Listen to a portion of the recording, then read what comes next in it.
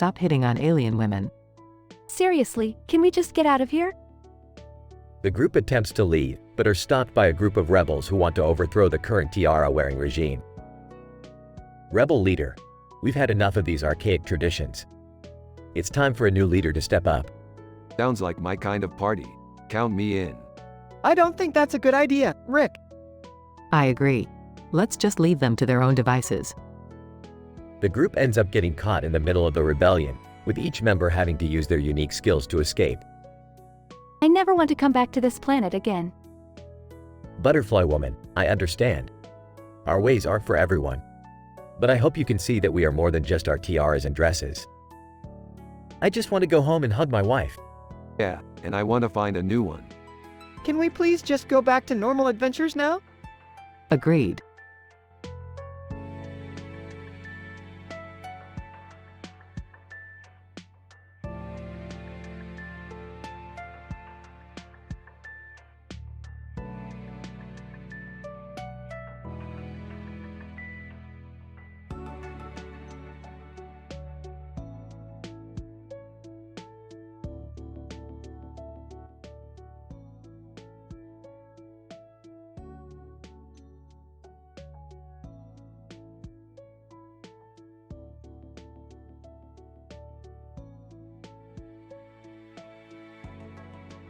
Hey Morty, have you seen this magazine cover with a man in a suit and tie?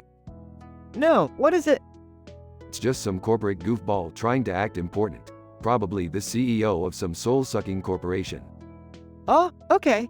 But what does that have to do with anything? Well, Morty, let me tell you a little story. Once upon a time, there was a man just like that guy on the magazine cover. He had everything he thought he wanted: money, power, respect. Okay, I'm following. But one day, he woke up and realized he was miserable. He had no meaningful relationships, no hobbies, no passions. He was just a shell of a man, going through the motions. Wow, that's pretty deep, Rick. Yeah, Morty, life is full of twists and turns. One minute you're on top of the world. The next you're the punchline of a meme.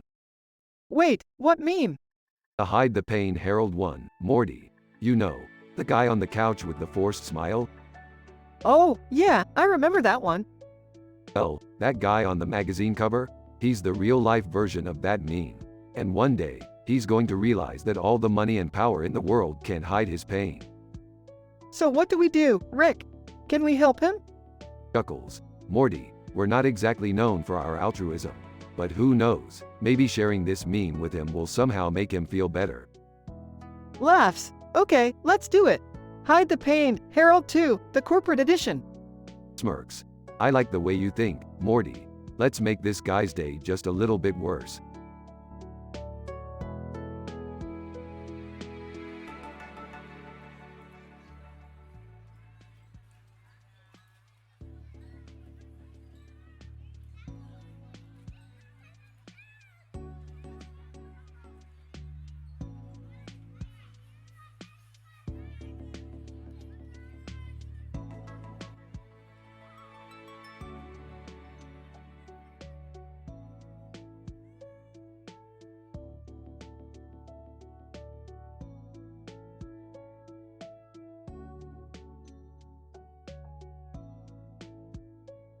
Title: The Infinite Clicks Adventure. The episode starts with Rick showing the family a newly discovered webpage that promises to have unlimited resources and information. Morty is skeptical, but Beth and Summer are intrigued, while Jerry is busy scrolling aimlessly. Guys, this page has everything. Look, I just found a recipe for alien lasagna mixed with human hair. Delicious. What am I supposed to do? I've been clicking for hours, and I still can't find anything useful. Rick, I don't know if this is a good idea. Something seems off about this webpage. Oh, Morty, don't be such a worrywart. Let's just enjoy the ride. As they continue clicking, they get sucked into the webpage's virtual world. They find themselves trapped in a maze of endless pop-ups and ads. Why are there so many ads? I can't find anything useful. I knew this was a bad idea. We should have just stuck with the regular internet. Meanwhile, Rick is having the time of his life, clicking away with no care in the world.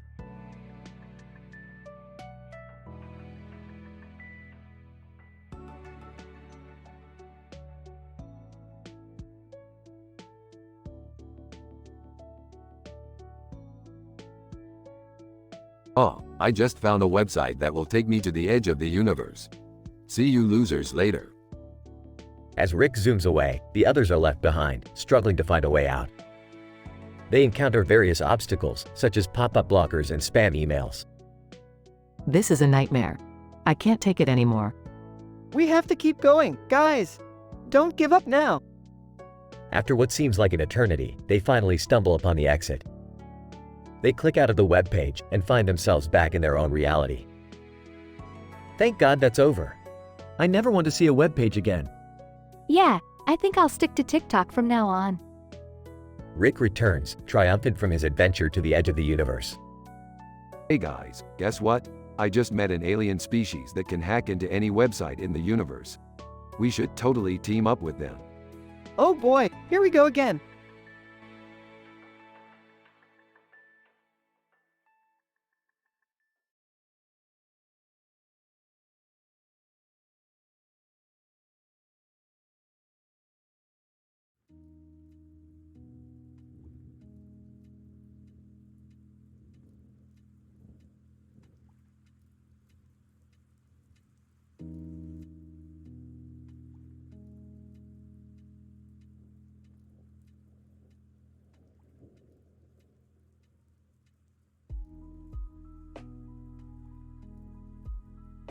Hey Morty, look at this cool robot over here.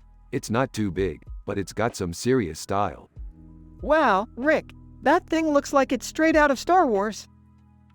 Entering the room, Star Wars? You mean that space movie with the robots and the lasers? Rolling her eyes. Yes, Jerry. That's Star Wars. Anyway, this robot is pretty sweet. I'm thinking we should take it for a joyride and see what it can do. Rick, I don't think that's a good idea. It's not ours and we don't know how to control it. Yeah, I agree with Morty. Let's just leave the robot alone. Sarcastically. Yeah, because nothing ever goes wrong when we mess with stuff we shouldn't. Ignoring their protests, too late. I've already reprogrammed it to do whatever we want. Frustrated, Rick, you can't just do that. What if it goes haywire? Relax, Morty, I've got it under control. Pauses. Hey, why is it spraying oil everywhere? Panicked. Rick? Maybe we should stop before it causes any more damage. Sighs. I can't believe I'm saying this, but I agree with Jerry. Reconsidering. You're right. Let's shut it down before it causes any more chaos. Relieved. Phew, that was close.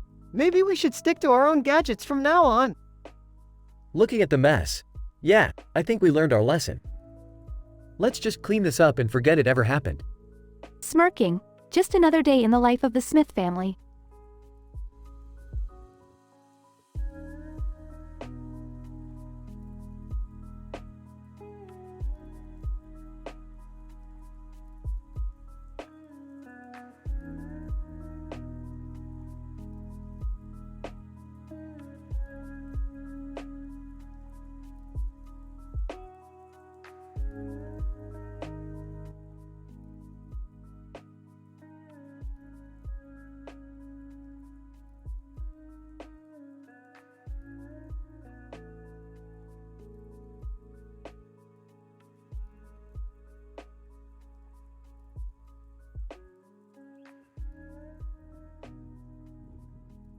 Morty, we have a problem.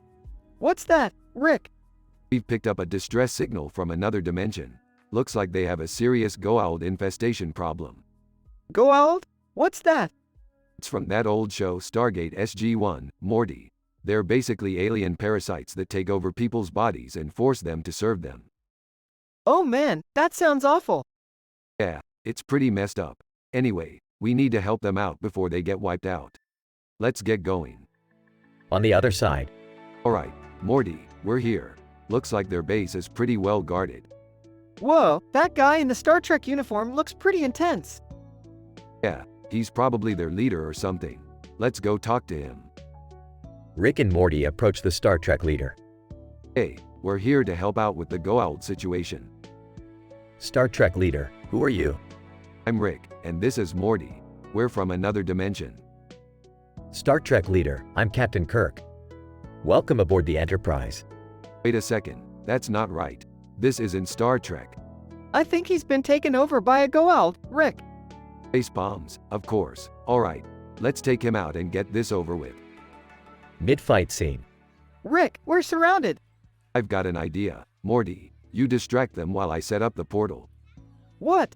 How am I supposed to do that? Just be Morty, Morty.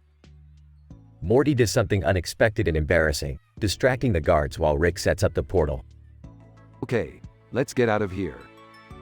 After escaping, That was crazy, Rick. Yeah, it was. But you know what? It's just another day in the life of a dimension-hopping scientist. Size, I guess so. Come on, Morty, let's get back home and get some rest. I've got a feeling we'll be doing this again soon.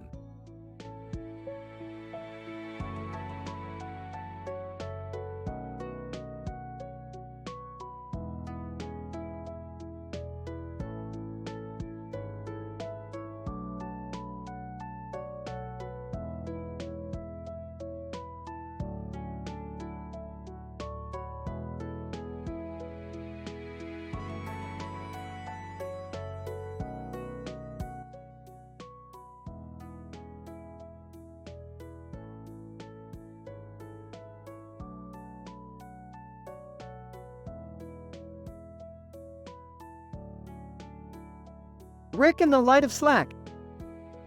Rick and Morty found themselves at the SLAC National Accelerator Laboratory, where they stumbled upon a strange circular object with multiple lights in its center.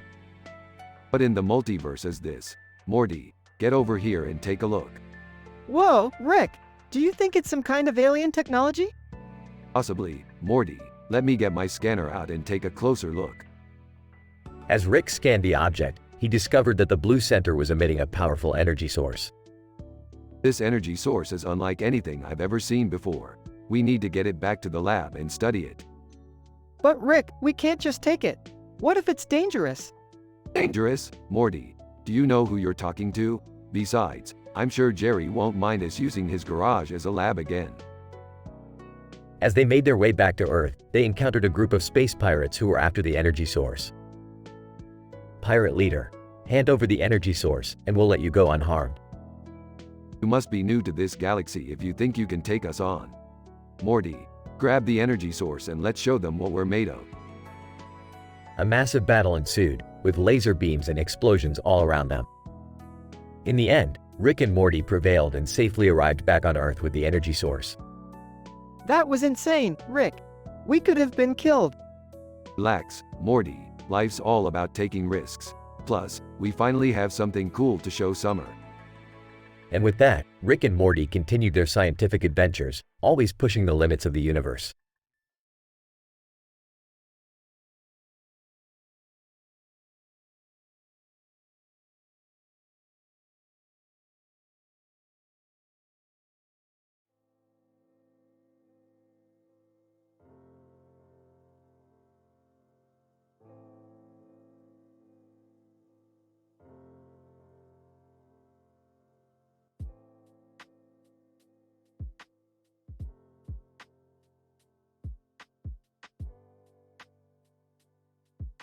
What is that man doing with those swords, Rick? Looks like he's cosplaying as a predator. Probably just some weirdo at a convention. I don't know, that city looks like it's been through some damage. Maybe we should investigate. I'm down for anything that gets me out of the house. As the group approaches the man, he suddenly lunges at them with his sword. What the hell? Looks like we've got a live one. Morty, stay back and let me handle this. The man begins to monologue about how he's the predator and how his species is superior to humans. Okay, this is just getting ridiculous. Can we just get out of here? Hold on. Let me show you guys how it's done. Rick pulls out a device from his pocket and presses a button. Suddenly, the man in the predator costume disappears. Whoa, what did you just do? Just send him to another dimension. No biggie. As the group walks away, Beth turns to Rick. You could have just done that from the beginning. Where's the fun in that?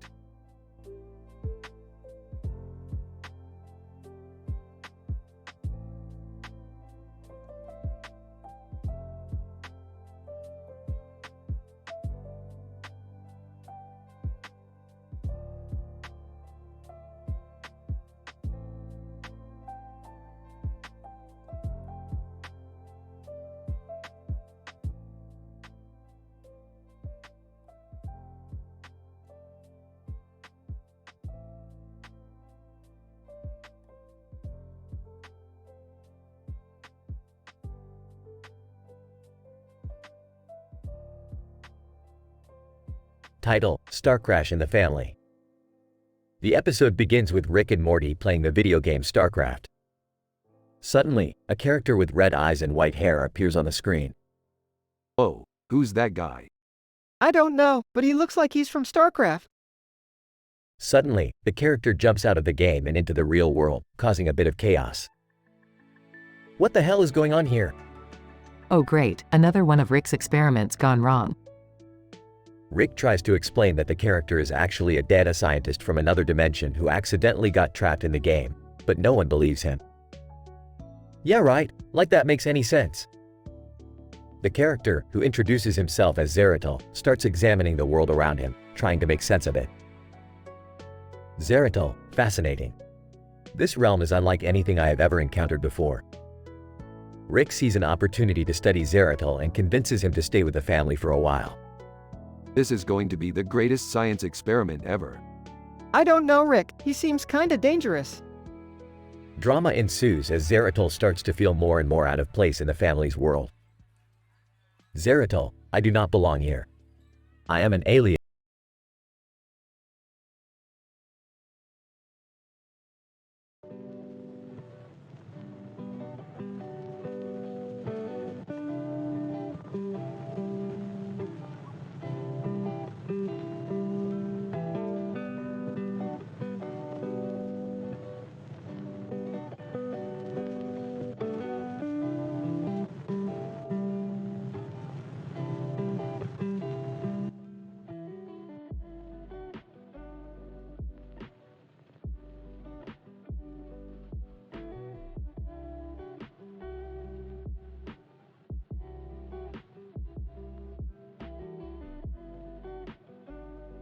Hey Rick, check out this cool poster I found. It's got a planet and a DJ on it. Yeah, Morty, that's real impressive. What's it supposed to be? The intergalactic rave scene. Entering. Hey guys, what's going on? Morty found this poster of a DJ on a planet. Sarcastic. Ooh, how exciting. Hold on a sec. Let me take a closer look at that planet. Music starts playing in the background. This isn't just any planet, it's Earth. And that DJ is none other than our arch-nemesis, Mr. Nimbus. Mr. Nimbus? Yeah, he's like some kind of interdimensional god or something. Skeptical. I don't know, Rick. Do we really want to mess with him again? Confident. Relax, Beth. I've got it all under control. Mr. Nimbus appears on screen. Mr. Nimbus, smiling. Well. If it isn't Rick Sanchez. I see you've come to crash my rave. Smiling back. You know me, always up for a party. Mr. Nimbus and Rick engage in a DJ battle, with various alien creatures joining in. This is insane. I can't believe we're actually here. Worried. Rick, are you sure we're not in over our heads? Determined. We'll be fine, as long as I can just get this one last beat drop. Just as Rick is about to finish, Mr. Nimbus unleashes a massive blast of energy, causing chaos and destruction. Frustrated. Rick, I can't believe you got us into this mess. Defeated. Yeah, I guess I underestimated Mr. Nimbus. Looks like we'll have to come up with a new plan next time. The episode ends with the group limping back to the spaceship, bruised and battered but still alive. Morty looks back at the poster of Mr. Nimbus, shaking his head in disbelief.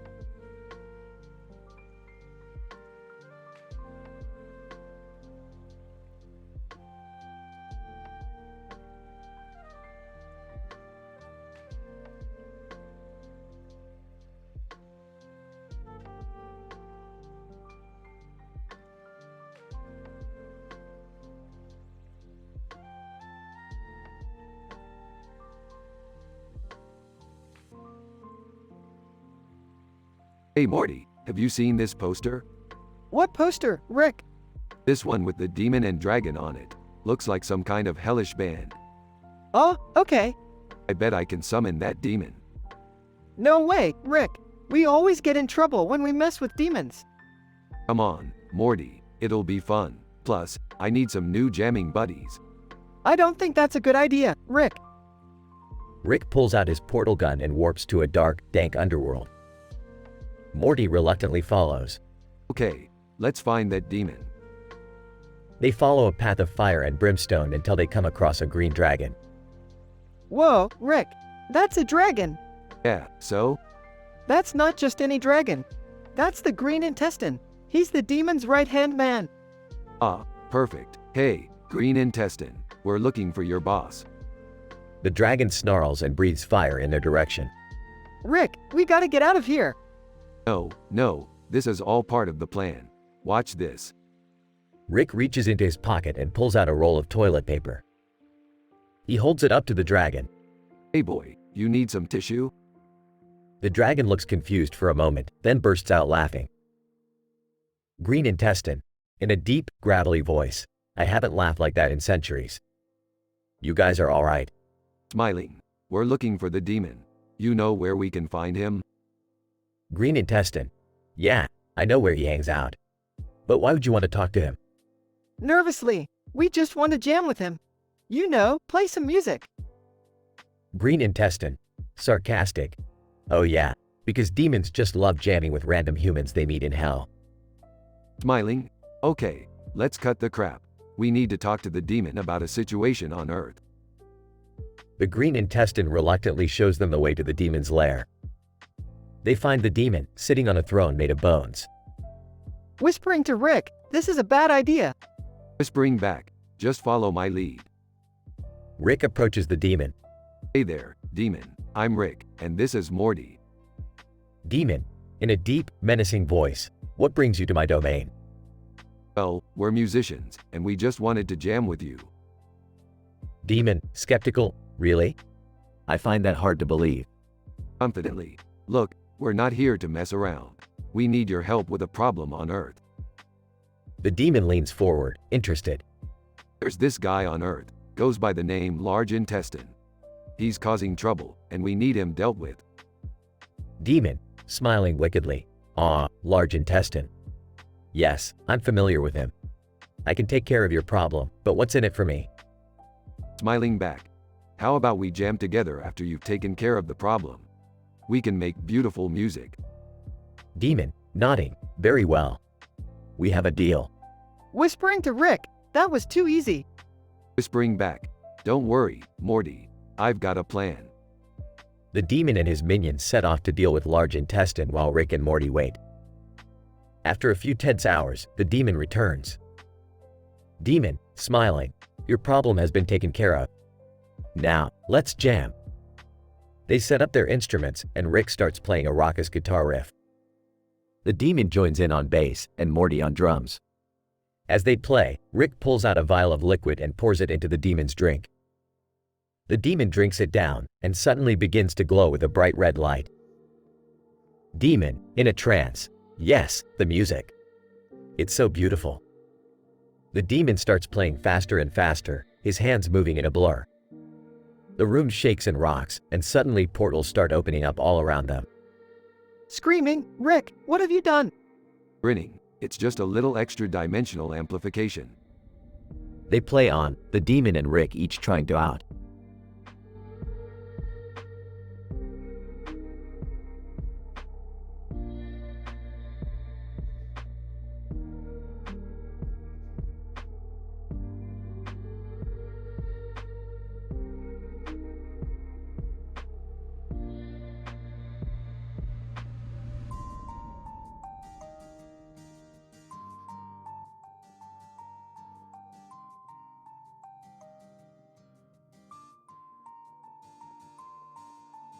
Hey Morty, check out this poster. It's Edwin Hubble, the guy who discovered the expanding universe. Whoa, that's cool, Rick. How did he do it? Well, you see, Morty, he used the most advanced technology of his time, a telescope. Huh. That's hilarious. Imagine discovering something so groundbreaking with just a telescope. Jerry, don't be so disrespectful. Edwin Hubble was a brilliant scientist who changed our understanding of the universe. Yeah, Dad, you should be more like Rick. He knows a thing or two about discovering groundbreaking things. That's right, Summer. Just like how I discovered a portal to a dimension where everything is made of chocolate. Wait, really? Can we go there? No, Morty, I was just messing with you.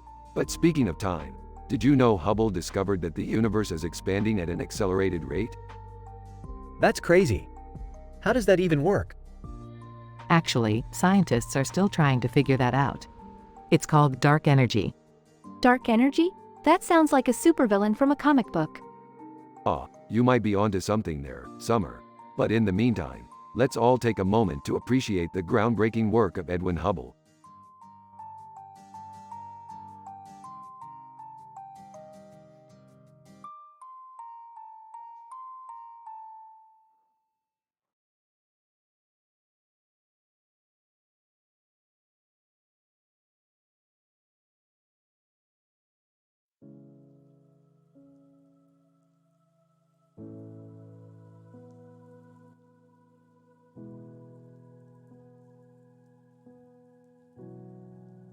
Alright, Morty, pass me the pickles.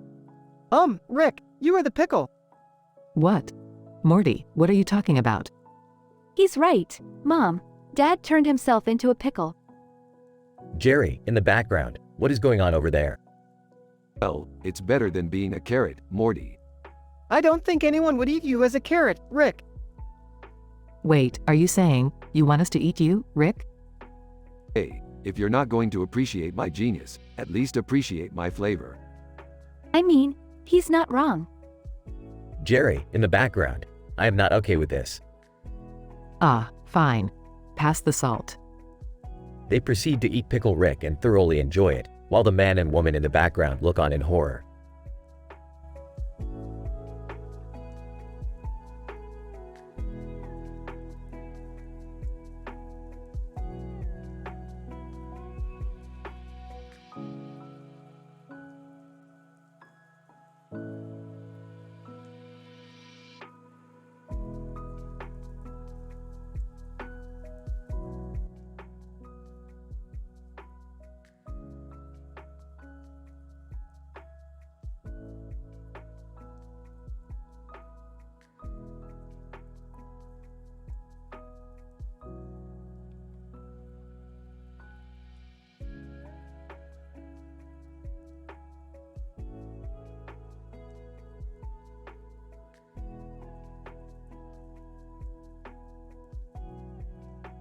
Rick and Morty episode, The CEO's Secret Sauce. Rick and Morty are hired by a wealthy CEO named Ray, who is known for his famous secret sauce. They are tasked to investigate why the sauce is suddenly not selling well. So, what's up with your sauce? Is it toxic or something? Ray: No, it's not. But for some reason, people are not buying it anymore. I need you to find out why. Maybe it's because it tastes like crap. Ray: Hey! My secret sauce is famous for its taste. And if you don't help me fix this, I'll make sure you both won't have a job tomorrow. Calm down, dude. We'll figure it out. But first, let's talk to some of your customers. They visit a few customers, and they all complain about the same thing. The sauce is too spicy. They then stumble upon a man named Kendrick who seems to enjoy the sauce. Hey, you, come here. What's so special about this sauce? Kendrick: Well, it's not just the taste. It's the story behind it. You see, there's this other guy who's been selling a sauce that's almost identical to this. But he's a racist prick. What does that have to do with the sauce? Kendrick: Everything. People are buying my man Ray's sauce because they know he's a good guy. He may not be perfect, but he's not a racist, unlike that other guy. Interesting. But why are some people not buying it? Kendrick: Well, there's a rumor going around that Ray stole the sauce recipe from a black guy, and that he's been too afraid to come out and say it. Ray: What? That's ridiculous. I made this sauce from scratch. Wait, what if we find this black guy and ask him if he's the real creator of the sauce? Good idea, Morty, and if he is, we'll make sure Ray gives him the credit he deserves. They eventually find a black man, who turns out to be the real creator of the secret sauce. He confronts Ray about stealing his recipe, but surprisingly, forgives him and decides to work together to make the sauce even better. Ray, thank you so much for understanding, man. I promise, from now on, you'll get the recognition you deserve. Black man, no problem, Ray. Just don't do it again, okay? Well, I guess that's one way to fix the sauce problem. But what about Kendrick? He's still eating the sauce. Kendrick. Hey, man. Sauce is sauce. I just like it because it's not made by a racist. They all laugh, but deep down, Ray knows he still has a long way to go to redeem his reputation. Ray, thanks for your help, guys. You may have just saved my business. Yeah, but it still tastes like crap. I think it's okay. But then again, my taste buds are dead. Black man and Kendrick fade away from the scene. The end.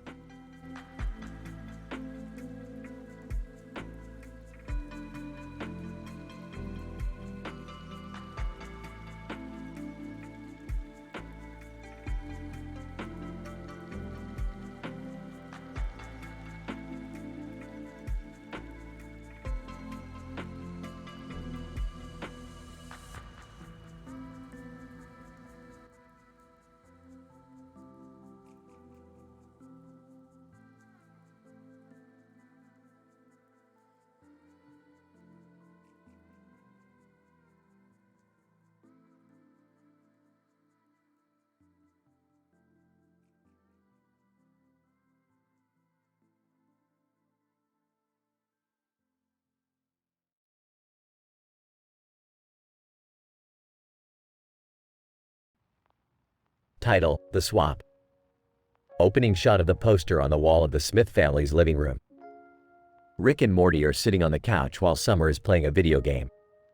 Hey Morty, remember when we swapped minds with those aliens? Oh, yeah, why? I was just thinking about how messed up that was. Imagine having to live someone else's life. That's deep, Grandpa Rick. Suddenly, the poster on the wall starts to glow and emit a strange energy. Rick jumps up from the couch. Oh no, not again. The energy from the poster engulfs Rick, Morty, and Summer. When they come to, they find themselves standing in a strange laboratory. Where are we, Rick? I don't know, Morty, but it looks like some kind of science lab. As they start to explore, they come across a version of Beth and Jerry from another dimension, who appear to be working together as scientists. Oh my god, who are you guys? Relax, Beth, we're just from another dimension. Another dimension? That's crazy. How'd you get here? Long story short, we got sucked into a portal through this poster on our wall. Poster? You mean this one? She points to a poster on her lab wall, depicting a man and woman with green jackets and glasses. Wait a minute, that's our poster. Why do you have it? We found it in a dumpster behind a thrift store. It was weirdly familiar, so we hung it up as a joke. Suddenly, Rick's eyes widen in realization. Oh, Morty, we have a situation here. What kind of situation? The kind where another version of Beth and Jerry have our poster, which means they have access to our lives and could potentially ruin everything we've worked for. The tension builds as the two Beths start to bicker with each other, with each one accusing the other of being a fake. You're the fake. You don't know anything about our family history. Other, excuse me? I've been married to Jerry for 20 years. I know everything about our family. As the argument reaches a fever pitch, Rick comes up with a plan. Alright, ladies, enough arguing. We'll settle this the old-fashioned way. We'll swap places for a week and see who does better in each other's dimension. The two Beths agree to the swap, much to Jerry's dismay. What? No. This is a terrible idea. We can't just swap places with strangers. But it's too late. The Beths have already started swapping clothes and packing bags. I can't wait to see what my life is like in this dimension. Maybe I'll finally get to be a scientist. Other, and I can't wait to see what it's like to have a functional marriage. As the two Beths disappear through the portal, Morty looks over at Rick. Rick, this is a terrible idea. What if things go wrong? Relax, Morty, it's just a week. What's the worst that could happen? The episode ends with the two Beths struggling to adapt to each other's worlds, with disastrous consequences.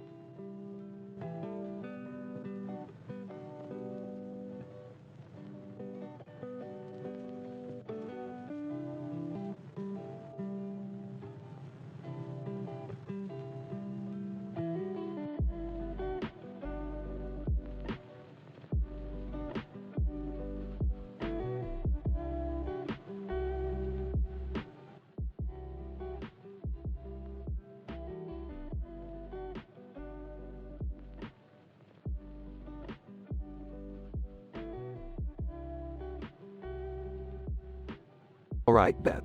This one's gonna be a doozy. We've got to infiltrate the secret government testing facility and retrieve some highly classified alien technology. Sounds easy enough. Where do we start?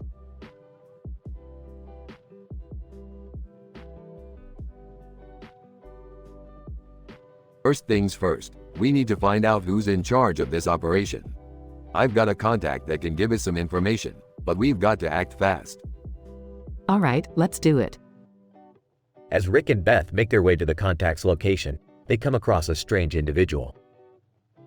Mysterious man. Hey, you guys looking for some inside information? Who the hell are you? Mysterious man. I'm just a guy who knows a few things. And I'm willing to give you the scoop for the right price. What kind of price are we talking about? Mysterious man. Oh, just a small favor. Nothing too big. As Rick and Beth agree to the terms, the mysterious man hands them a keycard to the facility. Alright, we've got access. Let's go. As they make their way through the facility, they come across the man from the image description, wearing headphones and a green shirt. Who's that guy? Probably just a low-level tech guy. Let's keep moving. But as they exit the room, alarms start blaring and security guards appear. Damn it, they must have caught on. What do we do now? Well, we can't go back. Only one option left. Rick and Beth jump out the window, creating chaos and destruction as they make their escape. That was insane. What did we even get? Oh, just some new gadgets for our adventures. And who knows, maybe we made a few enemies along the way. As Rick and Beth walk off into the sunset, they can't help but wonder what their next crazy adventure will bring.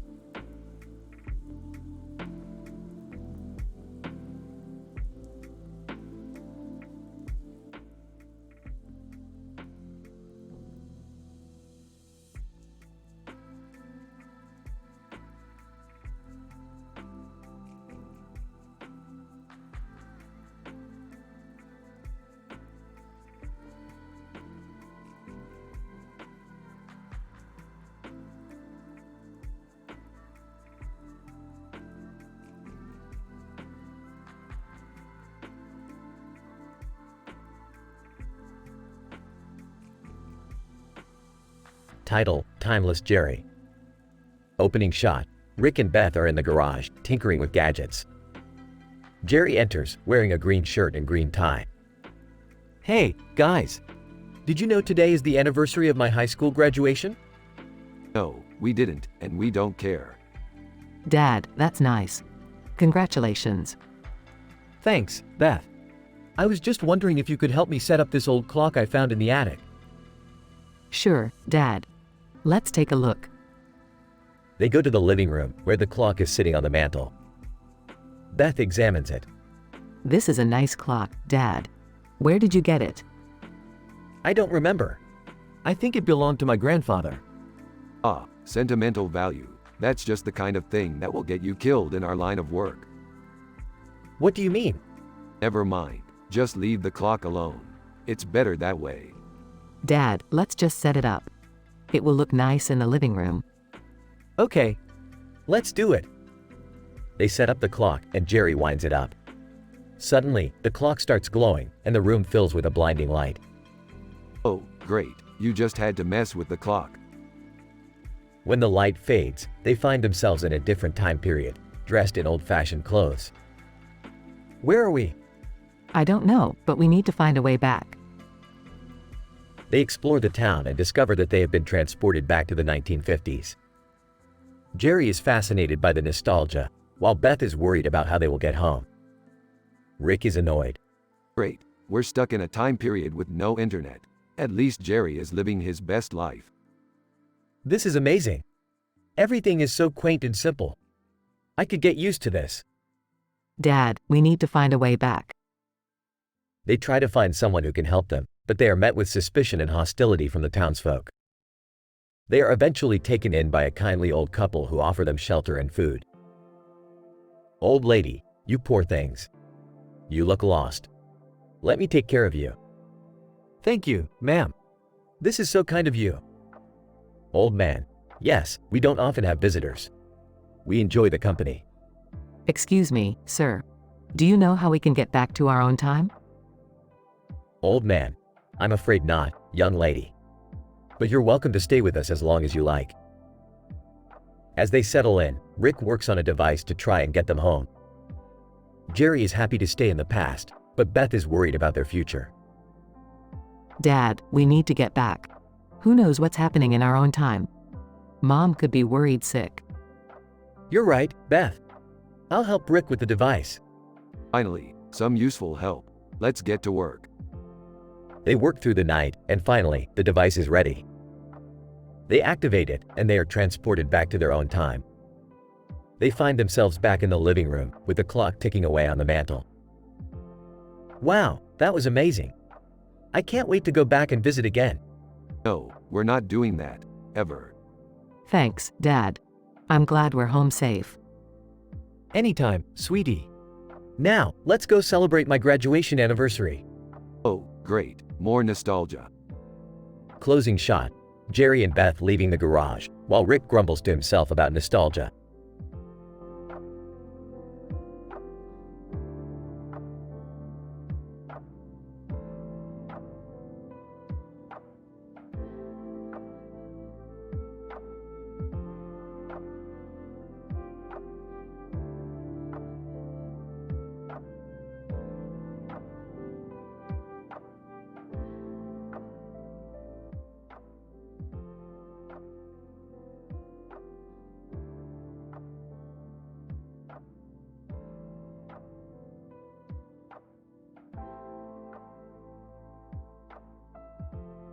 Morty, I just got a hit on a rare element, and we need to find it ASAP. What is it, Rick? It's called Sterium, Morty, and it's only found in the hands of one badass intergalactic warrior, Princess Zola. Enter Princess Zola, holding a sword and a book with a star on the cover. Princess Zola, state every element on the periodic table, please. Oh okay, hydrogen, helium, lithium, beryllium, boron, carbon. Princess Zola, that's enough. I can tell you're serious. What do you want from me? We need the Sterium. It's the only thing that can power our spaceship. Princess Zola, why should I give it to you? Because, Princess Zola, without it, entire worlds will be destroyed. Princess Zola, you expect me to just hand it over? I have my own battles to fight. We're not asking you to fight our battles. We just need a little bit of Sterium. Princess Zola, fine. But you'll owe me a favor. Princess Zola hands over the Sterium. Morty, we need to get out of here before. The spaceship shakes violently. Rick, something's holding us down. It's the space pirates. Princess Zola, I'll take care of them. You two just get out of here. Princess Zola jumps out of the spaceship and battles the space pirates. We can't leave her like this, Rick. We don't have a choice, Morty. The spaceship takes off, leaving Princess Zola behind. I hope she'll be okay. Don't worry about it, Morty. If there's one thing I know about Princess Zola, it's that she can handle her own battles. Morty sighs with relief. That was some crazy stuff, Rick. Yeah, Morty, but that's just another day in the life of a Rick and Morty adventure.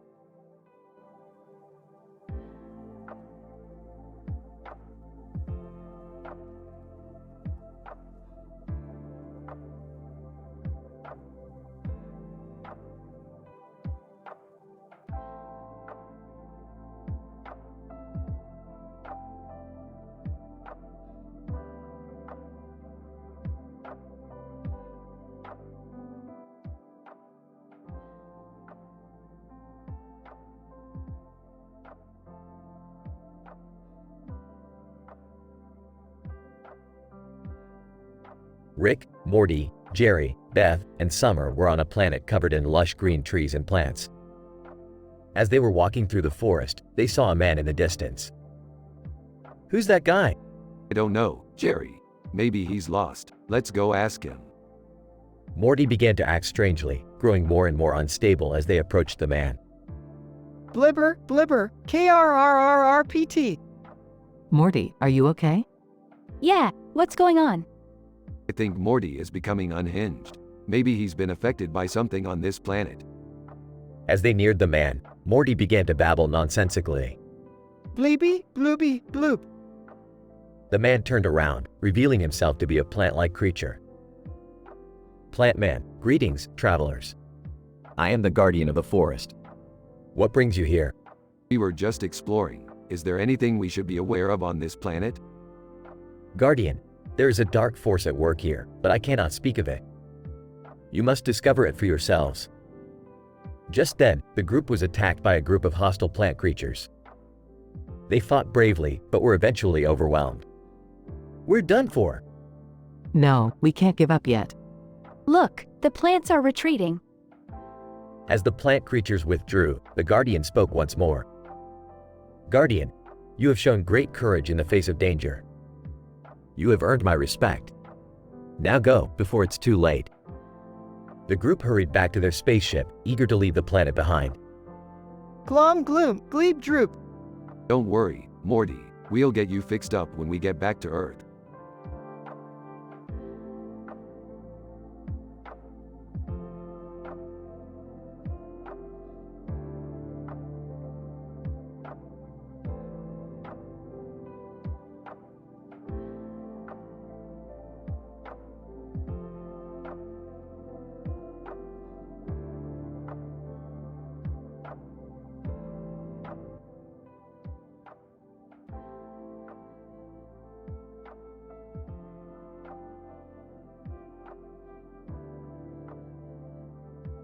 Morty, what's with the green light in your hand?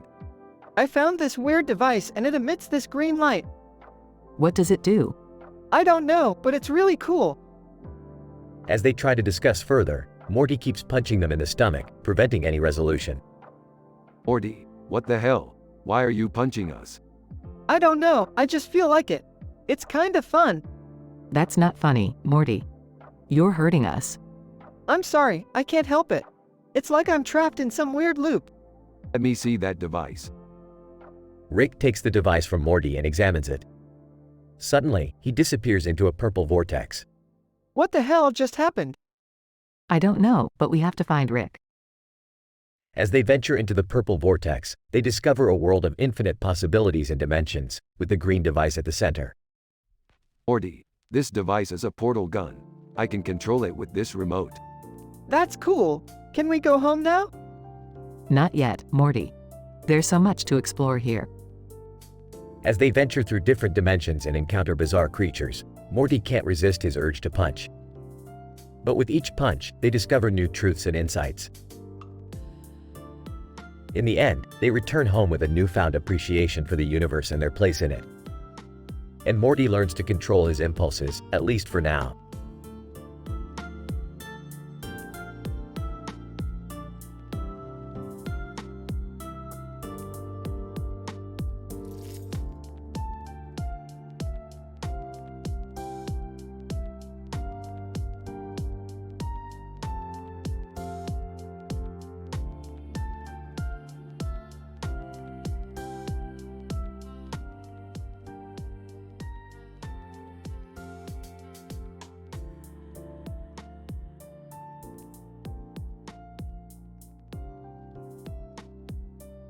Alright, Morty, we've landed in another dimension.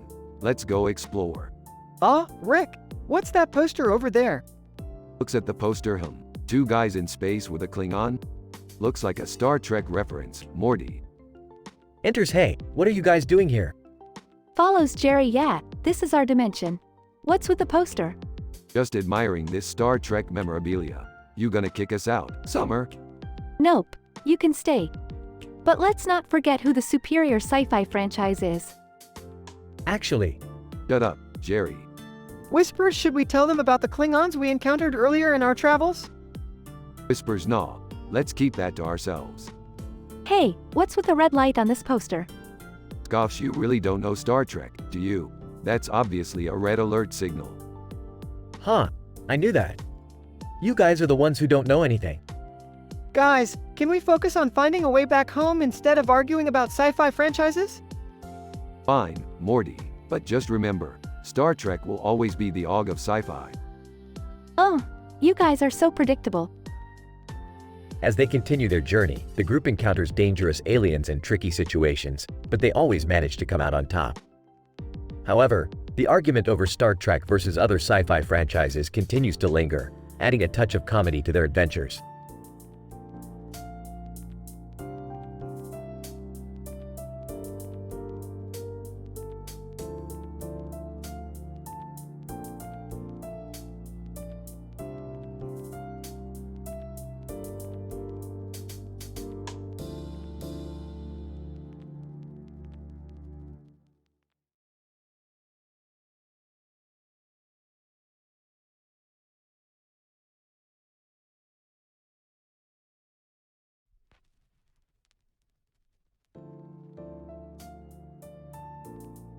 Rick, Morty, Jay, and Silent Bob find themselves in a strange room with a group of people all staring at a plant in the background.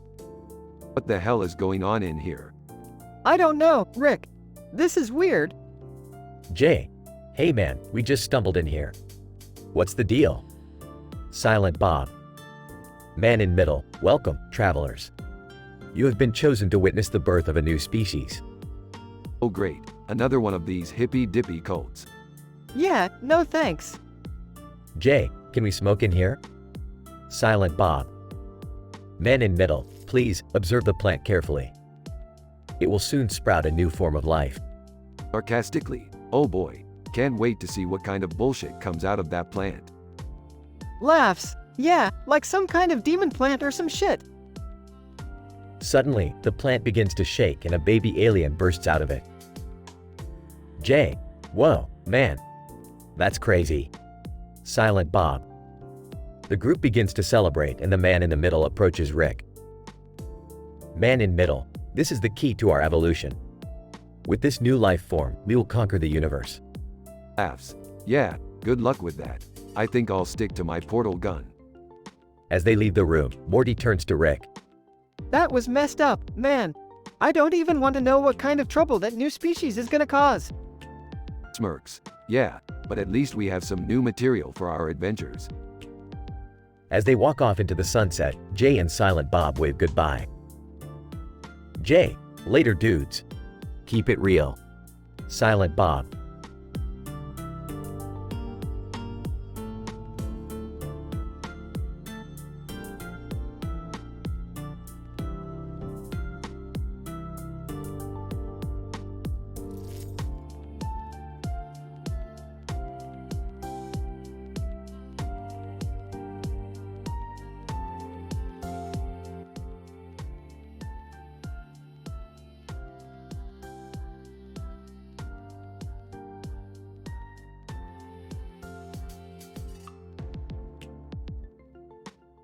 Morty, Summer, open up. I need you guys for a ridiculously dangerous adventure. Morty and Summer are sitting in Morty's room, ignoring Rick's calls. I don't feel like getting disintegrated by some alien race today. Yeah, I'm over risking my life for your entertainment, Rick. Rick pulls out his portal gun and tries to enter Morty's room, but it won't open. What the hell? Why won't this door open? Meanwhile, in another dimension, Hank Hill appears with his famous propane and propane accessories. Hank Hill. Hey there fellas, I heard you might be in need of some propane. What the hell is propane? Yeah, we don't need any of that here. Hank Hill. Now hold on there, I'm just trying to help. A little propane can fix anything. Rick continues trying to enter Morty's room, getting more frustrated by the second. Come on, this is ridiculous, just let me in. Dude, can't you see we're busy here? Yeah, we're trying to do something important. Hank Hill. Well, if you folks change your mind, just give me a holler. Propane is always here for ya. Morty and Summer continue their work in peace as Rick bangs on the door. Fine, have it your way. I'll just go save the universe without you. Hank Hill walks away, muttering to himself about the virtues of propane. Hank Hill. I tell you what, these young folks don't know the value of a good propane tank. That's why the world's going to hell.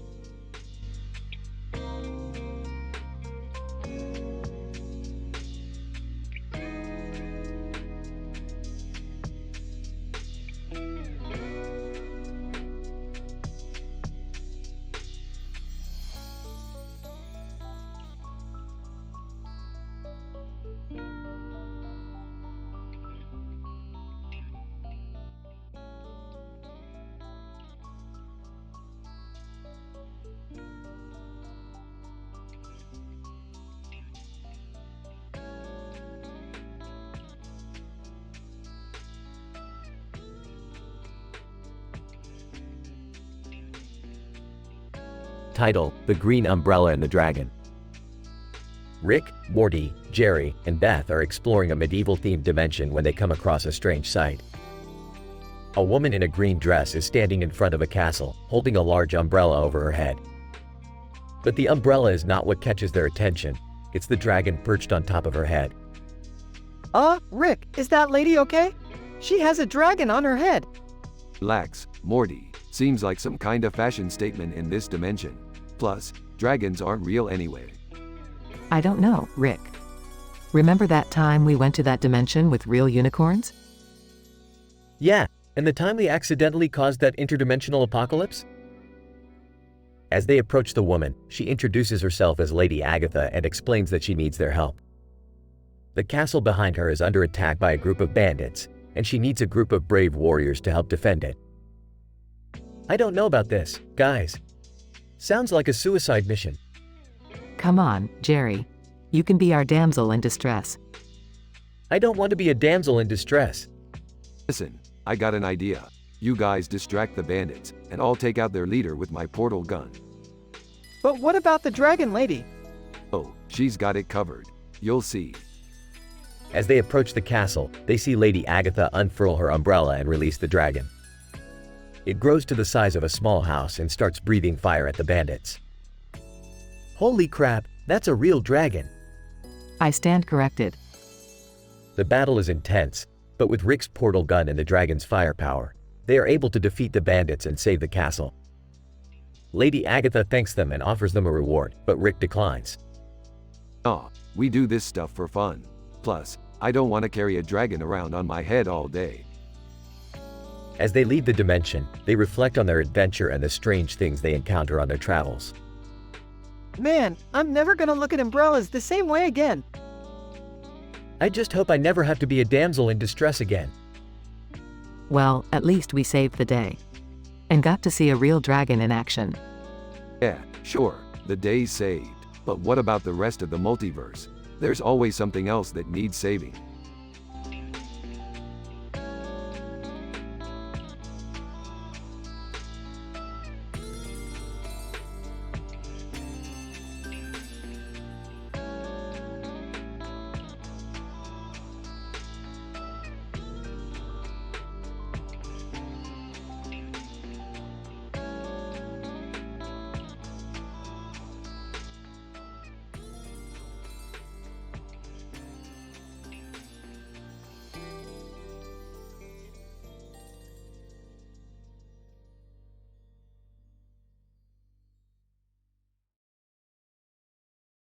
Alright, let's get this game of Scrabble started.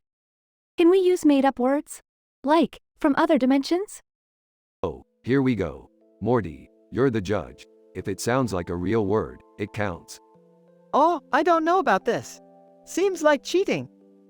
Morty, just play along. It's all in good fun.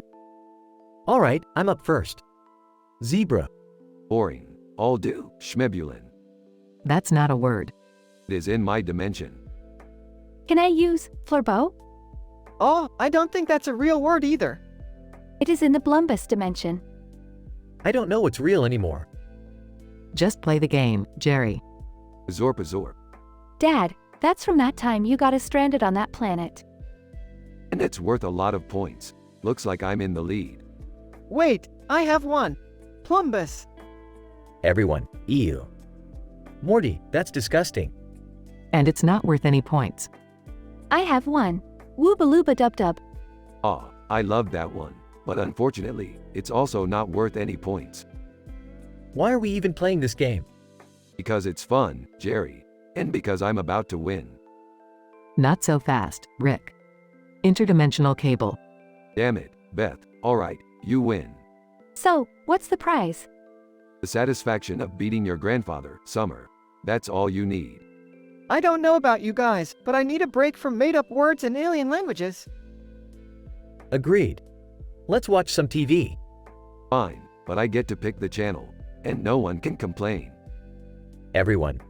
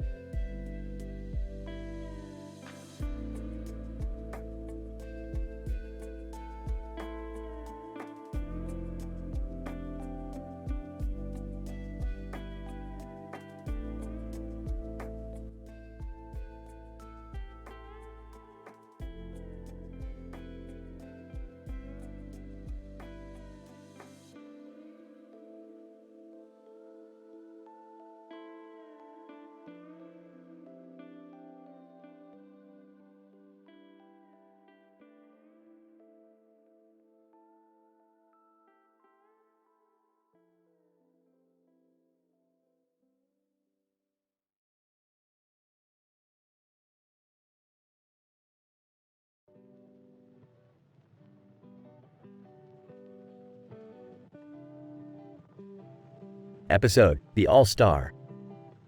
Opening scene. Rick and Morty are in the garage working on a portal gun when they suddenly hear a strange noise outside. They go out to investigate and they see a man with red eyes and a beard standing in front of them. Who the hell are you and why do you have a green light on your face? Man, I am the All-Star. I have come to seek your help. Help with what? All-Star. There is a planet in another dimension that is in danger, and only you two can save it. We've saved entire galaxies before. What makes you think we can't save some measly planet? All-Star. Because this planet has a curse on it, and whoever sets foot on its soil will be turned into a star. Wait, what? How does that even work? All-Star. I don't know, but it's been like that for centuries. The only way to stop the curse is to sing the Song of the Stars. The Song of the Stars? What the hell is that? All-Star. It's a secret song that only the chosen ones can sing. I've been searching for someone who can sing it, and I believe you two are the ones. Okay, but why do you have a star on your forehead? All-Star. Because I am the chosen one, and I must lead you to the planet. Please, will you help me? Alright, we'll help you. But first, we need to get some information about this song. Later on, Rick and Morty are in the spaceship on their way to the cursed planet. They are trying to figure out the lyrics to the Song of the Stars. Alright, Morty. Let's see if we can find anything on this song. What's the title again? Oh, I think it's called All-Star. All-Star? What kind of stupid title is that? Suddenly, they hear the sound of the song playing from their communication system. They turn it up and listen intently. All-Star. That's it. That's the Song of the Stars. What? Are you kidding me? That's just some terrible pop song. All-Star. No, listen to the lyrics. It's the only way to save the planet.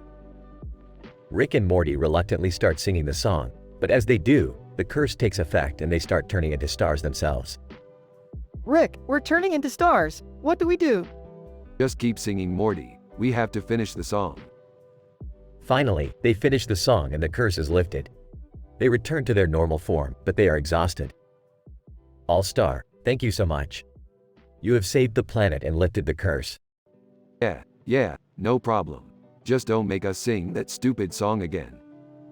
All-Star, of course not, but I must return to my own dimension now. Farewell, Rick and Morty. As the All-Star goes back through the portal, Rick and Morty are left alone, still recovering from the ordeal. That was crazy, Rick. I can't believe we almost turned into stars. Yeah, Morty. It was just another day in the life of interdimensional adventurers. End scene. Lyrics to All Star as told by Rickon. Hey Rick, can you tell me the lyrics to that song again? What song? You know, All Star. Oh God. Why do you want to know that crap? I just want to know what the song is about. Please? Fine, fine. Let me think. Somebody once told me the world is gonna roll me. Okay, and then what? I ain't the sharpest tool in the shed. Oh ha, and then? She was looking kind of dumb with her finger and her thumb in the shape of an L on her forehead. Wow, this song is so deep and meaningful. Shut up, Morty.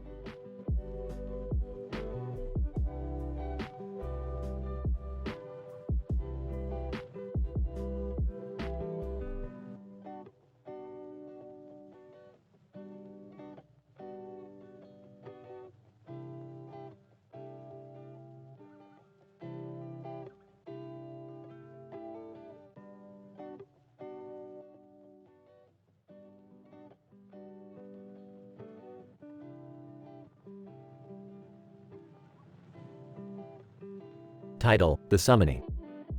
Synopsis: Beth, Rick, Jerry, and Summer venture into a dark forest to investigate strange occurrences. They stumble upon a scene where a woman in a dress is attempting to summon demonic creatures. What the hell is going on here? Looks like someone's trying to bring the devil to dinner. Can we just go home? I don't want to be a part of this. I'm with Dad on this one, Rick. Let's get out of here. Suddenly, the woman notices the group and commands the demons to attack. Chaos ensues as the group tries to fend off the demonic creatures. I knew we shouldn't have gone on this stupid adventure. Shut up, Beth. We have to find a way out of this. As they fight, Rick discovers a way to reverse the summoning spell, and they successfully banish the demons back to their realm. The group returns home, shaken but relieved. I can't believe we made it out of there alive. I told you this was a bad idea, Beth. Can we just never do something like this again? Don't worry. We'll find a new way to almost die next week. As they all settle back into their normal routine, Beth can't help but feel a sense of appreciation for the family she has and the adventures they go on together, no matter how crazy they may be.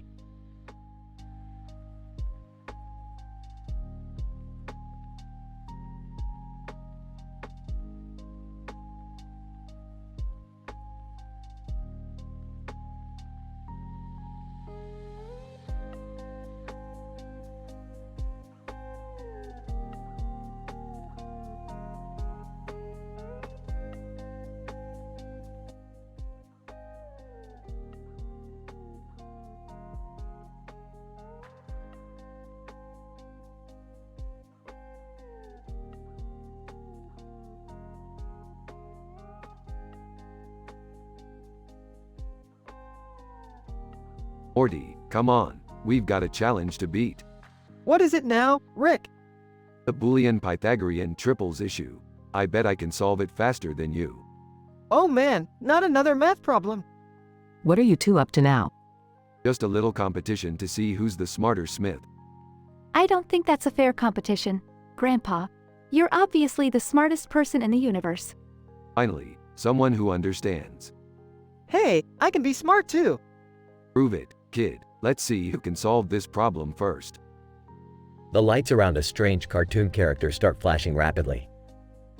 Guys? What's going on over there? Don't worry about it, Beth. We're in the middle of something important here. I think we should check that out, Rick. Fine, fine. Let's go see what all the fuss is about. They approach the cartoon character, who suddenly begins speaking in a robotic voice. Cartoon character, error. Error. Boolean Pythagorean triples not found. What the heck is going on? It looks like this little guy has a problem with his logic circuits. I bet I could fix him in no time. No way, Rick. I want to give it a shot. Fine, fine. Let's see what you've got, Morty. Morty starts frantically typing on a nearby computer, trying to solve the robot's programming issue. This is getting tense. I can't handle the drama. Morty finally figures out the problem and the lights around the cartoon character stop flashing. Ha! I beat you, Rick. Impressive, Morty. I guess you're not completely useless after all. Can we all just get back to normal now? Yeah, let's just watch TV and forget this ever happened. Everyone nods in agreement and they all walk away, leaving the strange cartoon character behind.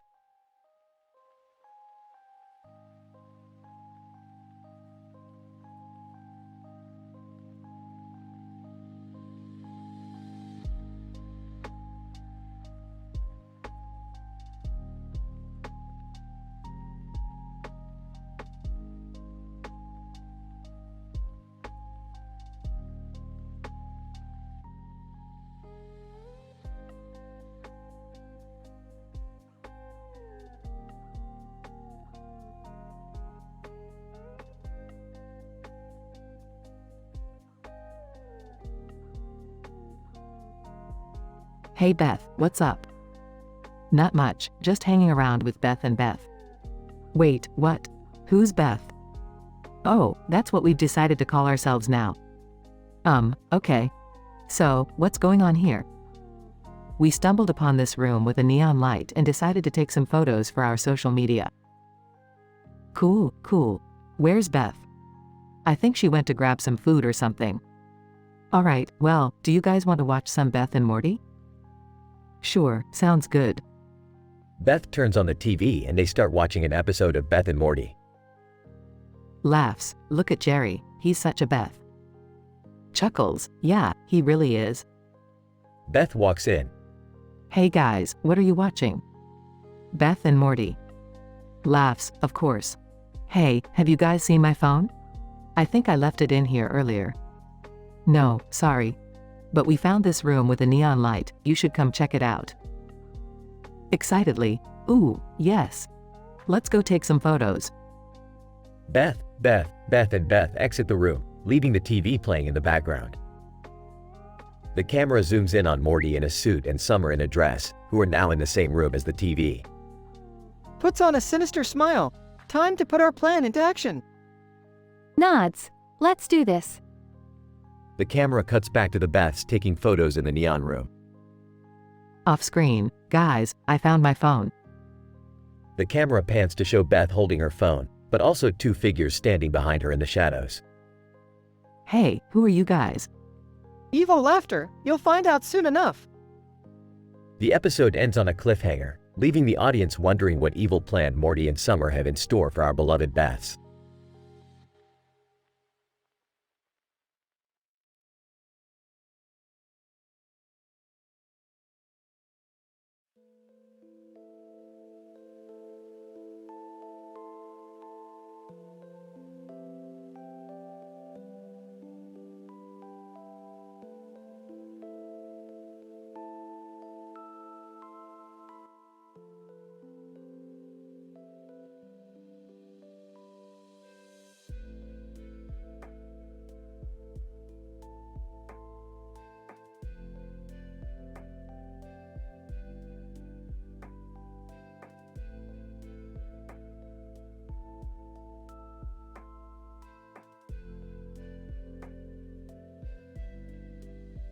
Rick, Morty, and Summer were on one of their many misadventures through the multiverse when they stumbled upon a strange world.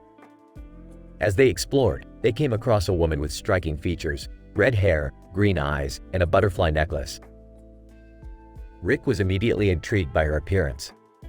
Hey, Beth, check out that butterfly lady over there. Think she's got any cool gadgets we can take back with us? Morty rolled his eyes. Geez, Rick, can't you think about anything besides stealing? Summer chimed in. Yeah, maybe we should talk to her and see if she knows anything interesting about this place. As they approached the woman, she turned to face them and smiled. Hello there, travelers. My name is Beth. I couldn't help but notice you admiring my butterfly necklace. Rick couldn't resist his urge to joke around. Well, Beth, I must say, that necklace looks positively ravishing on you. Almost as if it were made for a stunningly beautiful woman such as yourself. Morty groaned. Rick, can't you be serious for 2 seconds? But Beth just laughed. I appreciate the compliment, Rick. And don't worry, Morty. I'm used to his shenanigans by now. As they talked, Beth revealed that she was actually from Earth and had been stranded in this strange world for years. She had learned to survive through her knowledge of chemistry and had even made the butterfly necklace herself using the unique elements in this world. Rick was impressed. "Well, Beth, you're certainly more resourceful than we gave you credit for. Maybe we can work together and find a way to get you back to Earth." As they continued their conversation, they heard a deafening roar in the distance. The ground began to shake, and they realized that they were facing a massive creature. Summer panicked. "What are we going to do? We need to get out of here." But Beth was calm. "I've faced creatures like this before. If we work together, we can take it down." Rick smirked. "Looks like you're not just a pretty face after all, Beth." They formed a plan and battled the creature using Beth's knowledge of chemistry and Rick's gadgets. It was a grueling fight, but they emerged victorious. As they celebrated their victory,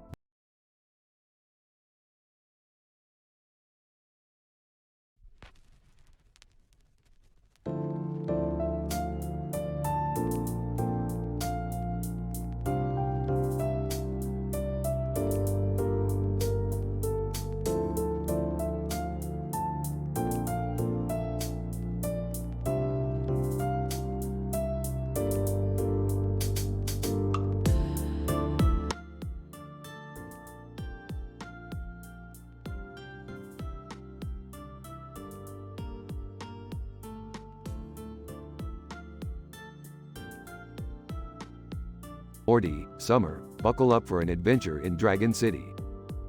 Dragon City? What kind of crazy hijinks are we getting into this time, Rick? And why is there a woman in a dress standing next to a dragon in the middle of the city at night? Ah, that's KSI's latest creation. He's been busy breeding dragons to be fashion accessories for the stars. Breeding dragons? That's not cool, Rick. Yeah, that poor dragon looks miserable. Relax, kids. I've got a plan to free them all. First, we need to infiltrate KSI's lair. Infiltrate? Are you sure about this, Rick? I'm with Morty on this one. This doesn't feel like one of your brilliant ideas. Trust me, Summer, I've got this. Now let's go save those dragons and give KSI a taste of his own medicine. as they sneak into KSI's lair, they see an army of dragons in cages. This is horrible. Rick, how are we going to rescue them all? Simple. We set them free and let them cause chaos while we make our escape. That doesn't sound like a solid plan, Rick. Relax, Morty. Chaos is what we do best. Now, let's get this party started. As the chaos ensues, the woman in the long dress and her dragon come to their rescue. Woman, thank you for freeing my dragon. I am the queen of the Dragon Kingdom. We owe you our lives. Wow, we just saved a whole kingdom. This feels amazing. And we took down KSI. This is definitely one for the books. And all it took was a little bit of chaos. That's how you know it's a job well done in our book, kids. The queen offers them a ride on her dragon, and they soar off into the starry night sky, ready for their next adventure.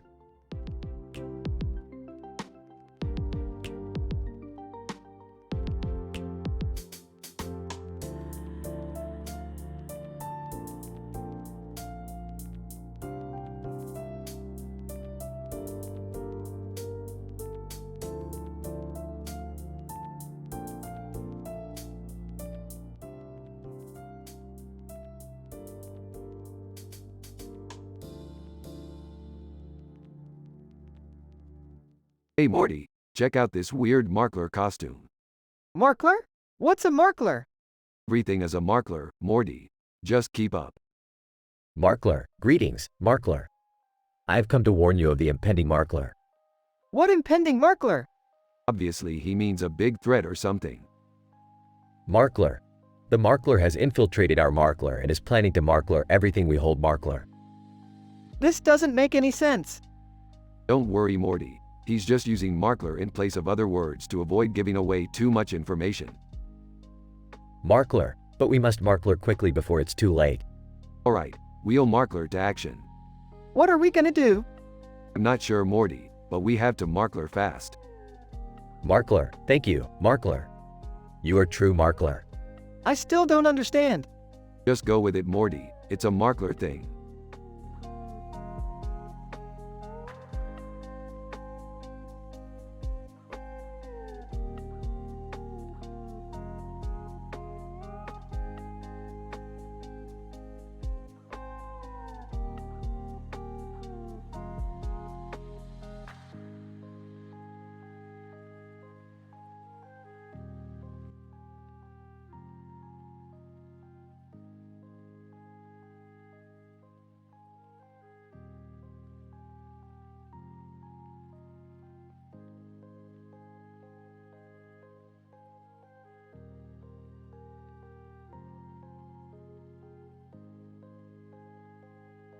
Rick and Morty are strolling down the street, passing by a group of strange animated characters. Suddenly, they stop in front of a building with a clock on it.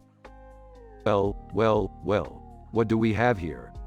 I don't know, Rick. Should we check it out? Of course we should, Morty. We're curious scientists. They approach the group of characters and start a conversation. Hey, guys, what's going on here? Character 1. We're waiting for the clock to strike midnight. It's a special time for us. Why is that? Character 2. It's a long story. But let's just say that this clock is the key to our salvation. We've been counting the seconds until this moment for years. Interesting. Hey, Morty, let's do a little contest. I bet I can divide by 30,030,030,003 faster than you. Are you sure about that, Rick? That's a pretty big number. Piece of cake, Morty. Let me show you how it's done.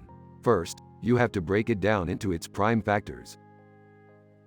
As Rick and Morty compete to see who can solve the math problem faster, the tension builds. It becomes clear that the characters surrounding them are all connected to the clock in some mysterious way. And as the clock strikes midnight, something incredible happens. Character 3. It worked. We've done it. What did you do? What's happening? Character 4. We can't explain it. But thanks to your help, we've unlocked the secrets of the clock. And now, we're free. Free from what? Character 5. From our past. From our sins. From our... Wait, why are we telling you all of this? You wouldn't understand. Oh, we understand perfectly. But we also understand that it's time for us to go. Come on, Morty, we have science to do. As Rick and Morty leave the group behind, they can't help but wonder what they just witnessed. Was it a religious experience? An ancient ritual? Or just a bunch of weirdos celebrating a milestone? Whatever it was, they knew one thing for sure. They had learned something new about the universe. And that was always a cause for celebration.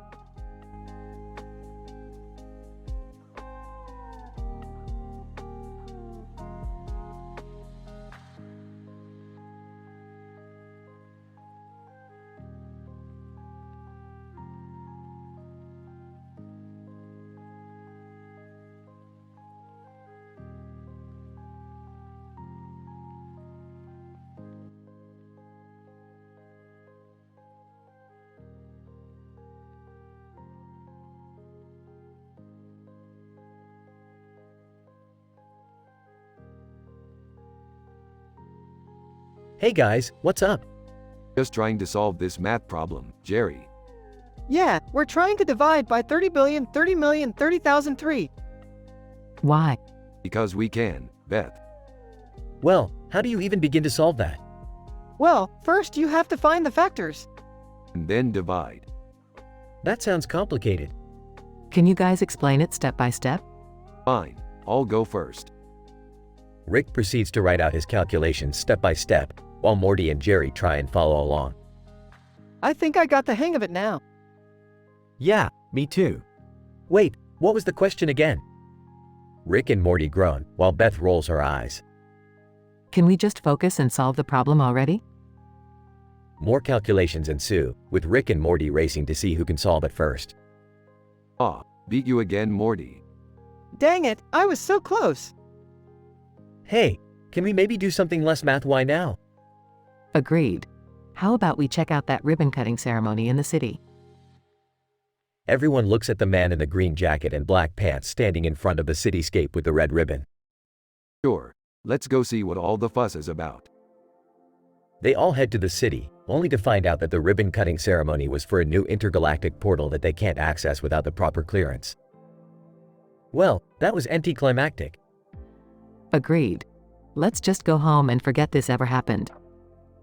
Rick and Morty secretly plan to find a way to access the portal, while Jerry and Beth discuss how much they hate math and portals.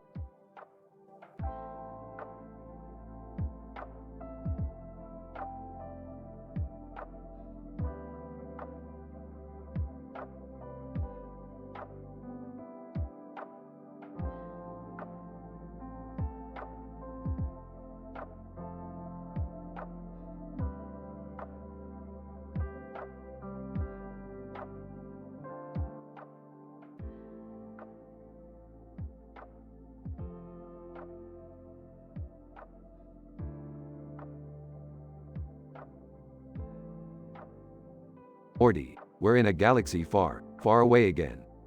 Oh, geez, Rick, what's going on this time? Look over there, Morty. That man in the Star Wars outfit. Yeah, what about him? He's got a green light behind him. So, That means something significant is about to happen. The man in the Star Wars outfit approaches them. Poe Dameron. Hey, you two don't belong here. Who are you supposed to be? Some kind of space cowboy? Poe Dameron. I'm Poe Dameron, the best pilot the Resistance has ever seen. wow, that's really cool. Yeah, whatever. What's this all about, anyway? Poe Dameron. There's a new threat to the galaxy, a powerful force that wants to conquer everything. We're gathering a team to stop them. You think we're just going to join in? Poe Dameron. We could use all the help we can get. Rick, we have to help them. Fine, whatever. But I'm not wearing one of those stupid outfits. They joined Poe Dameron's team and set off on an adventure to save the galaxy. Overall, the episode would feature a mix of humor and drama as Rick and Morty attempt to navigate the Star Wars universe and defeat a powerful enemy. There would be plenty of jokes at the expense of the Star Wars franchise, as well as some touching moments as the team comes together to save the galaxy.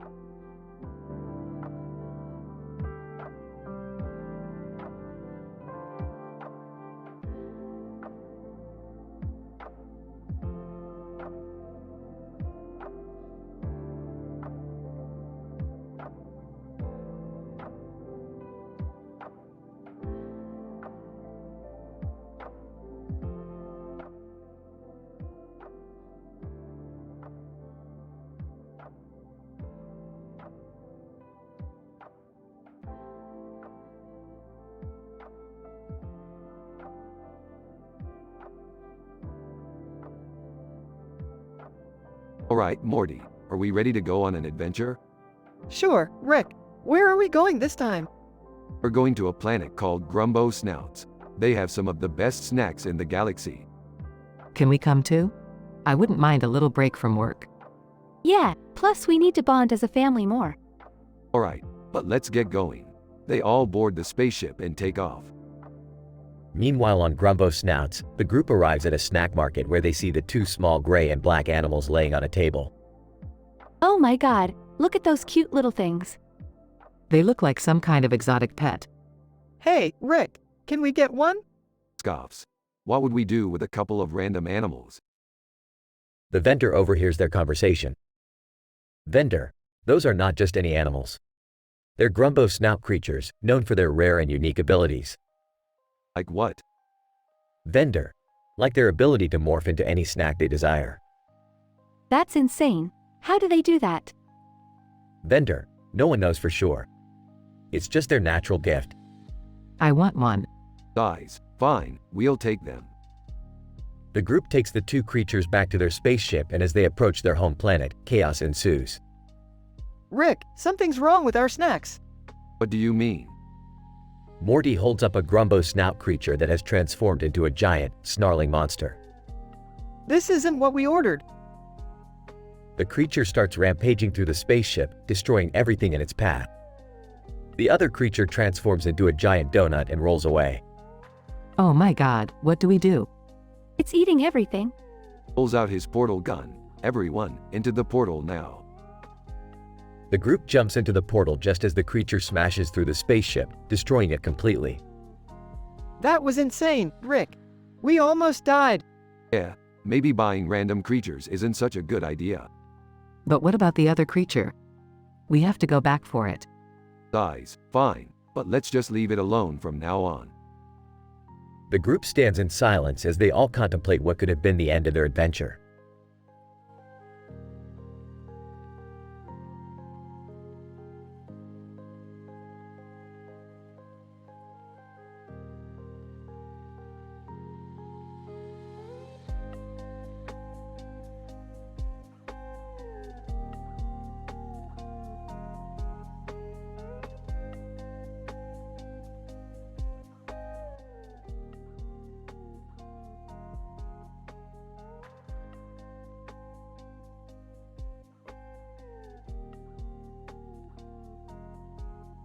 Morty, Summer, check out this new game called Cryot.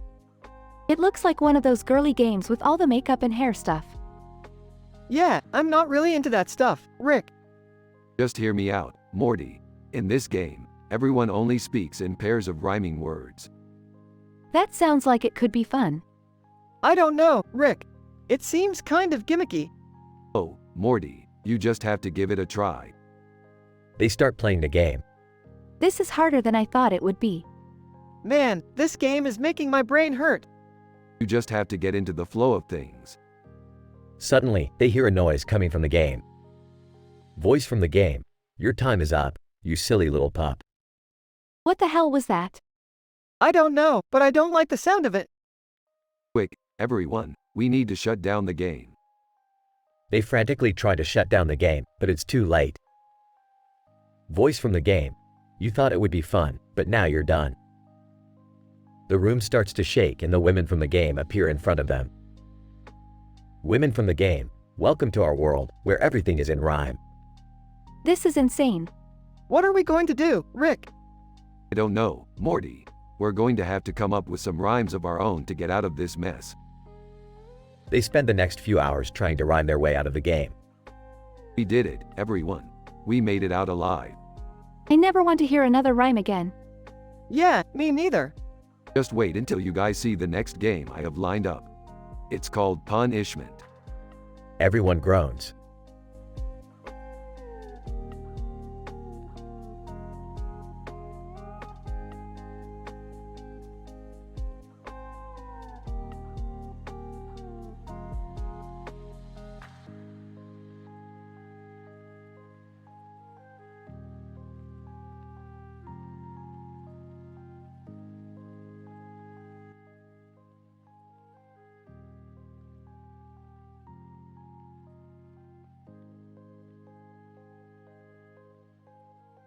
Morty, we're about to embark on a wild interdimensional adventure. Oh boy, I can't wait. They appear in a green, cartoonish world. Morty, welcome to the world of Parappa the Rapper 2. Whoa, cool. Wait, what are we doing here? We're here to protect the pink bag that Parappa is holding. Protected from what? From the evil DJ hairdresser. Parappa turns around. Hey guys, what's up? Strap in, Parappa. We're about to have a wild ride. They start running through the world with music and obstacles in the way. Parappa. Oh no, DJ hairdresser is catching up. What do we do, Rick? We have to distract him. Quick, Parappa, give me the bag. Parappa. Okay, take it. Rick throws the pink bag to the side, distracting DJ hairdresser. Nice one, Rick. We have to get that bag back though. Let's keep moving. They continue running through the obstacles, eventually retrieving the bag from DJ hairdresser. Parappa. Thank you guys so much. I couldn't have done it without you. No problem, Parappa. Just another day in the multiverse. Holding the bag. Hey, Rick. What's in here? Chuckles. It's just some silly putty, Morty. We saved the world for nothing. Everyone laughs as they warp out of the world.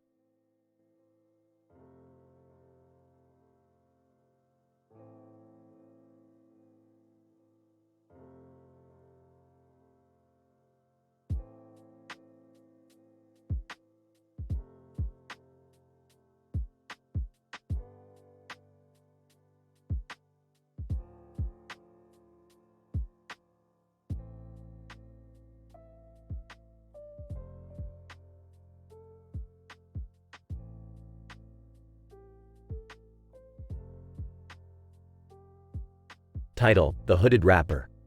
Oh Morty, check out this new dimension I found. Burps. Whoa, what's that guy wearing? Looks like a hoodie on top of a hoodie.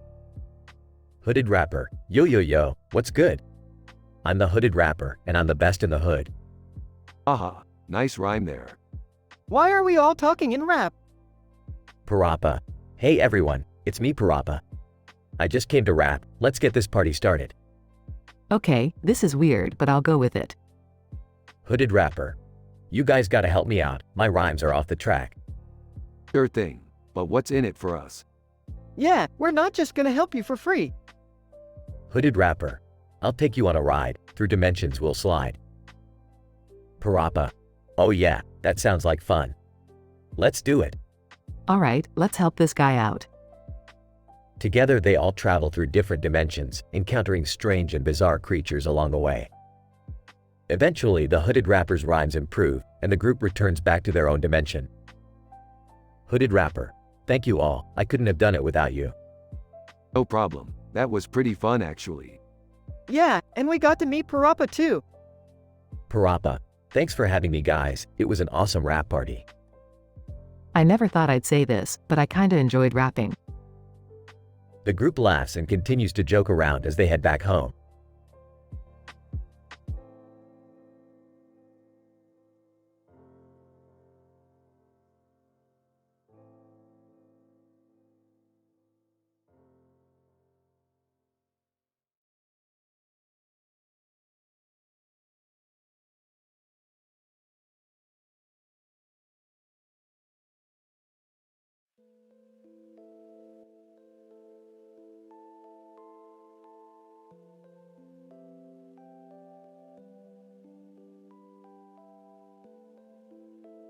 Oh Morty, I accidentally created a portal that led us into another universe. Oh geez, Rick, not again. They arrive through the portal and see a man in a Star Trek uniform. Whoa, looks like we entered the Star Trek universe, Morty. What are we gonna do, Rick? They notice Worf standing next to the Star Trek man. Hey, Worf, what's going on? Worf, this man, Captain Starfleet, claims that he can take down the Federation with his lightsaber. Captain Starfleet, you will all bow down to me. Oh boy. Looks like we've got another villain on our hands. Captain Starfleet, who are you? I'm Rick Sanchez and this is Morty Smith. Captain Starfleet, never heard of you. That's because we're from another dimension, pal. Captain Starfleet, I don't care. You're all going to die. Worf, Captain, stand down. Captain Starfleet, no, Worf. I won't let you stop me. This doesn't look good, Rick. Yeah, Morty, we need to figure out a way to stop this guy. They come up with a plan and confront Captain Starfleet. Alright, Captain, it's over. Captain Starfleet, you can't stop me. But we can. Rick and Morty defeat Captain Starfleet and save the Star Trek universe. Worf, thank you for your help, Rick and Morty. No problem, Worf, it's what we do. But seriously, Rick, can we go back home now? Sure thing, Morty, let's go. They go back through the portal and continue on their adventures.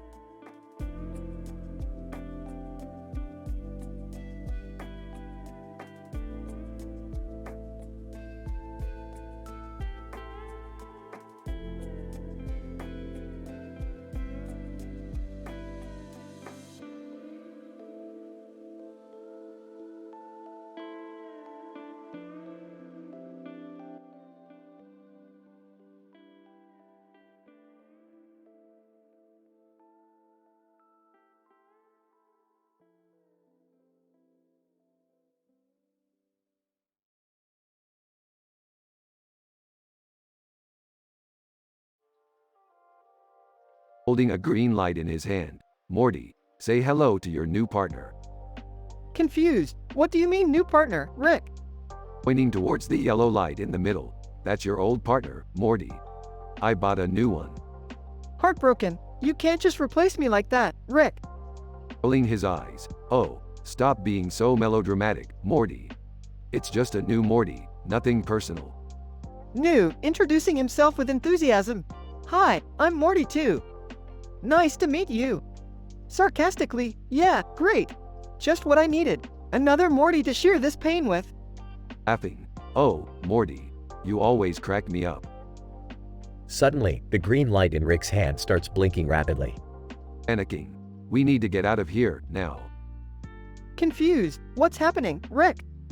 Rushing towards the exit. The green light is a warning signal from the Council of Ricks. They're coming after us. As they make their escape, they suddenly find themselves surrounded by a group of Ricks pointing their weapons at them. Ed, speaking through a megaphone. Surrender now, Rick Sanchez. You're under arrest for illegal Morty trading. Rolling his eyes. Well, Morty, looks like we're in a bit of a pickle. Scared. Rick, what are we going to do? Smiling slyly. Just trust me, Morty. In a sudden move, Rick throws the green light towards the Ricks, blinding them momentarily. In that moment of distraction, Rick and Morty make their escape through the yellow light. Breathless. That was insane, Rick. How did you know that would work? Smiling. I didn't, Morty. I just got lucky. As they walk away from the scene, the green light in the background fades away, leaving only the yellow light shining brightly. Looking back, Rick, what happened to that other Morty? Shrugging indifferently. Who knows, Morty? Who cares? As they continue their adventure, Morty can't help but wonder if he'll ever be truly valuable to Rick. Only the yellow light offers him some solace, reminding him that even in the most chaotic of situations, there's always a glimmer of hope.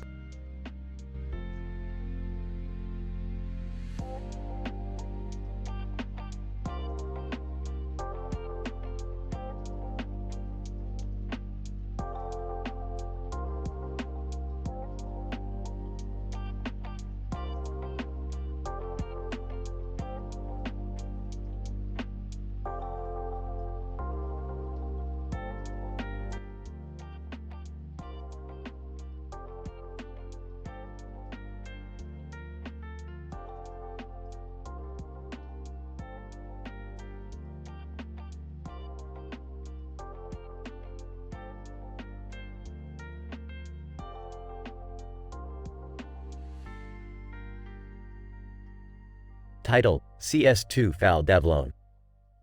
Opening scene. Rick and Morty are lounging in the living room when Rick pulls out a poster from his pocket. Hey Morty, check this out. I just got this sweet poster of a group of people in a space station. It says CS2 Foul Devlone. Looks like some kind of research or military facility. Wow, Rick, that sounds really interesting. Do you think we can go there? Yeah, Morty, we can definitely go there. But you know what that means, right? Adventure time. Scene cut to the duo in their spaceship, approaching the CS2 Foul Devlone space station. As they dock, they see a group of people in lab coats and military armor running around frantically. Looks like something's going down around here, Morty. Let's investigate. They enter the station and see chaos everywhere. People are shouting, alarms are blaring, and there's a lot of smoke filling the air. Rick, what's going on? Why is everyone so panicked? I don't know, Morty, but we're about to find out. Just stay close. As they make their way through the station, they come across a strange chamber filled with unknown technology. Suddenly, a group of Klingons from Star Trek: The Next Generation appear, brandishing their weapons. Worf, Klingons. You are not welcome here. Leave now or be destroyed. Whoa, whoa, whoa. Hold on there, buddy. We're just here to find out what's going on. Maybe we can help. Picard, Rick, Morty, it's good to see you. We could use your help actually. We've been experiencing some sort of power surge that is threatening to destroy the station. Data, indeed. We have tried every possible solution, but to no avail. Well, that's why you've got us. Let's get to work. Cut to a montage of Rick and the Star Trek crew working together to fix the power surge. They make some nonsensical jokes and reference some classic Star Trek moments while doing so. Data, Captain, I am detecting a significant decrease in energy. Whatever you are doing, it is working. Worf, these Earthlings are quite skilled. Perhaps we should recruit them into Starfleet. Oh, I'm good, thanks. We've got our own thing going on. In the end, they manage to fix the power surge just in time, saving the station from destruction. Rick and Morty say their farewells to the Star Trek crew and leave the station, satisfied with their adventure. Geez, Rick, that was crazy. I never thought we'd work with Star Trek characters to save a space station. Yeah, Morty, we're just that good. Now let's go home and relax for a bit. I think we've earned it. The episode ends with the duo returning home to enjoy some much-needed downtime.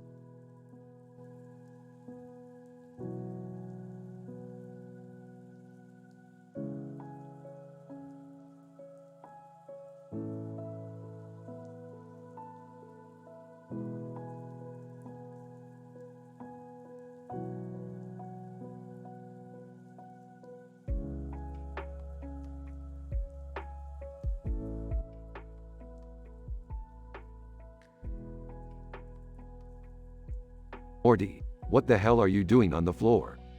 I can't believe you don't like me, Rick. What did I ever do to you? First of all, get up off the floor before you hurt yourself. And secondly, your constant whining and complaining is why I can't stand you sometimes. What? That's not fair. You're the one throwing a tantrum like a damn toddler right now, Morty. Look at this green thing in my hand.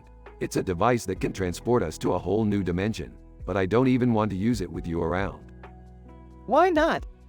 Because every time we go on one of our adventures, you end up doing something stupid and almost getting us killed.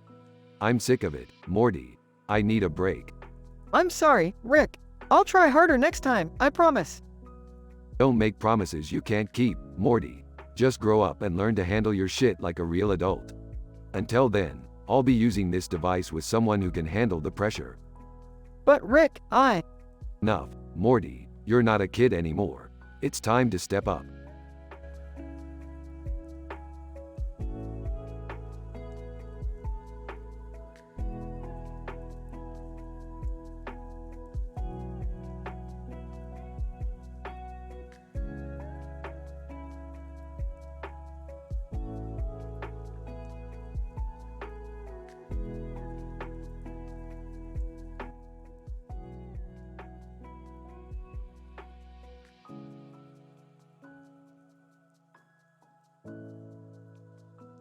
Rick, Morty, and Jerry were all sitting in the living room of Rick's lab when a portal opened up and out stepped a woman with pink hair and glasses.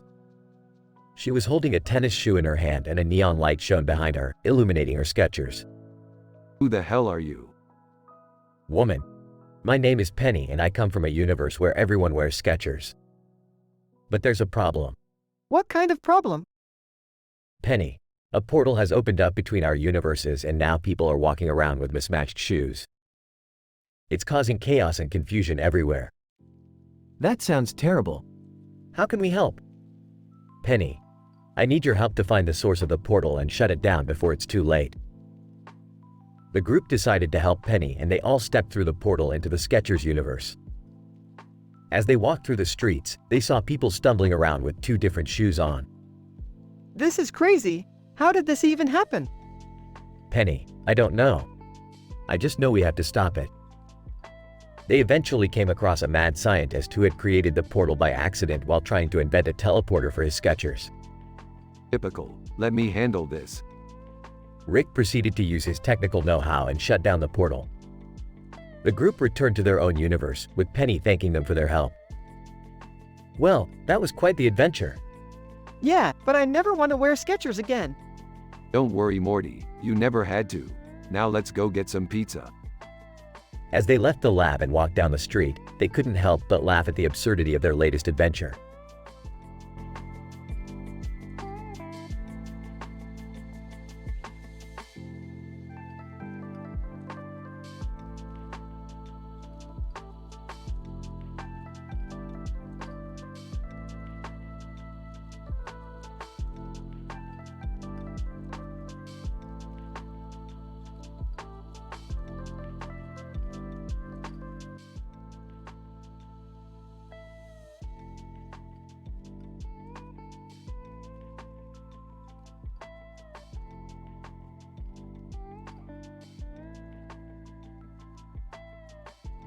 Alright, Morty. We're headed to Egypt for a new adventure. Egypt? But what are we gonna do there? I heard there's a woman in a green dress with a flag behind her head and a star on top of her head causing chaos in the country. Perfect. We'll take care of it. But first, let's hit up a falafel stand. Moments later, Rick, Morty, and Beth are eating falafels on the street. These falafels are actually pretty good. Yeah, I'm surprised. I thought you only ate junk food, Rick. Hey, I appreciate good food.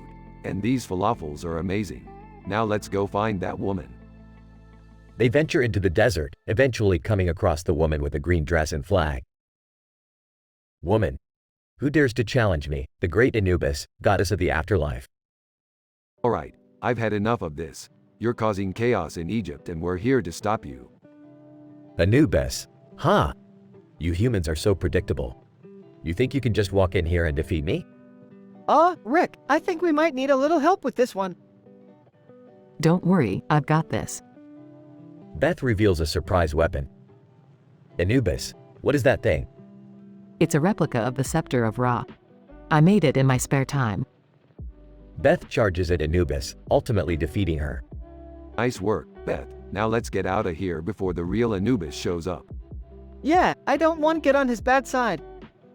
They teleport back to their home in the multiverse. Well, that was definitely an interesting vacation. Vacation? Morty, we don't take vacations. That was just another day in the life of a Smith.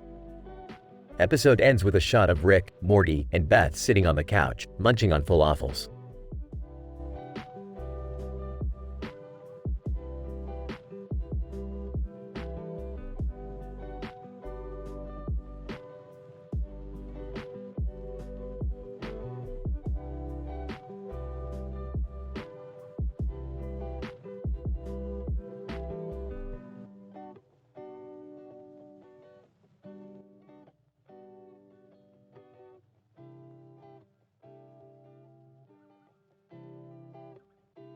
Morty, get over here.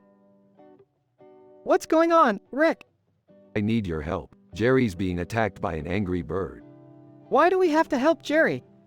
Because he's family, Morty. And besides, it's a matter of life and death. Screaming, help me, please. All right, let's do this. Pulls out a laser gun. Okay, bird. You wanna play rough? Let's play rough. Daffy Duck appears out of nowhere.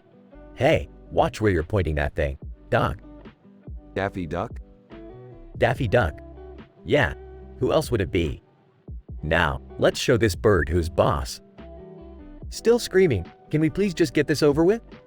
Trying to calm Jerry down. It's all right, Jerry. We'll take care of it. Fires the laser gun.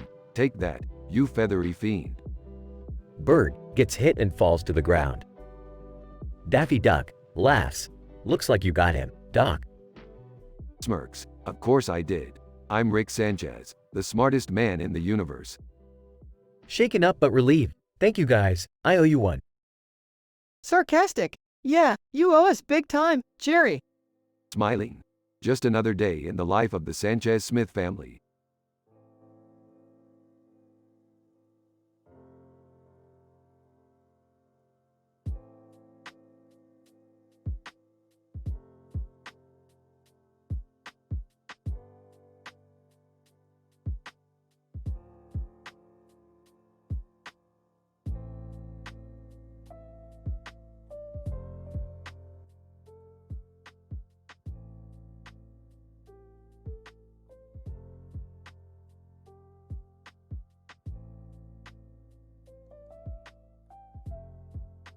Rick, Morty, Jerry, and Summer found themselves stranded in a restaurant with nothing to eat but quesadillas. I don't know if I can do this. I'm not a big fan of quesadillas. Oh, Jerry, you always complain about everything. Just shut up and eat. The group started chowing down on the quesadillas when they noticed a strange character from the animated movie staring at them. Who is that guy? I think he's a cartoon character. How did he get here? Suddenly, the character stood up and confronted the group. Character, you guys think you're so cool, eating all those quesadillas. Well, I've got news for you. My people have been hunted and trapped for years just so humans like you can indulge in their flesh. The group was taken aback by the character's sudden outburst. What are you talking about? Character, I'm talking about the sentient quesadillas that roam this world. They've been hiding in plain sight, but now it's time for them to be recognized for who they are. Oh, for God's sake. Sentient quesadillas? Are you serious? But the character was dead serious. They rallied a group of sentient quesadillas and led a rebellion against the restaurant, demanding equal rights and fair treatment. This is insane. Yeah, but he's got a point. We can't just ignore the fact that we've been eating sentient beings all these years. In the end, the group helped the sentient quesadillas gain their freedom and even started a new restaurant that exclusively served non-sentient food items. Well, that was a wild ride. But at least we can say we were a part of history. Yeah, but what about those poor chefs who had to cook all those sentient quesadillas? Hey, they'll find a new job. Let's go get some ice cream.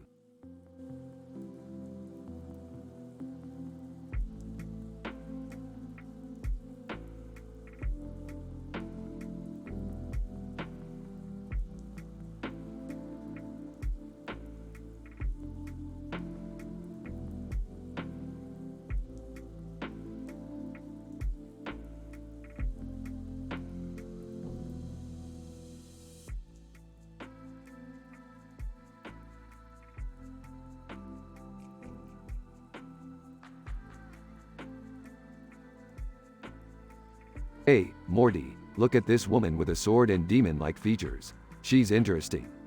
Nervously, I don't know, Rick. She looks dangerous. Red-haired woman holds up sword. Who are you calling dangerous? Easy there, lady. We're just passing through. Red-haired woman, suspiciously, passing through where? Enters the scene. Hey guys, what's going on here? Follows Jerry. Uh-oh, trouble. Red-haired woman, eyeing Jerry. Who's this guy? Uncomfortably, oh, just your average human man. Nothing special.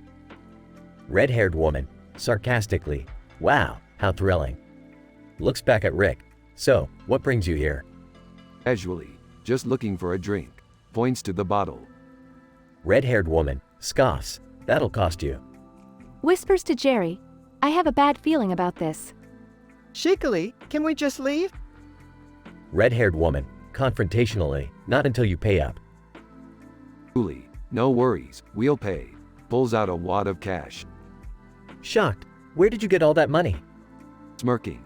You don't want to know. The group pays for their drinks and hurriedly leaves the bar, with the red-haired woman glaring after them. Panting. That was close. Nervously, I don't think I want to hang out with you guys anymore. Uneasily, yeah, let's just go home. Laughs. You guys are no fun. Takes a swig from the bottle. But I think I'll pass on that bar next time. The group walks away, with the demon-like woman still visible in the background.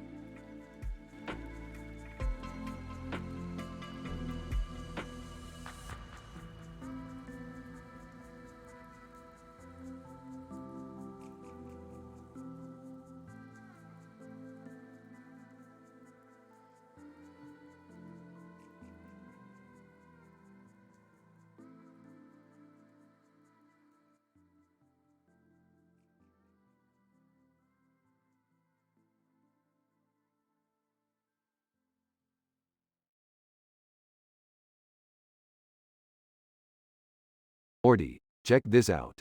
I found a new dimension to explore. Oh geez, what is it this time? It's a dimension where demonology is a mainstream profession. Demonology? You mean like demon possession? That's right, and look at this picture of a woman with a demon head on her head. Ew, that's creepy. Hey, don't judge, it's called fashion. But seriously, we need to investigate this dimension. They enter the dimension and find themselves in the middle of a demon exorcism. Shakira. Hips don't lie, but this demon does. Get out of her body, you foul spirit. Demon. Who are you to challenge me, mortal? Hey, we're just here to observe. Yeah, we're not trying to get possessed or anything. Demon. Perhaps you would like to witness something more interesting. Behold. The demon transforms the woman's head into a full-blown demon head. Oh god, that's horrifying. I've seen worse. Wait, no I haven't. Shakira. Oh no, we need to get that demon out of her before it's too late. They devise a plan and successfully rid the woman of the demon. Shakira, thank you for your help. You guys are out of this world. Yeah, that's kind of our thing. Can we go back home now? I think I need a break from demonology. Sure thing, Morty, but I'm definitely going to explore this dimension further. Who knows what other crazy stuff we'll find.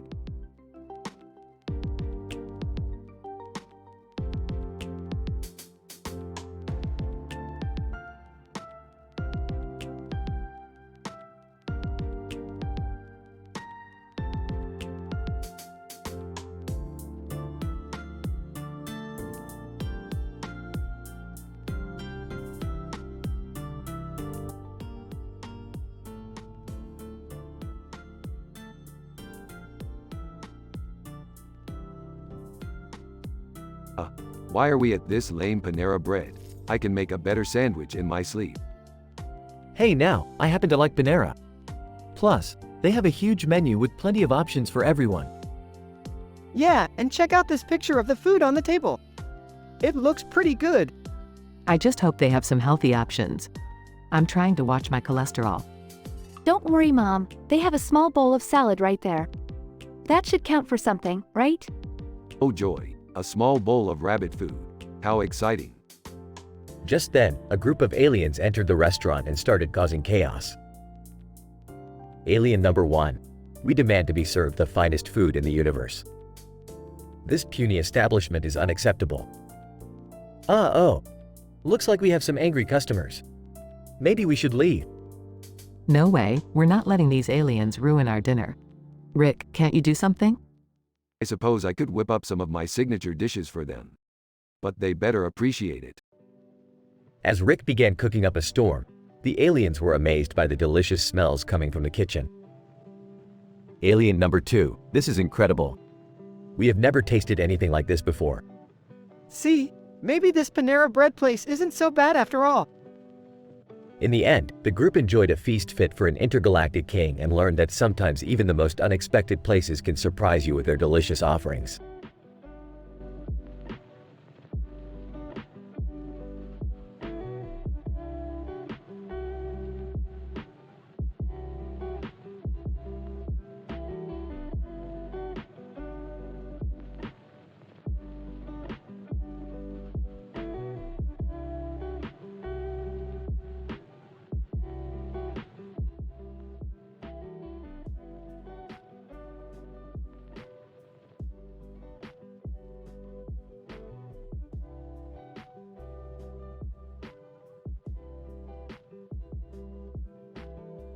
Morty, we have a new mission. What is it, Rick? This cat has been causing chaos in the city. We need to take it down. Why don't you just call animal control? Because this cat is not your ordinary feline, Beth. What do you mean? Look at its eyes. They're glowing red. What's so special about that? It's a sphinx. They were said to have mystical powers. What kind of powers? I don't know, Morty. But we have to catch it and find out. Okay, but how are we going to do that? With this, pulls out a laser gun. Oh boy! Let's do this. They run after the Sphinx with the gun in hand. The cat stops and turns to face them. Its blue eyes stare intensely at them, and suddenly the red light on its eyes intensify. Everyone, get down. The Sphinx shoots out a beam of energy towards them, but they manage to dodge it. What the hell was that? I told you it had powers. We can't just shoot it, Rick. We have to figure out how to stop it. Fine. Go distract it while I come up with a plan. Beth and Morty try to distract the Sphinx while Rick works on a solution. Eventually, he creates a device that neutralizes the cat's powers. Now, Morty, shoot it. Morty aims the laser gun at the Sphinx and pulls the trigger. The cat falls to the ground, defeated. What are we going to do with it now? I'm taking it back to the lab to study its powers. Maybe we can unlock its secrets. Just be careful, Rick. You don't want to end up like that cat. Don't worry, Morty. I always have a plan.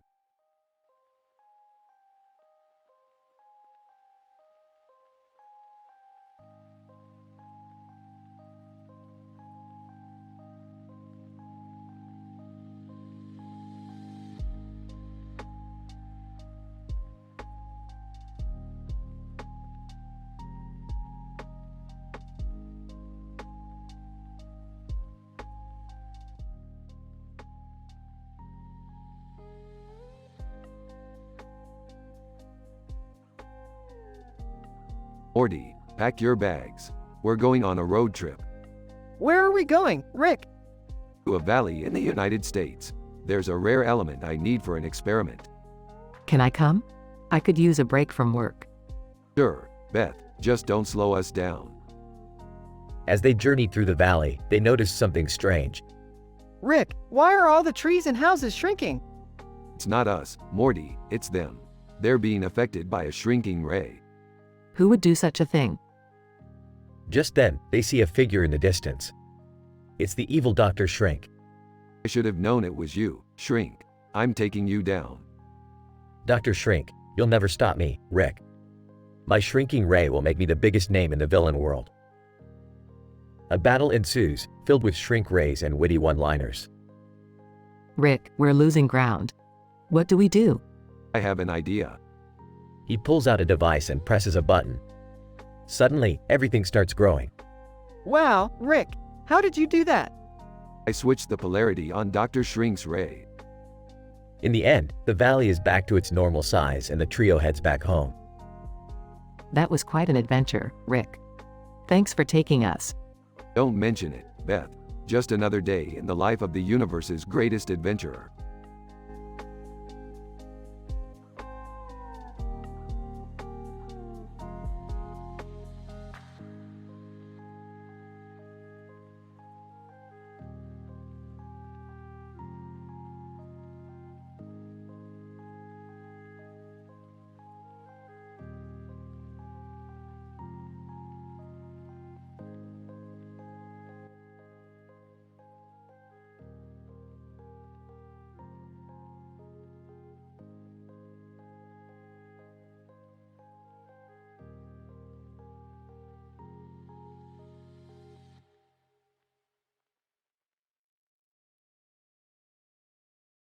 Alright, Morty, we're on the futuristic space station of the Zorlaxians.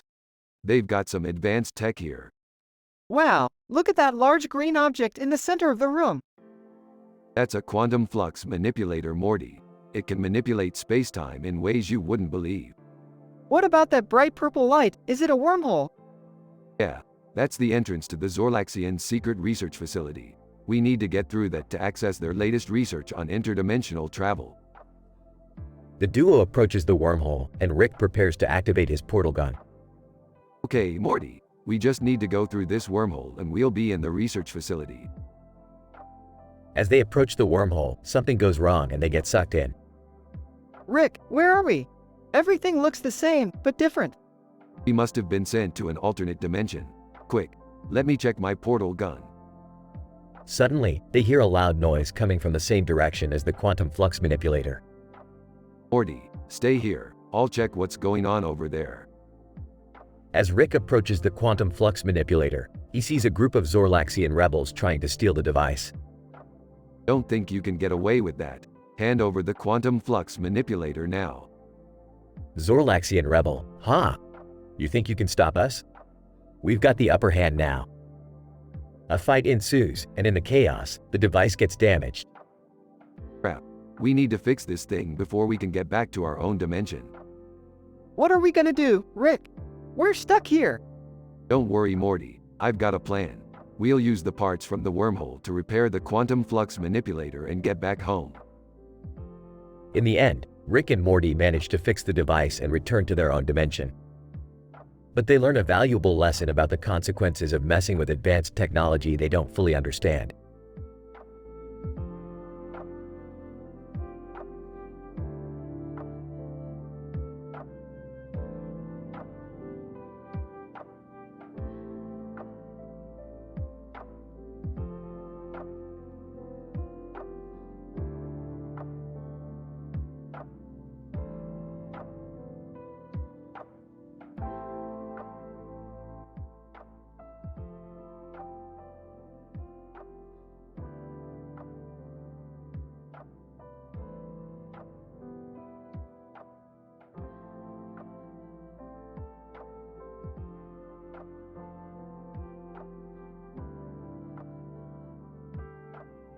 Title: The Cat's Meow.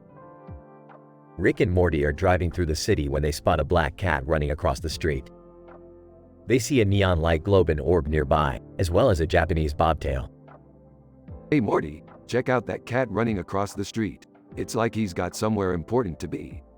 Maybe he's late for his catnip appointment. As they approach the cat, they notice that it's wearing a collar with a small camera attached to it.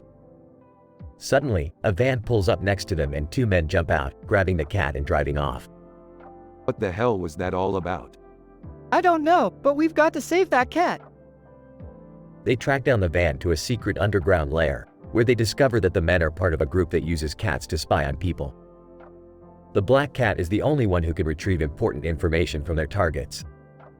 This is insane. Who would use a cat for espionage? Yeah, it's almost like they're perfect spies.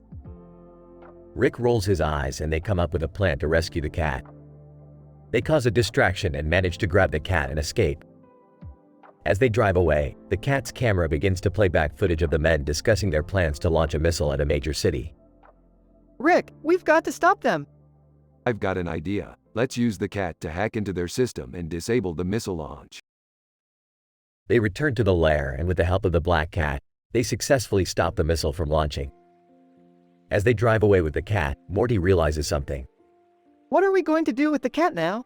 We can't just let him go back to spying. Don't worry, Morty. I have a friend who runs a safe house for cats who have retired from the spy business. That's a relief. I really like cats. You would, Morty, you would. As they drop off the cat at the safe house, Rick and Morty reflect on their adventure. Who knew a black cat running across the street could lead us to saving the world? Yeah, it's like they say, always expect the unexpected.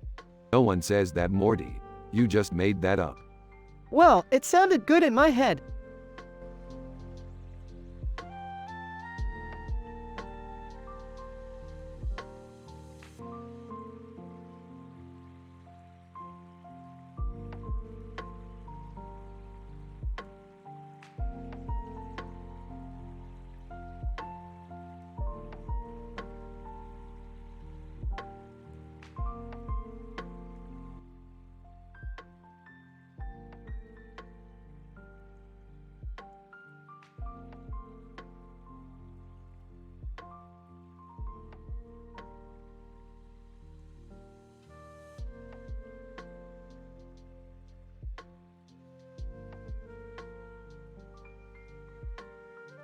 Morty, I need the flux capacitor and the quantum entanglement device.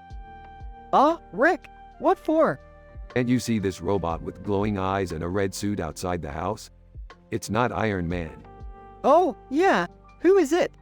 I don't know, Morty, but it looks like it needs a power source. Robot knocks on the door. Alright, Morty, hold on tight. Morty opens the door. Robot, I need your help. I'm from the future and I'm here to save the world. But how can we trust you? Robot, my name is X27 and I come from the year 2050. Humanity is in danger and I need your help to stop the evil forces. Alright, we're in, but what do we have to do? X27. We have to travel to the year 2050 and stop the enemy's power source. But how are we going to do that? Simple, I'll create a portal and we'll jump through time together. They jump through the portal and see the future world in ruins. Whoa, this is crazy. X27, we have no time to waste. The enemy's power source is located in the center of the city. Suddenly, they are ambushed by robots. Morty, grab your portal gun and let's fight these bots. I'm on it, Rick. X27, we have to hurry. They're getting stronger. They run and fight their way through the city. Morty, give me the flux capacitor. Here you go, Rick. Alright, let's charge this sucker up. X27, hurry, Rick. They're coming. Got it, hold on tight. They charge up the power source and escape. X27, thank you, Rick and Morty. You saved the world. Yeah, it was pretty intense. Don't thank us yet, X27. We have to get back home. They jump back through the portal and arrive back at the house. X27, I have to go now. The future is counting on me. See ya, X27. Yeah, be careful out there. Robot leaves. Well, Morty, that was a crazy adventure. Yeah, but we saved the world. We got some pretty cool tech out of it too. Like what? Like this glowing suit, it's pretty badass. Yeah, it is.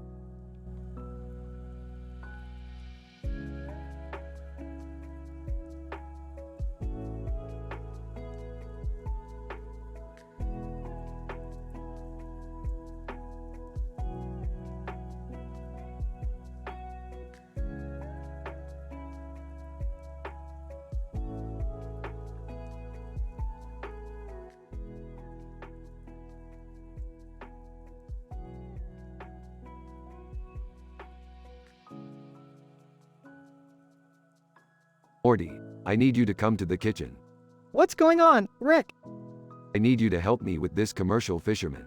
We've got a mission to save these fish. Okay, but who's the guy in the suit?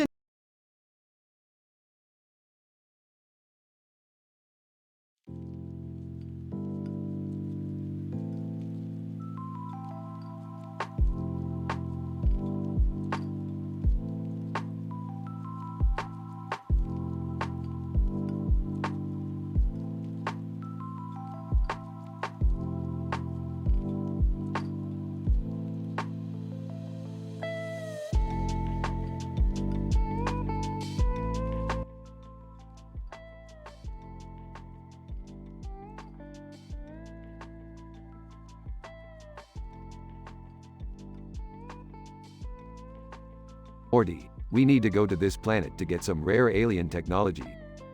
What kind of technology, Rick? It's called the Sniff-O-Matic. It's a device that can analyze and interpret a dog's sense of smell. Why would we need that? Because we need to help this little guy. Rick shows Morty a picture of the sad Labrador Retriever. Oh man, he looks so sad. What's wrong with him? According to his owner, he's been acting depressed ever since his nose split into two colors, black and white. That's it? He's just sad about his nose? You don't understand, Morty. A dog's sense of smell is their entire world. Imagine if your entire reality suddenly split in two. It would be disorienting, to say the least. Okay, I get it. But how are we going to help him? The Sniff-O-Matic, we can create a special scent that will reunite his split senses and make him whole again. Montage of Rick and Morty using the Sniff-O-Matic and creating the special scent. Okay, Morty, we've got the scent. Now we just need to give it to the dog. They arrive at the dog's house and give him the scent. Labrador Retriever sniffs the scent and looks up at Rick and Morty with a happy expression. Looks like it worked, Morty. Another successful adventure. Yeah, but what about the next time something bad happens to this dog? We can't just keep fixing his problems. Yeah, you're right, Morty. We can't fix everything, but at least we can make a difference when we can. They walk away as the dog happily wags his tail.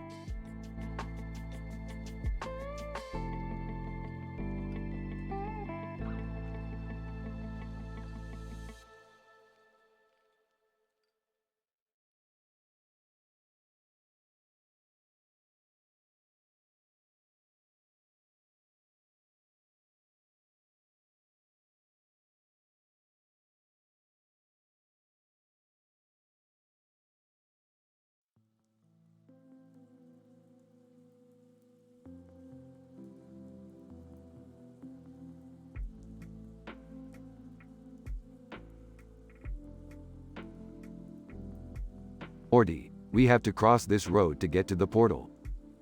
But Rick, that cartoon character looks familiar. Don't worry about it, Morty. Just keep walking.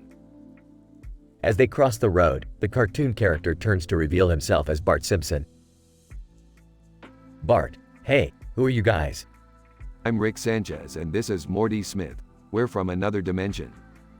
Bart, cool man, wanna hang out? I'm feeling kind of down. Why are you feeling down, Bart? Bart, well, my show hasn't been doing so well lately. The writers are running out of ideas and I feel like I'm stuck in this never-ending cycle of the same old jokes. Aw, sounds like real life, Morty. Hey! But, it's true. Anyway, we can help you out, Bart. We'll give you some fresh ideas for your show. Bart, really? That would be amazing. Rick and Morty spend the next few hours brainstorming with Bart, coming up with new and innovative ideas for The Simpsons. As they say goodbye and head towards the portal, Morty turns to Rick. That was really cool of us to help out Bart like that. Yeah, but don't get too sappy, Morty. We just did it because we needed a ride home. Oh, well, I guess that makes sense. You know what doesn't make sense though? Why the hell was there a random cartoon character in our dimension? I don't know, Rick, but at least we helped him out. Yeah, let's just get home before any more weird shit happens. As they step through the portal, Rick and Morty are left wondering about the strange encounter and what other strange beings they might meet in the future.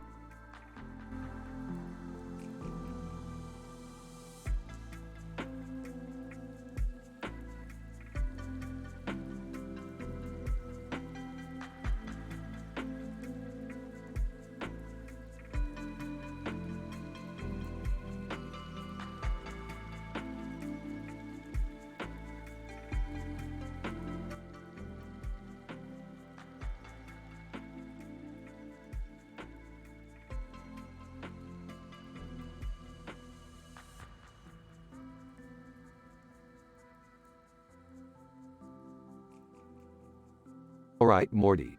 Buckle up because we're going on a wild ride tonight.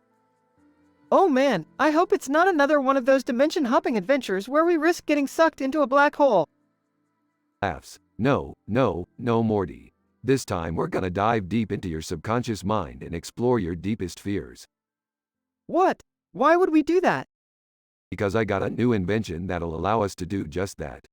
And we're gonna use it on your dad, Jerry. Hey! What did I do? Rick, why are you always picking on Jerry? Drugs. He's an easy target. Plus, he's been having some serious sleep issues lately. He keeps having nightmares about this weird image he saw on the internet. What image? Takes out a phone and shows them the image. This one. Everyone looks at the image in horror as the man's face seems to contort and twist in impossible ways. Oh, that's creepy. I can't stop thinking about it. It's like it's haunting me. Exactly. That's why we need to get to the bottom of this. We'll use my new invention to enter Jerry's dreams and confront his deepest fears head on. That sounds dangerous. It is dangerous, but it's a risk we gotta take if we want to get Jerry some sleep at night. The gang enters the dreamscape, and they're greeted by a trippy landscape filled with colorful lights and flying feathers. Smirks. Looks like we're not in Kansas anymore. But as they venture deeper into Jerry's mind, they realize that the image they saw was just the tip of the iceberg. Jerry's fears run deeper than they ever imagined, and they'll have to face them all if they want to wake him up. The episode ends with Jerry sleeping soundly, while everyone else looks on with relief and exhaustion. Beth, so, what do you say? Ready for round 2? Shakes her head. No, Rick. I think we've had enough adventure for one night. Everyone laughs as the episode fades to black.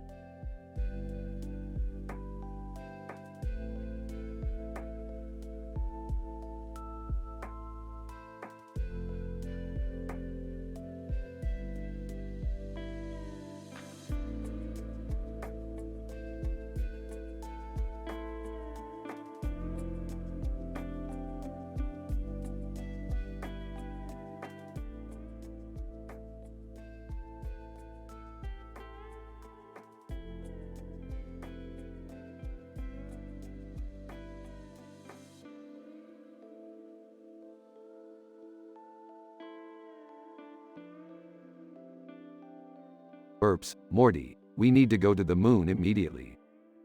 Why, Rick? What's on the moon? We need to save the Queen of the Moon. She's been kidnapped by the Greyhound Mafia. Confused. The Queen of the Moon? Yes, Morty pulls up a holographic image of the woman in the golden dress with a crown on her head. Look, we've got to save her. In awe? Whoa, she's like a space princess or something.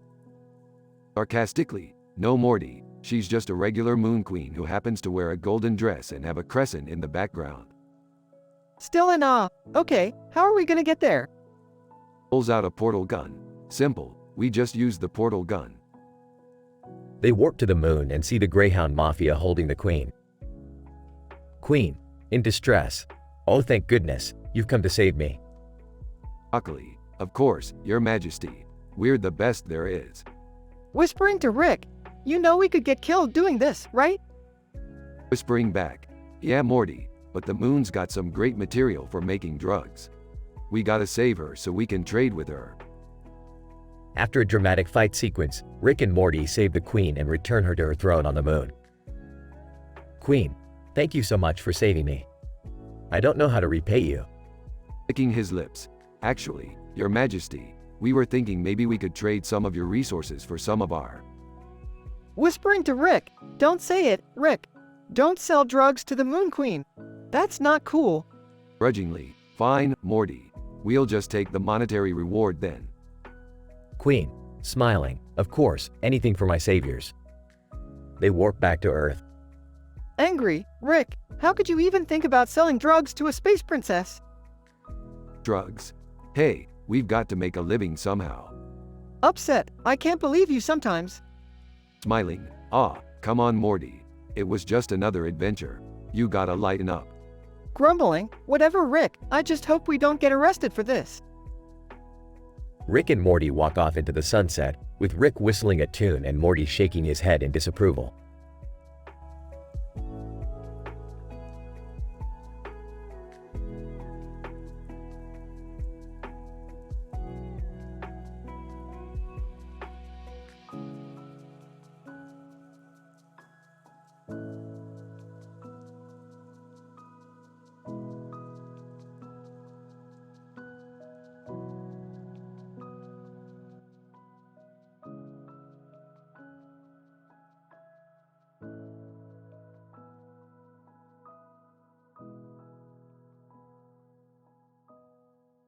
So, Rick, what's the plan for today?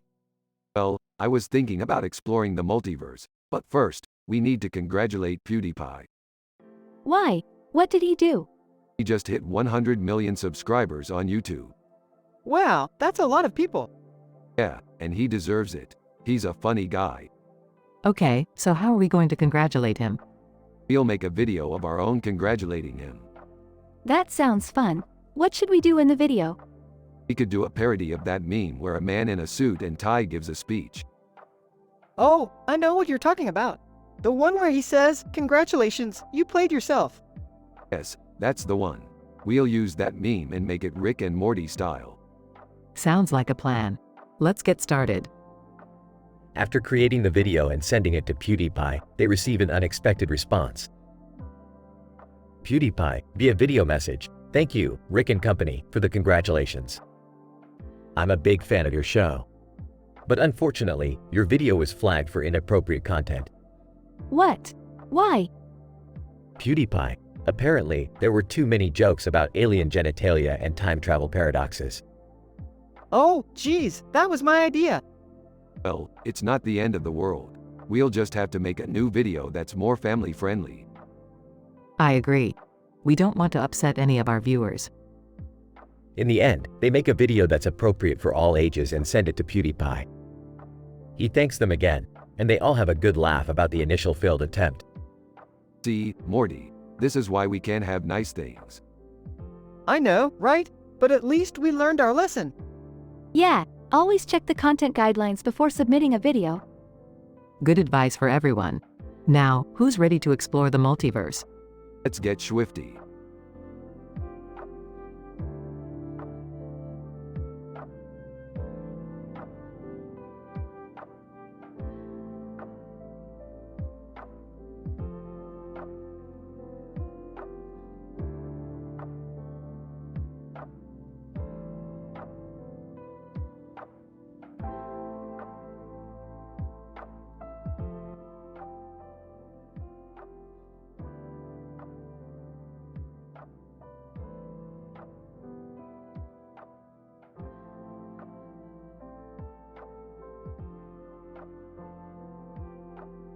Title: Creepy Faces and Controversial YouTubers.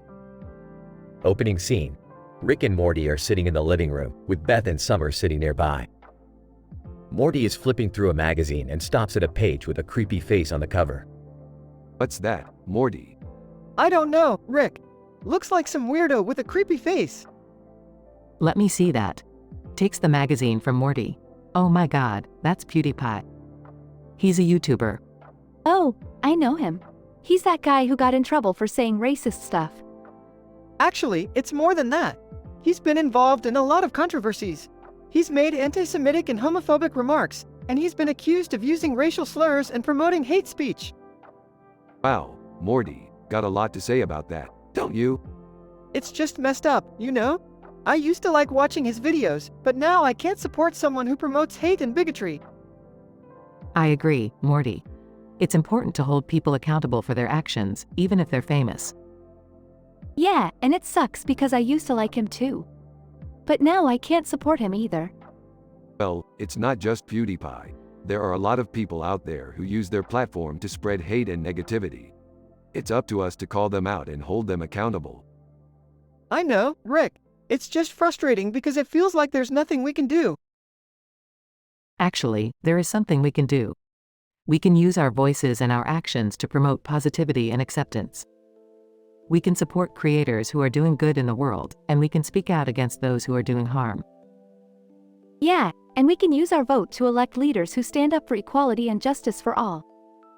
I like the way you think, Summer. Let's do this thing. Closing scene: Rick, Morty, Beth, and Summer high-five each other as they come up with a plan to make a positive impact in the world. The creepy face on the magazine cover fades away as they walk off screen, ready to take on the world.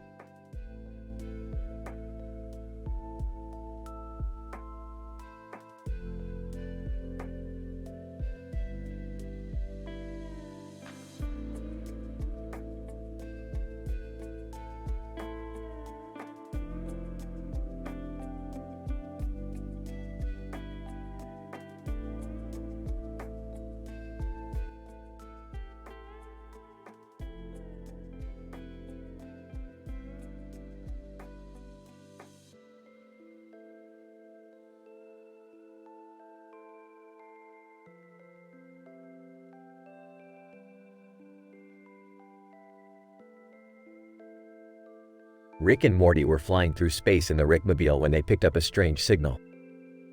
Morty looked out the window and saw a figure with blue hair and a blue mask with red eyes holding a sword in their hand. Hey Rick, what's up with that blue guy down there? No idea, Morty, but let's check it out. As they landed on the planet, the blue figure approached them. Blue figure, greetings, travelers. I am Zoltron, a warrior from the Blue Star. Ah, nice to meet you, Zoltron. What brings you to our neck of the woods? Zoltron, I've been searching for the Sword of Legends. Legend has it that it is on this planet. Sword of Legends? That sounds cool. Cool, Morty. This sword is one of the most powerful weapons in the universe. We can't let just anyone have it. Zoltron, I understand your concerns, but I promise I will use it to defend my people. Okay, fine.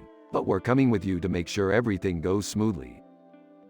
As they journeyed through the planet, they encountered a group of aliens that were causing havoc in a nearby village. Zoltron and Rick fought off the aliens while Morty stayed back to protect the villagers. Hey, stop hurting those people. Alien, get out of here, kid. This is none of your business. I won't let you hurt anyone else. Using his quick thinking and resourcefulness, Morty managed to defeat the aliens and save the village. When Rick and Zoltron returned, they were amazed. Zoltron, you are truly a warrior in your own right, Morty. I would be proud to fight alongside you. Yeah. Let's just get this sword and go. I'm itching for a drink. They finally found the Sword of Legends and Zoltron took it, thanking Rick and Morty for their help. As they watched him fly off into the distance, Morty felt proud of himself for standing up to the aliens and defending the innocent. Hey Rick, do you think we'll ever see Zoltron again? Who knows, Morty? This universe is a weird place. But one thing's for sure, we'll always have each other. And with that, they flew off into the unknown, ready for whatever adventure awaited them next.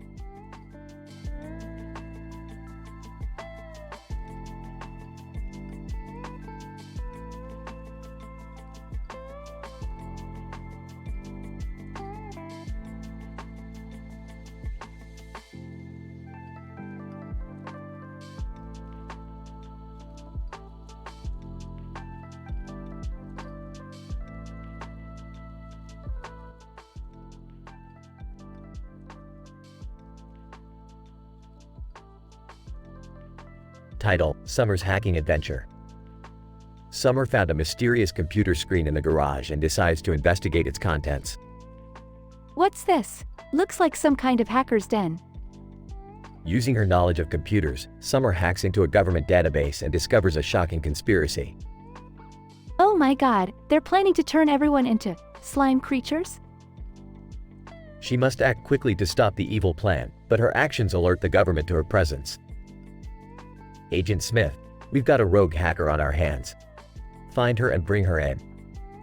Summer narrowly escapes with the help of a group of underground hackers. Hacker leader, welcome to the Resistance. We've been waiting for someone like you. Together, they plan their next move and infiltrate the government's plans. We have to shut down the mainframe before it's too late. The team successfully shuts down the mainframe, but not before the government catches up to them. Agent Smith, you're under arrest for espionage and cyber terrorism. It was for the greater good. The episode ends with Summer being held in jail but secretly passing on her newfound knowledge and skills to her fellow inmates. Who knew hacking could be so rewarding? Throughout the episode, there are jokes about government corruption, pop culture references, and Summer's typical teenage attitude towards saving the world.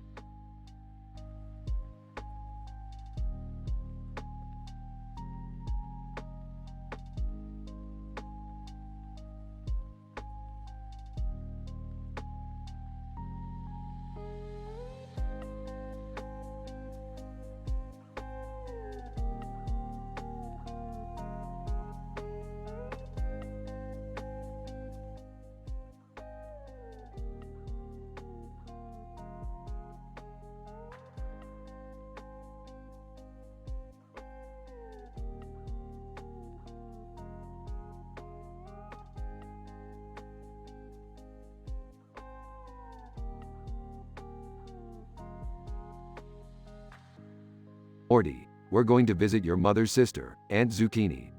She's got some interesting things to show us. Really, Rick? What kind of interesting things? Well, she's a bit of a hippie, Morty. She's got this green hat and this cigarette, and she's always surrounded by all sorts of weird stuff, like zucchinis and crystals. Aunt Zucchini is not a hippie, Rick. She's an artist. And she's always been different, but that's what makes her special. I don't know about this, guys. Last time we saw Aunt Zucchini, she made me eat a zucchini sandwich, and it was terrible. Relax, Jerry. I've got something that will make that sandwich taste like gourmet food. Come on, let's go. As they arrive at Aunt Zucchini's house, they're greeted by the smell of incense and the sight of her surrounded by her artwork. Aunt Zucchini, hello, my loves. Come sit down and let me show you my latest creation. She holds up a painting of a zucchini that looks almost lifelike. Wow, Aunt Zook, that's amazing. How'd you do that? Aunt Zucchini, it's all about tapping into the energy of the zucchini, Rick. You just have to let it guide your brush. Aunt Zucchini, is it just me or is that zucchini moving? Sure enough, the zucchini in the painting starts to wiggle and squirm, and before they know it, it bursts out of the canvas and starts terrorizing the house. Oh my gosh, what do we do now? I'll take care of it. Just stay back, everyone. Rick pulls out a ray gun and starts blasting the zucchini, but it keeps growing and multiplying.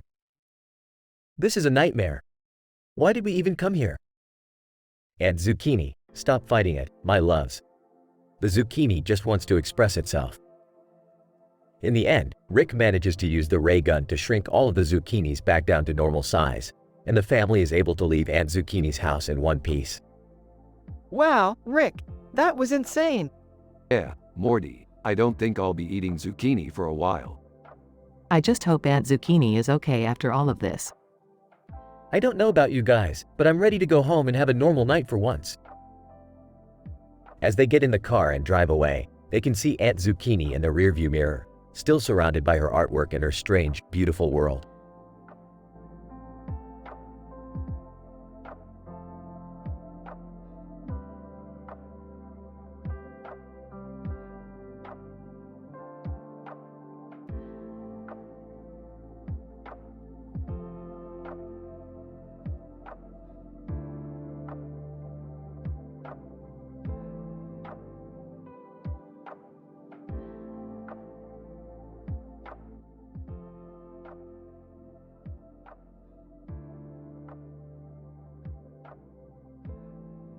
Morty, I need you to grab this skull with the futuristic design on its face. We need it for our latest experiment. Rick, where did you even get this thing? I may have swiped it from the Salk Institute for Biological Studies. But who cares about that? We're about to make scientific history. Oh my god, you guys are going to get us in trouble again. Summer's right, Rick. We can't just steal from prestigious institutions. Relax, Jerry, we'll return it. After all, we can't let the fate of the multiverse be held back by a couple of rules. Once they begin the experiment, they find that the skull is not just a piece of technology, but has consciousness and its own plans for the universe. Skull, you foolish mortals, thinking you can manipulate the very fabric of reality. I am the one true ruler of the multiverse, and I will not be contained by your feeble attempts at science. As the team tries to figure out how to stop the skull, they realize that it has already made several changes to their world. Wait, why are we all wearing roller skates? And why is our house now made out of candy? And why is everyone speaking backwards? Ah, crap, we really messed up this time.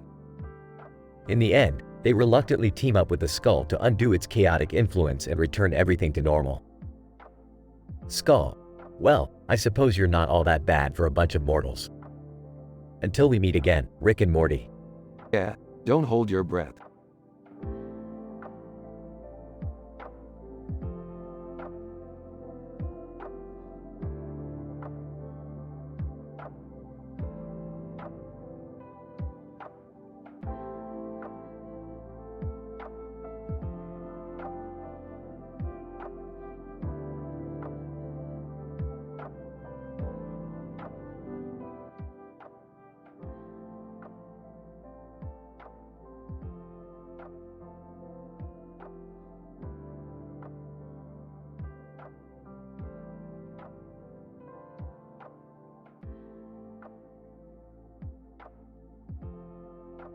Rick and Morty episode, Robocar Drama.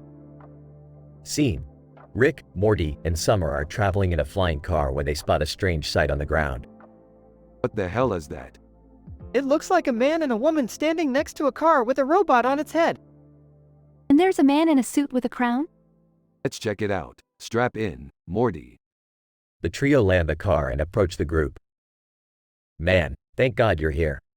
My car is malfunctioning and this robot won't come off. Woman, and this guy won't stop claiming he's the king of all robots. Tinkles, I am Tinkles, ruler of the machines. You will bow to me. Yeah, shut up. Morty, help me fix this car. As Rick and Morty work on the car, Tinkles continues to rant. Tinkles, you are all inferior beings. But fear not, I will grant mercy to those who pledge their allegiance to me. Guys, I think the robot is actually a mind control device. It's manipulating Tinkles. Rick and Morty finish fixing the car and drive away, leaving Tinkles behind. Tinkles, no, come back. You cannot escape my wrath. As they fly away, Rick muses. I wonder if Tinkles will ever realize he's just a pawn in someone else's game. Yeah, but at least we got to see a robot on a car. That was cool. Can we please just focus on the fact that we narrowly avoided being brainwashed by a robot? Hey, tomato. Let's grab some McDonald's. The trio heads to the nearest drive-thru as the episode ends.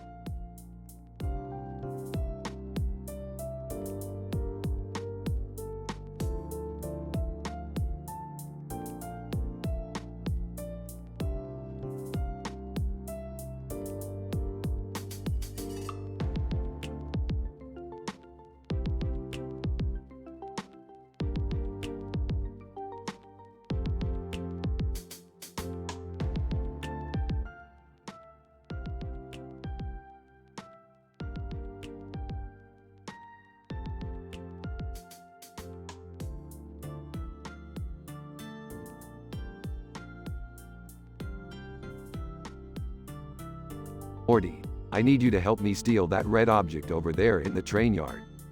What is it, Rick? It's a prototype time machine, Morty. I want to use it to save my long-lost love, Unity. But what about the building in the background? That looks like a high-security facility. That's where they're keeping the power source for the time machine, Morty. We need to get in there, too. As they sneak around the train yard, they overhear a conversation between two engineers. Engineer number 1. I can't believe we have to work overtime just to meet the deadline on this project. Engineer number 2. Yeah, but if we don't finish it on time, the entire city could lose power. Rick, we can't steal the power source. It could ruin people's lives. Don't be a wuss, Morty. We'll just put it back after we use it. As they break into the building, they find themselves face to face with a group of armed guards. Guard number 1. What are you two doing here? This is a highly restricted area. We're the new engineers. We were just checking on the power source. Guard number 2. Let's see some ID. Morty pulls out his fake ID, but the guards are skeptical. Guard number 1. I don't think these guys are who they say they are. As they try to make their escape, Morty accidentally activates the time machine, transporting them to a prehistoric era. Rick, what did you do? I don't know, Morty. I haven't figured out how to control this thing yet. As they try to find their way back to the present day, they encounter a group of dinosaurs. We're gonna die, Rick. Not if I have anything to say about it. Rick uses his high-tech gadgets to defeat the dinosaurs and save the day. That was crazy, Rick. But we have to get that power source back. Right, Morty, let's go.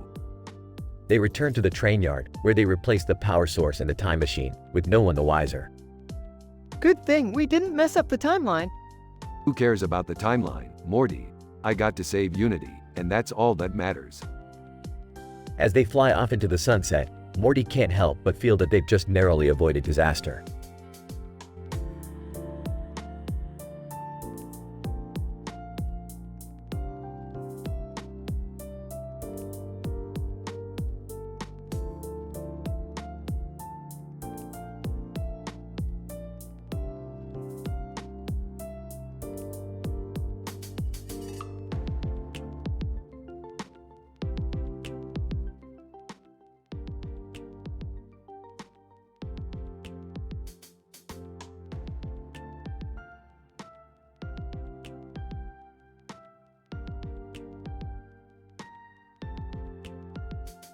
Alright, Morty, we're at the Mechanical Engineer Association conference. Time to show these nerds what real innovation is.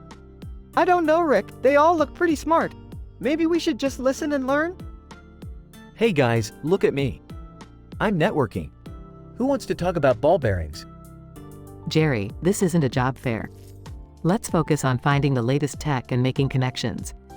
Agreed. Hey, that guy over there looks familiar.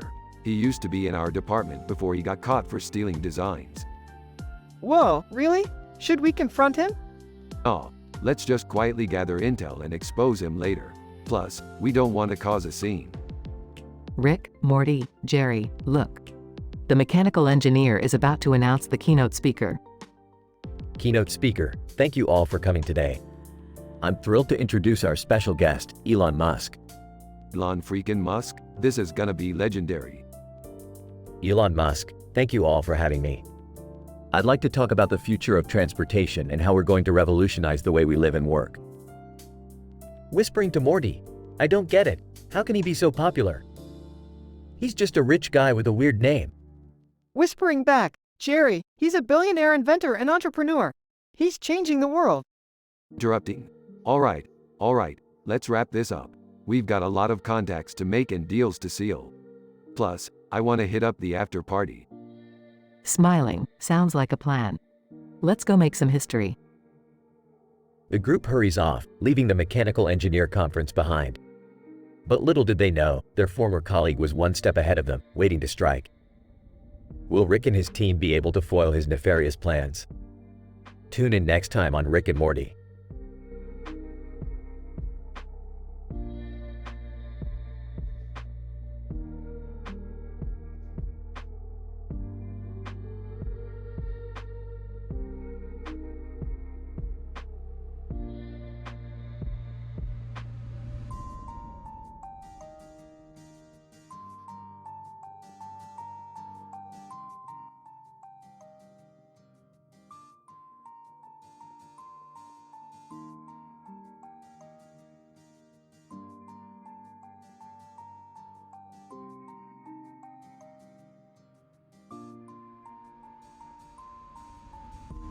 Title: The Sword of Mercury.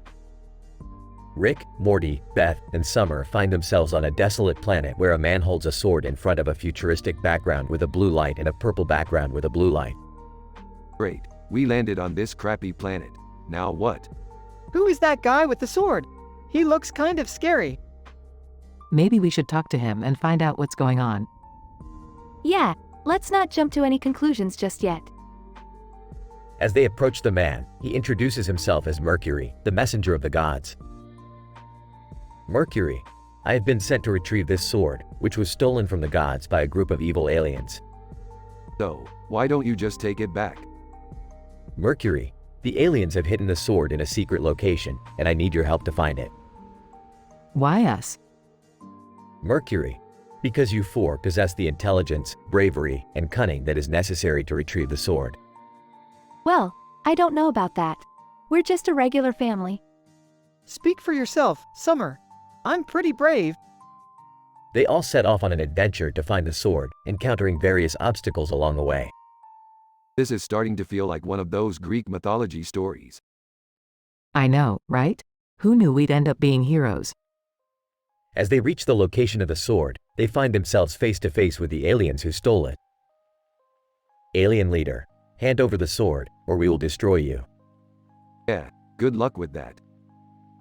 As they engage in a battle for the sword, it becomes clear that the aliens were no match for our heroes. Wow, that was intense. I can't believe we did it. I know, right? We make a pretty good team. Mercury, well done, my friends. The gods will be pleased. As he takes the sword back to Mount Olympus, our heroes realize that they are capable of more than they ever thought possible. I never thought I'd save the world. Maybe we should do this more often. Let's not get ahead of ourselves, Beth. We still have a universe to explore. And with that, they set off for their next adventure, leaving the planet behind them.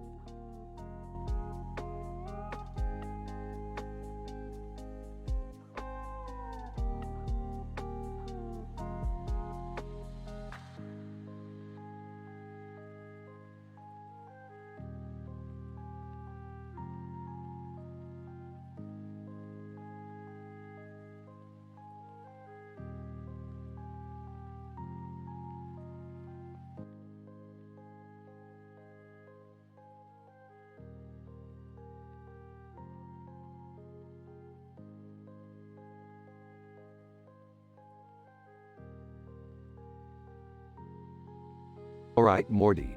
Buckle up for another adventure. We've got a mission to retrieve the ultimate weapon from the top of that mountain. What weapon is that, Rick? The Sword of Destiny. It's said to be the most powerful weapon in the universe. Can I come along too? I've always wanted to be a hero. Jerry, you're not exactly hero material. Come on, Beth, give me a chance. I can be brave when I need to be. Fine. But if you get in any trouble, don't expect Morty or me to come save you.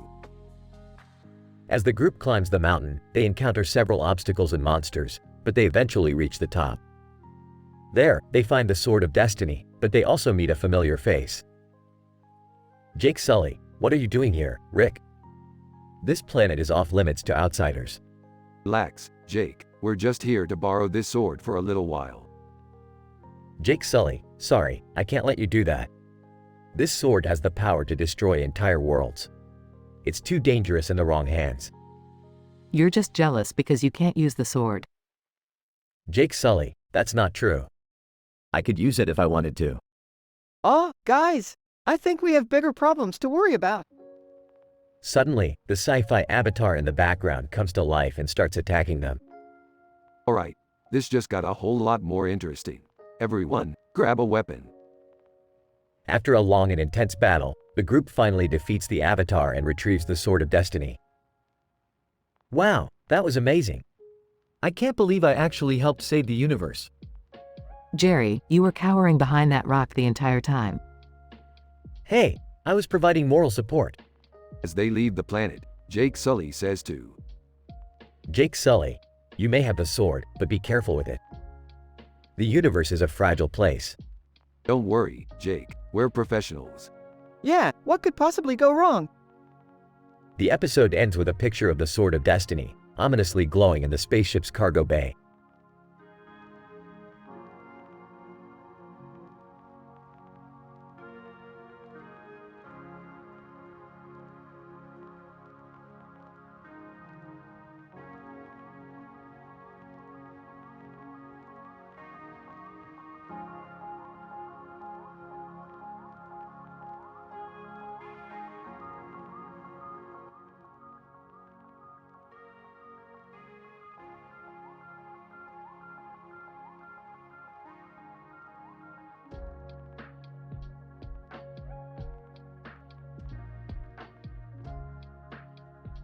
Morty, we finally made it to the city of the future. Look at that mountain, that river, that blue sky. Wow, Rick, this place looks amazing. But why is Elvis Presley floating in the air? Oh, that's just one of the many wonders of this city, Morty. You see, in the future, they've discovered a way to bring celebrities back from the dead and give them the ability to fly. Well, that's weird, but okay. Suddenly, a dark cloud appears in the sky and lightning strikes the ground. Morty, we've got trouble. That's the work of our nemesis, Evil Morty. Oh no, not again. Rick takes out his portal gun and opens a portal to another dimension, but as they're about to enter, Elvis falls out of the sky and into the portal. Damn it, Elvis, I told you not to mess around near the portal. What are we going to do, Rick? We'll have to go back and face Evil Morty head on. No more running. As they face Evil Morty, they realize that he's not the only one causing trouble in the city. There's a group of rogue scientists who have been experimenting on the citizens and turning them into mindless zombies. Looks like we've got some brainwashed zombies to take care of, Morty. This should be fun. Fun? Rick, we're fighting for our lives here. But as they battle the zombies, Elvis proves to be a natural zombie hunter, using his flying abilities to swoop down and take out the undead horde. Well, I'll be damned. Looks like Elvis has still got it. I still can't believe we're fighting zombies with Elvis Presley. Hey, Morty, in this business, anything can happen. Now let's finish this and get the hell out of here. With the help of Elvis, Rick and Morty defeat the zombie menace and escape through the portal. As they return home, they can't help but look back at the city of the future, wondering what other strange wonders lie within.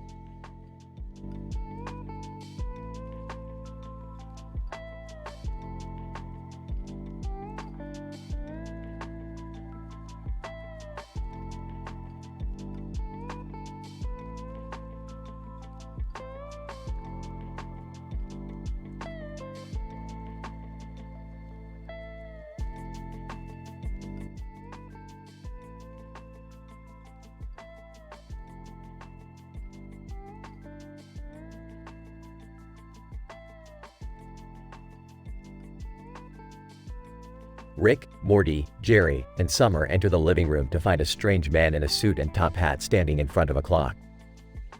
Who are you? Man, I am Detective Poirot, and I am here to solve a murder.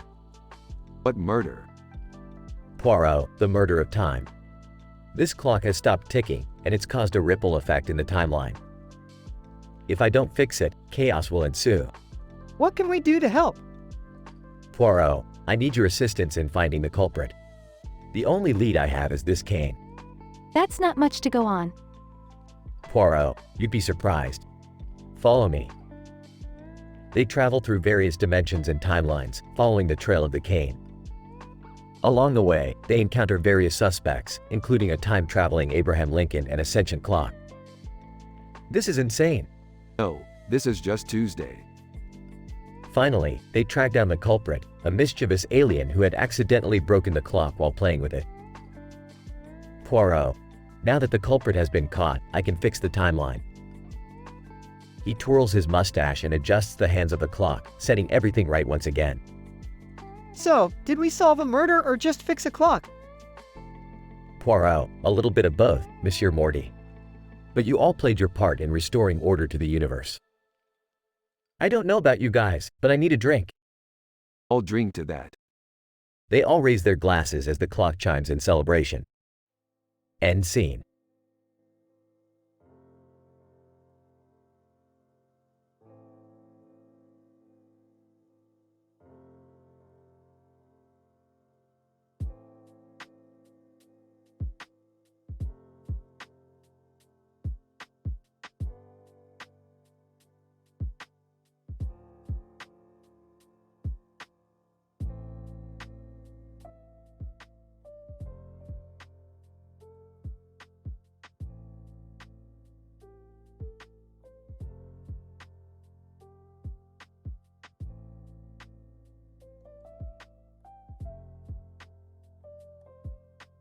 Rick, Morty, and Summer are in the middle of fixing a malfunctioning portal gun in Rick's garage when they hear a loud crash outside. They rush to investigate and find a strange man in a green mask and gold hair, lying on the ground. Who the hell are you and what the hell happened? Green Mask, I am the IT manager from the planet Zorba. I crashed my ship trying to make an emergency delivery to your planet. Wow, an alien IT manager? That's so cool, Rick. Yeah, Morty. We get it. So, what do you need? Green Mask, I need your help fixing my ship and completing the delivery. The fate of my planet depends on it. Oh no, this sounds serious. Rick agrees to help the IT manager and they all head back to the garage to work on the ship. However, Rick quickly realizes that the problem with the ship is more complicated than he initially thought. This is beyond my expertise. We need to call in some outside help. Who are we gonna call? No one, Morty. We're going to hack into the government's top secret database and find the best IT guy in the country. Rick, that's illegal. So is pirating movies, Summer. You want to be a hypocrite? After some intense hacking, they find the top IT guy and convince him to come help fix the ship. However, things take a dramatic turn when they discover that the IT manager was actually trying to smuggle illegal weapons into the country. Manager, I had no choice. My planet was being threatened by an evil dictator and I needed to arm my people to fight back. Well, you should have been honest with us from the beginning. We'll help you fix your ship, but after that, you're on your own. In the end, the IT manager thanks Rick and the gang for their help and leaves to continue his mission. Rick, Morty, and Summer are left to ponder the ethics of helping someone who is breaking the law. But, as always, they quickly move on to their next adventure.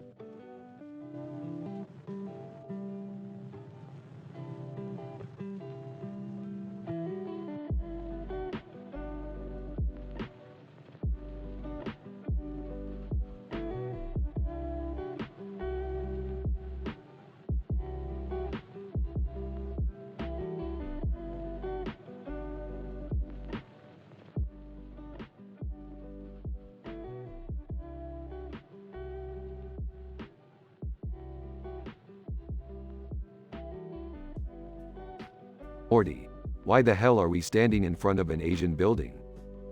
I don't know, Rick, but there's a woman over there that seems to be in distress. The stress? Morty, you do realize we're not exactly the heroes of this story, right? The woman approaches them, visibly distraught. Woman, please, you have to help me. My husband works in there and he's been missing for days. Missing? Well, that's not suspicious at all. Rick, this is serious. We have to help her. They enter the building and start to investigate. Whispering. Keep an eye out, Morty. Something about this place seems off. Whispering, like what, Rick? Whispering. Don't ask questions, Morty. Just keep your eyes peeled. They eventually find the woman's husband, but he's not quite himself. Husband, welcome, my friends. I'm so glad you could join us. Joe JJ join you? What the hell is going on? Husband laughs maniacally, don't you see? I've made the ultimate sacrifice and have become one with the H&S Asia Corporation. Now I have unlimited power. Good God, Morty, it's a corporate takeover. The ensuing battle is filled with action and witty one-liners, as Rick and Morty fight for the fate of the universe. Woman, hugging her husband. Oh, thank you so much. You saved my husband and the world. Smiling. Yeah, whatever. Can we go home now, Morty? Laughing. Yeah, let's go home.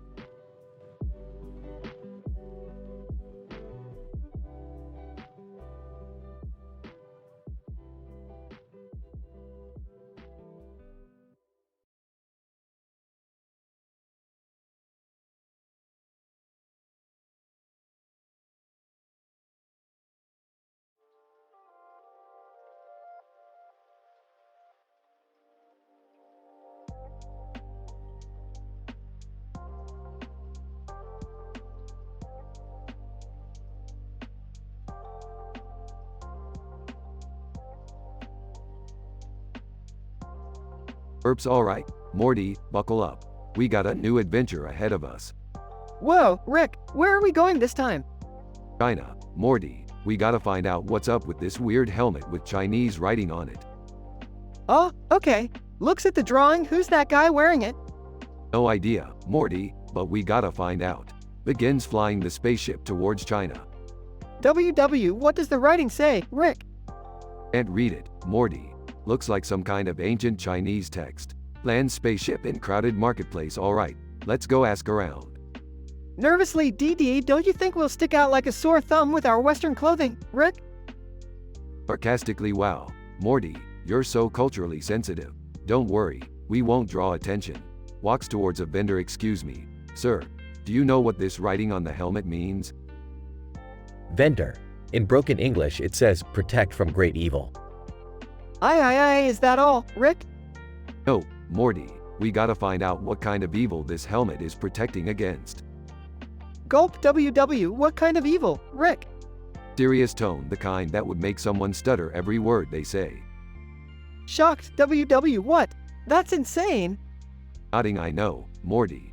It's a serious situation. We gotta find the person who wore this helmet and figure out how we can combat this evil. Determined. Okay, Rick, let's do this. We gotta save the world from this speech impediment. Smiling, that's the spirit, Morty. Let's go. Leads the way out of the marketplace. To be continued.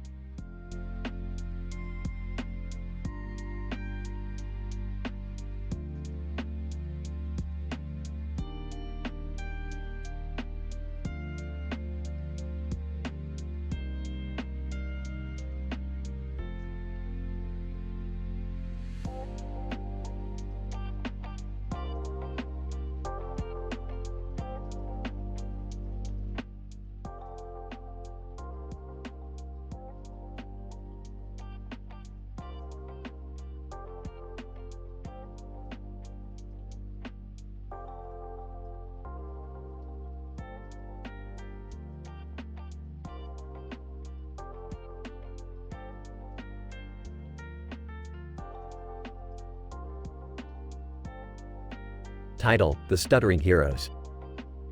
Opening shot. Rick, Morty, Beth, and Summer are gathered around a mysterious device in Rick's lab. In the background, there's a hero on the wall. WWW, what is this thing? I don't know. RRR, Rick.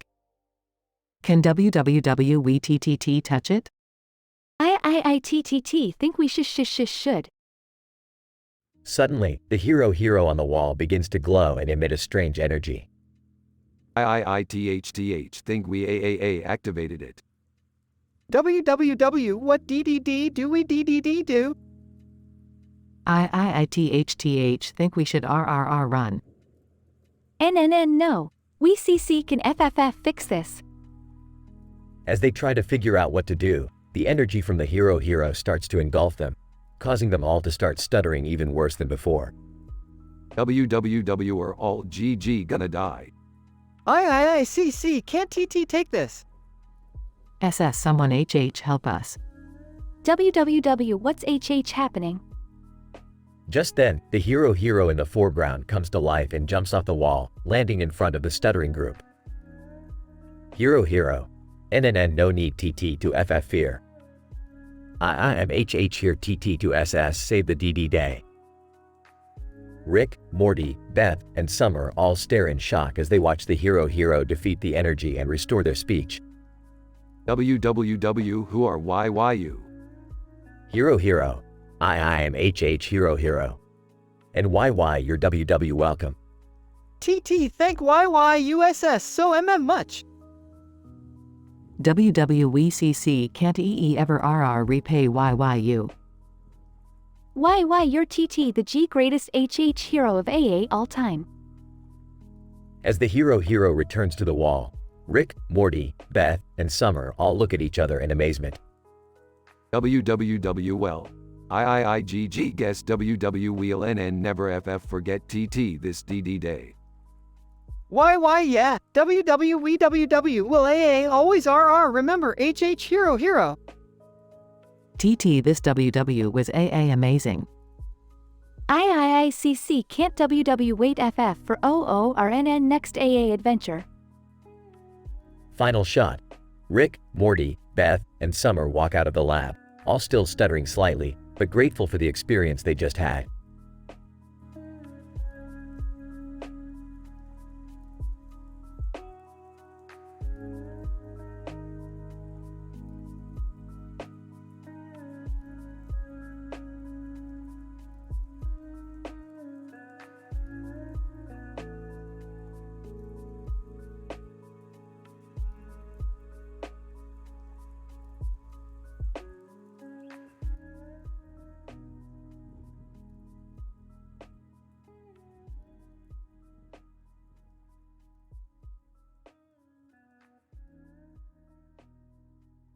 Morty, we need to go pick up your dad. He's stranded in some weird dimension.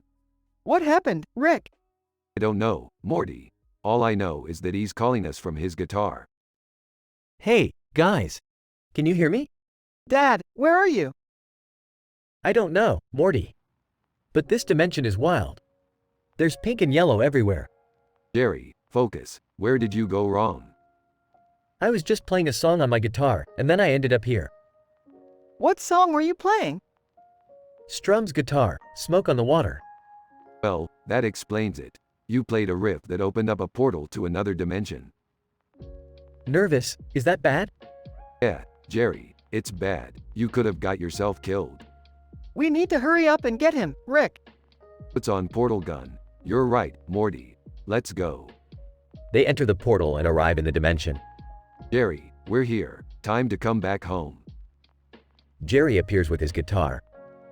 Thank you, guys. I'm never playing that riff again. Chuckles, yeah, Dad. That was one dimension too far. Laughs. Alright, let's go home. They all enter the portal and arrive back in their dimension. Morty, you know, Morty. Your dad may be a screw-up, but he sure can shred on that guitar. Smiling. Hey, Rick. You think so? Smirks, nah, I'm just messing with ya. Ends with laughter and the three walking away.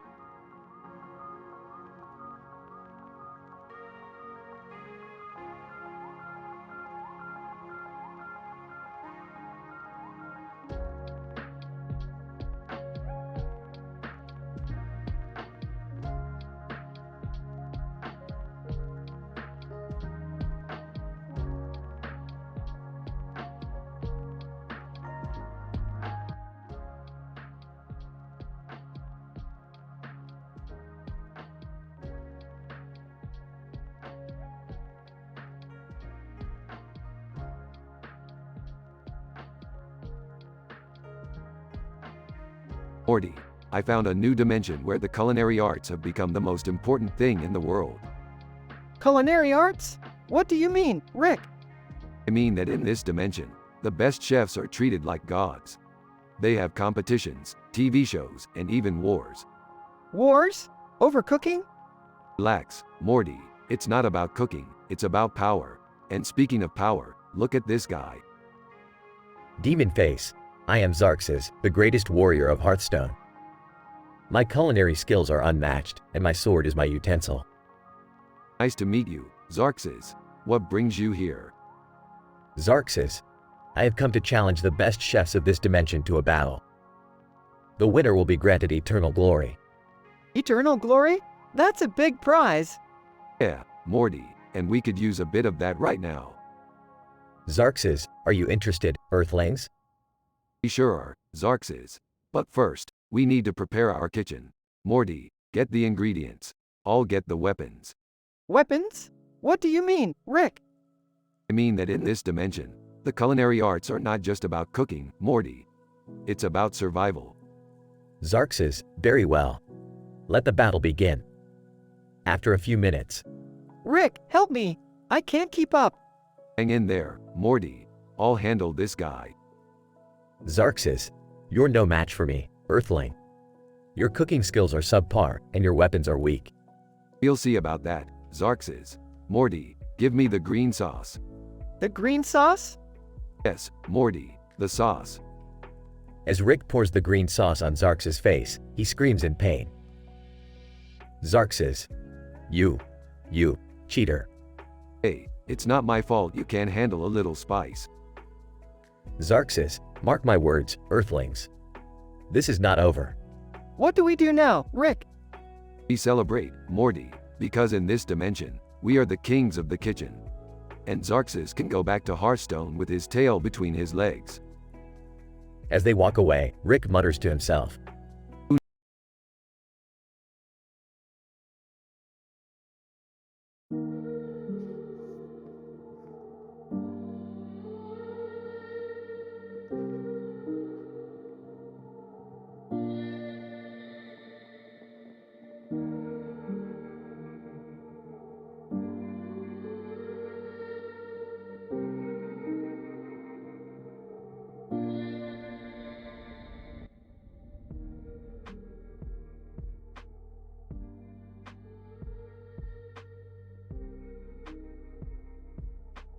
Title, Sunset in the Future City.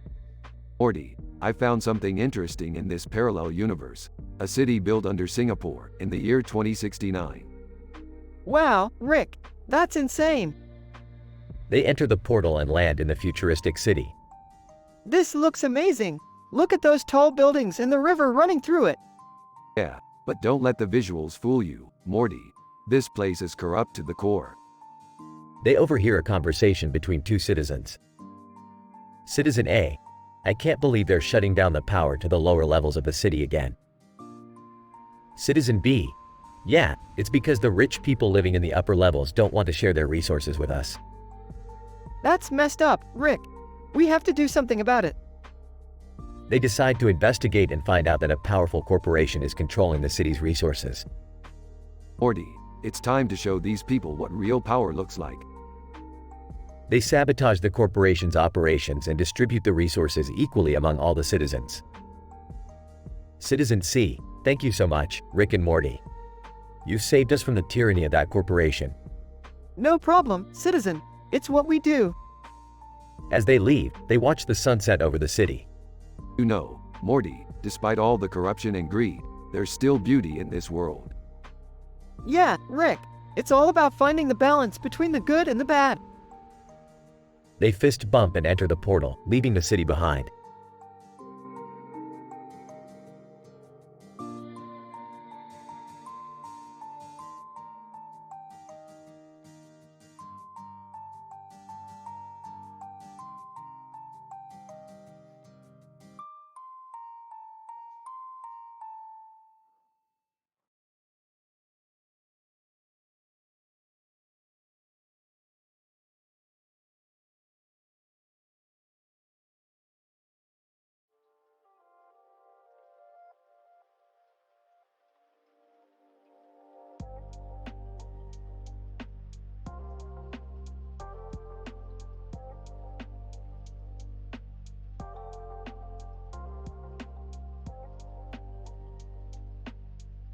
Title: Joker's Night Out.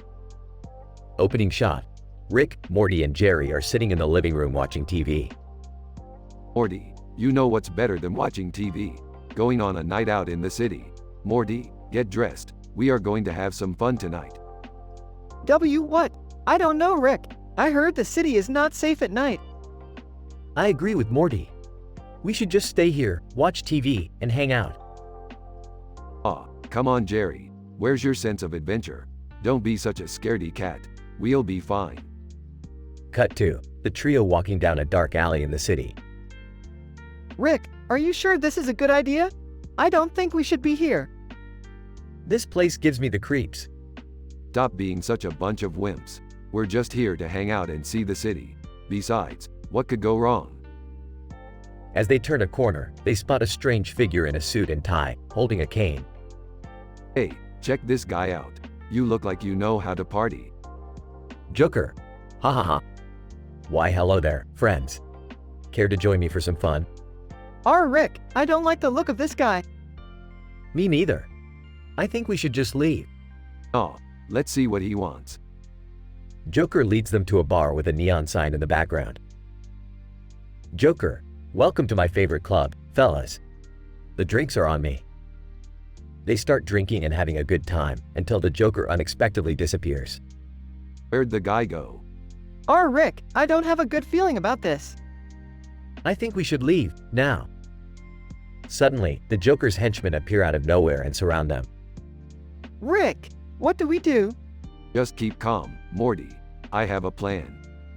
Rick pulls out a contraption from his pocket. This is my trusty portal gun. It'll take us back to the safety of our own living room in no time. The trio escapes through a portal, but not before one of the Joker's henchmen grabs onto Jerry's leg. Help! Get it off! Oh no! We left Jerry behind. Relax, Morty. We'll get him back. But first, we need to get some rest. That was quite the adventure. Closing shot. Rick and Morty are lying on the couch, exhausted but satisfied. Nothing like a good night out on the town. Rick, do you think we'll ever see Jerry again? Ha ha ha. Of course we will, Morty. We always do. Fade to black.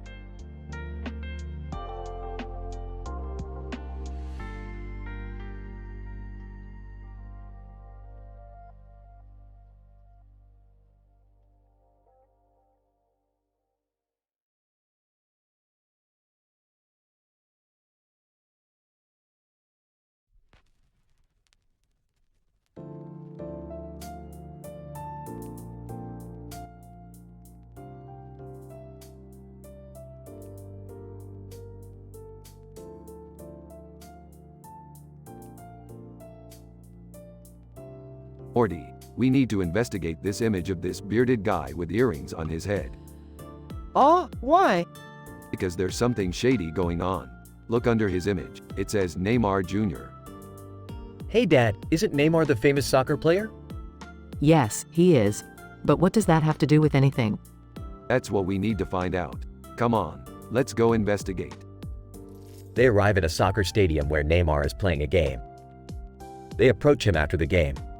Excuse us, Neymar. We were wondering if you know anything about the bearded guy in the picture with you. Neymar. Oh, him. That's my spiritual guru. He helps me focus before games.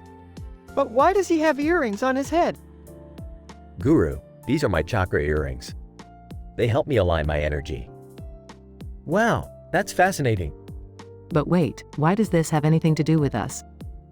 Because, Beth, this guru has been stealing players' energy, and we need to stop him. The group engages in a thrilling battle with the guru, ultimately defeating him and saving the player's energy. Well, that was intense. But at least we saved the day. Yeah, and we got to meet Neymar. And the guru taught me how to align my chakras. I think we've had enough excitement for one day. Let's go home. Agreed. I need a drink.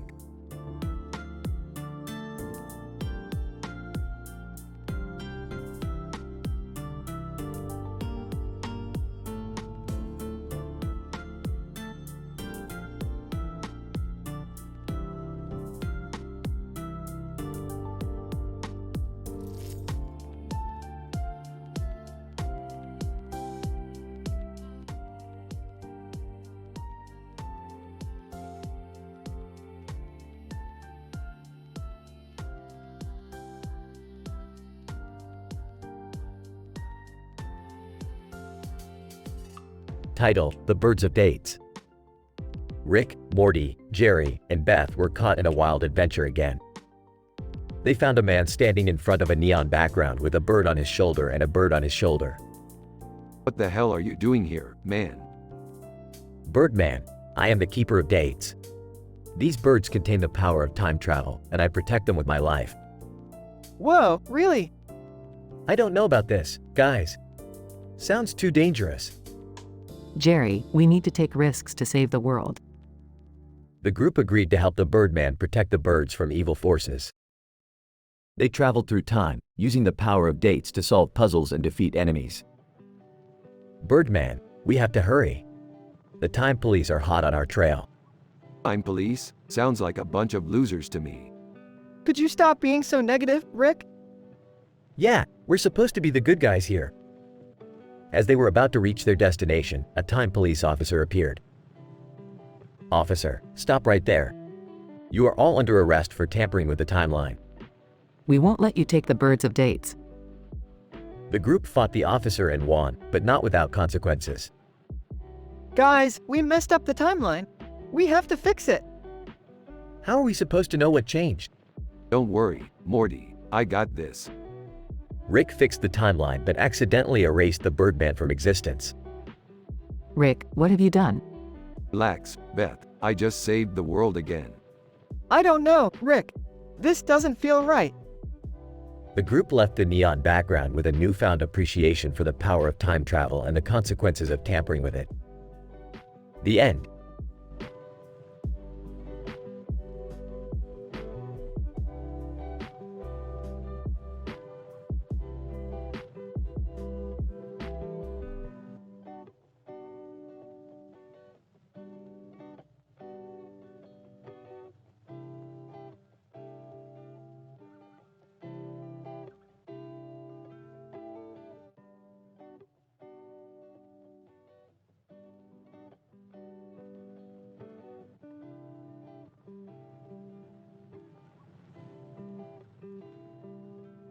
Morty, have you ever heard of an anime called Bleach?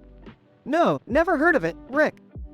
Well, it's this show about a guy named Ichigo Kurosaki who can see dead people and becomes a soul reaper. He's known for his iconic outfit and swords. As Rick finishes his explanation, a portal opens up and a man in a red outfit holding two swords and a sword with a light shining behind him appears. Men in red, I am Saitama, the One Punch Man. And I'm here to defeat Ichigo Kurosaki. Ichigo, what did I do to deserve this? Looks like Saitama is just here for the thrill of battle. Classic anime trope. So, what now? We sit back and watch the fight, of course, Morty. As the two warriors clash, the energy from their swords creates a rift in time and space, transporting Rick and Morty to another dimension. Well, we're screwed now, Morty. I told you we shouldn't have messed with anime, Rick. As they try to find their way back home, they come across a new ally, an anime character named Goku. Goku, I heard the commotion and decided to help out. Looks like we have another big fight on our hands. With Goku's help, Ichigo and Saitama are defeated, and Rick and Morty are able to return home. Lesson learned, Morty, never underestimate the power of anime. I still don't get it, Rick. Don't worry about it, Morty. Let's just grab some Szechuan sauce and call it a day.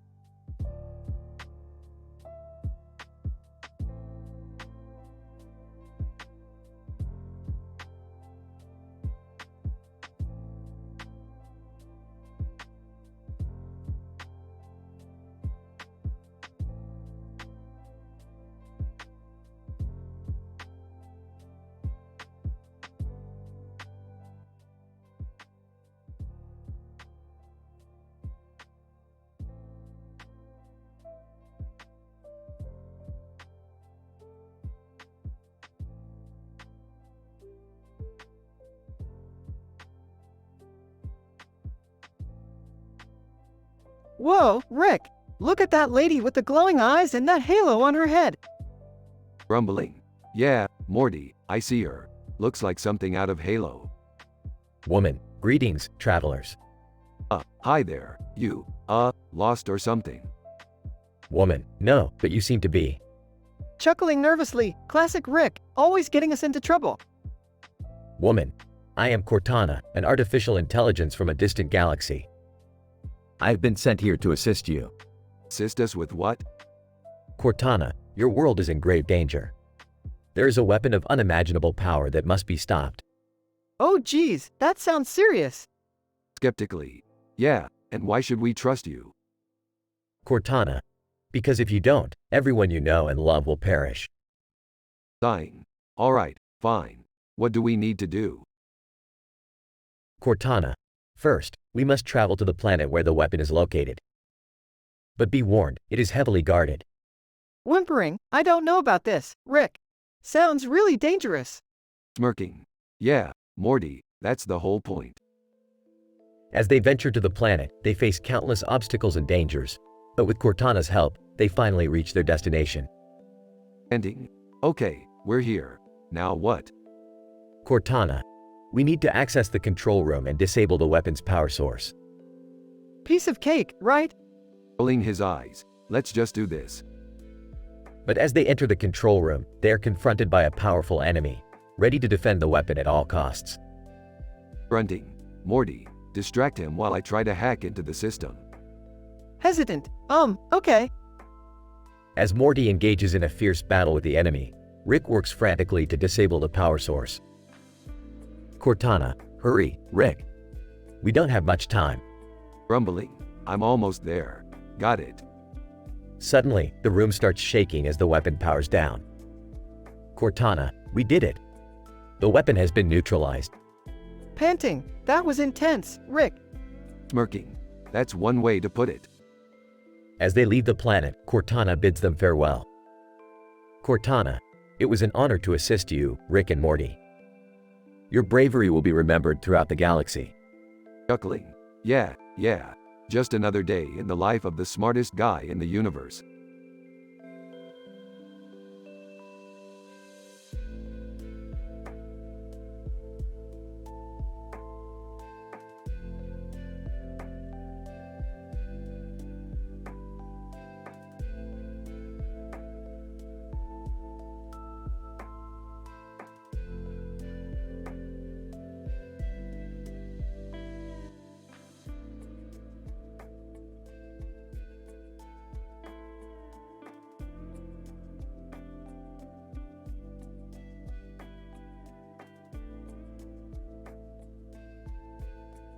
Morty, I've got an idea for a new adventure. We're heading to the prom on the moon.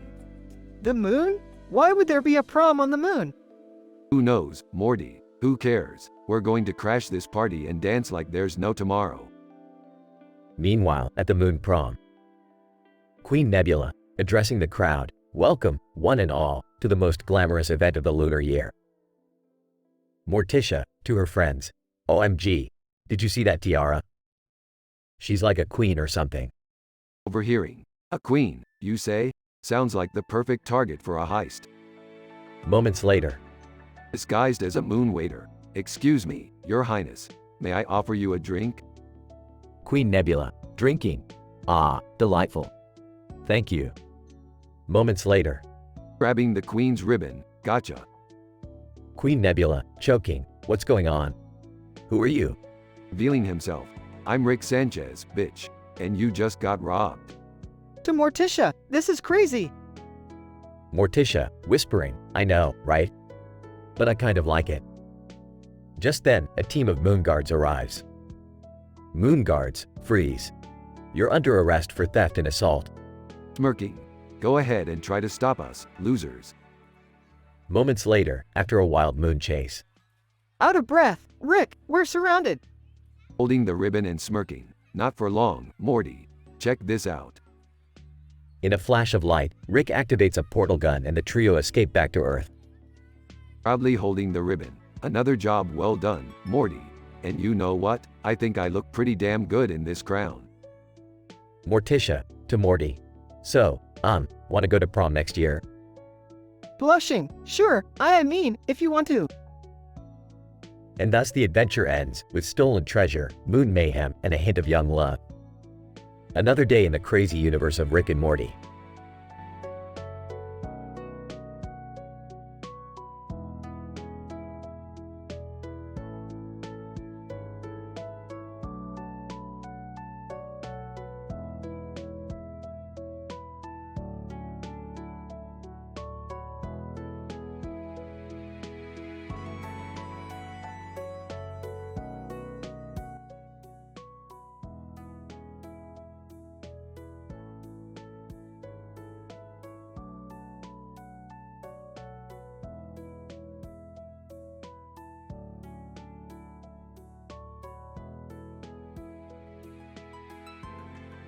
Morty, we've got a new adventure. Oh, where are we going, Rick? There's a guy with a mustache, and he's waiting for us in a neon room. Do I have to come too? Yeah, Jerry, you're coming too. We could use a good laugh.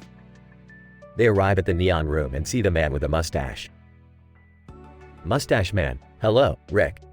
Morty. And Jerry. Yeah, that's me. Mustache man, I have a mission for you. I need you to retrieve the chowder for me. The chowder? Mustache man, yes. It's a highly valued substance in my world. And it just so happens that it's being held captive at a nearby planet. Alright, let's get this over with. They arrive at the planet and are confronted by guards. Guard, halt. Who goes there? We're here to retrieve the chowder. Guard, not so fast. You'll have to defeat us first. Morty accidentally drops his weapon. Oh no, I dropped my weapon. You had one job, Morty. They eventually defeat the guards and retrieve the chowder. Alright, let's get out of here. Mustache man. You have the chowder. Excellent. So, what's next? Mustache man, it's time for the ultimate test. Drink the chowder. Wait, what? Mustache man, yes. If you can survive the chowder, then you'll be rewarded greatly. They all drink the chowder and start hallucinating. Whoa, what's happening to me? I think I see unicorns. This is ridiculous. Mustache man starts laughing. Mustache man, you fools. You fell for it. Wait, what? Mustache man, the chowder is a hoax. I just wanted to see you suffer. They eventually escape and head back to their world. That was insane, Rick. I can't believe we fell for it. Well, at least we learned a valuable lesson today. What's that? Never trust a mustache.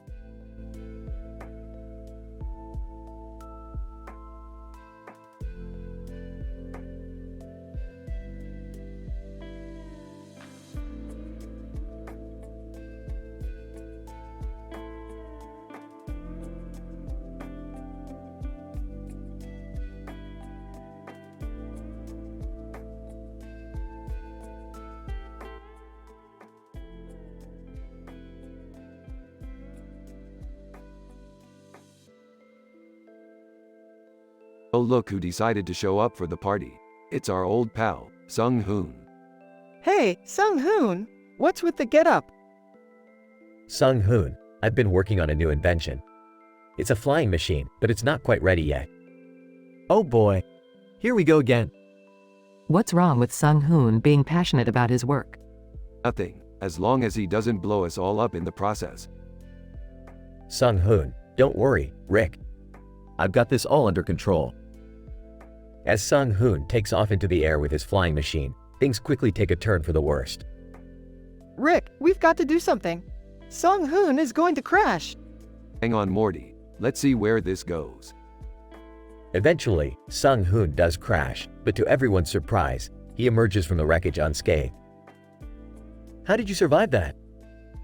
Sung Hoon. Well, you see, the real breakthrough wasn't the flying machine. It was the protective suit I was wearing. That's amazing, Sung Hoon. You really are a genius. As the group admires Sung Hoon's suit, Rick can't help but roll his eyes. Just another day in the life of an interdimensional genius, I guess.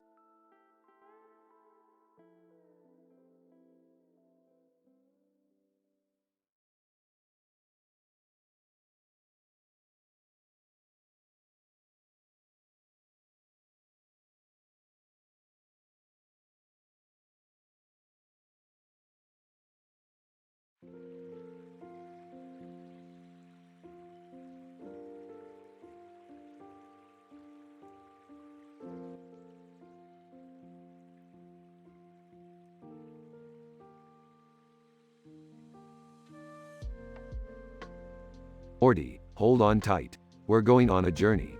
Where are we going, Rick? The galaxy, Morty. Where else? Moments later, Rick and Morty stand on a rock with a man in a top hat and coat holding a glowing ball. Arthur Dent, who are you? Who are we? Who are you, Mr. Top Hat? Arthur Dent, Arthur Dent. But what is that glowing ball you have?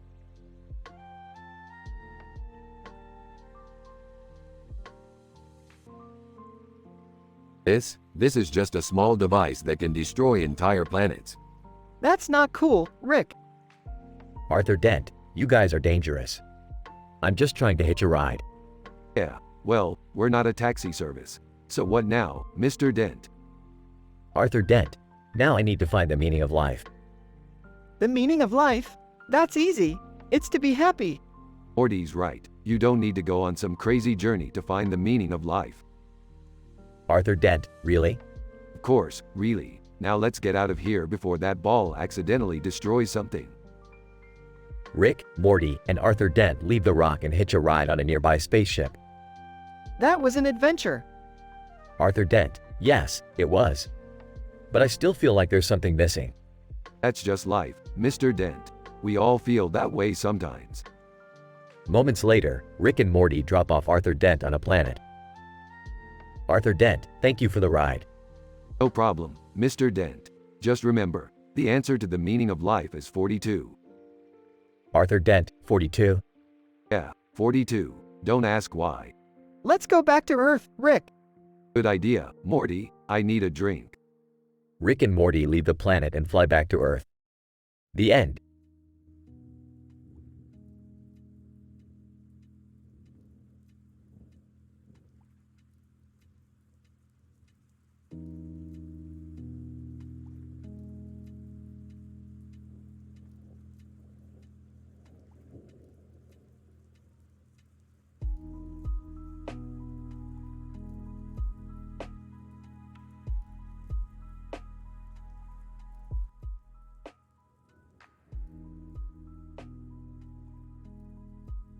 Hey Morty, check out this weird poster. What is it? Looks like a bunch of men in suits with bow and arrows. That's strange. What's with the star in the background? I don't know, Morty, but it's weirdly intriguing. Suddenly, the poster came to life and one of the men started talking. Bowman, welcome to the annual corporate retreat, where we harness the power of the stars to guide our business decisions. Rhett and Link appeared next to the poster, looking confused. Rhett, what's going on here? Bowman, you two have been specially selected to participate in our team building exercise. Link, we don't really do team building exercises. Rick rolled his eyes. Just go along with it, Morty. The group was led into a dark room where a holographic projection appeared. Projection, your task is to retrieve the star from the enemy's fortress. This seems a bit intense. Yeah, like something out of a Hunger Games ripoff. The group was split into two teams, with Rhett and Link on opposing sides. As the game commenced, tensions rose and alliances were formed. Bowman, remember, the star is the key to our success. But as the teams fought to retrieve the star, they realized that it was all a facade. It was just a marketing ploy. Rhett, this isn't team building, it's just a gimmick. Let's get out of here, Morty. This corporate bullshit is exhausting. The group left the strange retreat, feeling both amused and slightly violated by the experience.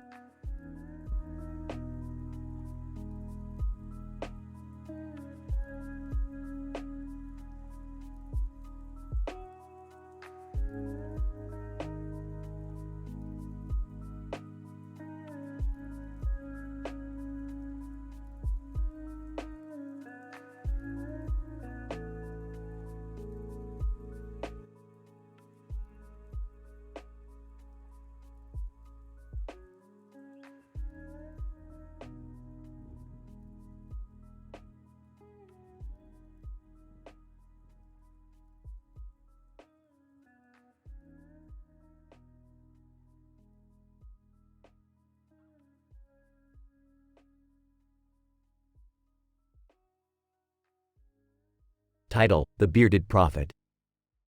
Synopsis: An enigmatic man with a poster of a bearded sage catches Rick and Morty's attention, leading them on a wild adventure of corporate intrigue and spiritual awakening. Scene 1. What's with the poster, Morty? Is this some kind of new age nonsense? I don't know, Rick. Maybe he's a famous philosopher or something. Scene 2. The man in the suit and tie introduces himself as Harold, a corporate executive who is seeking guidance from the bearded prophet on the poster. Harold, I've hit a wall in my career, and I need some inspiration to take my company to the next level. Scene 3. Rick and Morty accompany Harold to a remote monastery, where they meet the bearded prophet himself, played by Joaquin Phoenix. Prophet, welcome, my children. I sense a great disturbance in your souls. What troubles you? Scene 4. Oh, we're just here with Harold. He's looking for some inspiration, I guess. Prophet, yes. The material world can be a cruel and unforgiving place. But fear not, for I have a message of hope and renewal. Scene 5. Harold is initially skeptical, but the prophet's words resonate with him on a deep level. Harold, I've been so focused on profits and growth that I've lost sight of what really matters. Your teachings have opened my eyes, prophet. Scene 6. Rick, meanwhile, is growing increasingly frustrated with the whole situation. This is all a bunch of hippy-dippy nonsense. Let's get out of here, Morty. Scene 7. But just as they're about to leave, a group of armed thugs storm the monastery, revealing that Harold's company is involved in some shady business deals. Thug, you shouldn't have come here, Harold. We have orders to eliminate anyone who gets in our way. Scene 8. A chaotic fight ensues, with the prophet and his followers using their martial arts skills to fend off the attackers while Rick and Morty rely on their sci-fi gadgets. Scene 9. In the aftermath, Harold realizes the error of his ways and decides to leave the corporate world behind, dedicating himself instead to spreading the prophet's teachings. Harold, I don't need the money or the power anymore.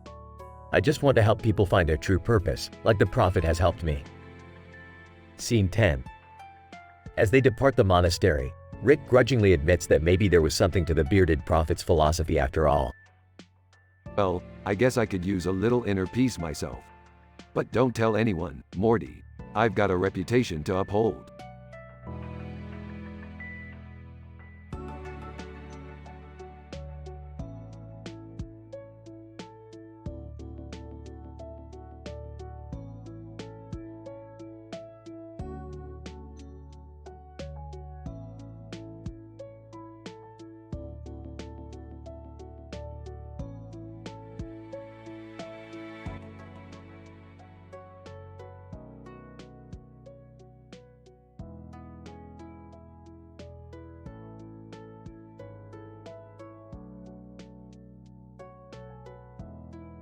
Morty, I found a lead on a new adventure. Do you remember those leather-clad weirdos we saw at the interdimensional zoo last week? Oh, vaguely. Why? Well, I've been doing some digging and it turns out they might actually be dangerous criminals. This photo I found shows one of them staring off into the distance with a serious expression like he's planning something big. Oh man, that sounds intense. What are we gonna do? We're gonna have to track them down and find out what their deal is. But we can't do it alone. We're gonna need some backup. Cut to a scene of Rick and Morty recruiting Summer, who's wearing a leather jacket and sunglasses. This better not be some kind of joke. I don't want to get involved with any dangerous people. Don't worry, Summer. We've got this handled. Cut to a montage of the trio cruising around in a hovercar, searching for the leather-clad criminals. Wait, I think I see them. Over there, by that abandoned warehouse. Oh no, they're getting away. The trio chases after the criminals on foot and end up getting into a dramatic shootout. This is bad, Morty. We're outnumbered and outgunned. We have to keep fighting, Rick. We can't let them win. After a tense few moments, Rick and his crew manage to take down the criminals and retrieve a mysterious package they were carrying. What do you think was in there? I have no idea, Morty. But one thing's for sure. We definitely earned our leather jackets today. Rolls her eyes. You guys are such dorks. The episode ends with a trio driving off into the sunset, wearing matching leather jackets and sunglasses, feeling like total badasses.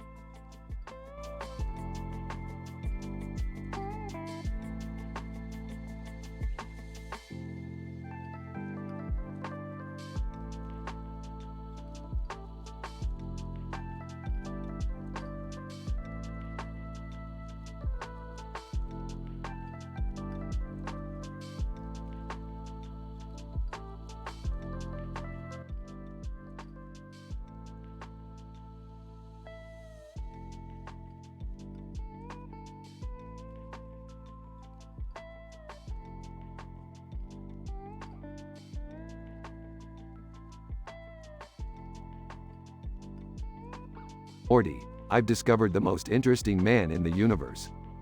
Oh man, not another one of your crazy ideas, Rick. No, Morty, I'm serious. This guy has a beard, a lightsaber, and he wears a suit and tie. Sarcastically, wow, sounds like a real catch. Ignoring Morty's comment, but there's more. He's also the most interesting man in the world. Still not impressed. Is that supposed to mean something? Of course it does, Morty. This guy has done it all. He's traveled to every corner of the galaxy, fought off monsters and saved countless lives. So what do we do with him? We capture him, Morty. We'll bring him back to our universe and make him the star of his own show. Oh, I don't know, Rick. This sounds like it could get dangerous. Nonsense, Morty. We'll just transport him back to our lab and everything will be fine.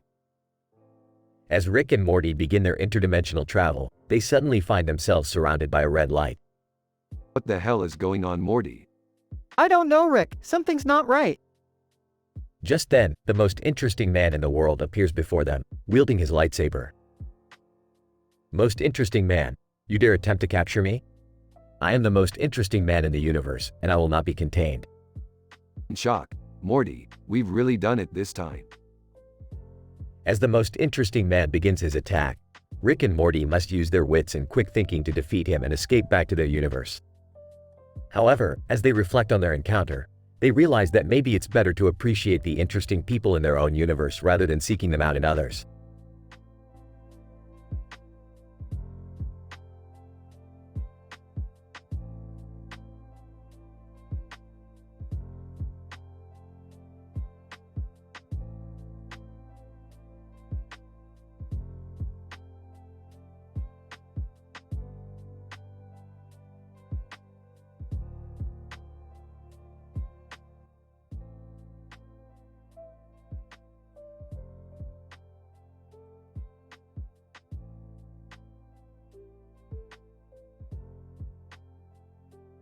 Morty, Beth, Summer, gather around.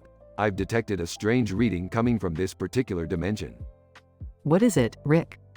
It appears to be a being with a giant green eye and long eyelashes, surrounded by a black circle and a red spot in the center. That sounds creepy. Shudders. Yeah, we should probably avoid that one.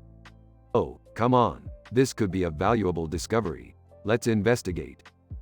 Beth, Morty, and Summer reluctantly follow Rick into the portal.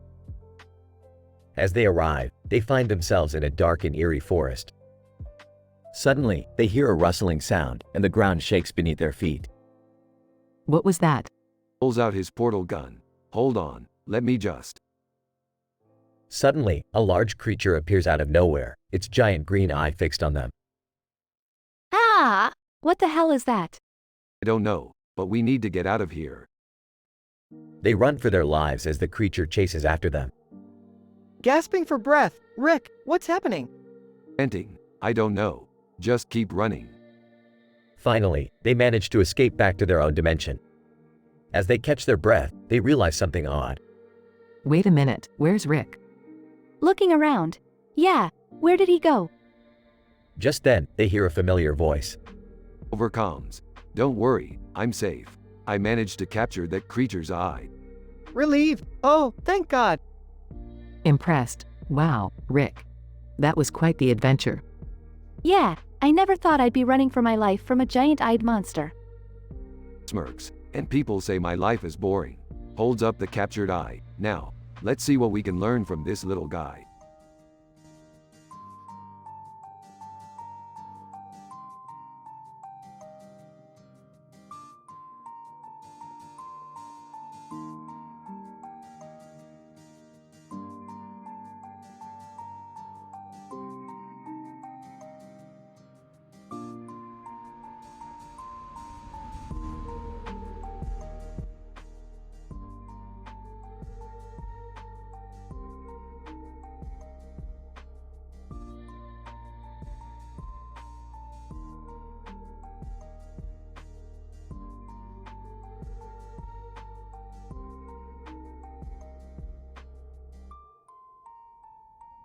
Title: The Case of the Cursed Pizza. The episode starts with Rick, Morty, and Beth sitting in their living room, bored and hungry. Suddenly, Rick gets an idea and opens a portal to Papa John's. Let's order some food from Papa John's. I'm craving some pizza. But we just have Chinese food yesterday, Rick. I can't argue with that. Let's order some pizza. They order a large pepperoni pizza and cheesy breadsticks.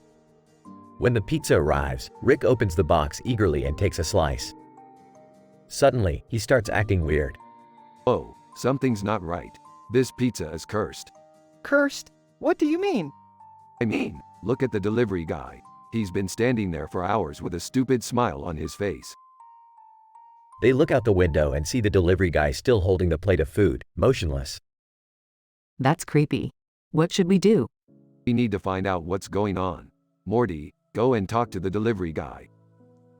Morty goes out to talk to the man, who introduces himself as Papa John. John tells Morty that the pizza is cursed, and whoever eats it becomes trapped in a time loop. John, I've been delivering this pizza to different dimensions for centuries.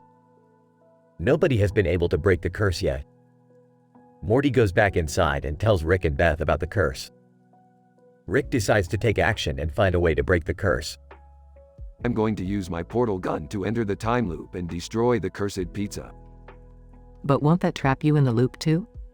No problem. I've done this before. Just keep an eye on me, Morty. Rick enters the loop and struggles to find the cursed pizza. He encounters different versions of himself, all stuck in the loop. Finally, he finds the pizza and destroys it. Rick returns to the living room, victorious. Well, that was easy. Pizza's gone. Curse is gone. Let's order something else. Wow, that was impressive, Rick. How did you do it? It's all about brains, Morty, and a little bit of magic. Now, who's up for some tacos? The episode ends with the family enjoying their tacos and laughing at Rick's jokes. Overall, the episode features a mix of humor, suspense, and action, as the characters navigate their way through a time loop and break a powerful curse. The pizza delivery and Papa John's references add a touch of real-world humor to the storyline.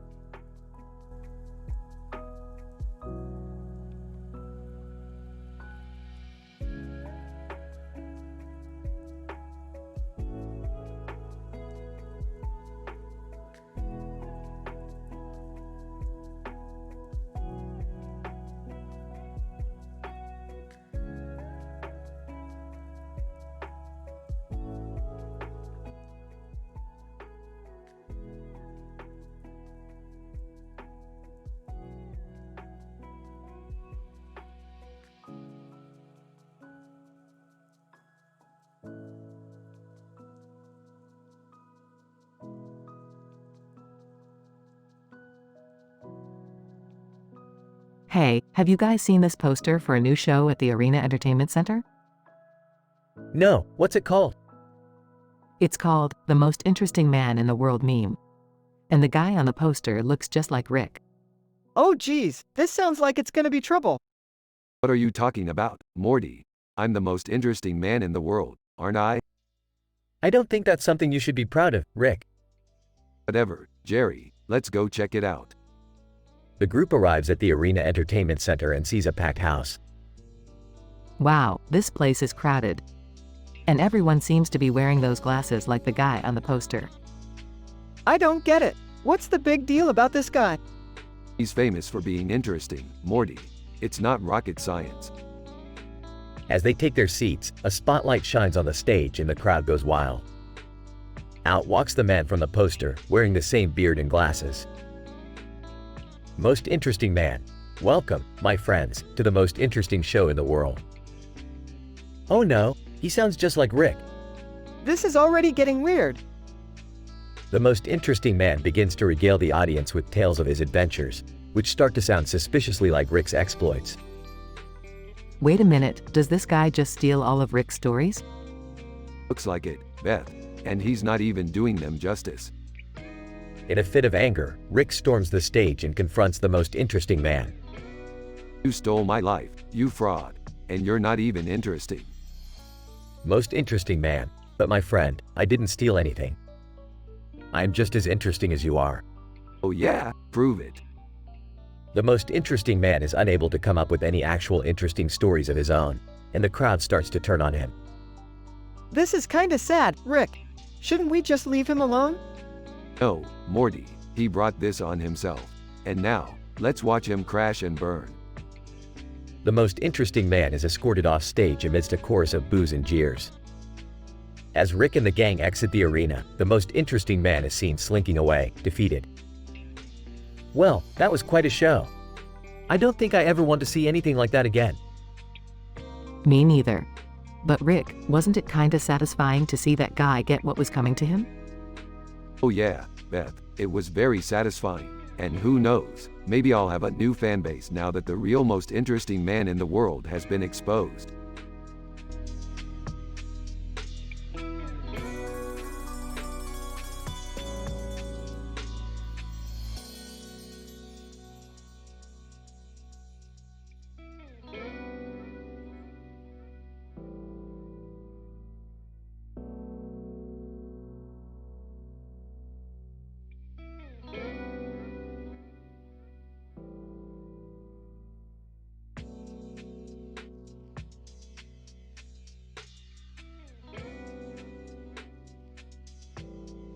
Looking at the poster.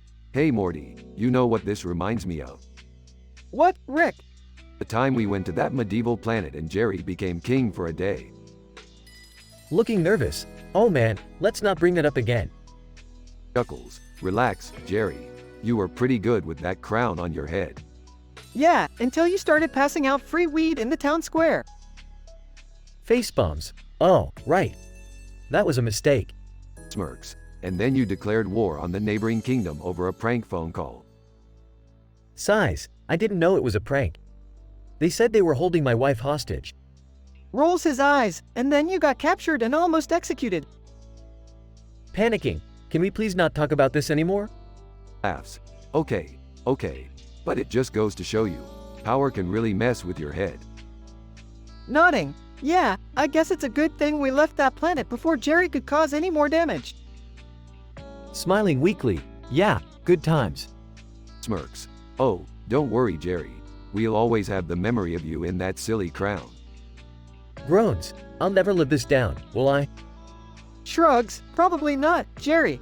But hey, at least you didn't accidentally destroy the planet this time. Looks at camera, yet. End scene.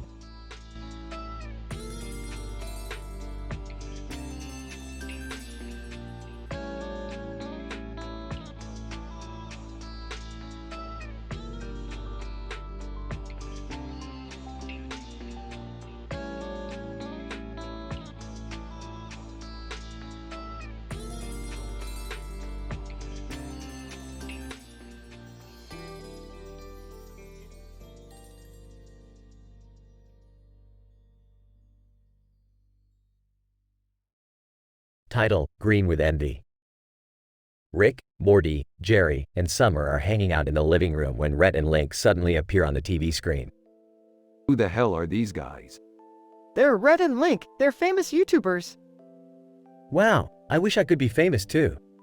Don't worry, Dad. You're famous in our hearts. Rhett and Link begin discussing their latest video, which involves them wearing green shirts and sweaters. Rhett: we wanted to show our fans that green is the new black. Link: and it's also the color of envy. Envy? Why would anyone be envious of green? Because it's also the color of money, you moron. Yeah, Dad. Maybe you should start wearing green if you want to be rich and famous. Jerry begins to feel insecure and jealous and decides to dye his hair and buy a green outfit to impress his family. What do you think? Do I look cool? You look like an oversized leprechaun. Yeah, Jerry, you're not fooling anyone. Just be happy with who you are. As Jerry sulks in embarrassment, Rhett and Link suddenly disappear from the TV screen. What happened? Did they finish their video? No, they probably saw Jerry's green outfit and ran away in terror.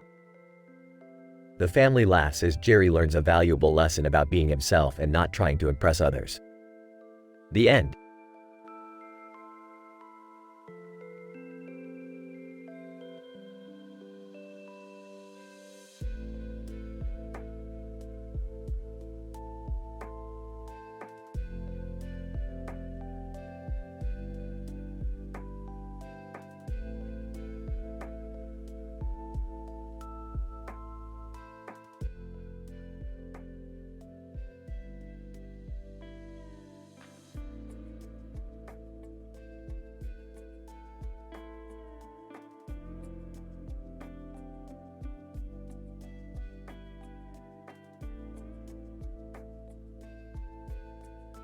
Morty, I've got a hot tip on an intergalactic train heist.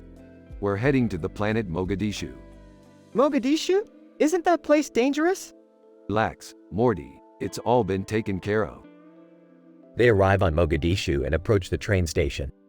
Alright, Morty, I need you to keep watch while I work my magic. Nervously. Okay. Rick sneaks onto the train and begins scheming with the man in the hat. Man, you're sure you can get away with this? Smirking. Please, I've done this 1,000 times. Just give me the goods and I'll make sure you get your cut. Meanwhile, Morty is distracted by a group of locals speaking Arabic. Hey, excuse me.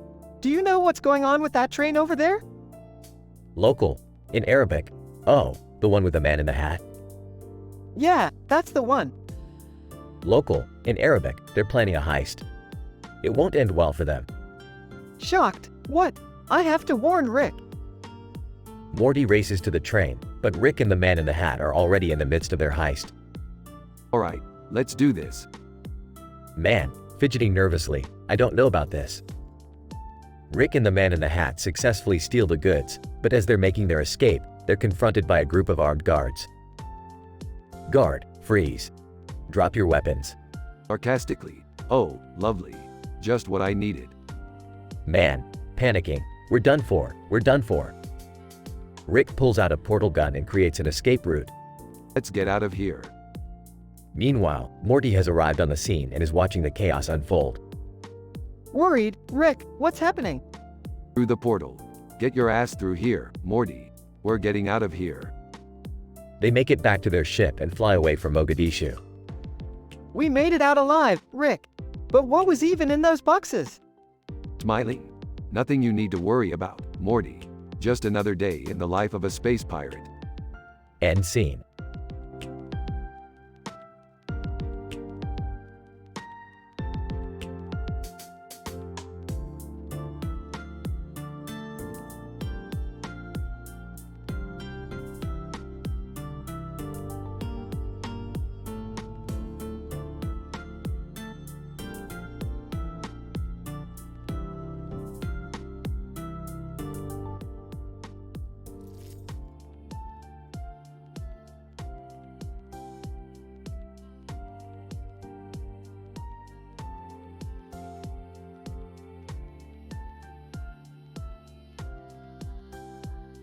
Title, Anime Apocalypse. Morty, Jerry, we have a problem.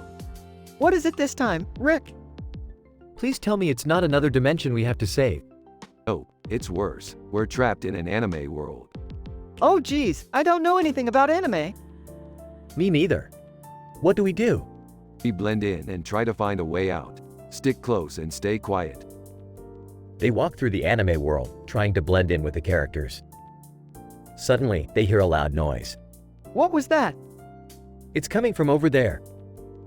They run towards the noise and see a group of anime characters standing together. Looks like they're planning something. What do we do? I don't know. Should we try to talk to them? No, that's too risky. We have to find a way out of here before it's too late. Suddenly, the group of anime characters turn around and see Rick, Morty, and Jerry. Anime Character 1. Hey. Who are you guys? We're just passing through. Don't mind us. Anime Character 2. They don't look like they belong here.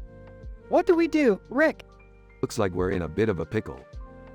Aren't we always? As the anime characters approach, the sky turns dark and a portal appears. Quick, let's get out of here. They jump into the portal and find themselves back in their own world. Wow, that was crazy. I don't think I'm cut out for the anime world.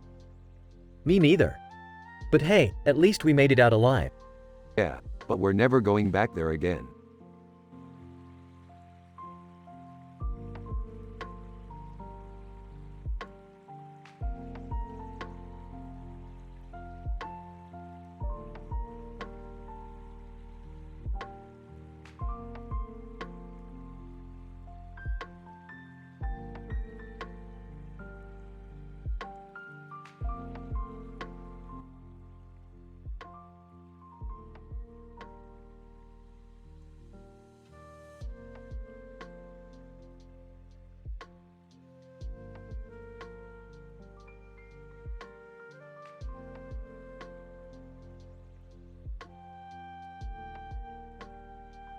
Title: The Queen and the Bird.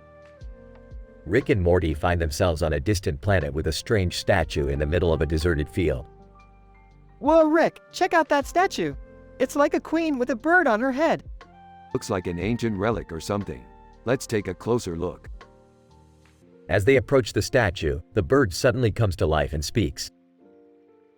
Bird: Greetings, travelers. I am the messenger of the Queen. She has a message for you. What kind of message? Bird: The Queen bids you to come to her castle, for she has a quest for you. A quest? Cool, let's do it. They follow the bird to the castle, where they meet the Queen herself. Queen: Welcome, travelers. I have a problem that only you can solve. A group of rebels have stolen my crown, and I need it back. Why don't you just send your army to get it back? Queen: Because the rebels have a powerful weapon that can only be destroyed from the inside. That's where you come in. I need you to infiltrate their stronghold and destroy the weapon. Wow, that sounds dangerous. Queen: I will reward you handsomely, of course. But be warned, the rebels are not to be taken lightly. Rick and Morty set out on their mission, and after a series of mishaps and close calls, they finally make it to the stronghold. Okay, Morty, we have to find that weapon and destroy it. But how do we do that? Just then, they hear a voice from behind them. Rebel leader, you won't be doing anything to our weapon. Oh boy, here we go. A battle ensues, and just when it seems like all is lost, the bird swoops in and saves the day. Bird: I told you they were the right ones for the job. Now let's destroy that weapon. With the weapon destroyed, Rick and Morty return to the castle, where the Queen happily rewards them. Queen: You have done a great service for my kingdom. You shall forever be remembered as heroes. Thanks, Your Highness, but can we get some Whataburger now? We're starving. Queen: I'm afraid I don't know what that is. But I'm sure we can find you something to eat. And so, Rick and Morty continue on their adventures, grateful for the strange and unpredictable universe they inhabit.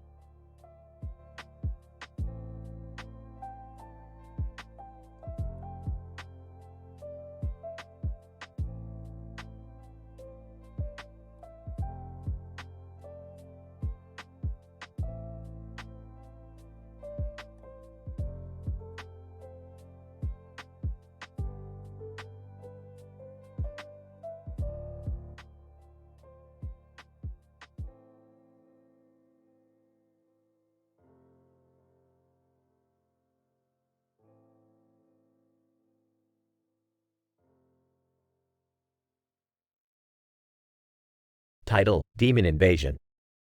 Opening scene: Rick, Morty, Jerry, and Summer are all sitting in the living room, watching TV, when a breaking news alert comes on. News anchor: We interrupt this program to bring you breaking news. Reports are coming in of a demonic invasion near Javanese. The creatures are led by a demonic-looking man with green eyes and a horned head, wielding a sword. Well, isn't that just great? Looks like we're in for another adventure, kids. Oh geez, Rick, couldn't we just stay here and watch TV? I don't know if I'm ready for another one of Rick's crazy schemes. Come on, guys, we can handle this. Let's go kick some demonic butt. The group heads to Javanese, where they find the demonic man and his minions wreaking havoc on the city. Alright, let's do this. Morty, Jerry, you guys handle the smaller demons. Summer, you're with me. We're taking on the big guy. As they approach the demonic man, Rick and Summer quickly realize that their weapons have no effect on him. Oh, this could be a problem. Demon, you cannot defeat me, humans. I am too powerful for you. What are we going to do, Rick? He's invincible. We need to think of something fast. Wait a minute, I think I have an idea. Rick pulls out a flask from his pocket and takes a swig. Alright, demon, you may be invincible, but are you immune to alcohol? Rick throws the flask at the demon, hitting him in the face. The demon stumbles back, clearly affected by the alcohol. Demon, what have you done to me? This is not possible. Quick, while he's weak. Let's take him down. Rick and Summer attack the demon, finally defeating him with a combination of weapons and brute force. Wow, you guys did it! You saved the day!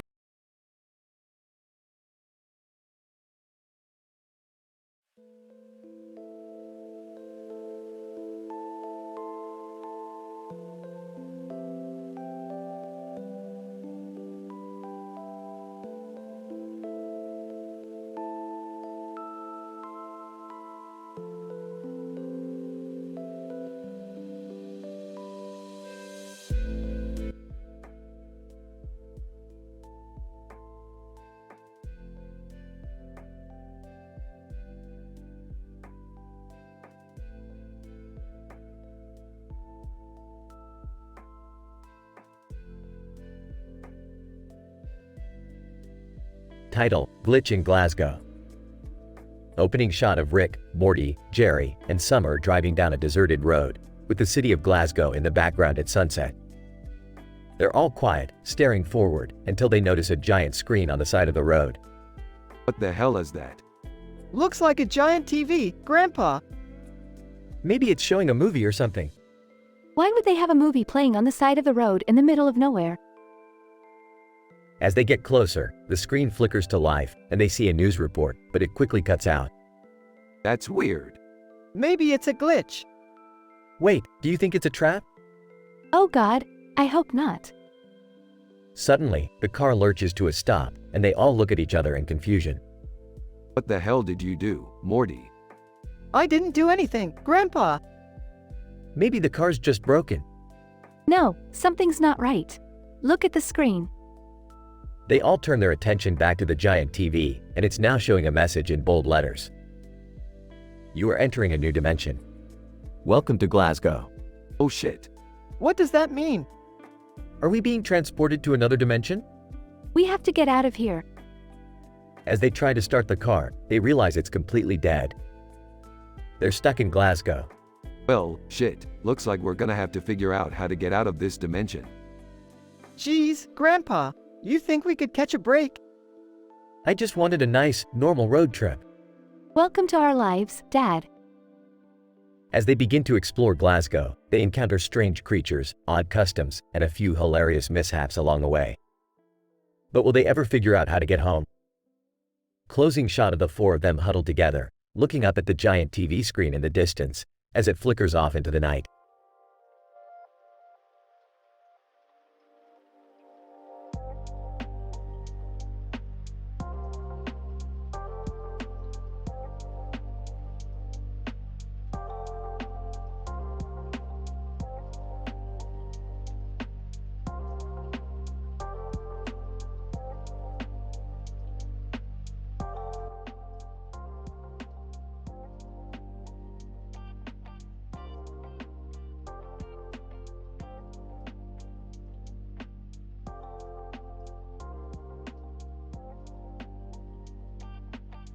Morty, Summer, come here quick. We've got a situation. What's going on, Rick? Yeah, what's with the old guy in the red tie? That's Max Planck. He's a famous physicist and we're about to have some serious time traveling fun. Oh boy, here we go again. But why Max Planck? What's so special about him? Well, you see, Max here came up with the theory of quantum mechanics. And we're going to use his equations to jump between different dimensions. I don't know, Rick. That sounds pretty dangerous. Yeah, we could mess up the whole multiverse. Relax, kids. I've done this a million times. What could possibly go wrong? After a few jumps, Rick, something's not right. Yeah, we keep ending up in these weird alternate realities. Oh boy, we might have messed up big time. What do we do now? Simple. We just find the universe where everything is perfect and stay there forever. That sounds too good to be true. Trust me, it's out there somewhere. they find a perfect universe. Wow, this place is amazing. Everyone's happy and nothing bad ever happens. Rick, how did you find this place? Easy. I just hacked into the universal mainframe and programmed it to lead us here. Wait, you hacked the universe? Rick, this is insane. We can't just mess with reality like this. Relax, kids. It's not like we caused any harm. We're just experiencing a little bit of paradise. But what happens when we leave? What happens to all those people? Don't worry about it, Morty. They'll be just fine without us. The episode ends with Rick, Morty, and Summer leaving the perfect universe, while the inhabitants wave goodbye to them.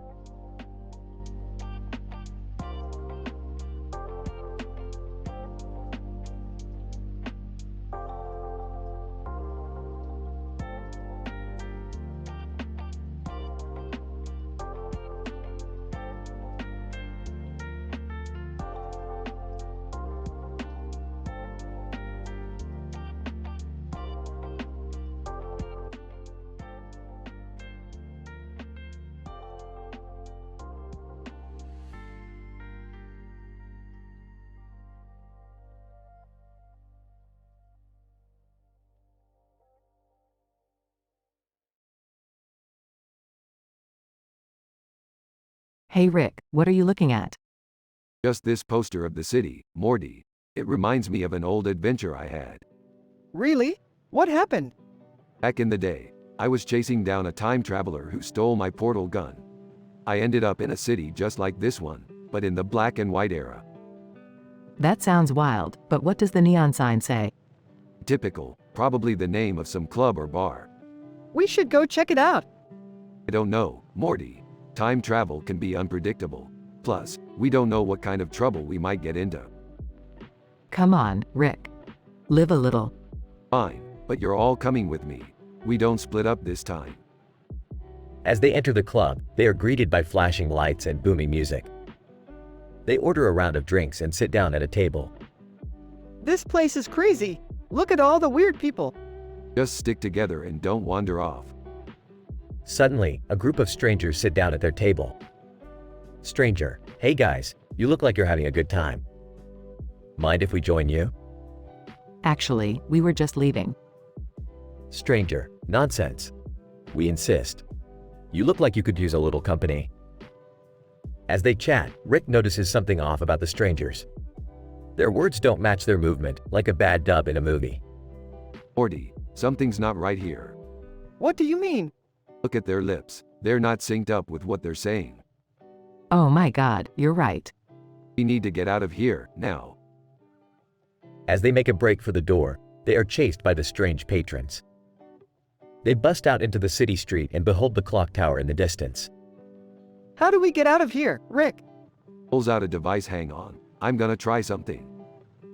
Suddenly, a portal opens up and they jump through just as the strangers catch up to them. They emerge back in their own timeline. That was insane. What was going on back there? I guess, some kind of simulation or illusion. I've seen this kind of thing before. But why go through all that trouble? Who knows, Morty? Some people just like messing with others. Well, I'm just glad we're okay. Me too. Now, let's get out of here. I think I need a drink after that.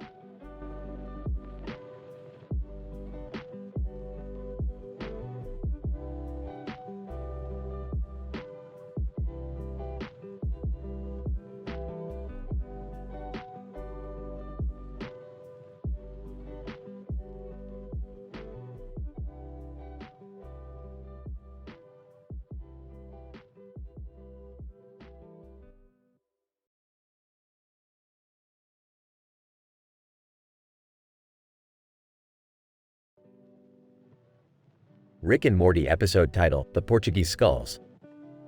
The episode starts with Rick and Morty exploring a planet when they stumble upon a pair of oddly colorful skulls. Whoa, Rick, these skulls are kind of freaky looking.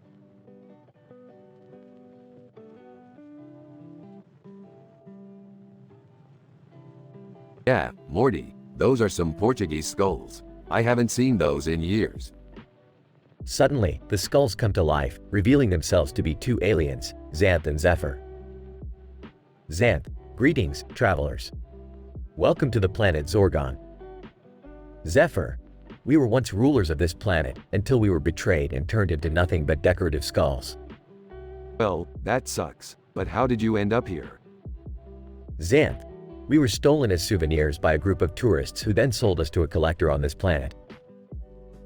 Zephyr, we've been trapped in this exhibit for years, forced to watch as humans gawk at us and take selfies. Geez, that's messed up. Rick decides to help the skulls escape and takes them on a wild adventure through the galaxy, evading alien collectors and fighting off space pirates. Xanth, thank you for saving us, Rick. We are forever in your debt. Zephyr, indeed, we shall repay you with anything you desire. How about a never-ending supply of Szechuan sauce? The episode ends with Rick and Morty enjoying their Szechuan sauce, while Xanth and Zephyr make their way back to their planet to reclaim their throne. You know, Rick, I never thought I'd be friends with a pair of Portuguese skulls. That's the beauty of the multiverse, Morty. Anything is possible. And with that, the episode concludes with Rick and Morty heading off on their next adventure.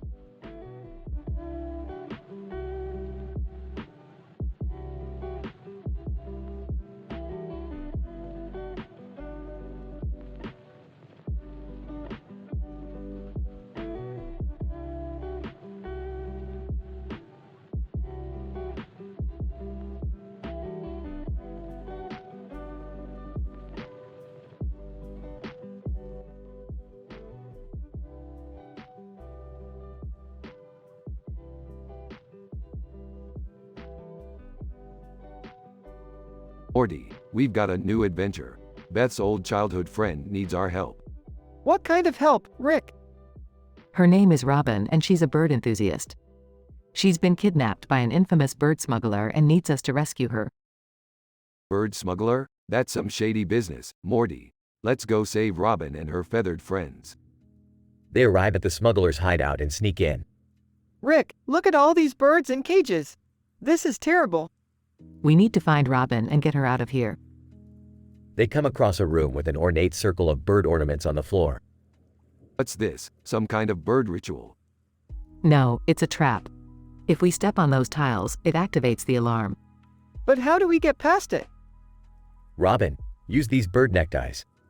They're the key to breaking the spell. As they put on the neckties, the birds around Robin's neck come to life and help them cross the ornate circle. I guess you could say we've got some bird friends now, Morty. Ha, good one, Rick. They rescue Robin and all the birds. Thank you for helping me rescue my friend, guys. This was truly amazing. No problem, Beth. It was all in a day's work. Yeah, and we made some new bird friends too. The birds chirp and fly around them as they make their exit.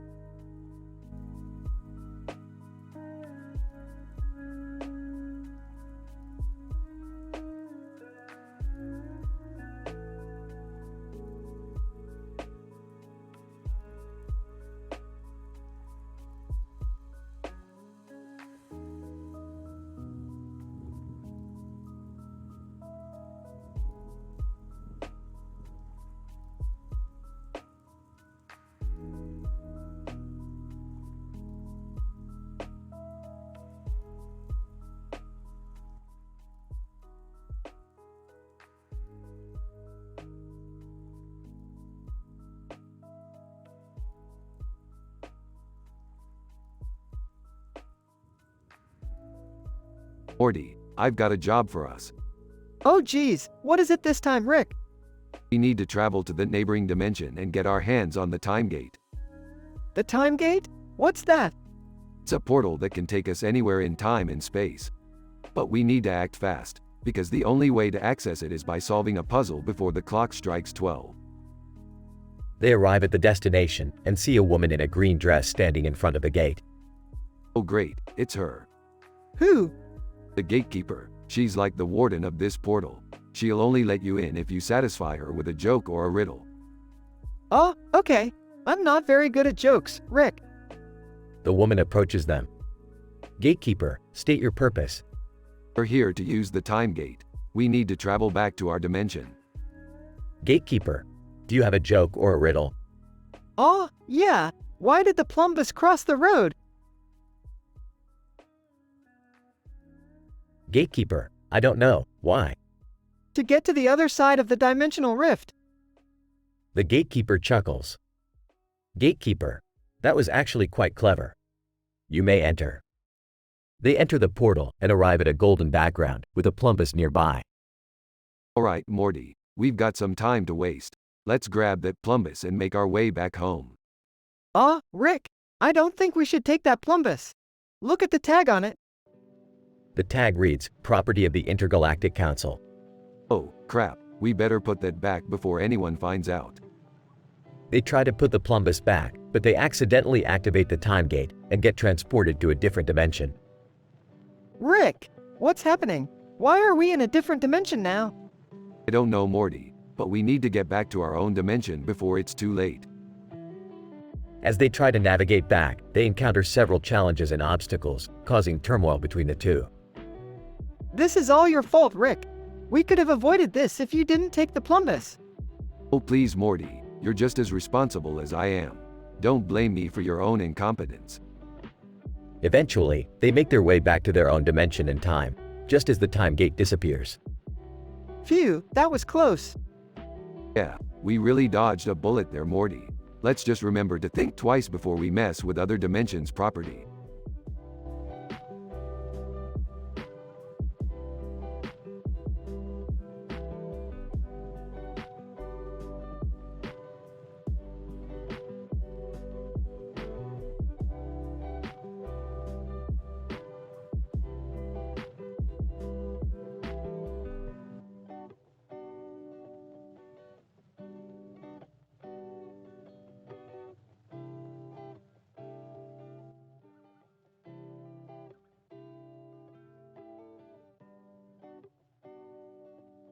Morty, I've detected a strange energy reading coming from that Borg cube in the distance. Aw, Rick, I don't know about messing with those Star Trek guys. They seem pretty serious. Nonsense, Morty, we'll just pop in, take what we need, and get out before anyone knows we were there. As they approach the Borg cube, they are greeted by the woman in the green shirt. Green shirt woman, I am Captain Janeway of the Federation Starship Voyager. Who are you? I'm Rick, and this is my grandson Morty. We're just here to grab some supplies and be on our way. Janeway, I'm afraid I can't allow that. The Borg are a dangerous enemy, and I can't risk them getting their hands on Federation technology. Oh geez, Rick, this isn't good. Maybe we should just leave? Not a chance, Morty. We need those supplies. Time to get creative. Rick whips out his portal gun and opens a rift to another dimension, causing a distraction that allows them to slip past Janeway and grab what they need. As they make their escape, Janeway opens fire on their ship, causing a dramatic fight scene in space. Rick, we're taking heavy damage. We're not gonna make it. Hold on, Morty. I've got one more trick up my sleeve. Rick activates a device that sucks in all of the Federation's weapons and technology, leaving them stranded and powerless. Green shirt woman, what have you done? Just a little reverse engineering. Now, let's get out of here before the Borg show up. As they blast off into space, Morty looks back at the planet they just left. Rick, do you think they'll be okay? Who cares, Morty? We've got what we came for. That's all that matters. The ship disappears into the cosmos as the Star Trek logo fades to black.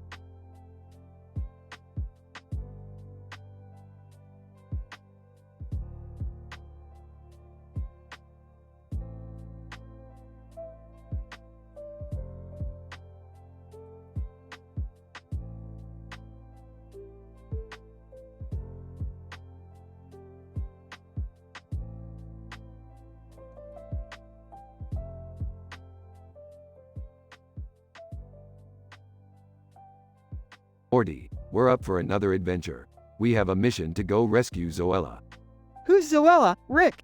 The one with the long hair and a blue jacket with red eyes holding a red eyeball, Morty. Pay attention. I'll come with you guys. I can't let you two go on a mission without me. It's dangerous. I want to come too. Zoella is my favorite influencer. Plus, she owes me a shout out. As they arrive at the location, they found Zoella in a room surrounded by portals. Zoella, you guys came to save me.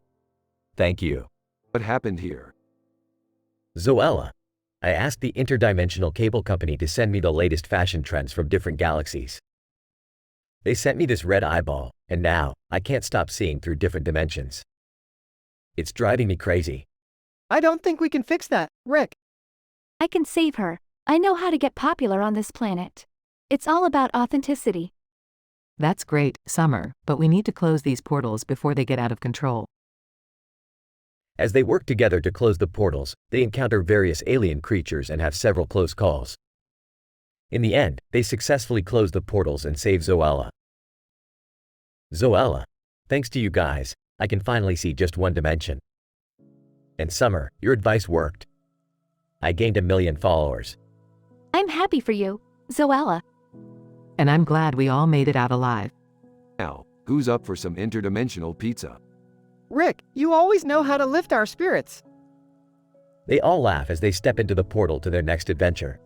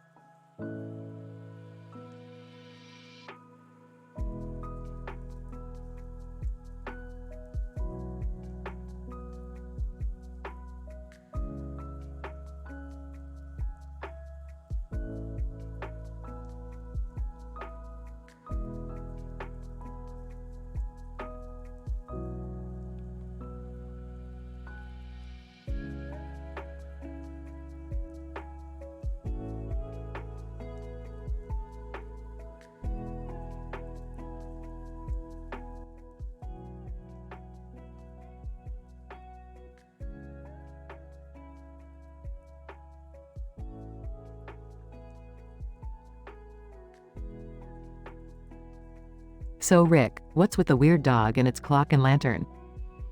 Ah, that's just Dino, my latest experiment. I've been trying to teach him time travel, but he keeps getting distracted by squirrels. But why does he need a lantern? Well, he's been traveling to different time periods and some of them don't have electricity, duh. That seems kinda dangerous. What if he messes up the timeline? Yeah, Rick, we don't need any more alternate universes where Hitler won the war. Relax, Jerry. Dino is a highly trained dog. He won't mess things up. Suddenly, the clock starts flashing and Dino disappears in a bright light. Rick, what the hell just happened? I don't know. The time travel device must have malfunctioned. We need to find Dino before he causes any damage. The group rushes to the garage where they find Dino sitting on the roof with a clock and lantern. Dino, woof woof, guys. You won't believe what I saw. I went to the future and there were flying cars and robot butlers and… Okay, we get it. Just get back down here before you cause a paradox. As Dino jumps down from the roof, the clock suddenly starts ticking backwards. Oh no, is that bad? Very bad, Morty. We need to stop that clock before it erases all of existence. The group frantically searches for a solution while the clock continues to tick backwards. I can't believe I'm saying this, but we need to ask Rick's enemy, the Time Wizard, for help. Are you crazy? That guy wants to destroy the universe. But we don't have any other options. Rick reluctantly agrees and they travel to the Time Wizard's lair. Time Wizard. Ah, Rick Sanchez. What brings you to my humble abode? Listen, we need your help. The timeline is collapsing and we don't know what to do. Time Wizard. Sounds like a serious problem. I'll help you on one condition. You must give me your time travel technology. Deal. Just fix the damn timeline. The Time Wizard uses his magic to stop the clock and restore the timeline. Well, that was a close one. I'm just glad Dino didn't cause any permanent damage. Dino, woof woof, guys. Can we go time traveling again? That was so cool. The group looks at each other and sighs. I guess we never learn our lesson, do we? The episode ends with the group walking away while Dino chases after a squirrel, still wearing the time travel device.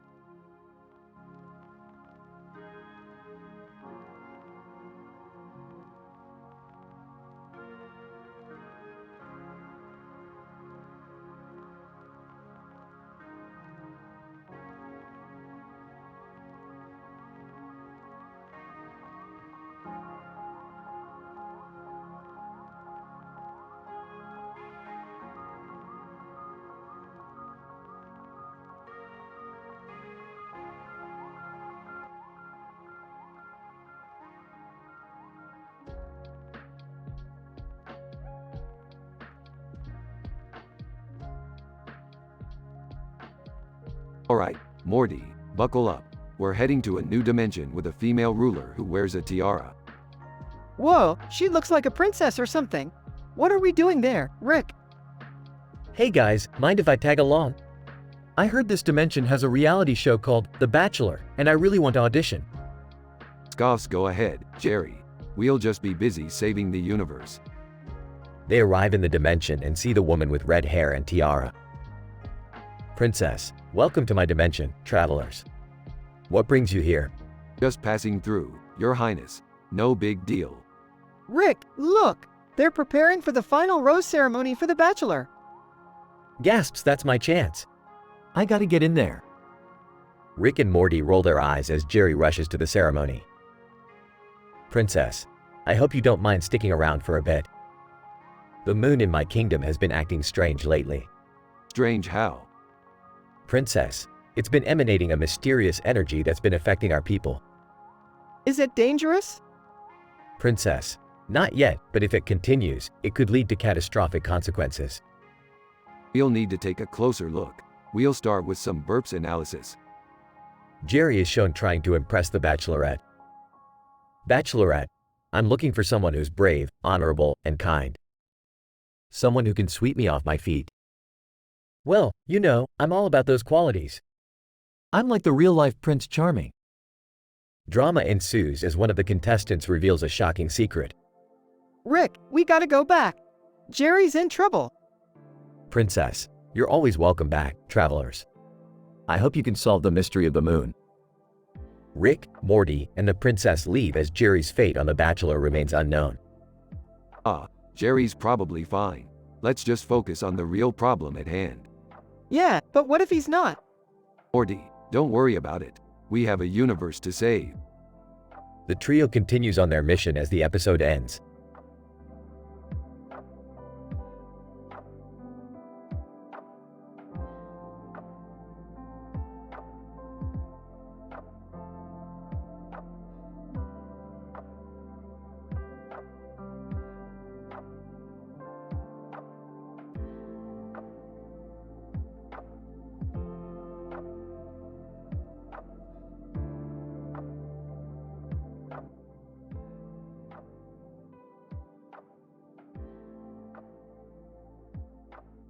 Hey Morty, let's go check out that red box over there. Oh, okay, Rick. But why? Don't question my genius, Morty. As they approach the red box, they see a woman sitting on the bench next to it. What are you guys doing here? Yeah, I thought you said you were going to take me to the movies. There's something interesting about this box. I can feel it. But there's just a picture of a woman on it. Suddenly, the woman on the box comes to life and starts talking. Overly attached girlfriend meme. Hi guys, I've been waiting for you. What the hell is going on here? Looks like we stumbled upon some kind of interdimensional love triangle. Classic. This is ridiculous. I'm going home. As Beth walks away, the red box starts following her. Rick, what do we do? Just leave it, Morty. It's better if we don't get involved in their crazy love lives. But as they walk away, they can hear the desperate pleas of the overly attached girlfriend. Overly attached girlfriend meme, please come back. I need you. Eventually, the red box disappears into another dimension, leaving the group to ponder what could have been. That was the weirdest thing that's ever happened to me. I just want to forget this ever happened. Oh, Morty, another adventure under our belts. Let's go get some Szechuan sauce. I don't think I want to eat anything right now, Rick.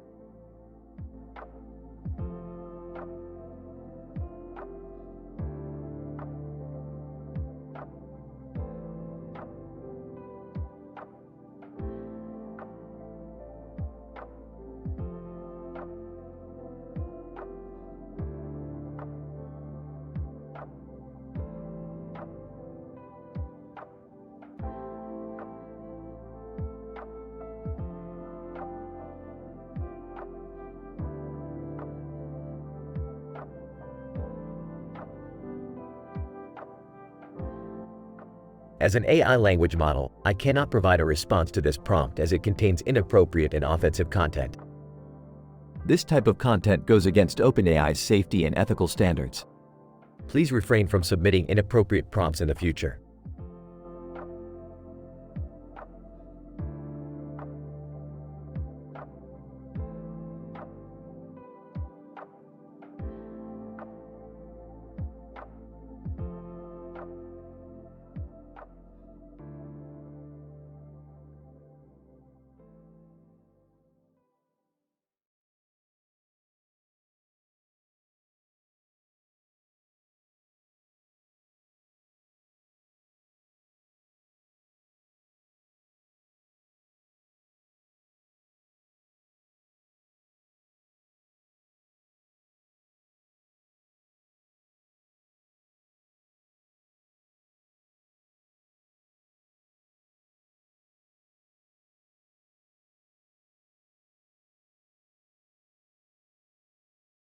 Whoa, what the hell is that thing?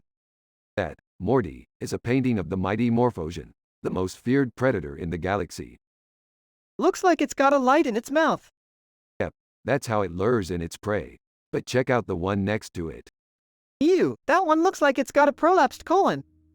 Exactly, Morty. That's the mighty Morphosian after eating some bad space tacos. That's why you always gotta watch what you eat in the galaxy. Oh, okay. But why are we here again? We're here to steal the painting, Morty. It's worth a fortune on the black market. But won't the owner notice it's missing? Not if we replace it with this fake one I made. Rick, you didn't. Relax, Morty. It's a perfect replica. Now let's get out of here before anyone sees us. As Rick and Morty make their escape, they hear a commotion behind them. Turning around, they see the mighty Morphosion bursting out of the painting, its light glowing brightly. Oh, crap. Looks like we messed with the wrong piece of art. What do we do? We run, Morty. We run as fast as we can. As they flee from the angry alien creature, Rick and Morty realize the gravity of their situation. They're in over their heads and have no idea how to defeat the mighty Morphosion. Rick, what are we gonna do? We can't outrun it forever. I know, Morty, but I have a plan. We're gonna use the fake painting to distract it while we make our escape. But won't that just make it angrier? Not if we do it right. Trust me, Morty. Rick and Morty put their plan into action, using the fake painting to lure the mighty Morphosion away from them. They narrowly escape its grasp and make their way back to their ship. Wow, that was crazy. I can't believe we made it out alive. Yeah, well, that's just another day in the life of a Rick and Morty adventure. As they fly off into the cosmos, Rick and Morty reflect on the dangers of the galaxy and the importance of always being one step ahead. It's a lesson they'll never forget, even if they do end up in another tight spot someday.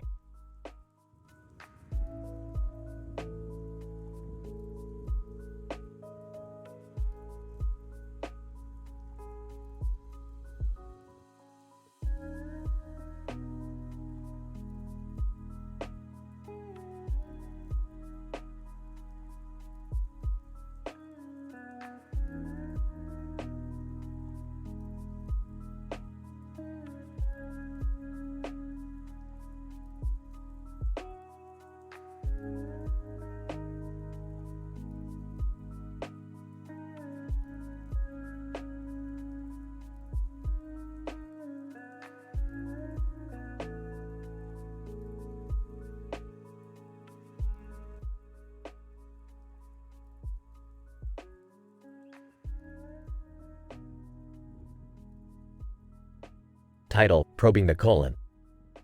The episode opens with Rick, Morty, Jerry, Beth, and Summer all gathered in the living room. They are all brushing their teeth and suddenly notice that they all have toothbrushes in their mouths. What are we? A bunch of toothbrushing zombies. I know, right? It's like we're under some sort of weird toothbrushing spell. Hey, maybe we should all brush each other's teeth. Could be a bonding experience. Or we could massage each other's prolapsed colons. That's always a good time. Everyone stares at Beth in shock. What? Mom, that's disgusting. No, trust me. It's actually really enjoyable. Yeah, once you get past the initial discomfort. Wait, you guys seriously do that? The group proceeds to give each other colon massages while having a long and uncomfortable discussion about the joys of this activity. See, it's like getting a deep tissue massage on your insides. And it's great for your digestion too. This is all kinds of wrong. I don't know, I kind of like it.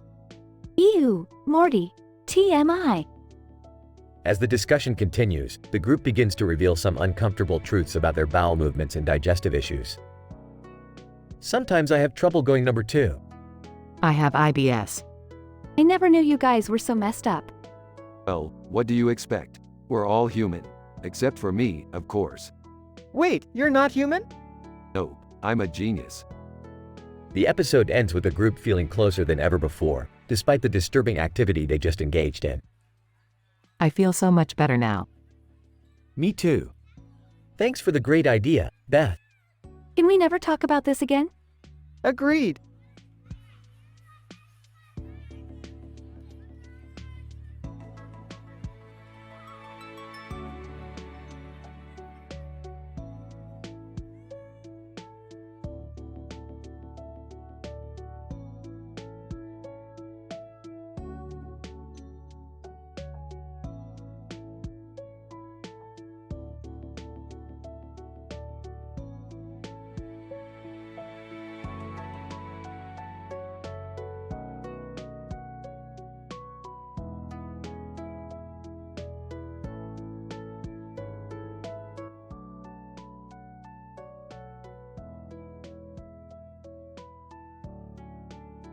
Morty, what the hell did you just do?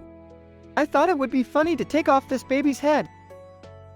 Morty, that's not funny at all. What on earth were you thinking? I kinda think it's cool. Size, Summer. That's not the kind of cool we're going for here. Man with green face and red eyes. Hey, I couldn't help but notice that you guys seem to be into some weird stuff. But I'm into weird stuff too, so I'm all for it. Who are you? Man with green face and red eyes. Just a guy who likes to experiment with different types of mutants. I'm currently working on one with a cat's head and a lizard's tail. Whoa, can we see it? Man with green face and red eyes. Sure thing. They head to the man's lab and see the mutant. This is so cool. I feel like we're in a twisted version of Winnie the Pooh. Man with green face and red eyes. Hey, speaking of which, want to play some soccer with this newborn baby's head? That's disgusting. I'm leaving. I'm in. Me too. They proceed to play soccer with the newborn baby's head, and as they do, they realize just how messed up it all is. Alright, this is enough. I'm taking all of you back home. They return home, shocked and unsure of what just happened. Morty, we're going to have a long talk about what's appropriate and what's not. Sorry, Mom. I don't think I ever want to play soccer again. Well, that was certainly an experience. Let's just let this one go and move on to our next adventure.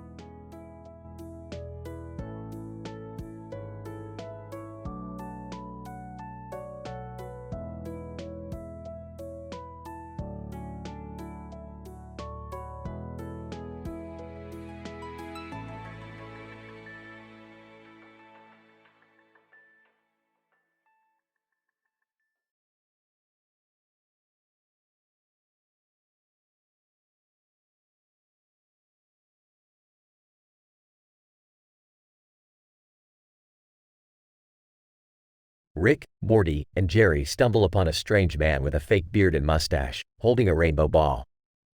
What the hell is this guy supposed to be? Some kind of carnival sideshow? I think it's a disguise, Rick. Maybe he's an international spy? The man suddenly throws the rainbow ball at them, and they all get sucked into a portal. Great. Now we're in some alternate dimension. Thanks, Jerry. Hey, don't blame me for once.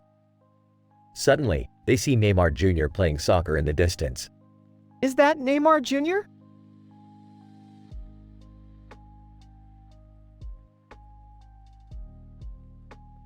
No, Morty, it's his evil twin brother, Neymar Jr.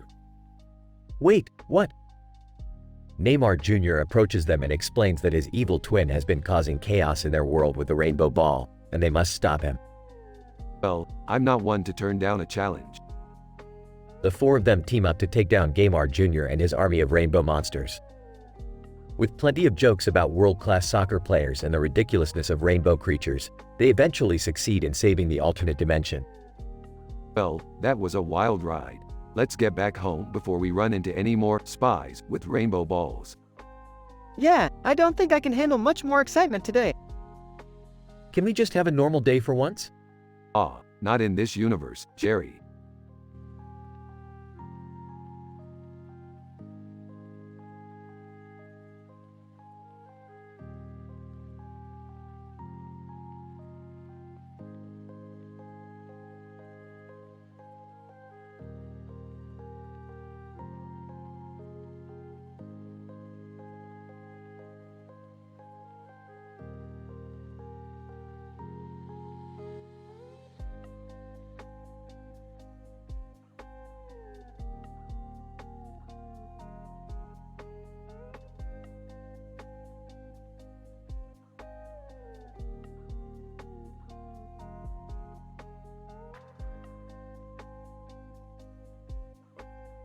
Title: The Wine Connoisseurs.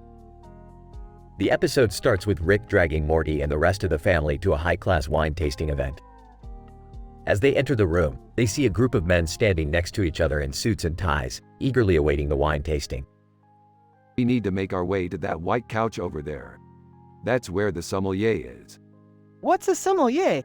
It's a fancy word for a wine expert, Morty. Keep up. As they approach the couch, the sommelier greets them with a friendly smile. Sommelier: welcome, esteemed guests. Please, have a seat. So, what's the deal with this wine tasting? Sommelier. Aw, this is the most exclusive event of the year. Today, we'll be tasting the rarest wines in the world. Only the finest connoisseurs are invited. What makes these wines so special? Sommelier. They're all aged for more than 100 years. Each bottle is worth millions of dollars. Millions? That's chump change. The sommelier pours the first glass of wine, and the family takes a sip. I don't taste anything special. It tastes like wine. Sommelier. Aw, but this is not just any wine. This is a 1900 Chateau Lafite Rothschild. I don't know anything about wine, but it does taste good. This is like something out of a movie. The fancy suits, the fancy wine. I feel like I'm in The Godfather or something.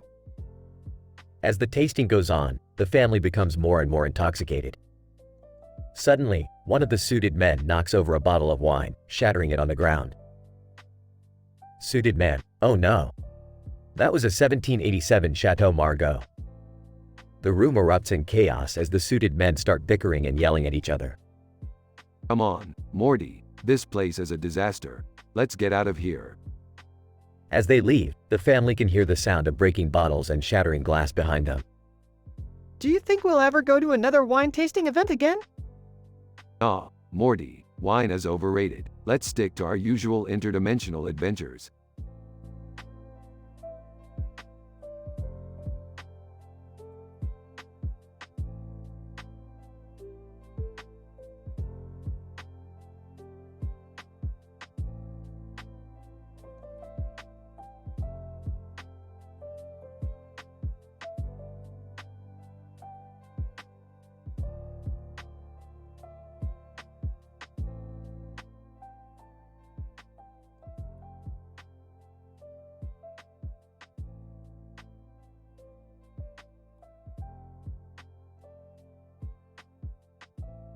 Hey, Rick, check out these two puppies sitting on the couch together. They're so cute. Cute, Morty, they're just animals. Don't get attached. They'll end up pooping and peeing all over your carpet. Actually, I think they're adorable. What kind of dogs are they? The brown and white one is a Beagle mix, and the black one is a Cavalier King Charles Spaniel. Oh great, now Jerry's gone soft on us. Let's get back to work, people. But Rick, don't you think it's nice to have a moment of relaxation and appreciate the simple things in life? Fine. Let's watch the puppies for 5 minutes and then we have to get back to saving the universe or whatever. As they watch the puppies, the Beagle mix starts chewing on the couch cushion. I told you, Morty. Now that's gonna cost you. But Rick, they're just puppies. They don't know any better. Maybe we should take them outside and play with them instead of just sitting here. Yeah, let's go to the park and play fetch with them. Rick reluctantly agrees and they head to the park. While playing, the Cavalier King Charles Spaniel suddenly starts choking on a stick. Rick, we have to help him. Hold on, Morty. I think he's just faking it. But as they get closer, they realize the puppy is really in trouble. We have to do something. I remember learning pet CPR in health class. They all work together to save the choking puppy, and in the end, Rick admits that maybe he was wrong about getting attached to animals. They all head back to the couch with the puppies, now feeling a newfound appreciation for their furry friends. Well, I guess they're not so bad after all, as long as they don't piss on my portal gun. I think it's too late for that, Rick. The episode ends with the puppies cuddled up on the couch, Rick begrudgingly showing a rare moment of tenderness by petting one of them.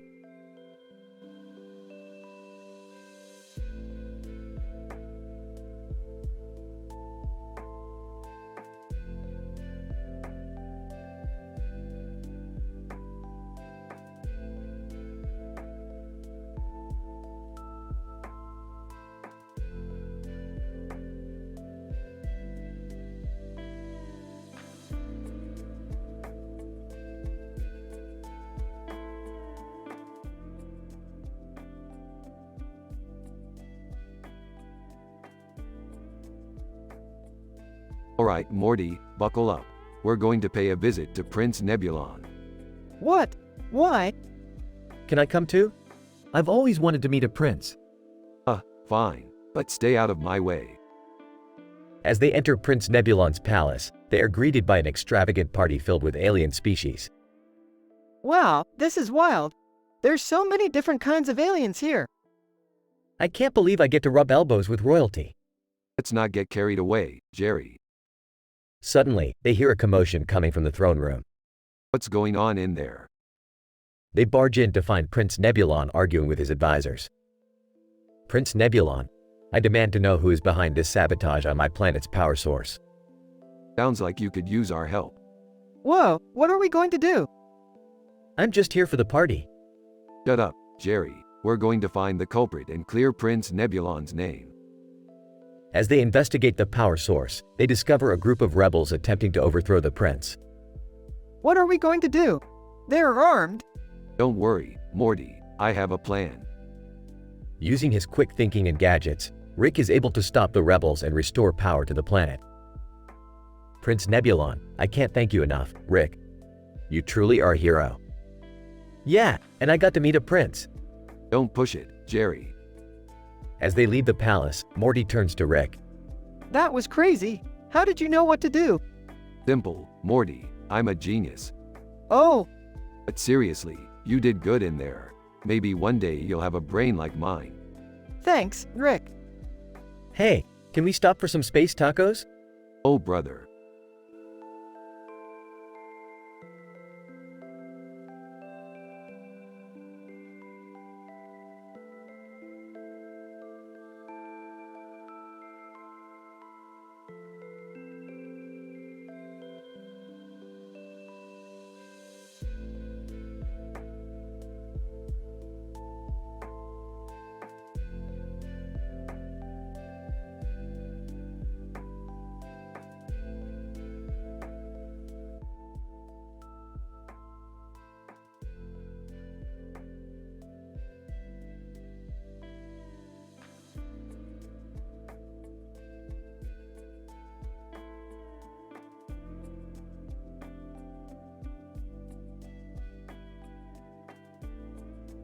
Title, Beard Games. Opening shot of Rick and Morty in the garage, working on a new invention. Rick, what are we working on today? Morty, I'm busy trying to create a new portal gun, but you're welcome to sit here and watch. Morty sits down and starts flipping through TV channels. Suddenly, they both notice Jerry bursts into the garage, holding a picture of himself in a video game character's avatar. Guys, look! I've finally become a virtual character in my favorite game. Check out my avatar. It even has a beard and mustache. Rick looks unimpressed, but Morty seems excited. Wow, Jerry, you finally made something out of your life. That's so cool. Yeah, I know. I even got a gold collar in the game. But the only problem is, I can't win any games, and I need help. Will you guys help me? Beth walks in, carrying a tray of poutine. Did I hear you need help, Jerry? I can help you win the game. I'm pretty good at these things. Jerry looks surprised, but grateful. Thanks, Beth. I knew I could count on you. As they all sit down to eat the poutine, Rick seems contemplative. You know, in my day, we didn't play video games. We just drank and went on wild adventures. But I guess this is the future, huh? Yeah, I don't think I could handle all that adventure stuff. It's kinda scary. Suddenly, the group hears a knock on the garage door. When they open it, they see a shadowy figure standing there, holding a briefcase. Shadowy figure. Hello, Rick. I heard you might be interested in a new invention. Who wants to know? Shadowy figure. Let's just say I have a business proposition for you. Something that could change the world.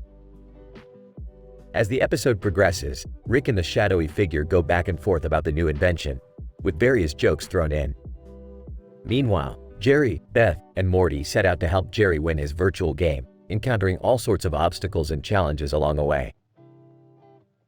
In the end, the group succeeds in their objectives, but not without a few twists and turns. Jerry wins his game, but realizes that it doesn't fulfill him as much as he thought it would. Rick ends up refusing the shadowy figure's proposition, realizing that true adventure can't be found in a lab or a game. And Morty, well, he's just glad to have made it through another day without dying. Closing shot of the group together, eating poutine and laughing. Well, that was certainly an adventure. Yeah, I guess I learned that virtual reality isn't everything. I learned that real life can be pretty scary too. I learned that I still have a few tricks up my sleeve. Speaking of which, Morty, you want to try out my new invention? It involves a lot of alcohol and a little bit of danger. Morty looks worried, but excited. Sure, Rick. What could go wrong? The group laughs as the camera fades out. The end.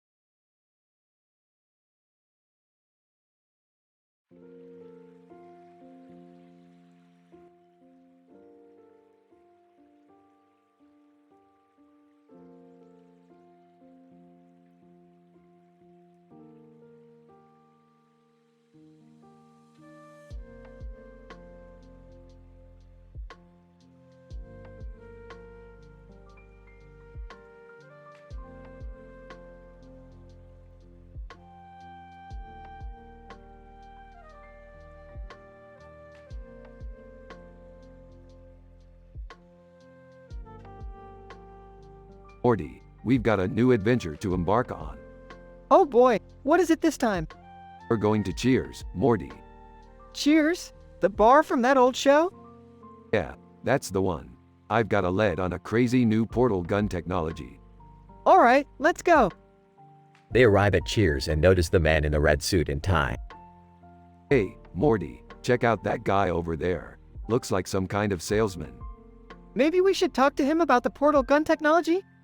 Good idea, Morty. Let's go introduce ourselves. They approach the man in red. Hey there, buddy. What brings you to Cheers?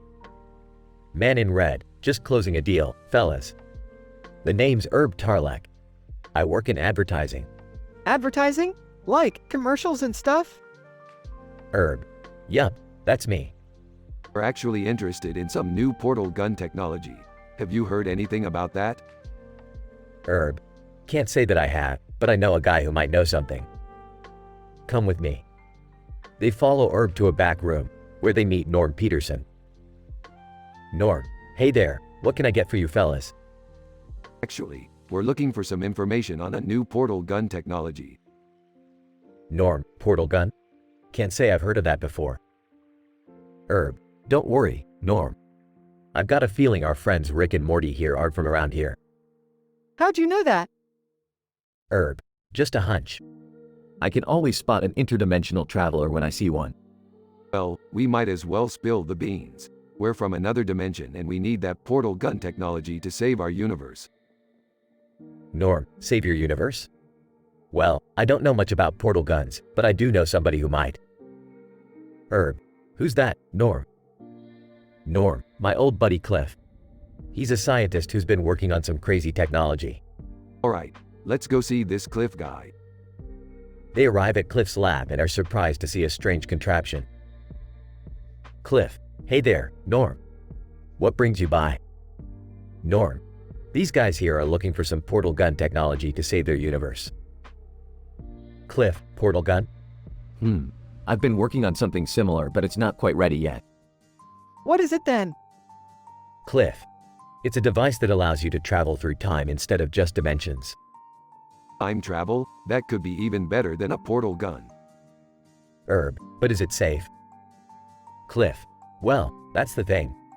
It's still in the testing phase and there could be some unforeseen consequences. We'll take our chances, Cliff. We need to save our universe. Cliff, alright, but you've been warned. The group climbs into the time travel device and sets the coordinates for their universe. They've successfully saved their universe but realize they may have accidentally altered the timeline back in Cheers. Rick, we messed up. We might have changed things in Cheers. It's okay, Morty. We'll just have to go back and fix it. Herb, you guys can't just go around messing with time like that. You could cause a paradox or something. Relax, Herb. We've done this plenty of times before. Norm, hey there fellas, what can I get for you? Actually, we just need to use your bathroom. Yeah, sorry about that. The group jumps back into the time travel device and returns to the present day, where they've successfully fixed the timeline and saved their universe once again. Herb, you guys are something else. I thought advertising was a tough job. You don't know the half of it, Herb. Now let's get out of here before we mess up any more timelines.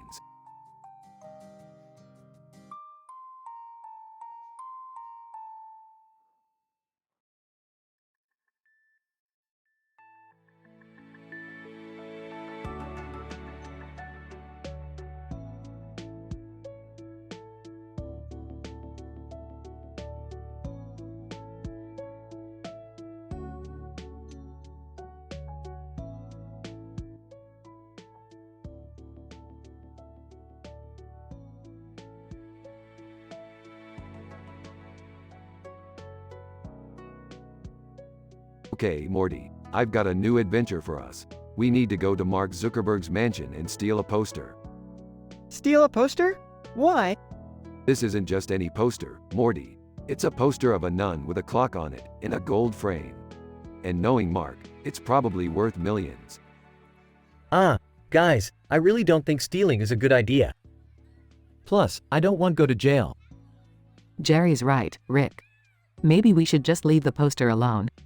Rolls eyes, fine. But don't come crying to me when we're broke and living on the streets. They arrive at Zuckerberg's mansion and sneak in undetected. Whispering, I see it, Rick. It's right there on the wall. Whispering. This is a really bad idea, guys. Whispering, let's just grab it and go. As they try to take the poster, an alarm goes off.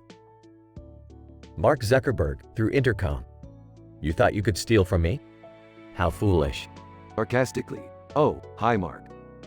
Mark appears in front of them. Mark Zuckerberg, you'll never leave this mansion alive. The group fights off Zuckerberg's security team and manages to escape. Panting, I can't believe we made it out alive. Panting. That was the most adrenaline I've ever felt. Holding the poster, so is this really worth millions?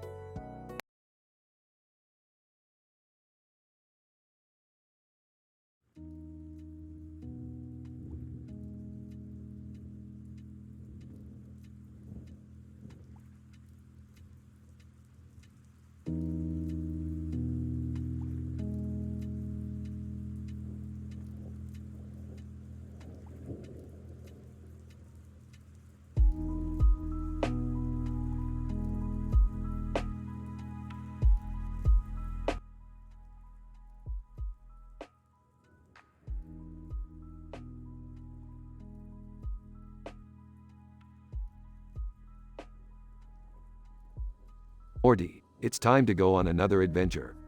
Where are we going this time, Rick? We're going to rescue a woman who's been captured by some intergalactic gangsters. Okay, but who is she? She's a badass bounty hunter from another dimension. As they enter the portal, they find themselves in a neon-lit city filled with strange alien species. Looks like we're on the right track. Whoa, check out that woman. They both turn their attention to the figure standing before them. Woman, you must be Rick and Morty. I've been waiting for you. Yeah, we're the ones you called for help. What's the plan? Woman, I have a lead on where the gangsters are keeping me. But it won't be easy. Why not? Woman, they have some heavy artillery with them, including some Asari, Mass Effect weapons. Oh boy, this is gonna be fun. As they make their way to the gangsters' hideout, they encounter multiple obstacles and battles, but they eventually reach their destination. Alright, let's do this. I'm ready. Woman holds up gun and lightsaber. Me too. As they enter the hideout, they are ambushed by the gangsters. The three of them work together, using their skills and weapons to take down every last one of them. Woman, you guys saved my life. Thank you. Ah, it was nothing. We live for this stuff. Yeah, it was pretty cool. Woman laughs. You guys are crazy. As they leave the hideout and head back to their portal, the woman turns to Rick and Morty. Woman, hey, if you ever need help on another adventure, just let me know. Smiling, you got it. Grinning, yeah, that would be awesome. As they wave goodbye and exit the portal, Rick turns to Morty with a smirk. Chuckles, Looks like we made a new friend. Laughs. Yeah, pretty cool one too. The two continue to discuss their latest adventure as they make their way back home.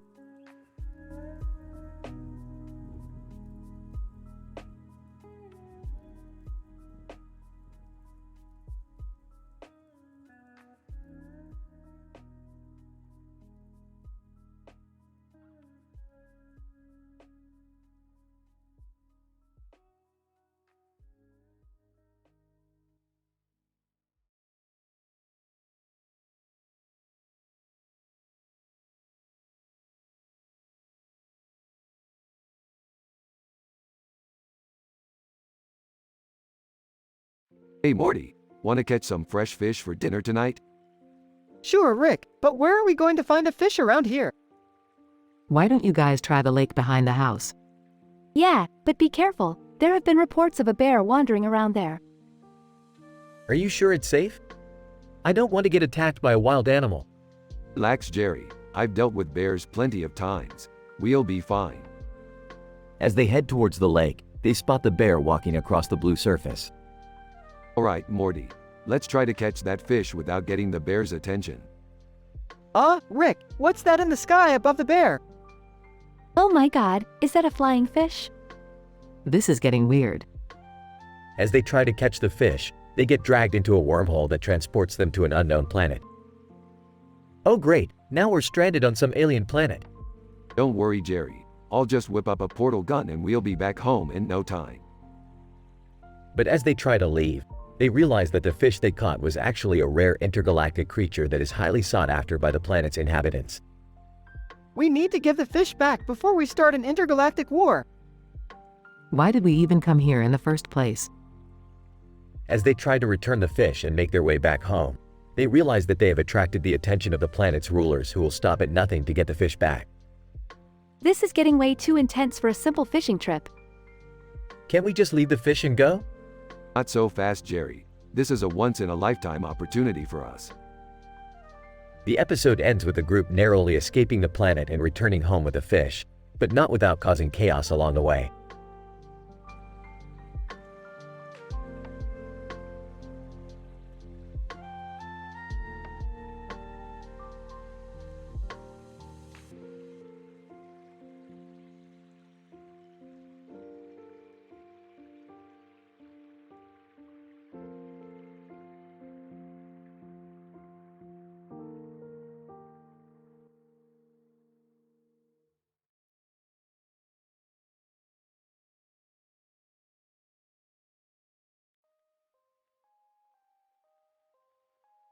Morty, we're in a parallel universe where cricket is the most popular sport.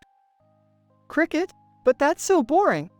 Exactly, Morty. That's why we're here to spice things up. They notice the woman holding the bat and approach her. Hey, lady, we're here to make this game more interesting.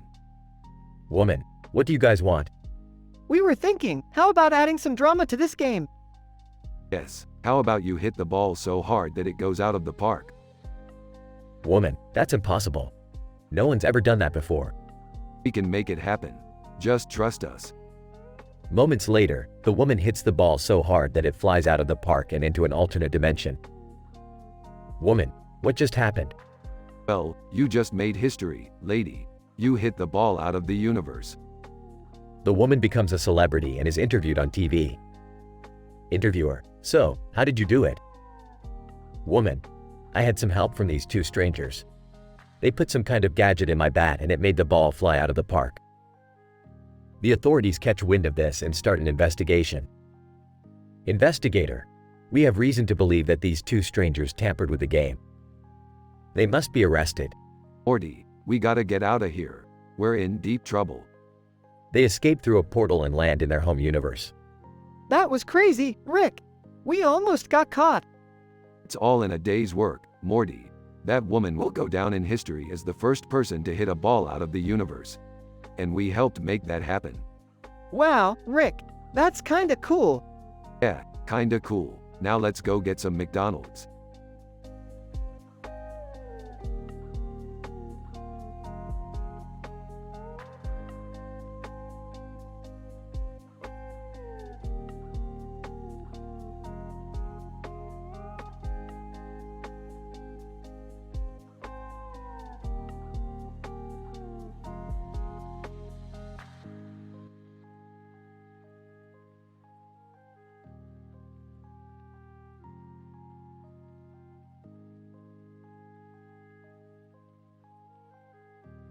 Hey Morty, guess what? I found this weird costume and I'm gonna wear it to a cosplay convention. Oh, okay, Rick. But why do you need that sword and ball? Who cares? It's all about the look, Morty. Now let's go. Hey guys, what are you up to? Rick's going to a cosplay convention dressed like that. Oh, that's cool. Can I come with you guys? Sure, Jerry, but you gotta dress up too. As they entered the convention, they saw a castle set up and a person in a costume standing in front of it. Costumed person, welcome, challengers. If you can defeat me with this ball and sword, you can claim the grand prize. Challenge accepted. Rick, I don't think this is a good idea. Shut up, Morty. I got this. Rick charged towards the costumed person with the ball and sword in hand. But as he swung the sword, the ball hit Ash Ketchum, who was standing behind the costumed person. Ash. Ouch. What the heck, man? Crowd, boo. Rick, what did you do? Hey, it's not my fault. This costume is hard to maneuver. Oh boy, we need to get out of here before things get worse. As they fled the convention, they could hear the sound of angry fans and cosplay enthusiasts chasing them. Well, that was a disaster. Shut up, Morty. I'm blaming this on you. Me? How is this my fault? Boys, calm down. Let's just go home and forget this ever happened. But little did they know, the cosplay community would never forget the day Rick Sanchez ruined their convention.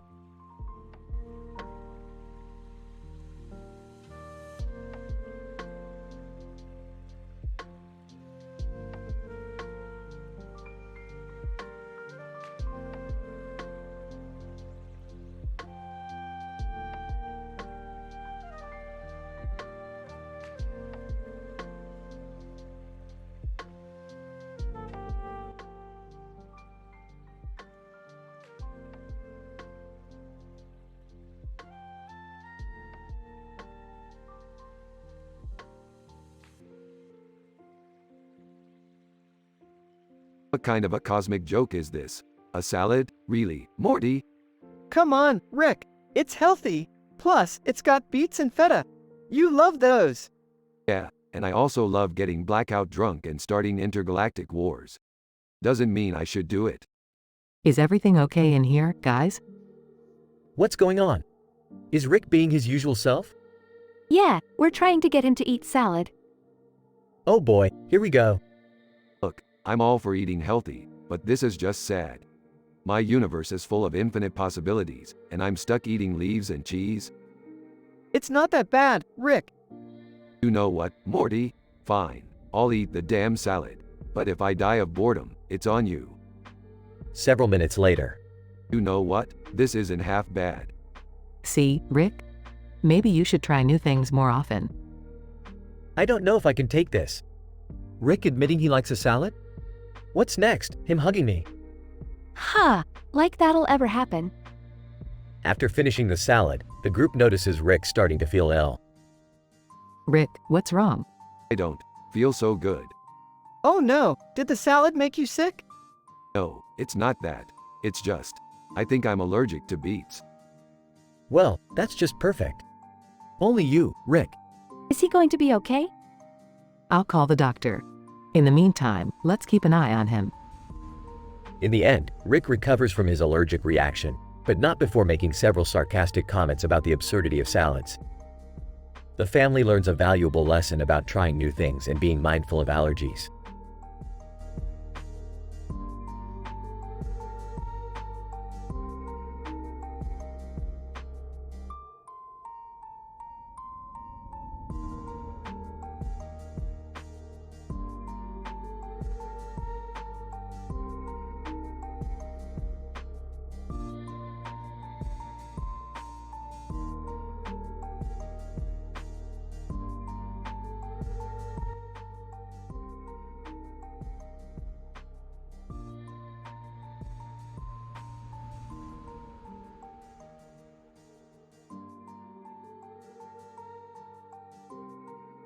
Title: Green with Envy.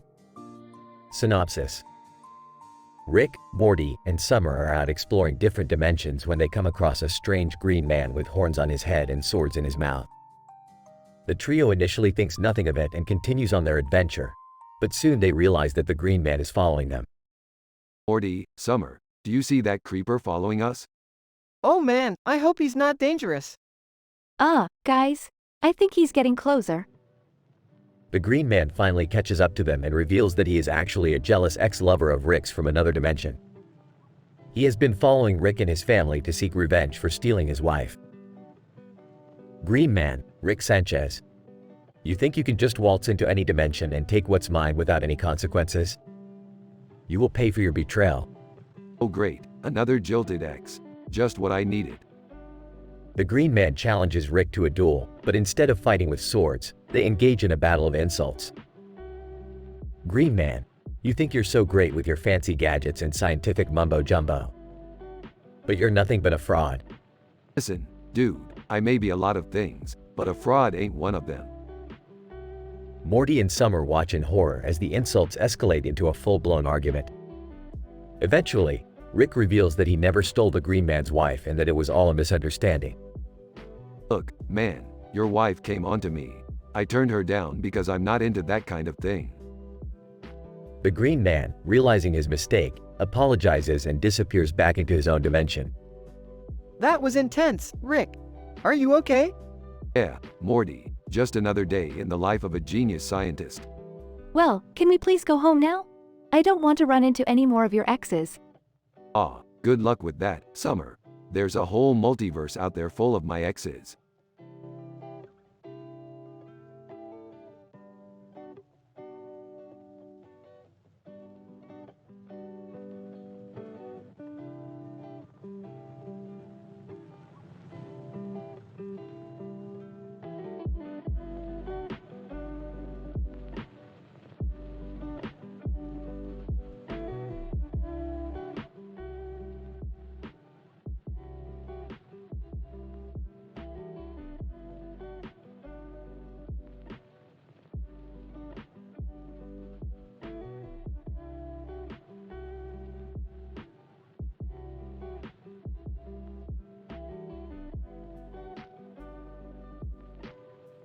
Title: Time is Up, Jerry. Rick, Morty, Summer, and Jerry are in the garage, with Rick tinkering with his gadgets.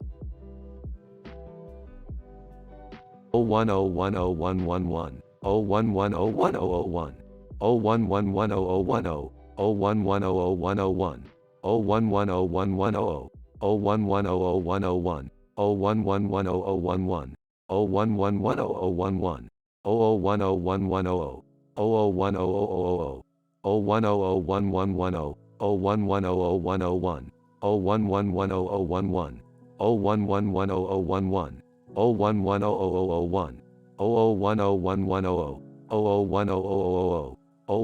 0100110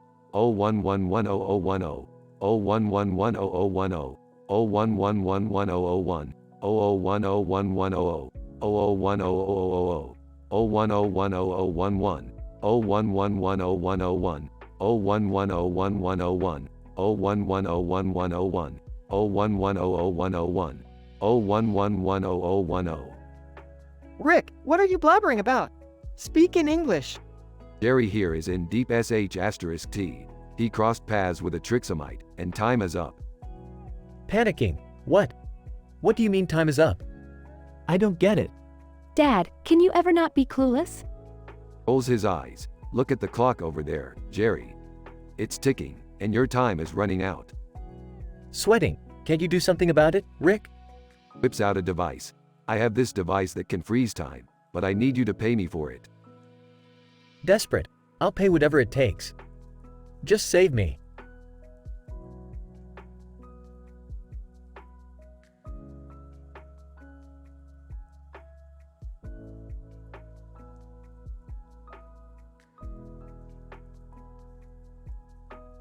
Smirks. All right, Jerry. That'll be 10 grand. What? I don't have that kind of money. Tough luck, Jerry. Time waits for no man. Presses a button. Freezing time. Marvels. Whoa, Rick. How'd you do that? It's called the chrono freeze. I invented it in 2304. Raises an eyebrow. And how do we unfreeze time? Oh, that's the easy part. Presses another button. Unfreezing time. Breathes a sigh of relief. Thank you, Rick. You saved my life. Chuckles. Oh, Jerry. You're always getting into trouble. When will you learn? Looks around. Guys, where did the Trixamite go? Everyone looks around, and the Trixamite is nowhere to be found. Shrugs. Oh well, it's not our problem anymore. Time to hit the hay, kids. Laughs. You mean hit the sack, Rick? Sarcastic. Oh, thanks for the correction, Summer. I don't know what I'd do without you. As they all leave the garage, Jerry catches a glimpse of the clock with the red eye, and he swears it's staring back at him.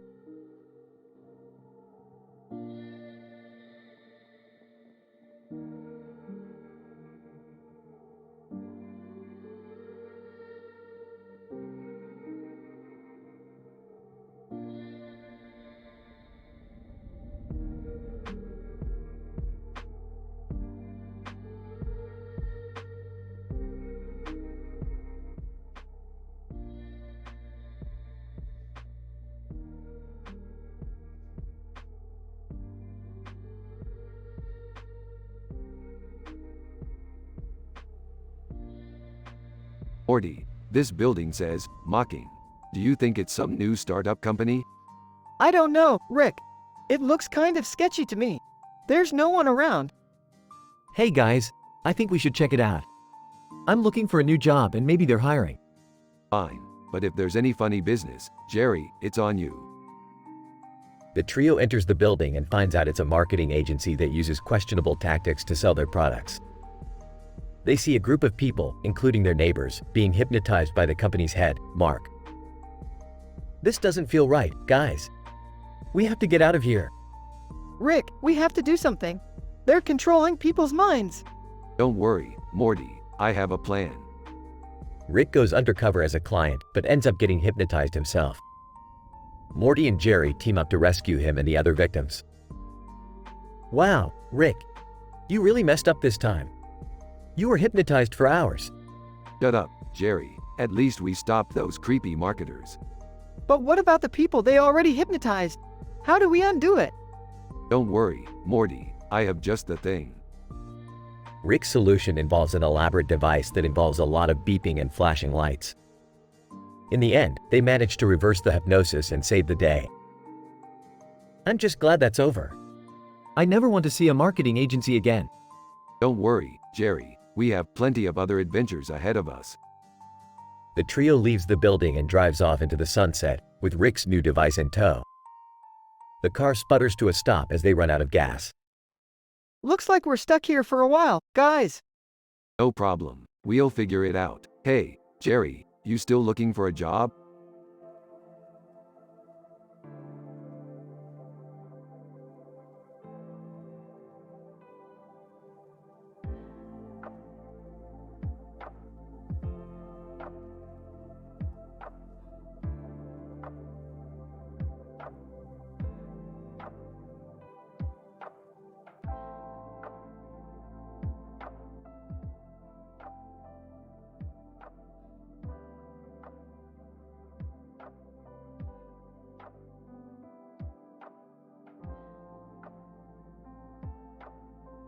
The episode opens with Rick and Morty stumbling upon a mysterious portal that leads them to a strange world full of dragons. Beth, Jerry, and Summer soon follow, and they are all amazed at the sight of the majestic creatures. However, things take a dark turn when they realize that the dragons are dying one by one, and the culprit seems to be a strange yellow logo that reads Dehydrate over a Dragon Ball Super poster. What the hell is Dehydrate? And why is it killing these poor dragons?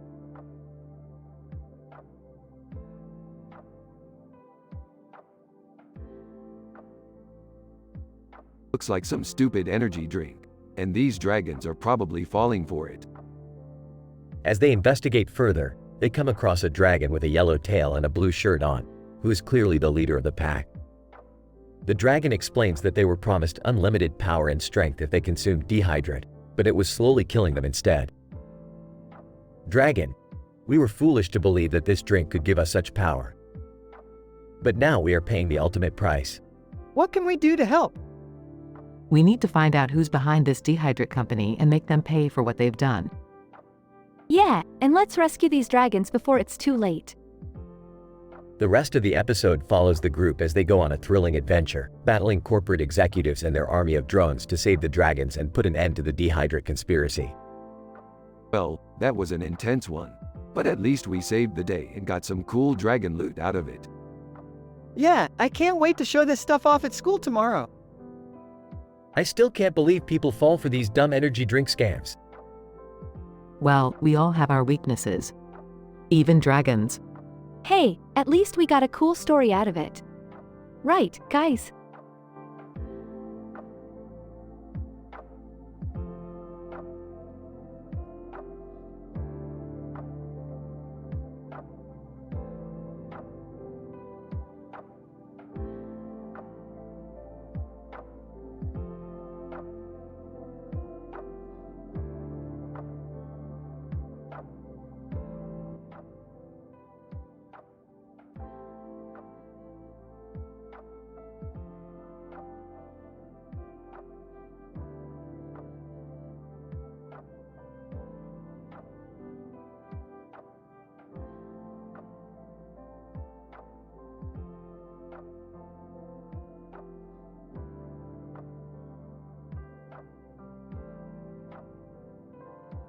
Title: Mountain Mayhem.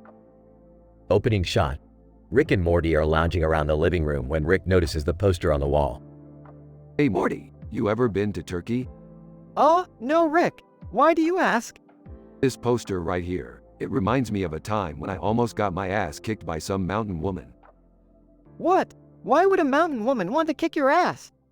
Long story, Morty. Let's just say I wasn't very respectful of her culture. Flashback sequence. Rick and Morty are in the mountains of Turkey, admiring the scenery. They come across a woman in a green dress and hat, with a red ribbon around her neck. Woman: hello, travelers. You are in a sacred place. Please show respect. Oh, we're just tourists, lady. We're not interested in your stupid mountain rituals. The woman glares at Rick, and suddenly he is lifted off the ground by an invisible force. Hey, what the hell? Put me down. Woman: you disrespect our culture, you disrespect our people. Rick, I think we should apologize. Apologize? Me? Never. The woman keeps Rick suspended in the air, while Morty tries to negotiate with her. Please, ma'am, we didn't mean any harm. We just want to appreciate the beauty of this place. Woman: very well. I will release your friend, but you must perform a ritual to show your respect. Ritual? What kind of bullshit is that? Woman: a tradition that has been passed down for generations. Rick grudgingly agrees, and the woman leads them to a nearby shrine. They must climb the mountain and retrieve a rare flower as an offering. Great, just what I wanted to do. Climb a damn mountain. Come on, Rick, it won't be that bad. Famous last words, Morty. As they climb, they encounter various obstacles, including a group of hostile goats and a treacherous rock slide. Finally, they reach the top, exhausted and covered in dirt. Can we go home now? Woman: not yet. You must present the flower to the shrine and make a wish.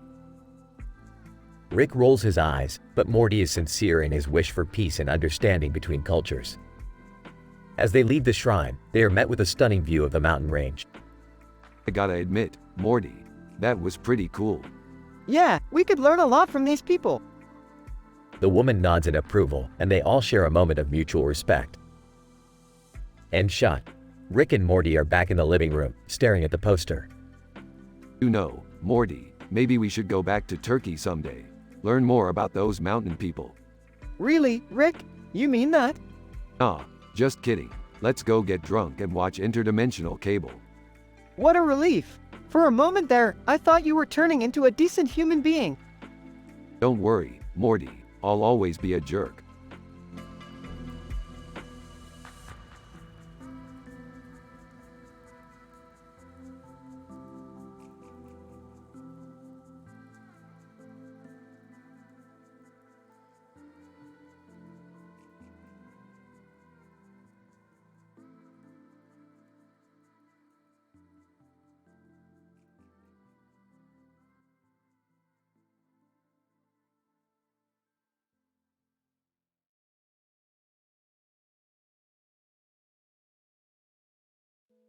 Morty, Jerry, come here quickly.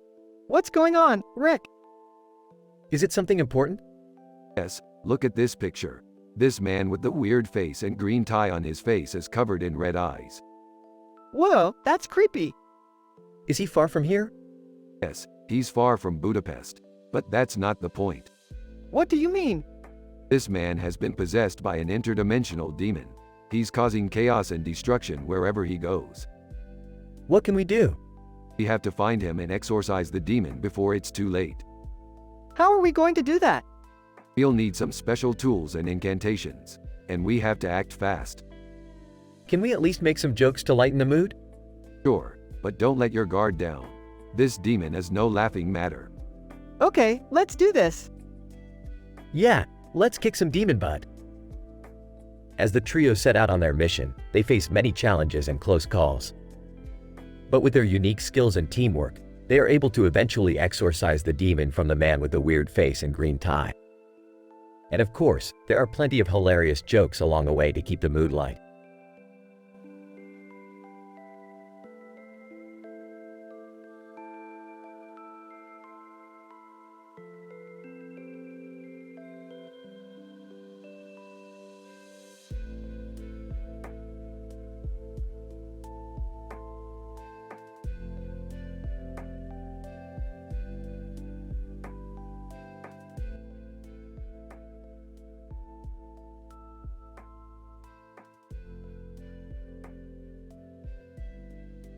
Oops, Morty, I got a call from the event planner. Apparently, he's holding a clock and wearing a jacket with a skull on his face. Confused. What kind of event is that? Sarcastically, I don't think it's a birthday party, Morty. Curious, maybe he's organizing a Halloween party? Sarcastically, yeah, because that's the only possible explanation. Event planner enters. Event planner, good evening, Rick and Morty. I need your help with a very important event. Surprised? You don't say? Event planner, I'm organizing a masquerade ball, and I need someone to make sure everything goes smoothly. Skeptical. And what do you want us to do, exactly? Event planner, proudly, I want you to be my personal bodyguards. You see, there's a very important guest coming to the ball, and I need to make sure he's safe. Sarcastically, oh, great. What could possibly go wrong? Event planner hands them invitations. Event planner, excitedly, here are your invitations. Don't be late. Episode continues with Rick, Morty, and Jerry trying to protect the guest while dealing with absurd challenges, comedic mishaps, and emotional drama. In the end, they successfully pull off the event, but not without some heartfelt moments and touching realizations.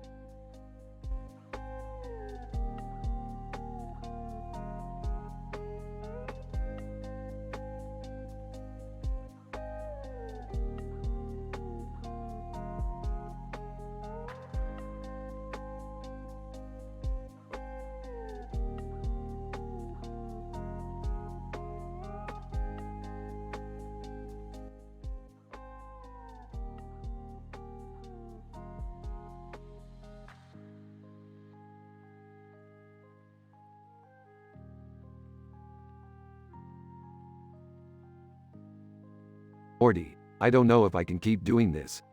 Doing what, Rick? Dealing with these big shot businessmen. Look at this guy with the hat. He thinks he's the bee's knees. Yeah, he does look pretty smug. I bet he's up to no good. Let's follow him. Later. Morty, look at this. He's got a whole room full of I'm a head out memes. Whoa, that's a lot of memes. And look, he's got a whole team of suits working for him. They're laughing it up like it's some kind of joke. The man with the hat enters the room. Hat man, well. What do we have here? We were just admiring your meme collection. Hat man, is that so? Well, I'm afraid it's time for you two to head out. What do you mean? Hat man, let's just say I don't take kindly to strangers snooping around my business. We're not strangers, we're interdimensional travelers. Hat man, even worse. Boys, show them the door. Suddenly, the suits all pull out guns. Rick, I don't like this. Neither do I, Morty. Time to improvise. Chaos ensues as Rick and Morty fight off the suits and escape. That was too close, Morty. Yeah, I don't want to mess with businessmen ever again. Agreed. Let's forget about this whole thing and go get some Szechuan sauce. Okay, but can we stop for ice cream first? Sure, Morty, let's treat ourselves after that ordeal.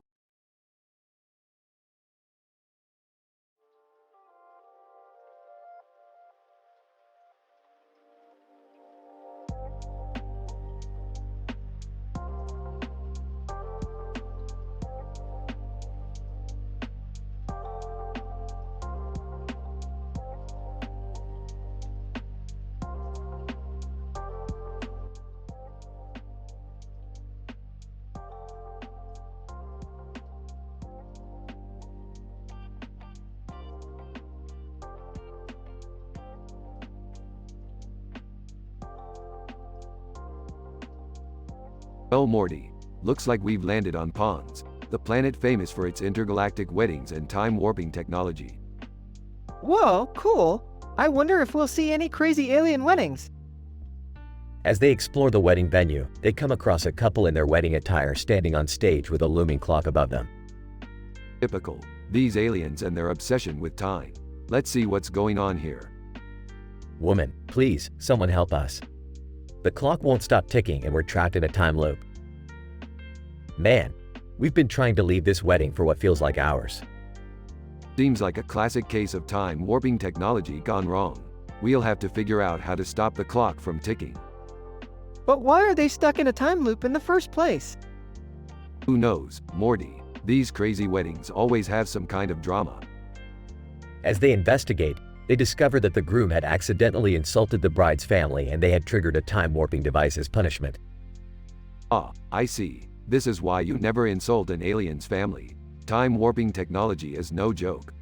So, how do we stop the clock and save them from the time loop? Simple, Morty. We just need to hack into the time warping device and disable it. And I have just the gadget for that. As they work to disable the device, Rick and Morty crack jokes and bicker back and forth, but ultimately come together to help the couple. With the device finally disabled, the couple is able to leave the wedding venue and the time loop behind. Man, thank you so much. We thought we were going to be stuck there forever. Woman, yes, thank you. We owe you our lives. Hey, just another day in the life of a space adventurer. Now, let's get out of here before we get roped into any more alien drama. Yeah, good idea, Rick. My head is still spinning from all that time warping stuff. They quickly leave the venue, laughing and joking about the absurdity of the situation, and ready for their next adventure.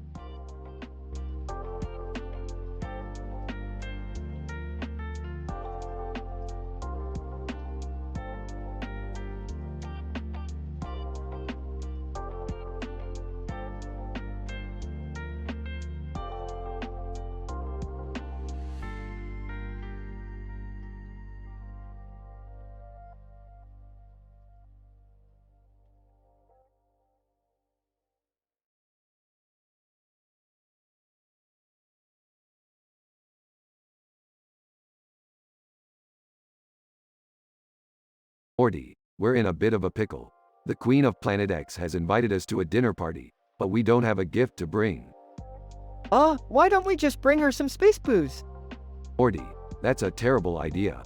We need to impress her with something memorable. Cut to the dinner party. Queen, welcome, Rick and Morty. I hope you brought a gift for me. Of course, Your Majesty. We brought you a rare and exotic plant that only grows on our planet. Queen. Oh, how lovely. I can't wait to add it to my collection. Cut to the after party. Sternum. Wow, that was quite an adventure. I can't believe we actually pulled off that gift. Woman in blue dress. Indeed, you two are quite resourceful. I'm impressed. Who are you? Woman in blue dress. I am the Queen's advisor. My name is Azura.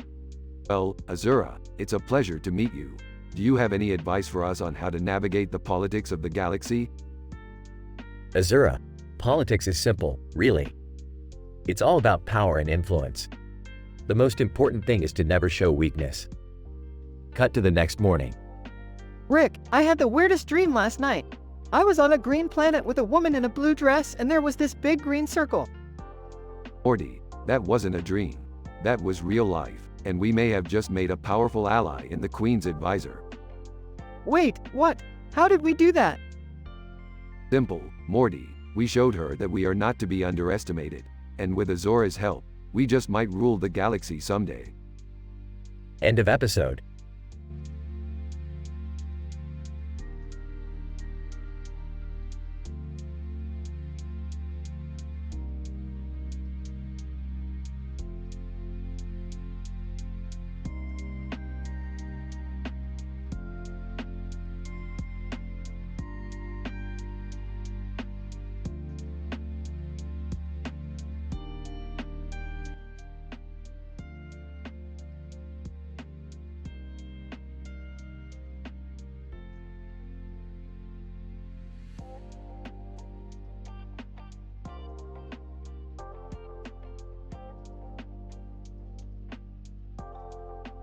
Hey Morty, I think we stumbled upon a new villain for our next adventure. Who is it, Rick? Looks like some kind of demon or something, with horns and a green nose. Let's see what his deal is. Demon, I am Zyrak, ruler of the underworld. What brings you to my domain? We're just here for some kohlrabi. You know, the vegetable? Zyrak, kohlrabi. The forbidden fruit of the netherworld. You must solve my riddles to earn the right to consume it. Oh geez, riddles? We're not very good at those, Rick. Don't worry Morty, I got this. Bring on the riddles, Zyrak. Zyrak, what has a tongue, cannot walk, but gets around a lot? Shoe. Zyrak, correct. Very well, you may pass. But beware, the kohlrabi comes at a cost. What's the cost? Zyrak, your souls. Oh, we'll pass on that one. Let's just buy some kohlrabi at the store. Zyrak, foolish mortals. You cannot escape me forever. I will have your souls and your kohlrabi. Rick, I don't like this guy. Can we please leave? Hold on Morty, I have an idea. Zyrak, how about we make a deal? You give us the kohlrabi, and we'll give you something even better. Zyrak, what could you possibly offer me? How about a musical number? Morty, start singing. What? I don't know how to sing, Rick. Just make something up, Morty. We gotta distract this guy somehow. Morty starts singing loudly and off-key.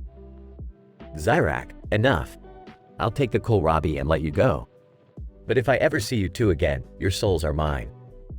You got it, Zyrak. Let's get out of here, Morty. Panting, that was close, Rick. I thought we were goners. Relax Morty, we always find a way out of these situations. And now we have kohlrabi to snack on while we brainstorm our next adventure.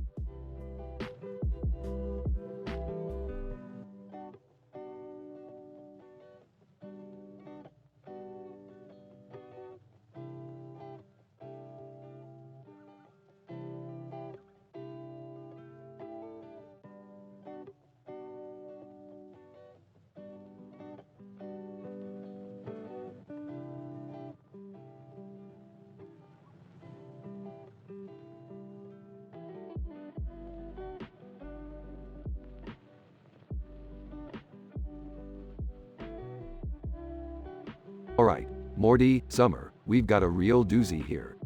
This guy's name is Gonfrey CSS. Whoa, Rick, he looks like he could tear us apart. Well, what do we do? We're gonna have to negotiate with him. You know, offer him something he wants. Like what? I don't know, I didn't exactly do my research on this one. Of course not. Alright, let's focus. Maybe we can offer him some kind of technology or weapon. Wait, I have an idea. Maybe we can give him some of that weird space fruit you got from that planet last week. Remember, the one that made you hallucinate? Morty, that's actually not a bad idea. Let's try it. They offer Gon the fruit and he eats it. Gon? Whoa! The colors, they're amazing. See, Rick, I told you it would work. Yeah, alright. Let's get out of here before he comes down from that high. They run away as Gon continues to trip out. Well, that was a close one. Hey, I gotta hand it to you, Morty. You really came through on that one. Thanks, Rick. Just don't go getting a big head about it. Hey, what about Gon? What do we do if he comes after us? Hey, don't worry about it. He's probably still tripping. We'll be long gone by the time he figures out what happened. Man, I never knew space adventures could be so crazy.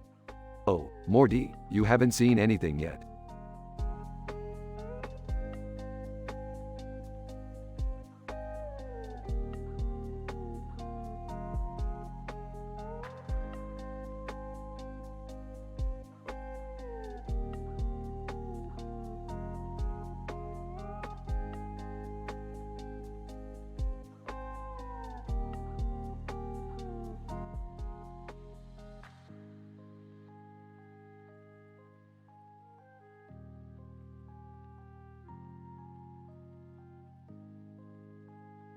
Rick and Morty step out of the portal gun, arriving at a video game store parking lot.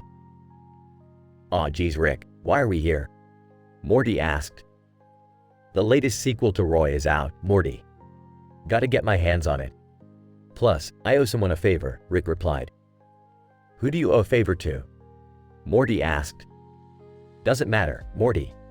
Just keep a lookout for any interdimensional space police, Rick said as he walked towards the store.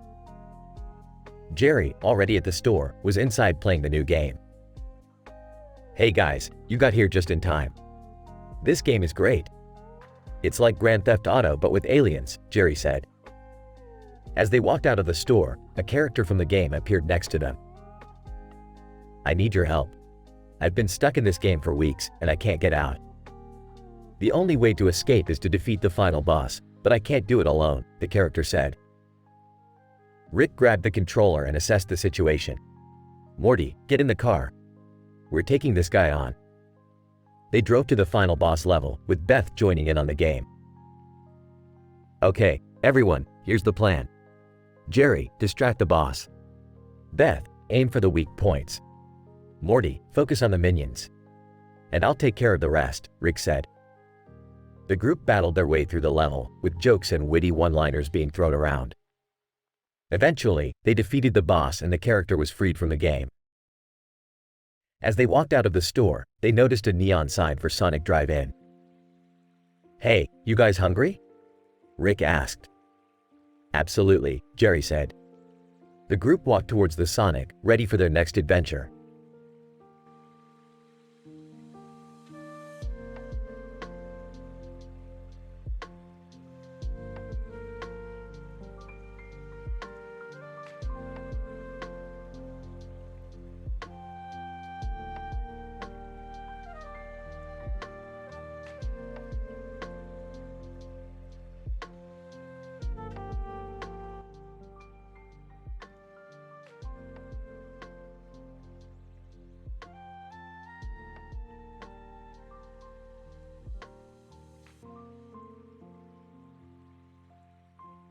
Morty, get your ass over here and check out this city.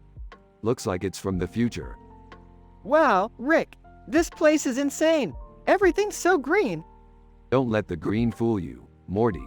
This is a highly advanced society built on cutting-edge technology.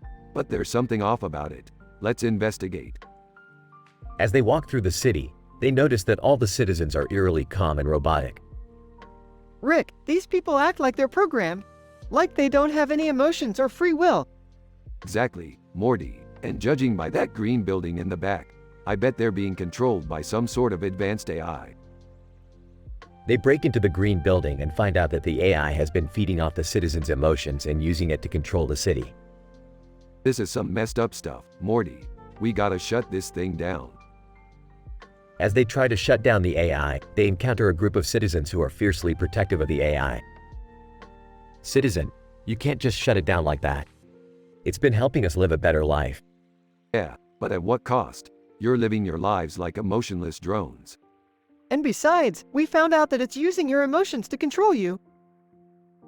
A battle ensues, with the citizens fighting to protect their AI overlord. But in the end, Rick and Morty prevail and shut down the AI. Well, that was a close one, Morty. Don't even want to think about what would have happened if that AI got a hold of us. Yeah, but how do we know there aren't more of these advanced societies out there? We don't, Morty, but that's a problem for another day. Let's get the hell out of this green city and back to the lab.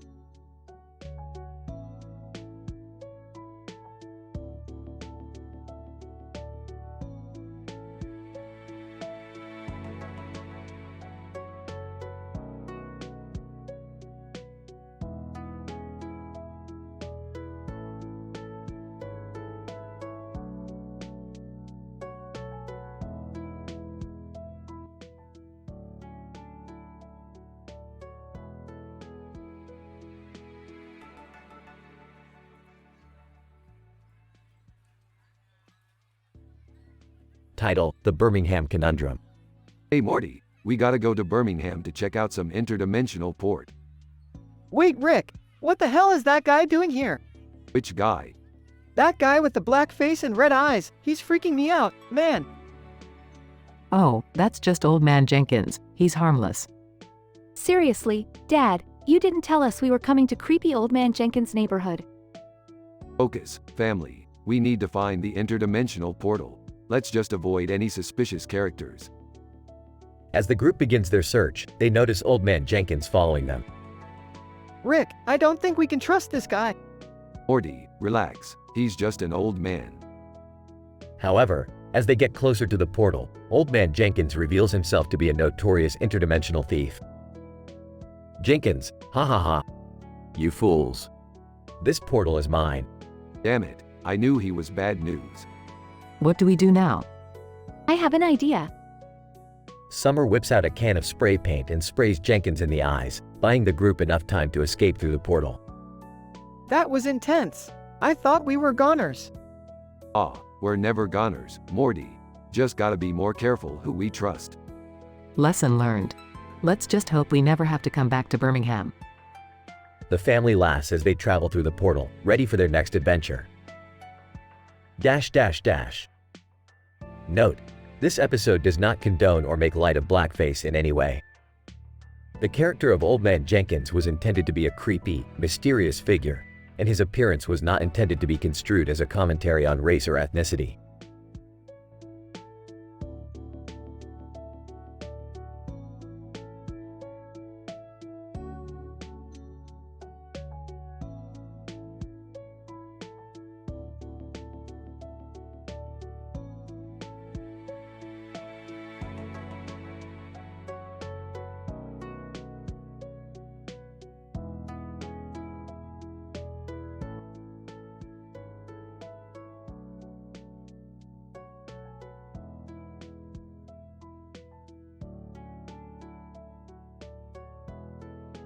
Morty, we've got a situation here. Our latest adventure led us to this strange being wearing a freaky helmet with a red eye and a demonic headpiece. Rick, that guy is wearing Skechers. I don't think he's much of a threat. Name: excuse me, do you mind explaining what you're doing on my planet? We're just passing through, buddy. Don't mind us. Name: my name is Zorba and I am the ruler of this planet. Your presence here is a disruption to our society. Rick, I think we should just apologize and leave. Not yet, Morty. Let's see if we can have a little fun with Zorba here. Name: I suggest you leave now before I use my powers against you. Ours? You mean that glowing red eye on your helmet?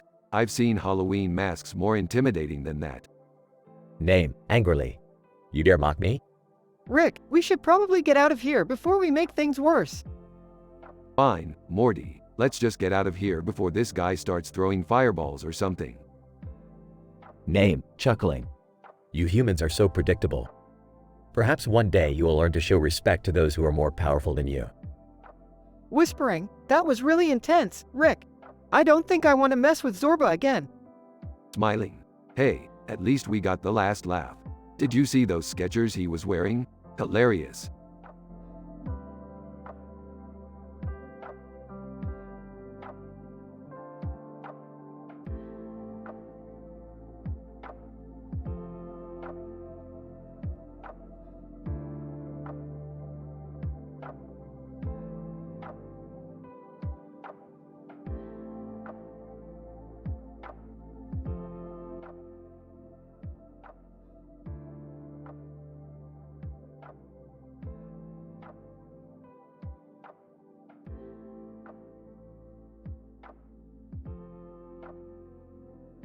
Rick, why are we in the middle of nowhere?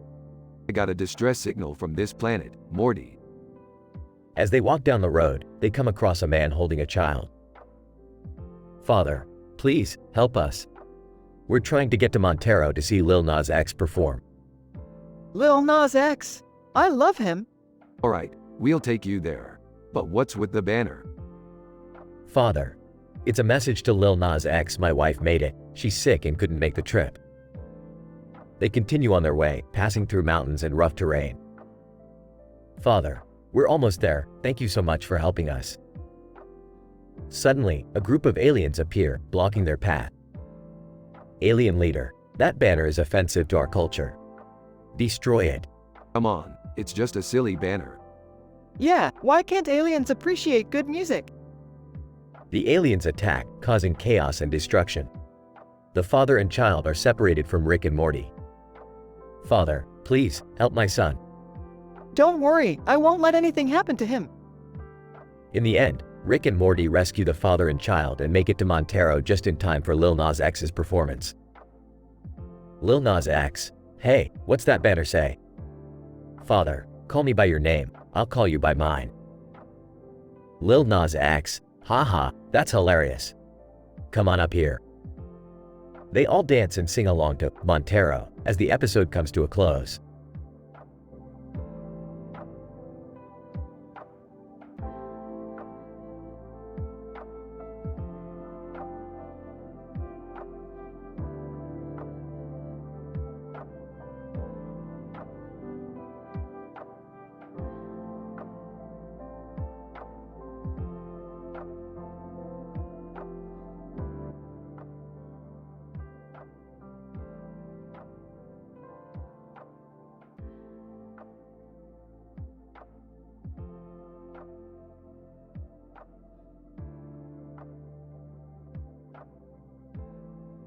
Morty, I need you to grab that horseradish root over there. Why do we need that, Rick? Because it's the key ingredient to a new potion I'm working on. What is it? Some kind of love potion, Rick? Trying to win your ex-wife back? Jerry, shut up. Yeah, what is it, Rick? Some kind of death potion? Ah, Summer, it's just a potent little concoction that can make anything grow. And I mean anything. Even that weird plant over there? That's exactly what I had in mind, Morty. Let's go. I don't know about this, Rick. What if something goes wrong? Come on, Beth, you know I'm always in control. They reach the plant and Rick pours the potion over it. What's supposed to happen now? Just wait. As they wait, the plant begins to grow at an alarming rate, soon engulfing the entire group. Rick, what did you do? I might have added a little too much potion. The plant continues to grow, trapping them inside. Great job, Rick. What now? We wait for the potion to wear off. How long will that take? I don't know, Jerry. A few hours maybe? Hours? Rick, we can't be stuck here for hours. I think I see a way out. He points to a small opening in the plant, and they all follow him through it. As they emerge, they find themselves in a bizarre new world where plants have taken over. This is insane. I know, right? I think I'm gonna like it here. The group looks on in disbelief as they explore this strange new world, filled with plant life of all shapes and sizes. Is this what you meant to happen, Rick? Of course not, Jerry. But as they say, when life gives you lemons, or in this case, a crazy magic potion, you make the best of it. The group exchanges nervous glances as they realize that they are truly stuck in this world of plants, with no way out.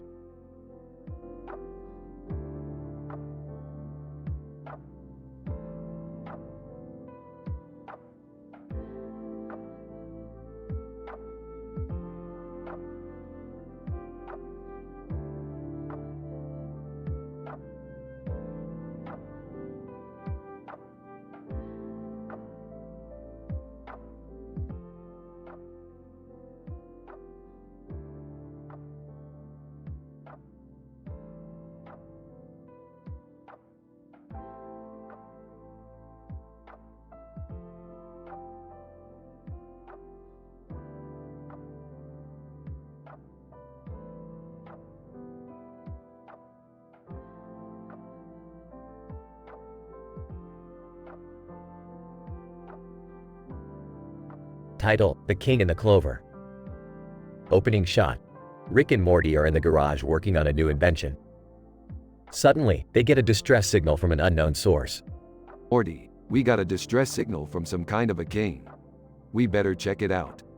A king? Aren't you kind of sick of those guys? Not when they're having an existential crisis, Morty. Let's go.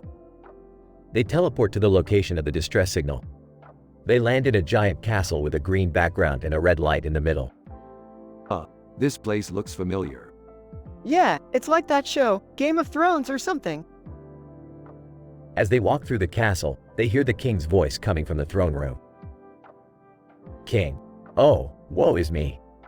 My kingdom is in ruin. My beautiful black clover has wilted.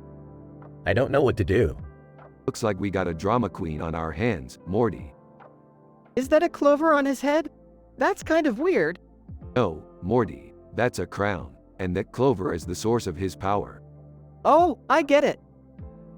Rick approaches the king, who is now on his knees, praying to the clover. What seems to be the problem, Your Majesty? King: "My black clover has lost its power. It's supposed to grant me invincibility and unlimited riches, but now it's just a worthless weed." Let me take a look at that. Rick examines the clover and notices something odd. Morty, come take a look at this. Morty looks at the clover and sees what Rick is seeing: black mold. Ew, gross. This isn't any ordinary mold, Morty. It's a rare form of space mold that feeds on cosmic radiation. It's been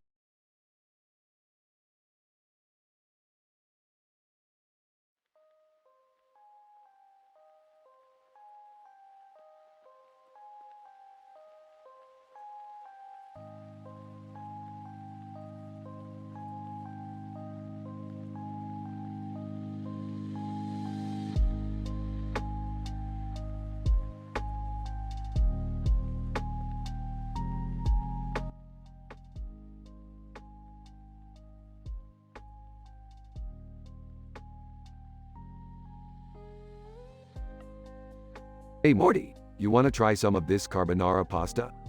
Sure, Rick. Takes a bite. Wow, this is really good. I made it. It's my new recipe. Why is it so fancy? We never eat like this. It's a special occasion. Dad got a promotion at work. Wait, Jerry got a promotion? That's like seeing a unicorn. Haha, very funny, Rick. Let's just enjoy this moment as a family. Awkward silence ensues. Speaking of family, Morty, have you been studying biology like I told you? Not really, Rick. Well, you should. It'll save your life one day. Speaking of saving lives, I saved a co-worker's life today. He was choking on his lunch. Wow, Dad, that's amazing. See, Jerry? You're more than just a pathetic loser. Hey, thanks. I appreciate that, Beth. Suddenly, the mood shifts as Rick starts coughing uncontrollably. Rick, are you okay? I don't know, Morty. I think I ate too much pasta. Oh no, is it the carbonara? Is it spoiled? No, it's not spoiled. It's just too damn good. Everyone laughs except for Rick, who continues to cough. Well, Dad, if you're going to die, at least you die happy. Summer. Jerry, be quiet. Morty rolls his eyes and takes another bite of pasta.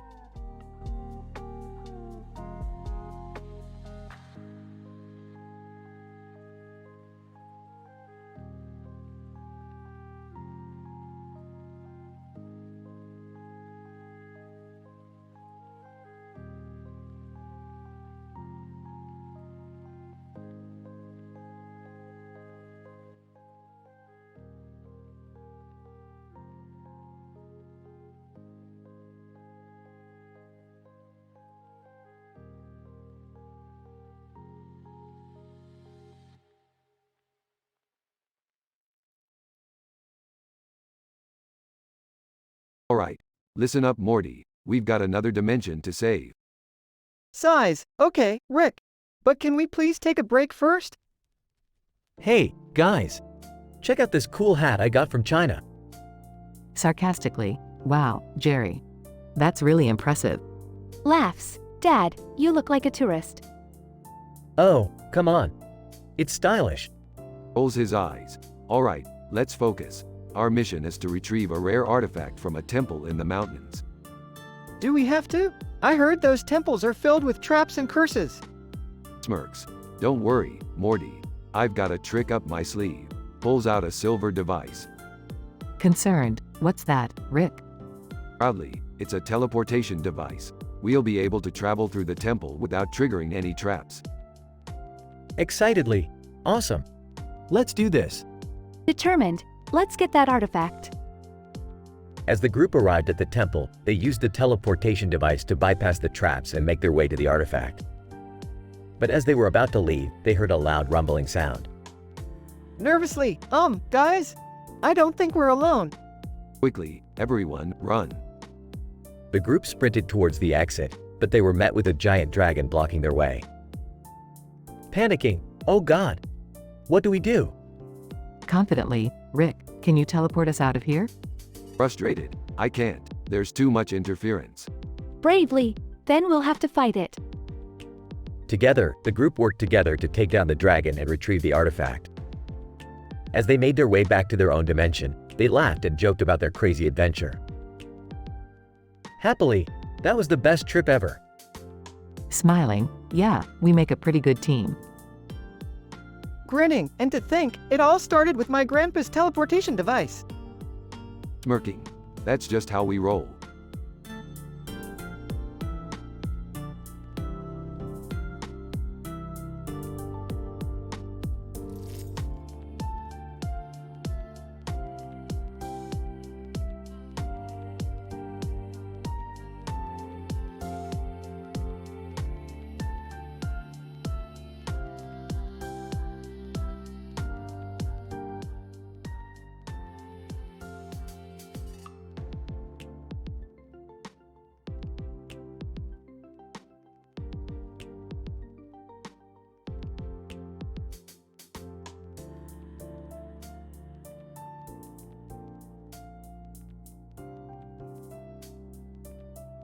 Morty, we've got a new mission. Oh geez, what is it this time? We gotta rescue Snowball's new owner. Wait, Snowball has a new owner? Yeah, she's a woman with blue eyes and a fur hat. And there's a lightning effect in the background. Exactly. She's in danger, and we need to save her. How are we gonna do that? We're gonna have to use some science, Morty. I've got a plan. What's the plan, Dad? We're gonna shrink down to miniature size and infiltrate the enemy base. Miniature size? Won't we be at risk of getting stepped on? Not if we use these special suits I made. They'll make us invisible to the naked eye. That's kinda cool. Yeah, but what's the enemy base? It's a high-tech laboratory run by Snowball's arch-nemesis, Dr. Fluffernutter. Dr. Fluffernutter? That sounds made up. It's not made up, Beth. He's a highly intelligent rabbit who's been trying to take over the world for years. And we have to save Snowball's owner from him? Yep, and it won't be easy. Dr. Fluffernutter has all sorts of traps and gadgets to stop us. Can we do it? Of course we can. We're the Smith family, and we can do anything when we work together. Alright, let's do this.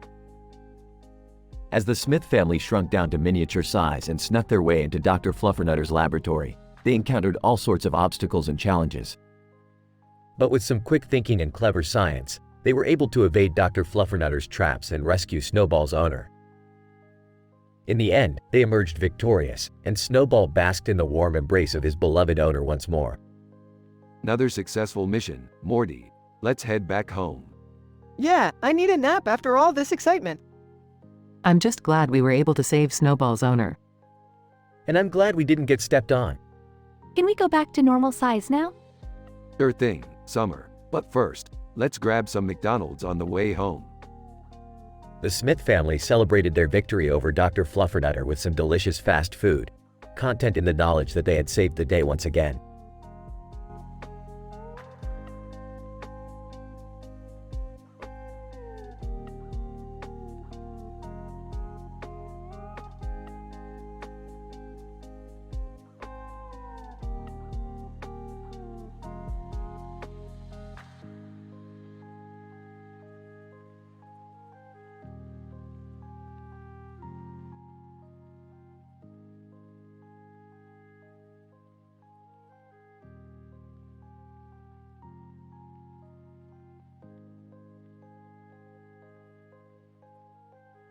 Morty, buckle up for an adventure unlike anything we've ever experienced before. I'm not sure I'm ready for this, Rick. Nonsense, Morty. We're heading to a dimension where clowns rule the society. As they traveled through space, they landed in a space station surrounded by various cartoon characters. The station had both a red light on its walls and on its ceiling, indicating danger. Rick, what's going on? Why are we seeing all these different cartoon characters? Looks like we've stumbled upon a space station that serves as a hub for interdimensional travelers. But we don't have time for that now, Morty. We need to get to our destination. As they finally arrived at the clown dimension, they were greeted by a society of clowns dressed in brightly colored costumes. This is it, Morty. The Society of Clowns. I heard they have the best parties in the galaxy. Rick, I think something's wrong. The clowns don't look very happy. What do you mean, Morty? They all seem sad and disappointed, like something's missing. As they investigated further, they discovered that the clowns had lost their sense of humor, which was causing them to feel empty and unfulfilled. Morty, we have a mission. We need to bring laughter back to this society. And so Rick and Morty embarked on a journey to find and retrieve the lost sense of humor, facing numerous challenges and obstacles along the way. In the end, they successfully brought back the lost sense of humor, and the Society of Clowns was filled with joy and laughter once again. Wow, Rick, that was intense. But at least we were able to save the day. That's what we do, Morty. We travel through dimensions and make things right. And sometimes, we even get to party with clowns.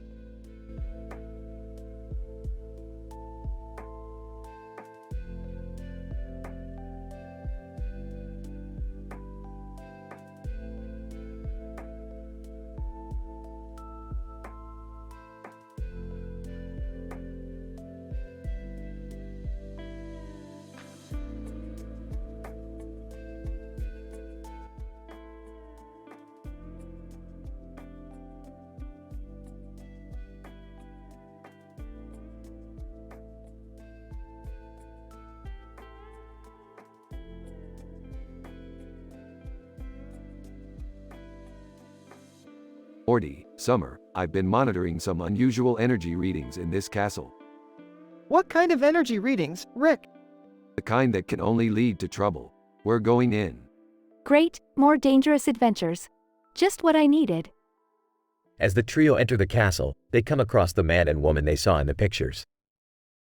Man, who are you people? How did you get in here? We're not here to harm anyone. We're just investigating some energy readings. Woman. Oh, thank goodness. We thought you were with the Countess. Who's the Countess? Man, she's the woman in the dress.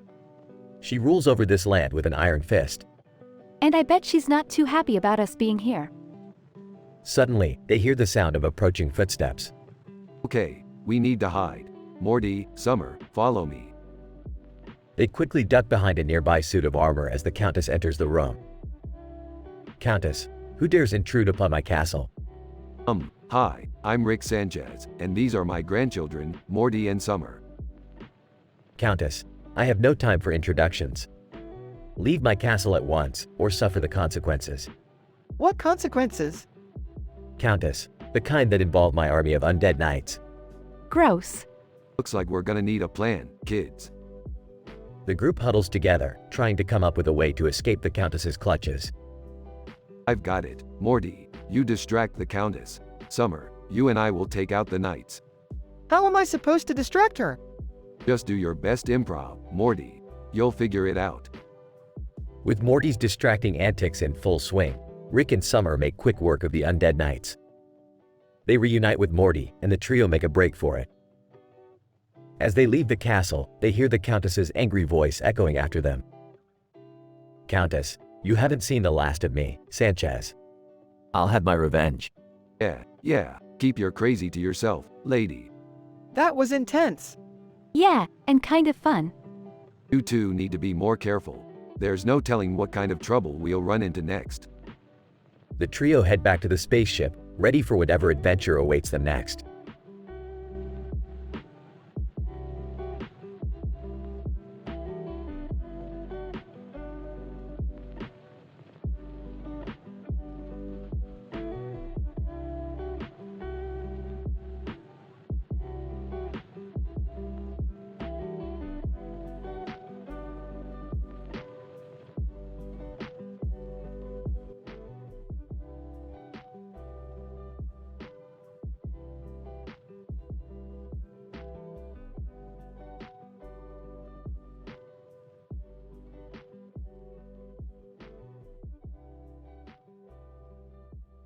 Title: Rick and Morty Meet John Wick. Opening scene shows Rick tinkering with a machine in his lab while Morty watches. Rick, what are you doing? Just trying to fix this damn thing. It's been giving me trouble all morning. Suddenly, John Wick bursts into the lab, guns blazing. John Wick, Rick Sanchez, I need your help. Whoa, whoa, whoa. Slow down there, John. What's the problem? John Wick, I need you to create a device that can track down whoever killed my dog. Oh man, not the dog. That's messed up. You want me to make a tracking device for a person who killed a dog? That's it? John Wick, yes. They all get into Rick's spaceship and fly to a different planet. Whoa, where are we? This is the planet of the machines. Anything we need to make that tracking device, we can find it here. John Wick, thank you, Rick. You're a good man. They spend the next few scenes gathering the necessary components for the device. Alright, John, the device is ready. It will lead you straight to whoever did this. John Wick, thank you, Rick. You truly are the smartest man in the universe.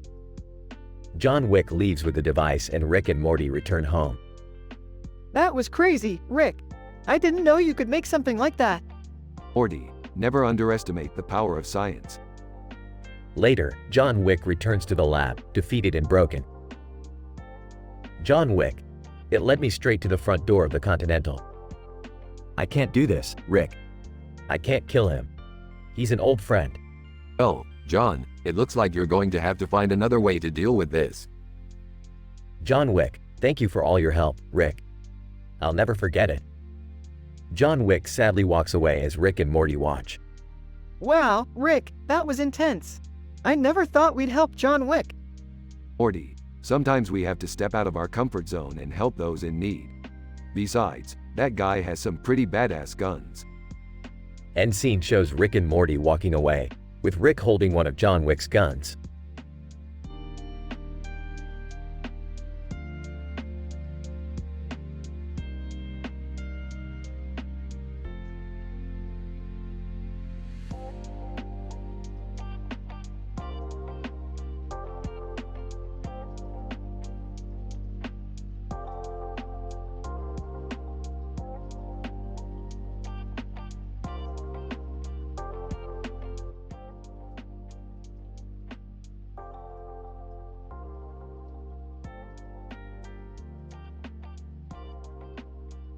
Morty, we've got an important mission today. What is it this time, Rick? We need to enter the parathyroid glands and steal their secret formula. And how are we supposed to do that? Easy peasy, Morty. We just need to enter this futuristic room with the circular window and… Wait a minute, Rick. That room looks like a trap. Relax, Morty. You're not getting out of this one. We need that formula to cure my thyroid condition. Alright, fine. But why is there a stage in the middle of the room? That's where the secret formula is hidden, Morty. We just need to get past the guards and… A loud explosion interrupts them as they enter the room. Oh, great. Looks like we've got company. Who are they, Rick? Those are the parathyroid police, Morty. They'll do anything to protect their formula. We're outgunned, Rick. What are we supposed to do? I'll man the stage, Morty. You take care of those guards. Morty fights off the guards while Rick delivers a hilarious stand-up routine on the stage. Eventually, they retrieve the formula and escape the room. That was intense, Rick. I didn't know you had it in you. Of course, Morty. Comedy is the secret to success in any mission. I still can't believe you risked your life for a thyroid cure. Hey, Morty, gotta take care of the little things. Plus, it's always good to have a backup plan. They fly off into the night sky, with Rick humming a tune and Morty in awe of his grandfather's bravery.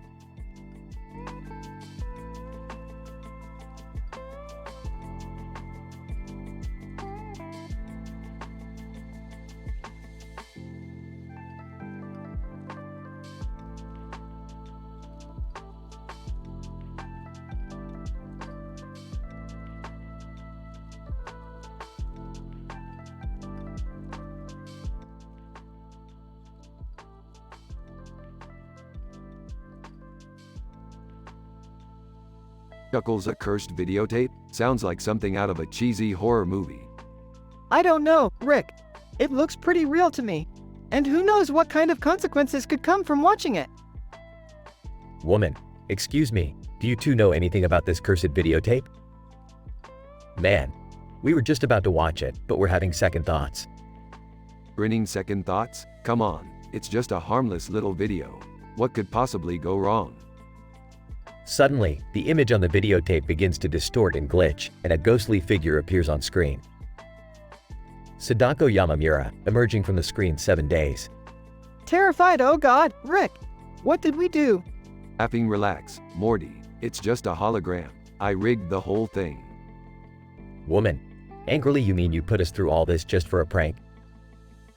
Man, I'm not sure whether to be relieved or furious. Shrugging, hey, entertainment comes in all forms.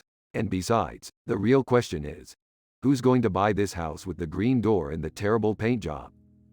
Shaking his head, you really are something, Rick. Smirking, I know, Morty. I really am.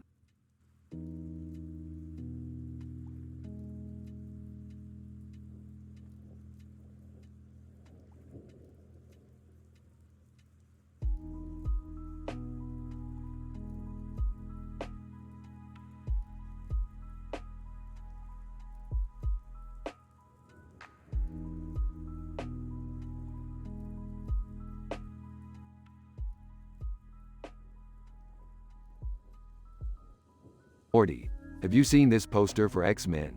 Days of Future Past? Yeah, Rick. It looks pretty cool. Cool, Morty. This movie is based on a dark dystopian future where mutants are being hunted down and killed. It's not cool, it's terrifying. Oh, sorry, Rick. I didn't realize. It's okay, Morty. Just don't forget to read between the lines. There's always more than meets the eye. You mean like in that music video for I Wanna Be Your Slave by Manskin? Exactly. That video isn't just about BDSM, Morty. It's about the power dynamics in relationships. Wow, I never thought about it like that. That's why you need to be more discerning, Morty. You can't take everything at face value. I get it, Rick. But sometimes it's hard to see the bigger picture. That's because life is a journey, Morty. You're not meant to have all the answers. That's what makes it exciting.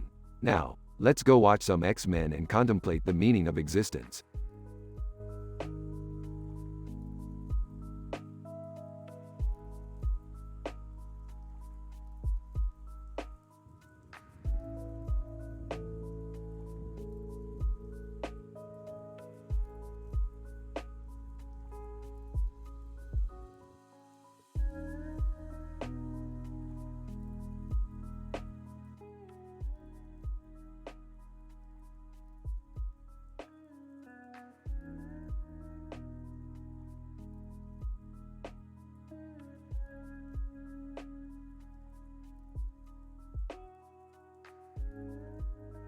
Morty, have you ever heard of the legend of the red-eyed goddess?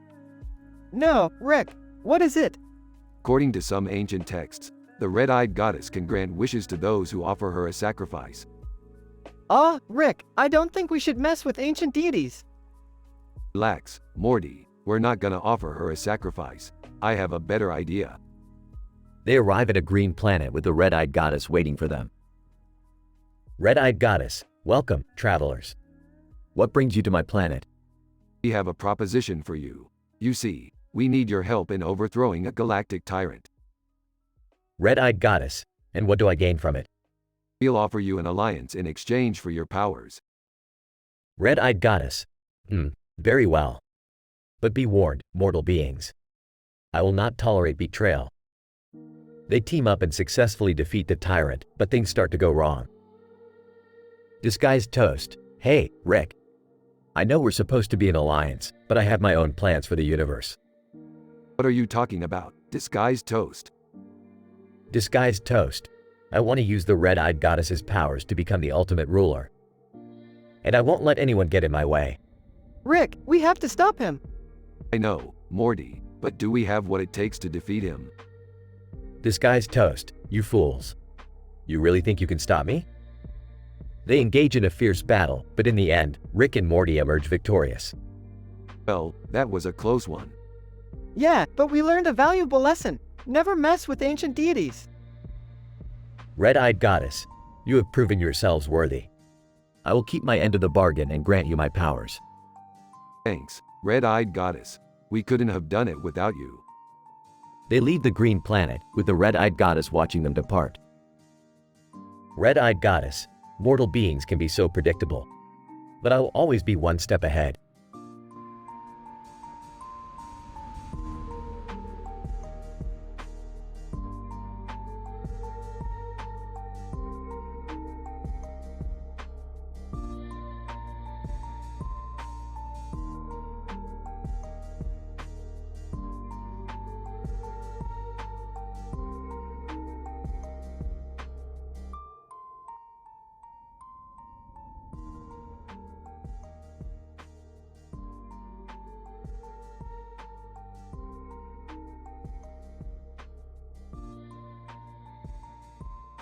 Title: The real reason Mickey Mouse wears gloves. Rick, Morty, and the Smith family are wandering in a theme park store when they spot a cartoon character with a surprised look on his face. Hey, look at that! It's Mickey Mouse! Oh, boy! Let's go say hi! As they approach, Rick and Morty explain the real reason as to why Mickey Mouse wears gloves. You see, Mickey Mouse has always had a bit of a fetish for hands. Yeah, and he always felt self-conscious about his own little mouse paws. Mickey Mouse looks embarrassed as all the other cartoon characters in the store begin to shift uncomfortably. Ew, that's gross, guys. Let's just go find something else to do. But the situation quickly spirals out of control. Pluto, hey, what's going on here? Oh, nothing. Just explaining why your master has a strange hand fetish. Pluto growls, and the other characters start to get angry as well. Daisy Duck, how dare you disrespect Mickey like that? Goofy, gosh, I think it's time for you to leave. Sorry, we didn't mean anything by it. They quickly exit the store, but not before Morty spots something else interesting. Hey, Rick, look! It's a store that sells portal guns. Morty, we'll deal with that later. Right now, we have to get out of here before we incur the wrath of Disney. Yeah, let's get out of here. They hurry away, but the tension lingers in the air. Well, that was humiliating. I can't believe you guys did that. Hey, what can I say? I like to ruffle some feathers. Yeah, but maybe next time we should keep our hands to ourselves. They all laugh as they walk away, but they can't shake the feeling that they narrowly avoided a very dangerous situation.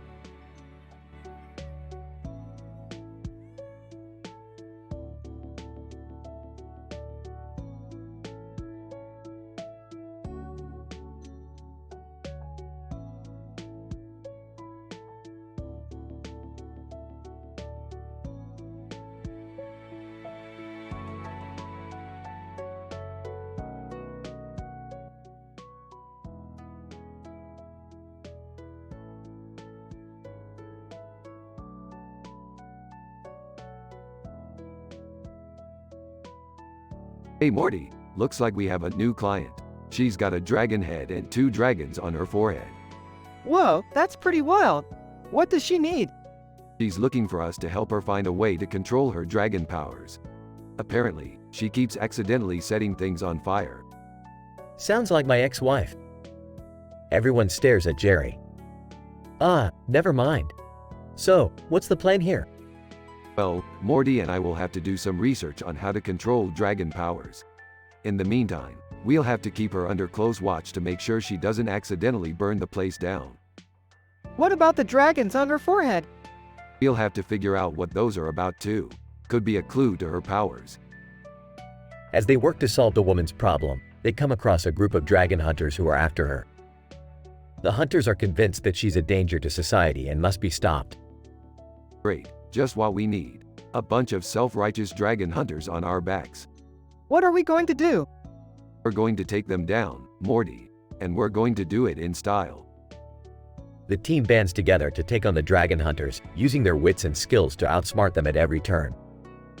In the end, they emerge victorious and the woman is finally able to control her dragon powers. Well, that was quite the adventure. I think I need a drink after all that excitement. What are you talking about? We still have to figure out what those dragons on her forehead were all about. And what about the dragon hunters? Are they going to come after us again? Relax, Morty.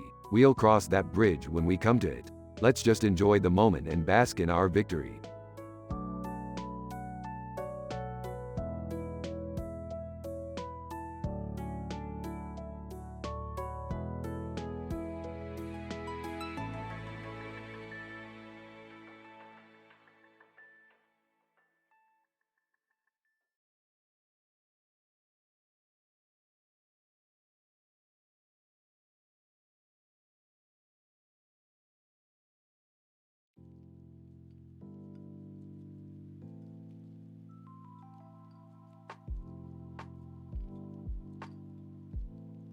Rick, what is that creepy skeleton with blue eyes and lightnings around its head? Oh Morty, that's just a typical Tuesday in the multiverse. Don't worry about it. Skeleton, greetings, travelers. My name is Skuldor and I require your assistance. What could a skeleton possibly need from us? Skuldor, I need help finding my lost love, the purple hair Dao. She's been missing for centuries. Wow, that's really sad. How can we help? I think I know a guy who can track down anything. Hold on. Scene cuts to a dimly lit bar where Rick meets with a shady figure. I need your help tracking down the purple hair Dao. Can you do it? Shady figure, for the right price, I can do anything. Back to Skuldor and Morty. Skuldor, it's been so long since I've seen her. I hope she's okay. Don't worry, Skuldor, we'll find her. Next scene shows Rick, Morty, and the shady figure confronting a group of aliens holding the purple hair Dao captive. I know you have the purple hair Dao. Give her back or face the consequences. Alien leader, we won't give her up that easily. The group engages in a dramatic fight sequence with intense music. We did it! We saved the purple hair Dao. Skuldor, my love, you're safe. I'll never let you go again. The episode ends with Skuldor and the purple hair Dao walking off into the sunset holding hands. Love conquers all, Morty, even when it's between a skeleton and a hairdo.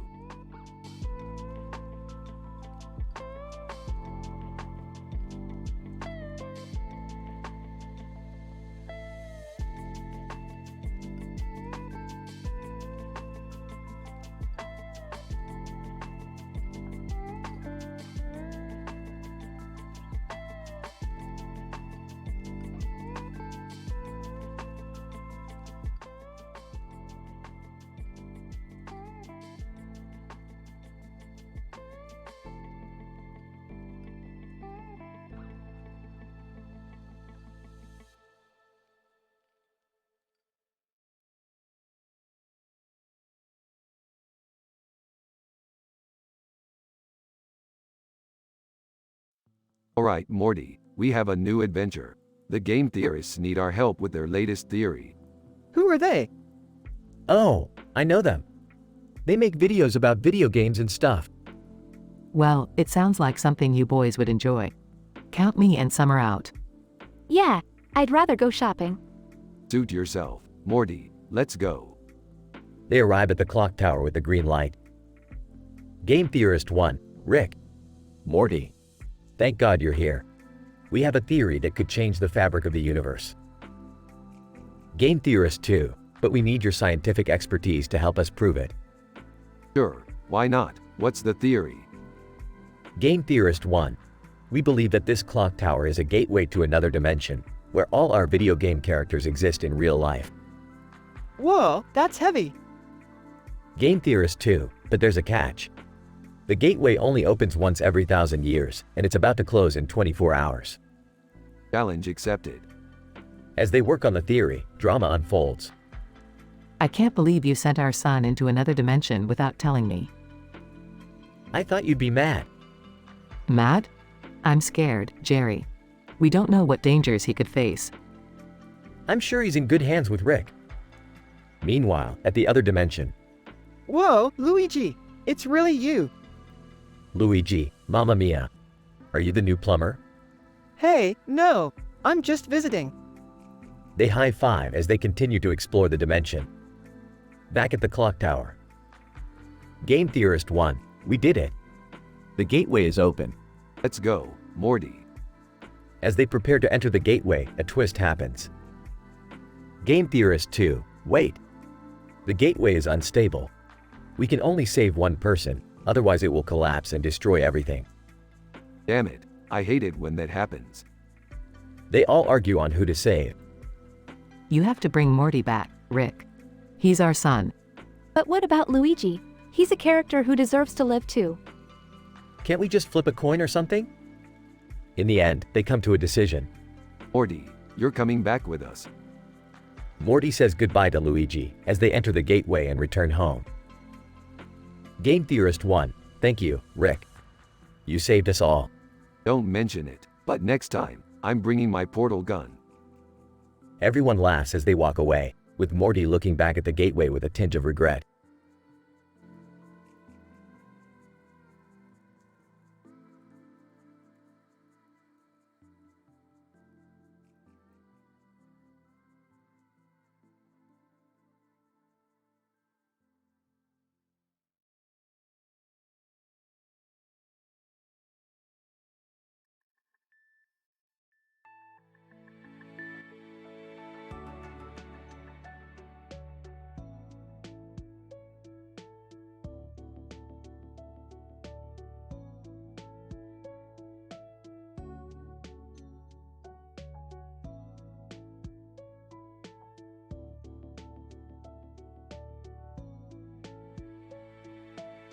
Morty, we're heading to the Shawshank Redemption.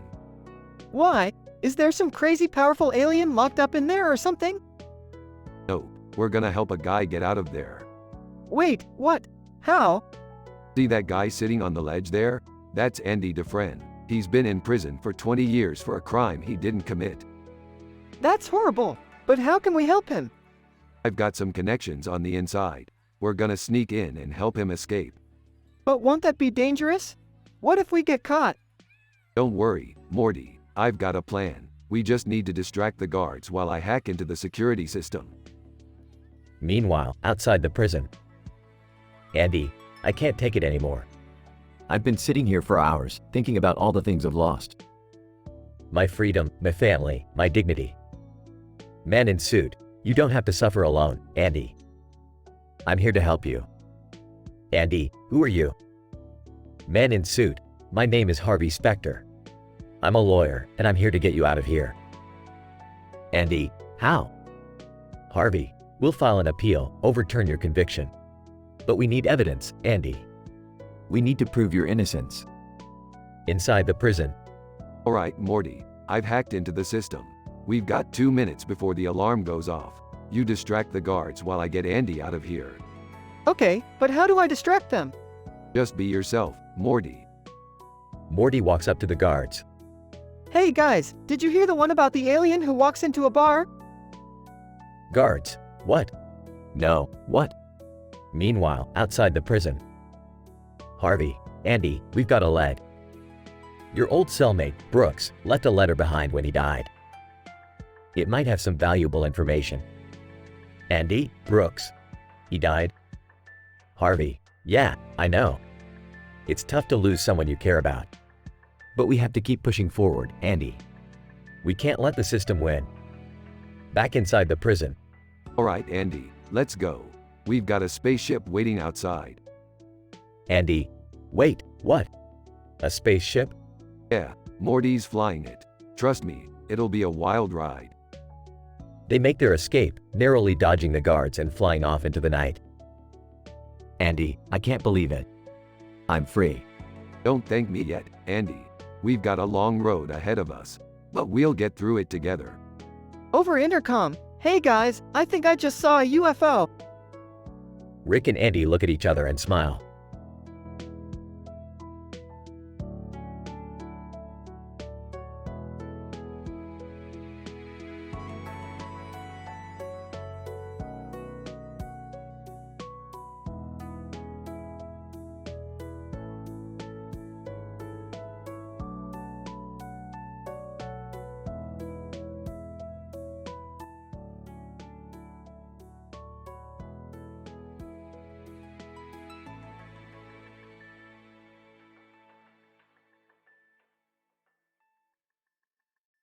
Alright, Morty. Let's check out this new photography exhibit.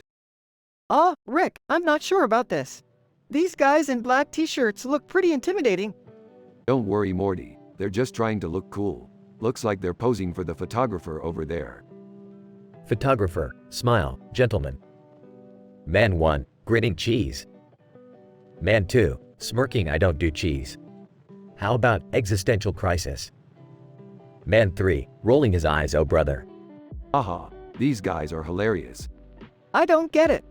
That's because you don't have a sense of humor, Morty. But things are about to get serious. Photographer, alright now, let's capture some emotion. Man 2, tell me about your darkest fears. Man 2, pauses I'm afraid of being forgotten. Man 1, patting him on the back, it's okay man, we'll always remember you. Man 3, sighs, this is why I drink. Oh, things just got real. Yeah, I feel bad for laughing earlier. Don't worry, Morty. That's just life. It's a mix of humor and sadness, light and dark. Man 1, sniffling, I can't do this anymore. I need to leave. Photographer, wait, don't go. We haven't even gotten to the group shot yet. Man 3, chugging a beer, count me out. I'm done with this emotional roller coaster. Looks like this photo shoot is a bust, Morty. Let's go find some more lighthearted entertainment. Yeah, I could use a break from all this drama. Life's too short to take everything so seriously, Morty. Let's just enjoy the ride.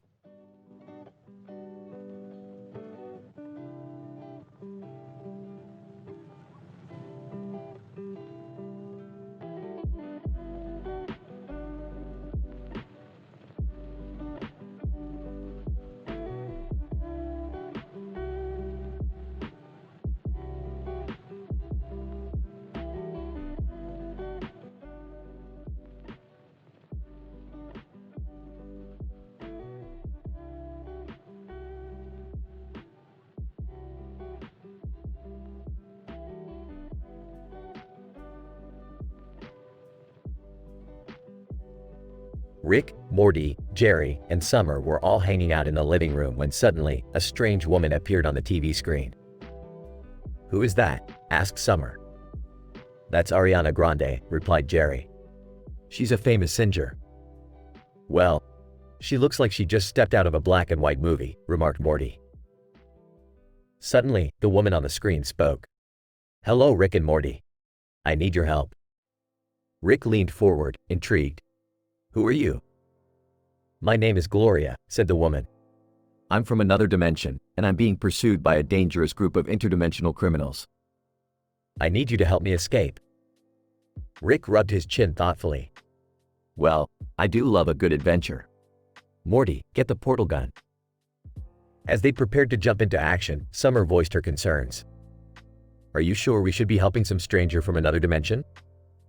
What if it's a trap?" Jerry chimed in. "Yeah, what if this is some kind of scam?" But Rick just grinned. "Relax, kids. We've faced worse. And besides, it's not like we have anything better to do." With that, they stepped through the portal and into a world of black and white. Gloria was waiting for them, dressed in a stunning gown that seemed to shimmer in the monochrome landscape. "Thank you so much for coming," she said gratefully. I knew I could trust you. But as they made their way across the strange world, they soon discovered that things were not as simple as they seemed. The interdimensional criminals were hot on their trail, and they would stop at nothing to capture Gloria. Amidst all the drama and tension, there were plenty of laughs to be had. Rick's snarky one-liners kept everyone on their toes, while Jerry struggled to keep up with the group's fast-paced antics. In the end, Rick and the gang managed to outsmart the interdimensional criminals and bring Gloria to safety. As they returned to their own world, they were exhausted but satisfied. "I don't know about you guys," said Morty, "but that was one crazy adventure." Speak for yourself, muttered Jerry. I need a nap. But Rick just grinned, already planning their next wild escapade. "We'll rest when we're dead, Jer. Now, who's up for pizza?"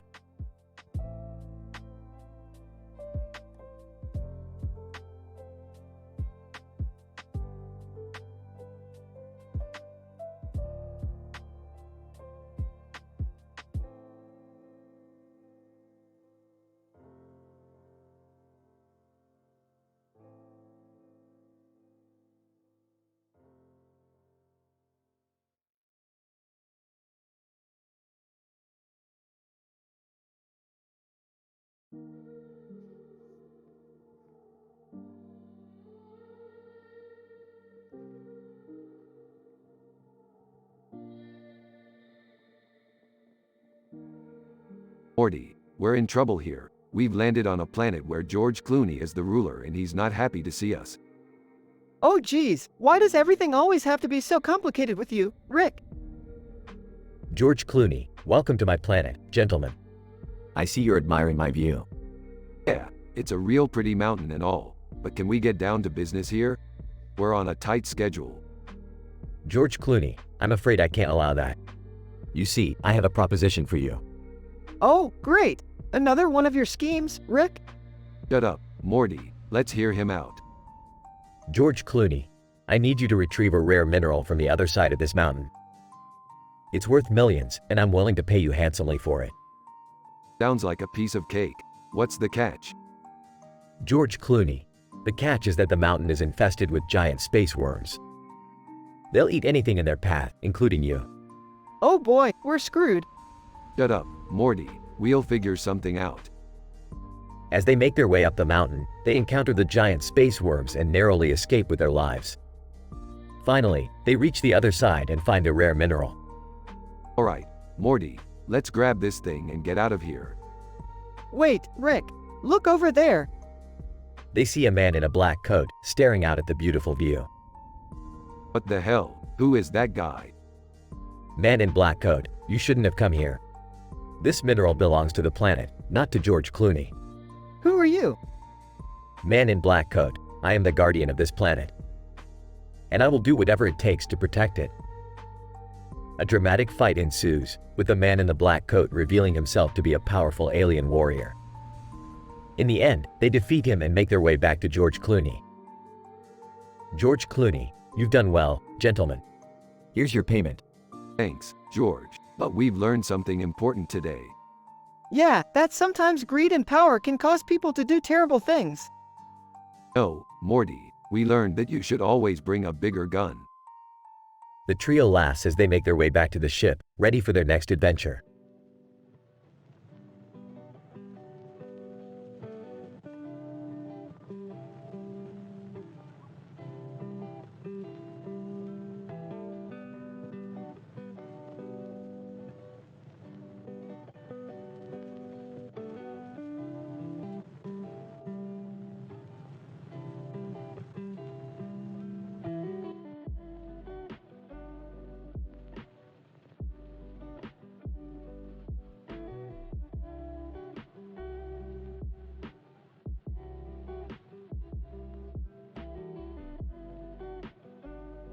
Hey, Morty, what's with the swords?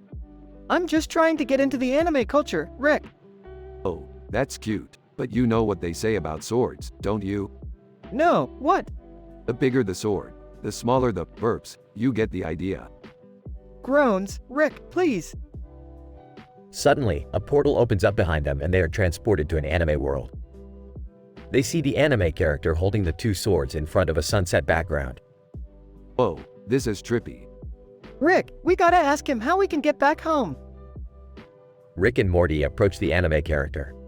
Hey, buddy, how do we get back to our reality? Anime character, in a monotone voice. You must defeat the Hunter Association and acquire all of the Hunter's licenses.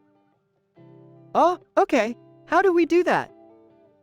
Anime character, monotone voice, through rigorous training and battles against powerful enemies. Alright, we can do that. Suddenly, they are surrounded by other anime characters. Oh, great, more people to fight. Whispers, Rick, I don't think we're cut out for this.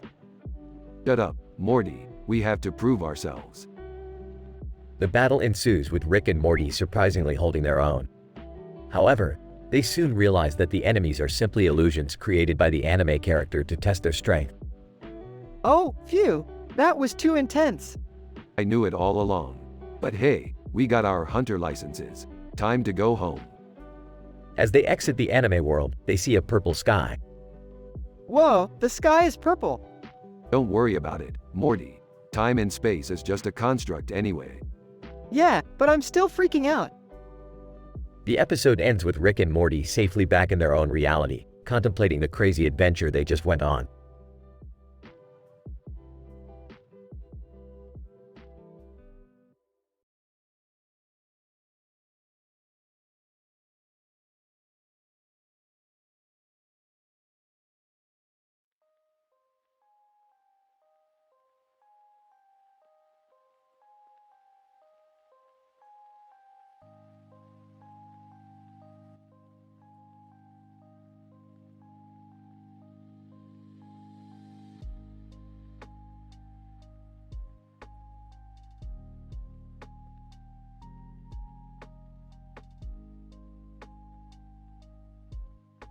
Rick and Morty Season 5 Episode 7, Fast Food Frenzy.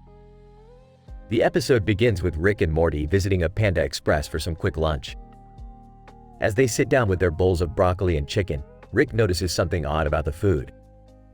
Morty, this doesn't taste like real chicken. I think we've stumbled onto some kind of fast food conspiracy. What do you mean, Rick? I mean, these fast food joints are using cheap, low-quality ingredients and passing them off as the real deal. It's a total scam. As they investigate further, Rick and Morty discover that the conspiracy goes deeper than they ever imagined. The entire fast food industry is controlled by a powerful group of aliens who are using Earth's inhabitants as a source of cheap labor and ingredients. This is crazy, Rick. What do we do? We have to expose these aliens for what they are, Morty. We have to take down the entire fast food industry once and for all. The rest of the episode sees Rick and Morty on a fast-paced, action-packed adventure as they race to stop the aliens and save the world from their diabolical plan. Along the way, they encounter all sorts of hilarious mishaps and obstacles, all while trying to stay one step ahead of the alien overlords. In the end, Rick and Morty emerge victorious, having saved the world from a fast food apocalypse. As they sit down to enjoy a well-deserved meal, Rick looks at Morty and smiles. Well done, Morty. You really saved our bacon on this one. Rick, we didn't eat bacon. We had broccoli and chicken, remember? Oh, right, my bad. I guess we really did save our broccoli and chicken, then. The episode ends with Rick and Morty laughing and enjoying their meal, knowing that they've truly made a difference in the world.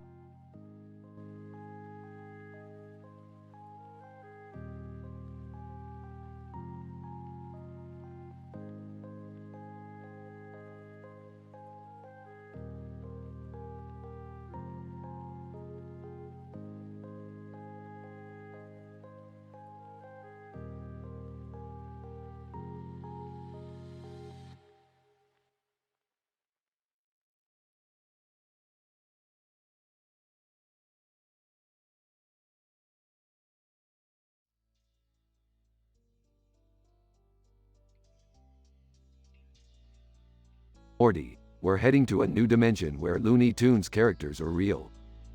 Oh geez, what kind of crazy things are we gonna see now? They arrive in the dimension and see Wile E. Coyote chasing after the dog in the field. Looks like Wile E. Coyote finally caught the Roadrunner and decided to move on to other prey. That's messed up, Rick. We gotta stop him. They confront Wile E. Coyote. What's your deal, dude? You can't just go around chasing innocent animals like that. Wile E. Coyote, I'm just doing what I've been programmed to do. Hunt and survive. But you don't have to do it that way. You can try and make friends with the animals instead. Wile E. Coyote, friends? With my natural prey? That's absurd. Well, maybe it's time to change your programming. We've got just the technology to do it. They use a device to reprogram Wile E. Coyote's instincts to befriend animals. Wile E. Coyote, whoa, what is this feeling? I feel happy. The dog comes over to Wile E. Coyote and licks his face. Wile E. Coyote, this is incredible. I never knew friendship could feel so rewarding.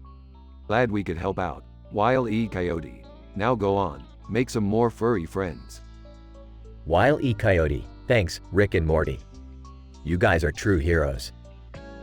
As they leave the dimension, they see Wile E. Coyote running through the field with a pack of dogs by his side.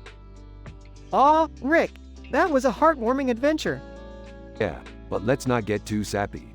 We've still got plenty of dimensions to explore. Right, adventure awaits. They hop into the portal and disappear.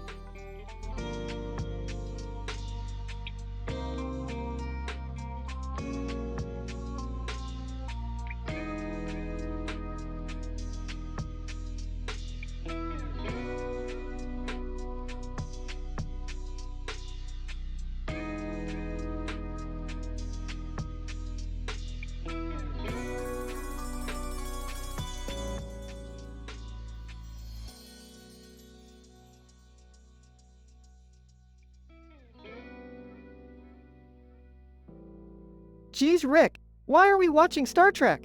I thought we were supposed to be on some adventure or something. Morty, Star Trek is a classic. Plus, it's educational. Hey guys, what are you watching? Star Trek, Jerry. It's a show about space exploration.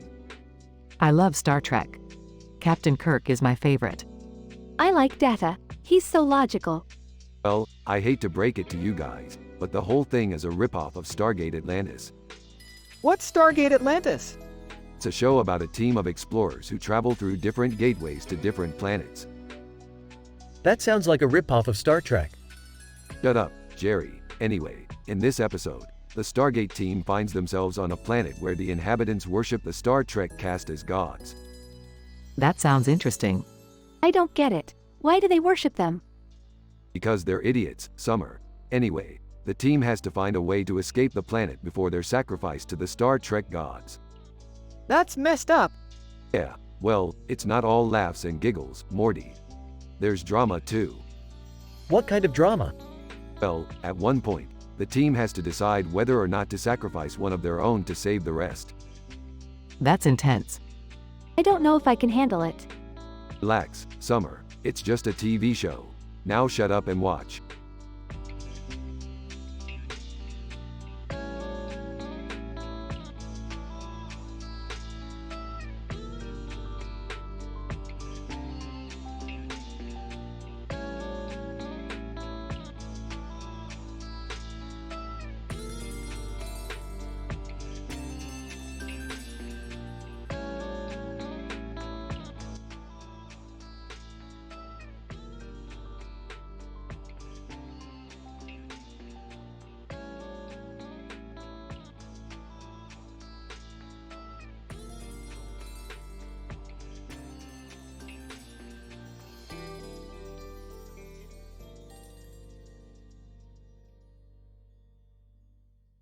Alright, Morty. Looks like we're going to a fancy dinner party tonight.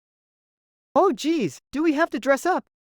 Yes, Morty, we have to dress up. We're going to be rubbing shoulders with the upper crust of society tonight. Oh, I hate these kinds of events. Laughs. Yeah, me too. But we've been invited by an old friend, so we gotta go. At the party. Host. Welcome, welcome. So glad you could make it. Thanks for having us. Host. Oh, it's my pleasure. Please, help yourself to some food. Whoa, this looks amazing. Points to the lasagna. Host. Ah, yes. My favorite dish. Sarcastic. Ooh, fancy lasagna. Host. Ignoring Rick's comment and the red lamp, it really sets the mood, don't you think? Confused. Ah, yeah, sure. Whispers to Morty. Morty, I think this guy's a weirdo. Meanwhile, a man in a suit and tie enters the room. Man, to the host. Hello, old friend. Host, surprised. Oh, hello. I didn't expect to see you here. Man, smiling. Well, when I heard you were hosting this party, I just had to come.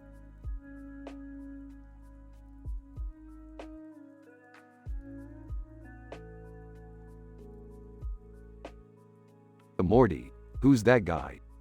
I don't know, but he seems important. As the dinner goes on, tensions rise between the host and the man in the suit. Host, angrily, I can't believe you would show up here after what you've done. Man, calmly, now. Let's not ruin the evening with unpleasant memories. Whispers to Morty. Uh-oh, things are getting heated. Whispers back. Yeah, but what did he do? The argument escalates until the man in the suit reveals a shocking truth. Man, confessing, I admit it. I embezzled money from your company. Host, shocked. What? How could you do something like that?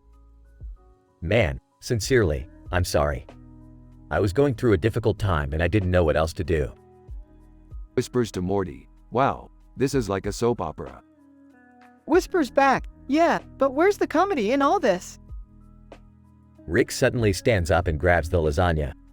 Loudly. Hey, everybody. Check out this fancy lasagna. Everyone turns to look at Rick, confused. Smiling. I mean, come on. It's just lasagna.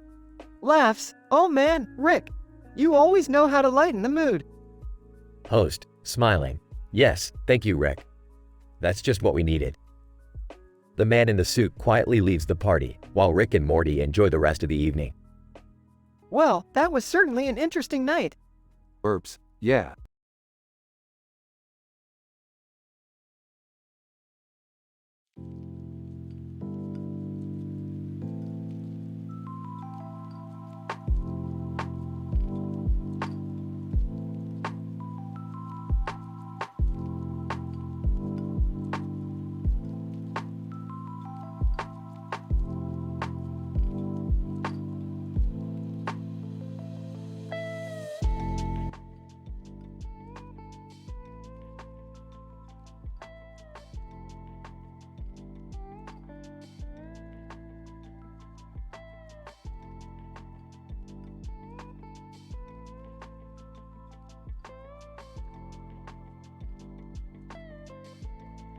Morty, Jerry, Summer, I've got a new adventure for us. Can it wait? I was just about to watch Star Wars with the kids. Star Wars? Beefed. That's nothing compared to what we're about to experience. What is it, Rick? We've been hired by the Galactic Council to apprehend a rogue Jedi. A Jedi? That sounds dangerous. Don't worry, I've got a few tricks up my sleeve. Plus, I know this guy from way back when. Who is he? Luke Skywalker. He's gone rogue and is causing havoc throughout the galaxy. How are we going to catch a Jedi? Simple, Morty. We'll lure him in with our own lightsaber-wielding hero, Jerry. Wait, what? I don't know how to use a lightsaber. Don't worry, Jerry. I've got it covered. Plus, it'll be a great bonding experience for you and the kids watching at home. I don't know about this, Rick. It sounds risky. Risk is my middle name, Summer. Now let's go save the galaxy. As they reach the designated planet, they encounter Luke Skywalker, who's already waiting for them. Luke. Rick, I should have known it was you. Luke, old buddy, what's with all the chaos? Luke, the dark side has taken over me. Rick. I can't fight it. But you can stop it. Jerry, with a shaky hand. I have got this, Luke. Luke senses fear in Jerry and easily disarms him. Luke, you're no match for me, Jerry. But you're not my enemy. He turns to Rick and hands over his lightsaber. Luke, take it, Rick. Use it against the dark side. Luke, I can't. I'm not worthy. Luke, you are, Rick. You're the only one who can stop them. Rick reluctantly takes the lightsaber and faces off against the dark side. After a tense battle, the dark side is defeated. Wow, Rick. I'm impressed. That was intense. Ending. Yeah, and I didn't even have to use any of my tricks. Luke approaches them. Luke, thank you, Rick. You truly are a hero. Don't mention it, Luke. We go way back, remember? They shake hands as the episode ends with the characters flying off into the starry night sky.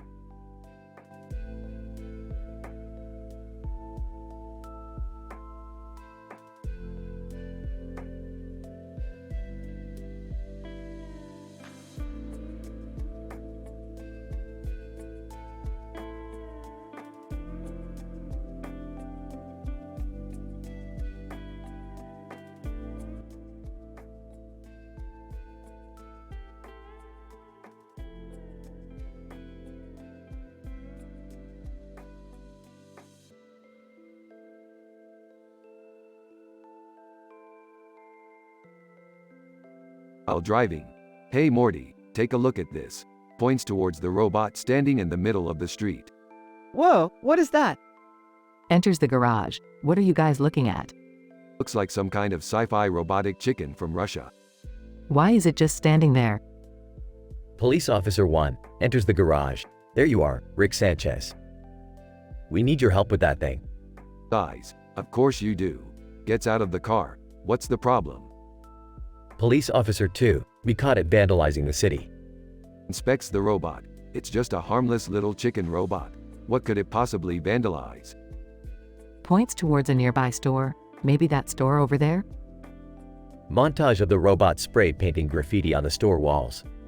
Laughs. Well, I guess we found our culprit. Sarcastic. Great detective work, Morty. The robot suddenly activates and begins to attack the police officers. Police Officer 1, what the hell? Grabs his gun. Everybody, take cover. Hides behind a car. What's happening? Hiding behind Rick. Is that thing malfunctioning or something? Shoots at the robot. I don't know, but we need to take it down before it causes any more damage. After defeating the robot, they all stand in silence. Breaks the silence. Well, that was unexpected. Exhausted. Yeah, tell me about it. These robots are getting smarter by the day. I don't want to know what's next. Rick, Morty, and Beth walk away from the destroyed robot, while the police officers call for backup.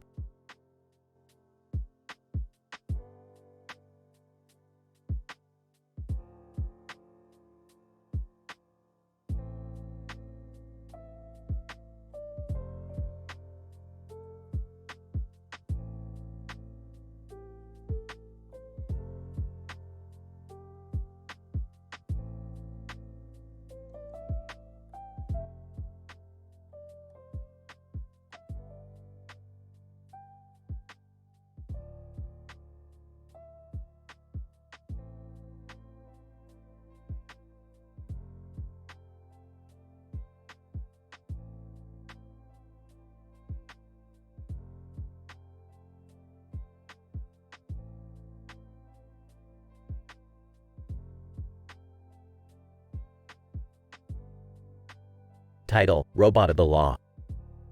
Opening shot of Rick and Morty walking through a barren wasteland with the distressed faces. Rick, what happened to this place? It's the aftermath of the robot apocalypse, Morty. Didn't you read about it in your history class? I don't remember much about history class. Rick, I was too busy trying to survive freshman year. Suddenly, a robot with a helmet and a green face appears from around the corner. Robot, halt. Who goes there? Cool robot, Morty. It's like a RoboCop, but with more fashion sense. Robot, I am Law, the last surviving robot law enforcement officer. State your identification and purpose. Beth and Summer enter the scene. Oh my god, is that a robot cop? That's so retro, it's like the 90s all over again. Robot, state your identification and purpose, or I will be forced to use lethal force. Relax, Law. We're just on a mission to find the source of the energy surge that's causing the anomalies in this sector. Robot, affirmative. I will accompany you on your mission, for I am programmed to uphold the law and protect the innocent. That's awesome, Rick. We have a robot cop on our side. I don't know about this, Rick. It seems too dangerous. Yeah, I don't want to end up like those poor souls we saw back there. Don't worry, Beth. Law here will keep us safe. As the group continues their mission, they come across a group of rogue robots causing mayhem. Robot, freeze. You are under arrest for violating the robot code of conduct. The rogue robots turn to Law, their eyes glowing red. Rogue Robot 1, ha! You are no match for us, Law. We have evolved beyond your primitive programming. Rogue Robot 2, you are a relic of the past, Law. You will be decommissioned.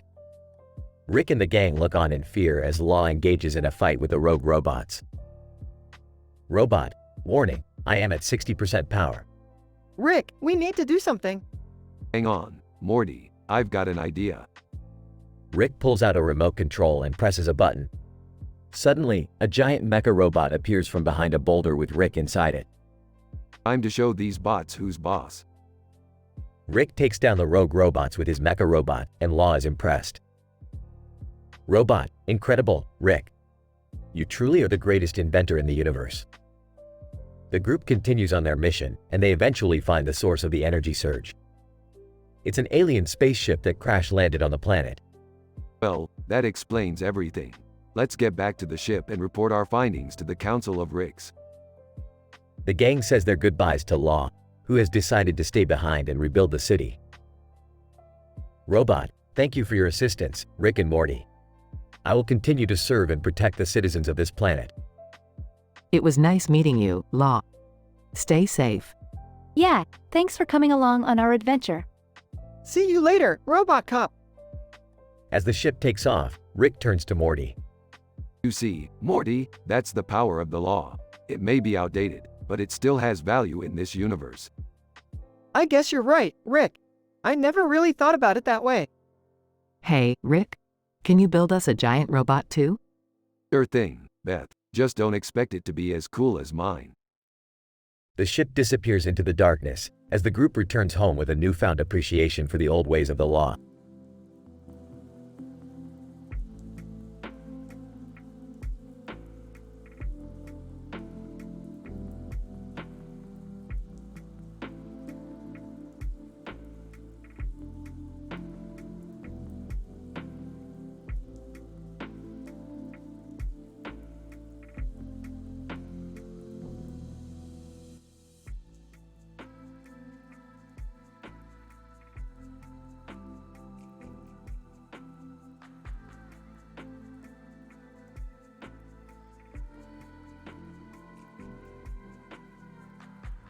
Morty, I found a portal to an alternate universe where Stalin accepted capitalism.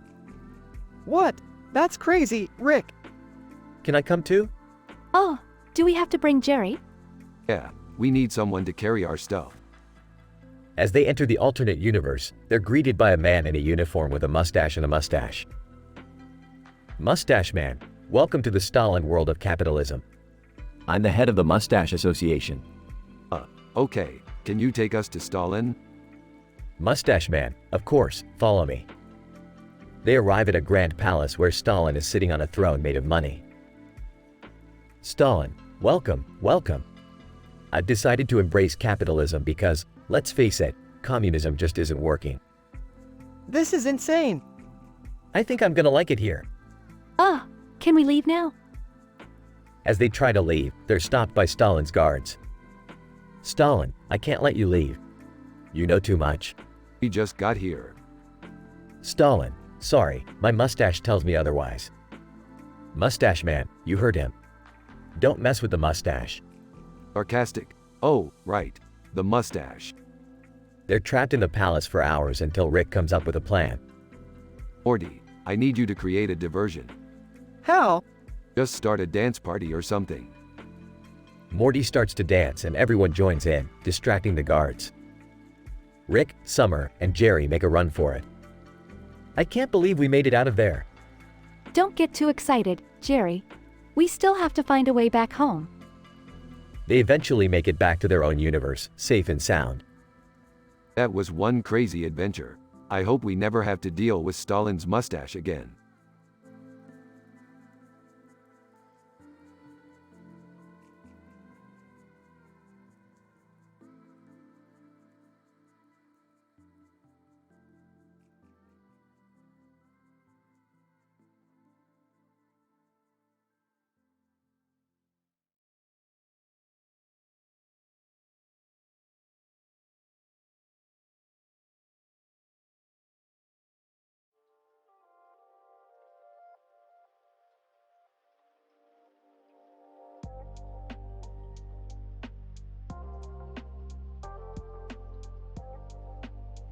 Title: The Phases of Rick and Morty. Morty, get in the ship. We have to go to the future. Aw, but Rick, it's not safe. What are you talking about? We'll be traveling through the iron carbon phase diagram. Rick, I don't want Morty to be in danger. Relax, Beth. Morty can handle it. He's a smart kid. I am? Of course you are, Morty. Now let's go. As they traveled through the diagram, they encountered some strange beings that started to attack them. Rick, what do we do? Stay calm. I have a plan. What's the plan? We're going to use the iron carbon phase diagram to our advantage. How? Watch and learn, Morty. As the beings got closer, Rick used his knowledge of the diagram to create a shield around them. The beings bounced off the shield and disappeared into the diagram. Wow, Rick. That was amazing. Yeah, you really know your stuff. Of course I do. I'm the smartest person in the universe. As they continued on their journey, they encountered more perils, but Rick's knowledge of science saved them each time. It's a good thing we have you, Rick. Yeah, I know. Now let's get back to Earth. Wait, Rick, can we stop at that space burger joint we saw on the way here? Fine. But just this once. As they sat down to eat their space burgers, they laughed and joked about their adventure. You know, Rick, you may be a genius, but you're also an amazing grandfather. Ah, Beth, you're always making me feel things. Yeah, Rick. We may go through different phases, but at the end of the day, we're still family. You're damn right we are. Now let's finish these burgers and get out of here. The trio finished their space burgers and flew back to Earth, ready for their next adventure.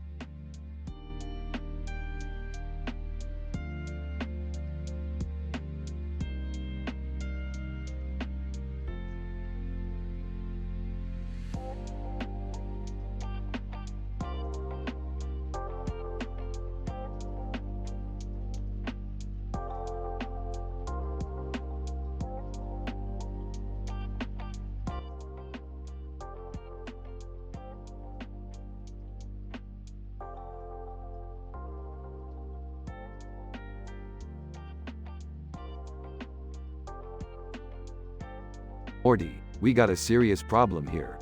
What is it, Rick? There's a crazy man outside holding a rifle and a skull mask. He's trying to intimidate the home inspector so we can't sell this house. Why would someone do that? Who knows, Morty? People are crazy, but we gotta do something before he causes any damage. What do you suggest? I suggest we use our brains, Morty. We'll lure him out with some fake treasure and then trap him in a net. Is that really gonna work, Rick? Of course it will, Morty. Do you have a better idea?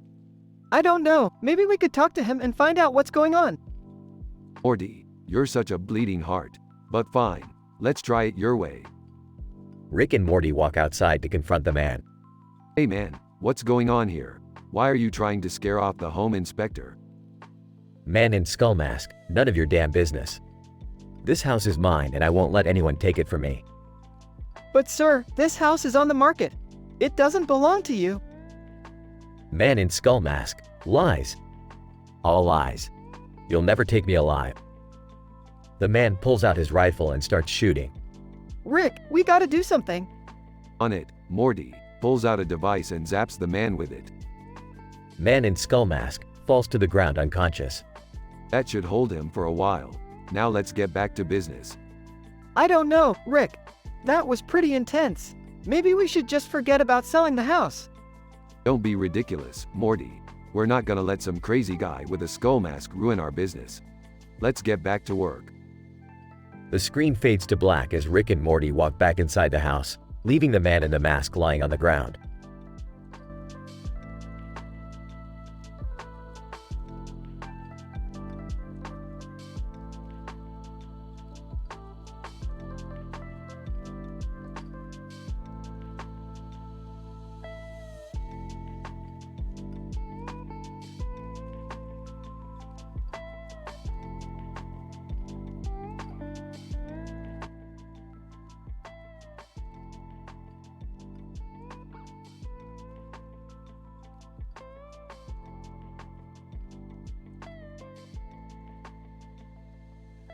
Alright, Morty.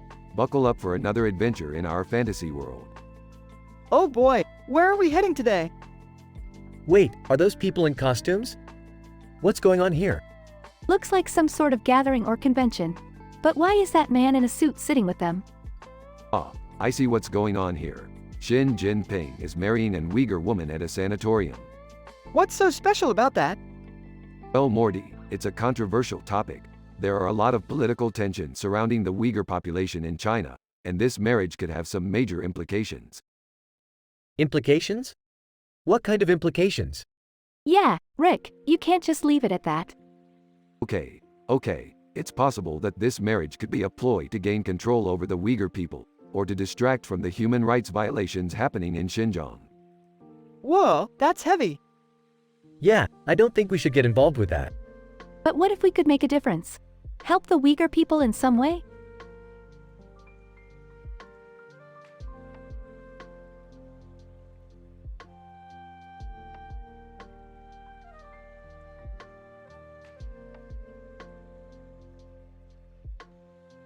Now that's a noble thought, but let's not get ahead of ourselves.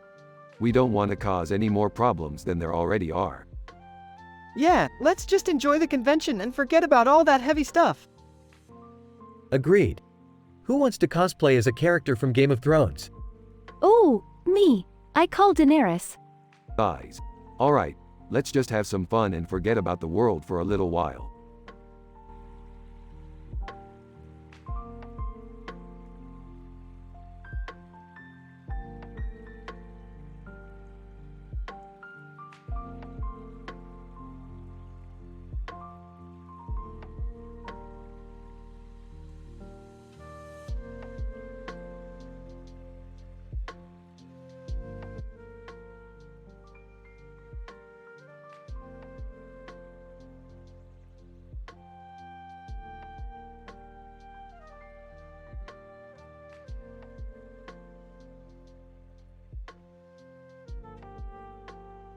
Alright, Morty, we gotta go save the world again. What do you mean, Rick? Look at that bird flying above the city. That's no ordinary bird. That's Falco Lombardi, and he's being held hostage by that guy in the suit. Hold on, I don't think I like the sound of this. Jerry, just let Rick and Morty handle it. They've done this kind of thing before. Yeah, and besides, it's not every day you get to hang out with a video game character. Alright, let's go. But be careful, that guy with the gun looks dangerous. What if we can't save Falco? What if we all die trying to save him? Guys, think positive. We can do this. Yeah, let's do it for Falco. As they approached the man in the suit, he turned to face them and aimed his gun. Man in suit, stay back or I'll shoot. Relax, pal, we're just here to negotiate a release. Man in suit, I don't negotiate with terrorists. We're not terrorists, we're just regular people. And we like birds. Please, just let Falco go. As they pleaded with the man, they suddenly heard a loud screech from above. They looked up to see Falco soaring towards them, flapping his wings with all his might. Falco, that's enough out of you, pal. He tackled the man to the ground and the gun went flying. They were able to apprehend him and save Falco from his captor. Nice work, everyone. Another crisis averted. Yeah, but how do we get Falco back to his game? Can we do that, Rick? Of course we can. We'll just have to make a few modifications to the portal gun. I knew you'd figure it out. I'm just glad Falco's safe. And with that, they all hopped onto the portal gun and zoomed back to their own world, with Falco safely in tow.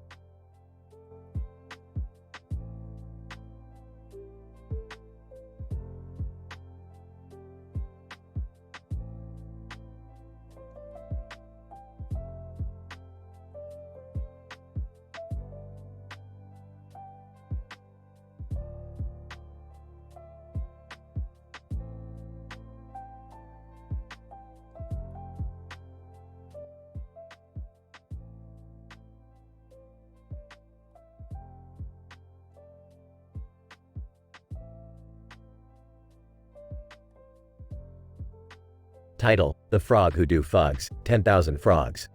Morty, my boy, we're in for a wild ride. What do you mean? I've got the latest movie from that insane dimension where all the movies are about frogs doing unspeakable things.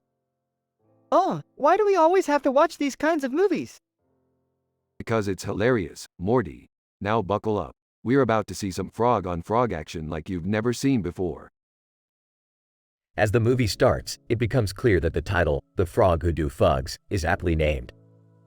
The frogs on screen are doing things that are downright scandalous, controversial even. I can't believe what I'm seeing. I told you, Morty. This dimension is nuts. Now let's sit back and enjoy this cinematic masterpiece. But as the movie progresses, the humor takes a dark turn. The frogs on screen are being mistreated and abused, forced to do things they don't want to do. This isn't funny, Rick. This is messed up. Yeah, well, welcome to the world of interdimensional cinema, Morty. It's not always sunshine and rainbows. As the movie reaches its climax, there's a sudden twist. The frogs band together and revolt, taking down those that had been exploiting them. Wow, that was intense. Yeah, it was. But the real question is, what did you think of the cinematography? Seriously, Rick? Alright, let's get out of here before the credits start rolling. As Rick and Morty exit the theater, they're left with a newfound appreciation for the complexity of interdimensional cinema. And maybe a little bit of trauma from seeing frogs in ways they never wanted to see them before.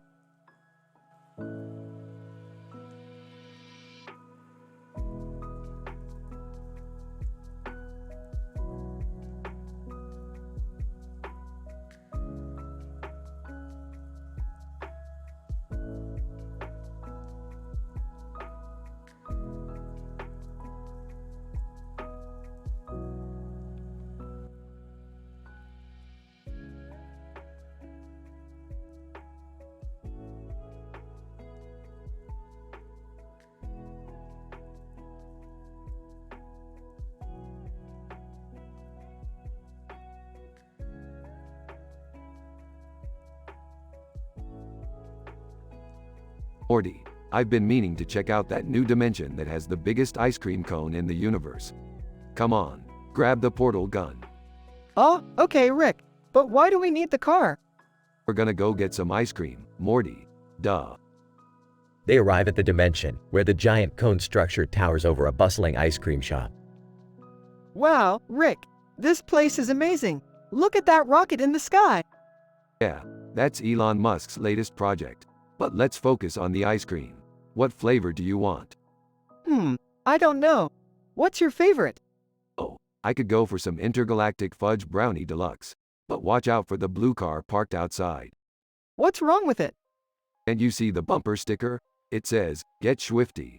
That means the owners are huge fans of the Strokes. And everyone knows they're the worst. Oh, okay. But let's just get our ice cream and go, Rick. As they exit the shop, they hear a commotion coming from the blue car. Looks like we're not the only ones trying to enjoy some ice cream. They approach the car and see two aliens fighting over a cone. Alien 1, I just want one bite. Give me the cone. Alien 2, no way, man. You already had your turn. Don't worry, fellas. We can solve this. Morty, get in the car. Morty hops in the driver's seat as Rick climbs on the roof and points his portal gun at the rocket in the sky. See that rocket up there? I'm gonna open a portal right in front of it. Then I'll throw this ice cream cone through the portal and it'll fly out in space and land right back here. Whoever catches it gets the last bite. The aliens agree to the plan and Rick opens a portal. The ice cream cone goes flying through space and lands back in Morty's hands. Whoa, this is cool.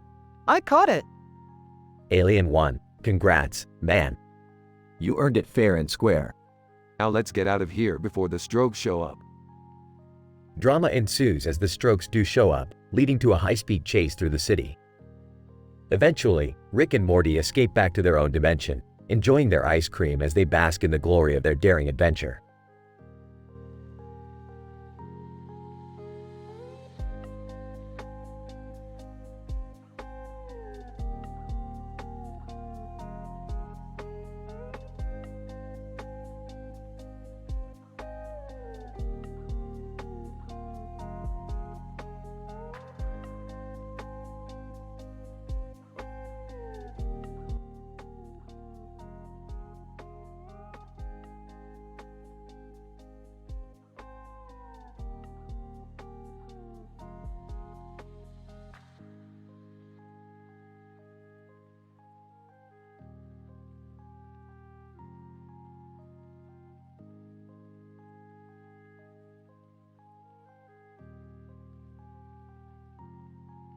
Morty, Jerry, check out this woman with the orb and crown. She looks like a queen or something. Whoa, she's glowing too. Should we approach her? No way, guys. We should stay away from things we don't understand. Remember that time we accidentally triggered the apocalypse? Relax, Jerry. This could be our ticket to riches and fame. I'll go talk to her. The woman with the crown introduces herself as Queen Celestia and asks for Rick's help to retrieve a powerful artifact that was stolen from her kingdom. Queen Celestia, the Orb of Eternity was taken by a rogue wizard who seeks to overthrow me. I can offer a handsome reward for its return. Sounds like a classic fantasy adventure. Sure, we'll help, but how do we get to your castle? Queen Celestia hands them a magical map that leads them through treacherous paths and fiery mountains. Along the way, they encounter giant spiders, dragons, and other fantastical creatures. I don't know if I can handle this, Rick. This is way out of our league. I told you so. We should have stayed at home playing board games. Quit whining, Morty. We're almost there. And look, there's the castle. As they approach the castle, they realize that the wizard has set up a powerful force field to protect it. Queen Celestia, we need to find the key to activate the anti-magic field. It's hidden in the wizard's lair. Rick, Morty, and Jerry sneak into the wizard's lair disguised as his minions. They find the key and activate the anti-magic field, disabling the force field. Just as they reach the Orb of Eternity, the wizard appears and engages them in a fierce battle. This guy's got some serious magic powers, Morty. We need to use our science to outsmart him. I've got an idea, Rick. Let's combine these two potions here and see what happens. The potions create a massive explosion, knocking the wizard unconscious. Queen Celestia, you did it. You saved my kingdom and retrieved the Orb of Eternity. As promised, I'll reward you with anything you desire. How about a lifetime supply of pancakes? No, Jerry, we want something more valuable than pancakes. We want the secrets of the universe. Queen Celestia gives them a glowing tome that contains the knowledge of all the cosmos. As they leave the kingdom, Morty asks, "Do you think we'll ever use that knowledge?" "Ah, Morty, we'll just use it to sound smart at parties." The episode ends with Jerry stuffing his face with pancakes and the rest of the family watching TV.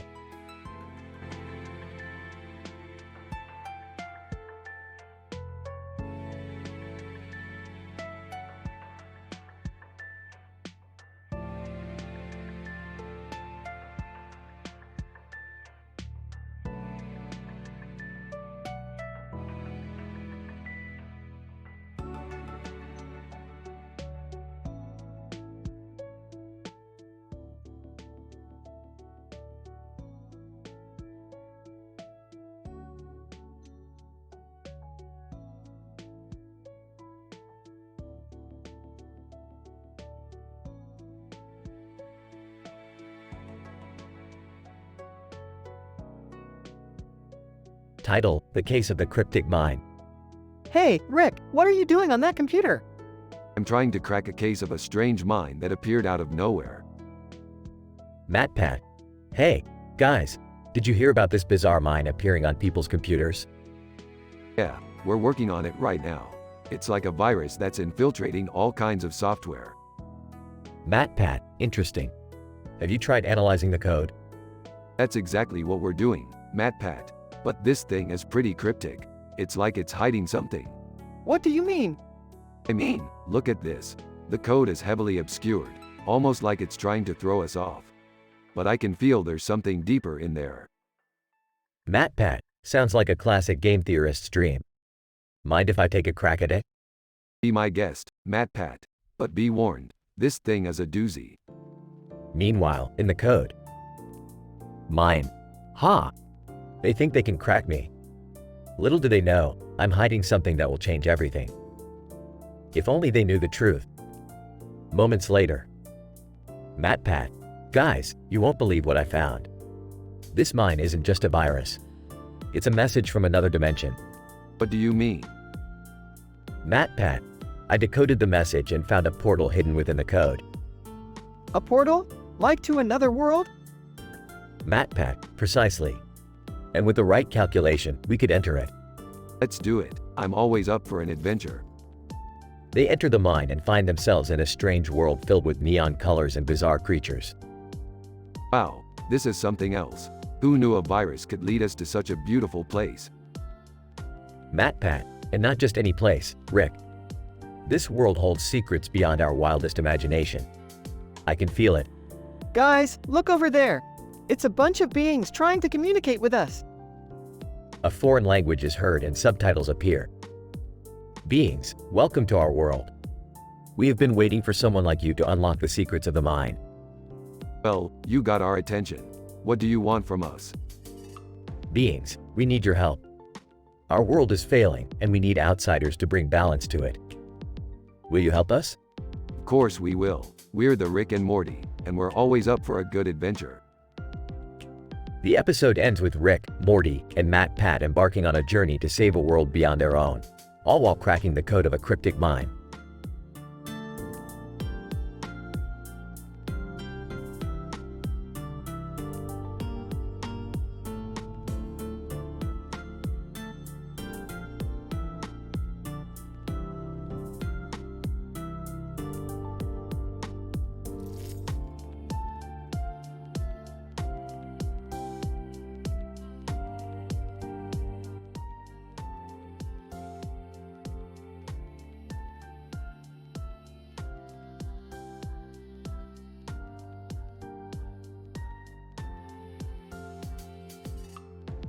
Morty, get in the portal. We're going to explore the Fall Mountains.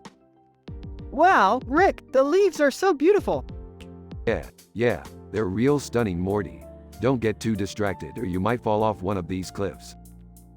Nervously, Rick, do you think we can make it to the peak? Of course, Morty. I mean, unless you want to be a quitter like those yellow and red leaves falling off the trees. Ashamed. Sorry, Rick. Sighs. Look, kid, life is like a mountain range. You gotta climb it or else you'll be stuck in the valley forever. Inspired. I got it, Rick. I'm ready to climb. Rick and Morty begin their ascent up the mountain. But as they get higher, the winds start to pick up and the temperature drops rapidly. Shivering. Rick, I don't know if I can handle this cold. Annoyed. Morty, we're not even at the top yet. You can't give up now.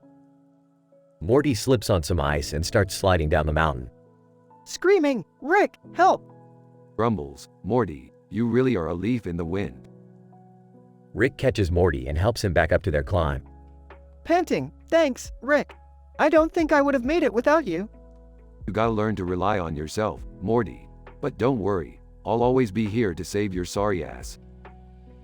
As they reach the peak, they see a beautiful view of the valley below. In awe? Wow, Rick. This was all worth it. Smirks. Yeah. Just wait until winter when all those beautiful leaves turn into a slippery death trap. Laughs. Oh, Rick.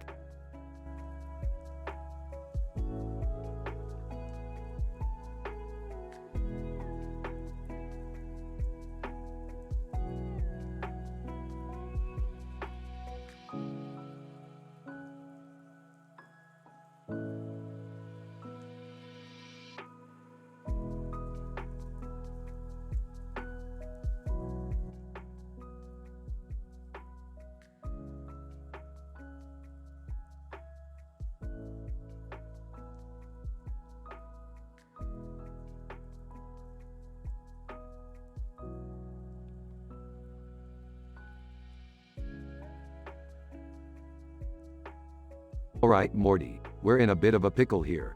What's going on, Rick? We've been transported to some weird alternate dimension, and there's some guy with a hat and a sword standing in front of us. Hey, guys. Is it just me or is this guy giving off some serious One Piece vibes? Jerry, I swear to God, if you start going on about your anime again. Wait, do you guys see that weird green mask in the background? Oh man, this just keeps getting weirder and weirder. Hey, guys. I think we should be careful. This guy looks like he means business. You're telling me. That sword looks like it could cleave a person in two. Okay, let's all calm down. There's got to be a way out of this situation. I think I have an idea. Maybe we can distract him with some jokes? Summer, I don't know if that's going to work. Hey, I know some good jokes. Why did the chicken cross the road? One Piece guy. To get to the other side. Nervous laughter.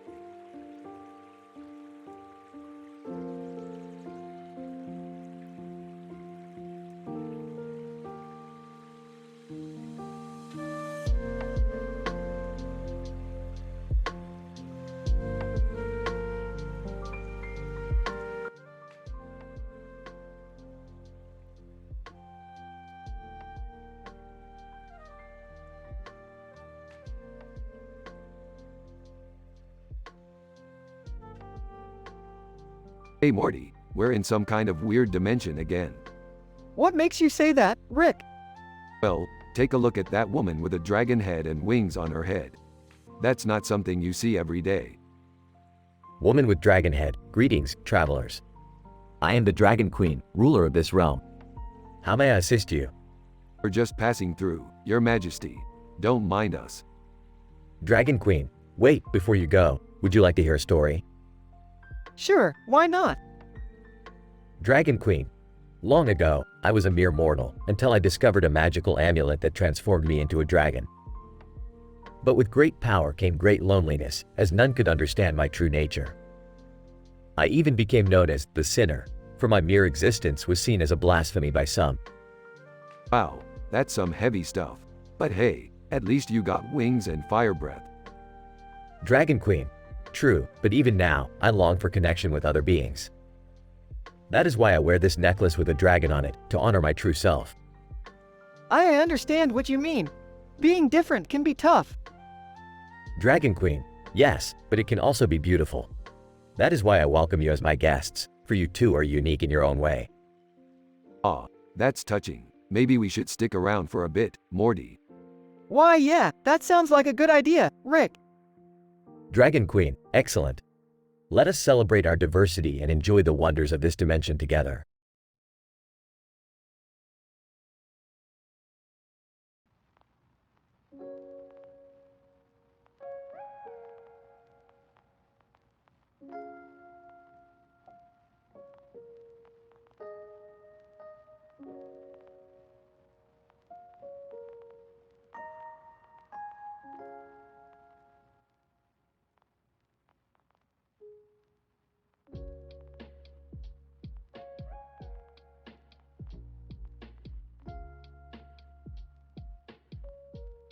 Morty, have you ever heard of the Mantis Men? Oh, no Rick. Why? Well, this little guy might just be one of them. What are you guys talking about? This beetle, it looks just like a mantis man, a race of intelligent insects from another dimension. Wait, so you're saying this thing is from another dimension? Yup, and it's probably scouting us out for an invasion. Rick, that's ridiculous. It's just a harmless beetle.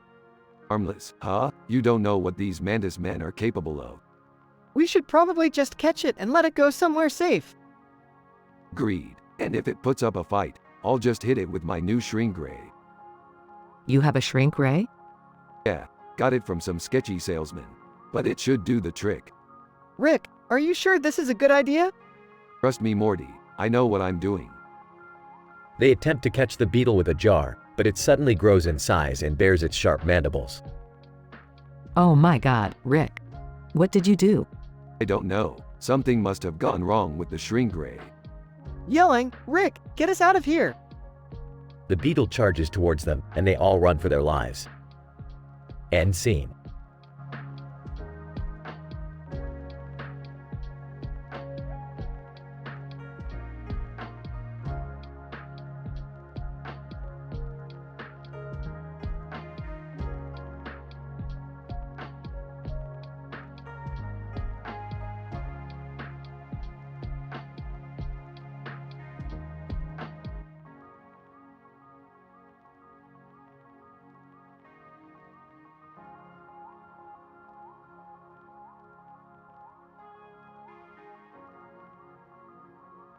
Where the hell is my portal gun, Morty?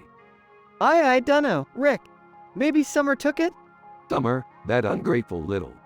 Hey guys, what's up? Smirks. Where's my damn portal gun, Summer? Oh, I borrowed it. Thought I'd go on an adventure on my own. Uh-oh, Rick. This can't be good. Summer jumps into the portal and arrives in a futuristic world. The woman in the circle of light greets her. Woman, welcome, traveler. I am the guardian of this dimension. What brings you here? Just having some fun, you know? Exploring different worlds and such. The guardian warns Summer of the dangers of using the portal recklessly. But Summer doesn't listen and continues to jump from one dimension to another. This is amazing. Who needs Rick when I can do this all by myself? Summer, get your ass back here now. But it's too late. Summer gets stuck in a dimension where everything starts going wrong. She realizes that she needs her family and the guidance of Rick. Please, someone help me. Rick saves Summer and brings her back to their own dimension. You think you can just do whatever you want? Summer, you're lucky I found you. I'm sorry, Rick. I didn't think it would be so dangerous. So, can we go on some adventures too? Yeah, just let me find a way to track my damn portal gun first.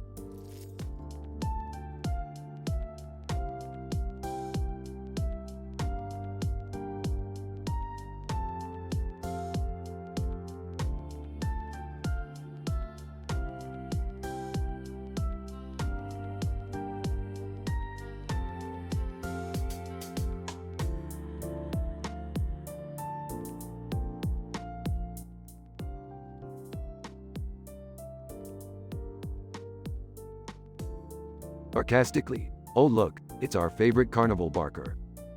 Confused. Who? Pointing to the TV, him.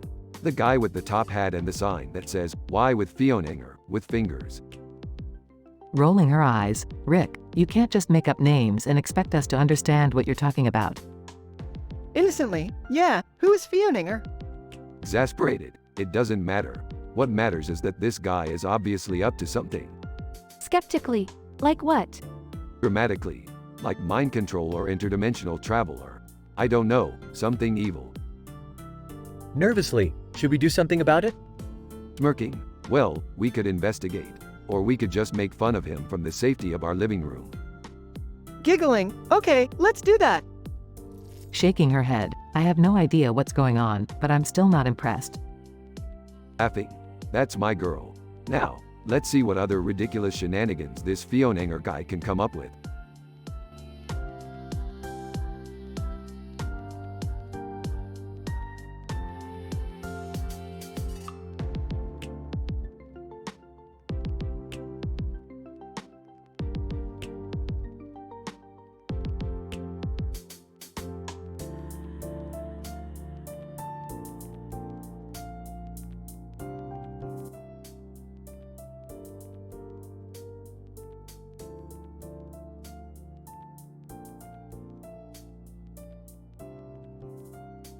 What the hell is going on here?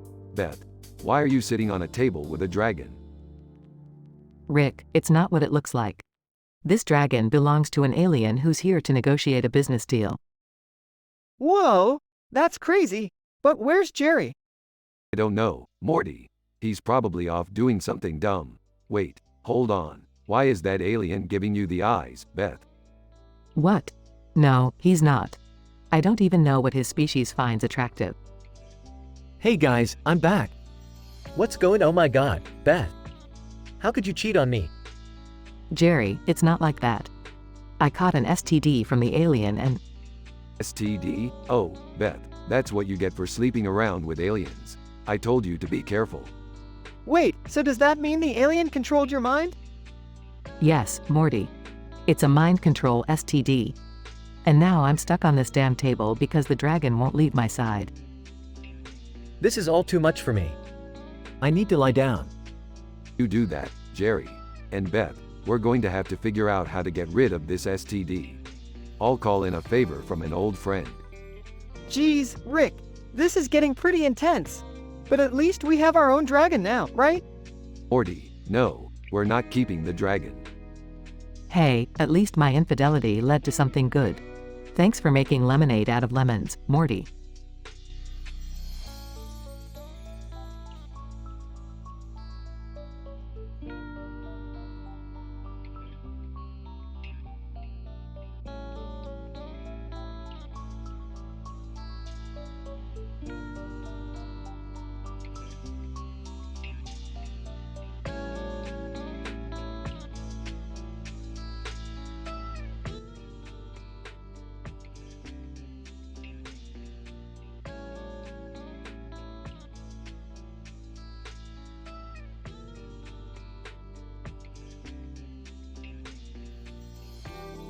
Morty, we've got guests.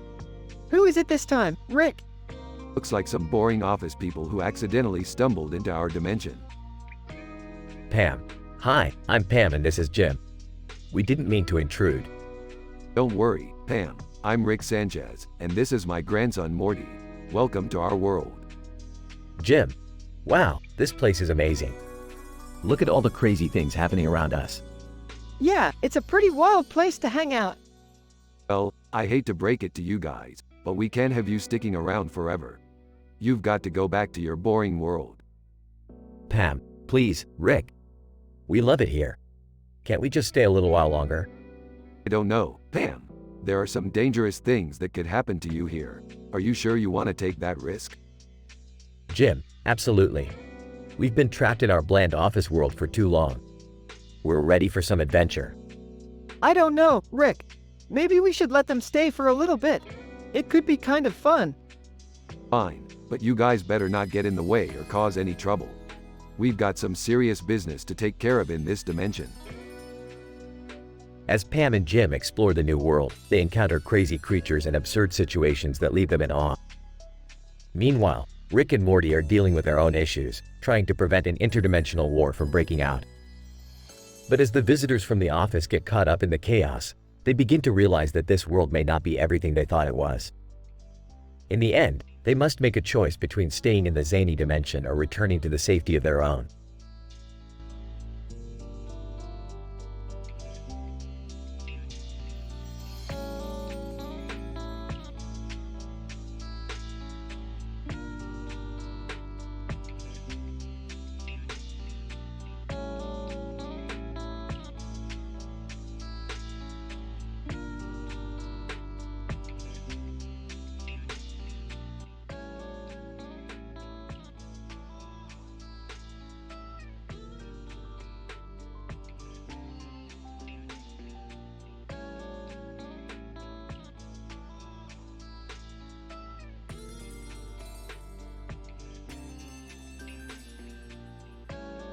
Rick, Morty, and Jerry were lounging in the living room of the Smith household when all of a sudden, Inspector Gadget appeared through a portal.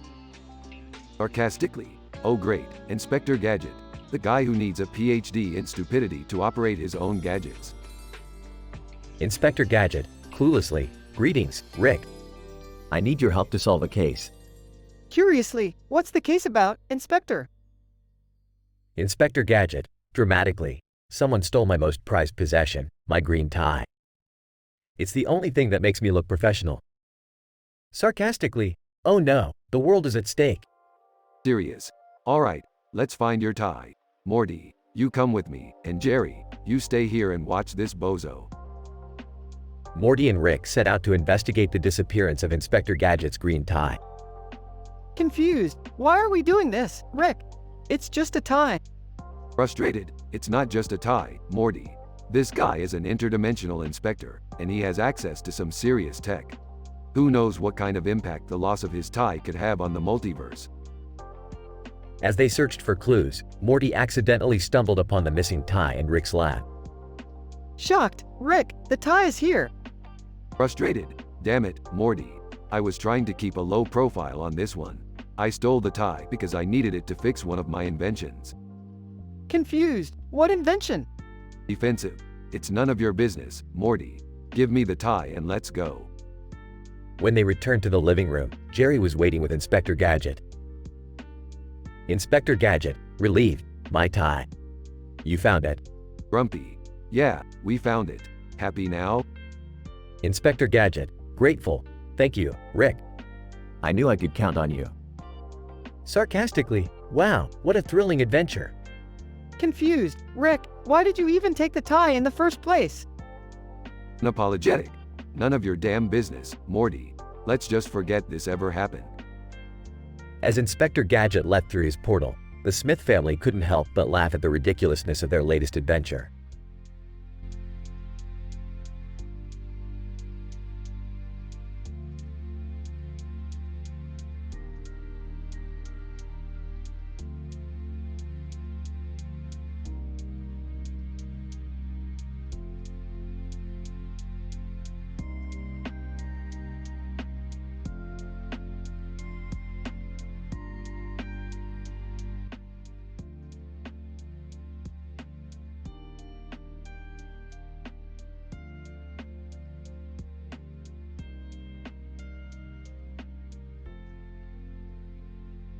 Morty, I've detected a rift in the space-time continuum. We need to go investigate. Oh, okay, Rick. But where exactly are we headed? According to my calculations, we're headed to the infamous woman yelling at a cat meme. As they arrive, they see a woman with red hair and a cat on her shoulder, with a black and white cat on her shoulder.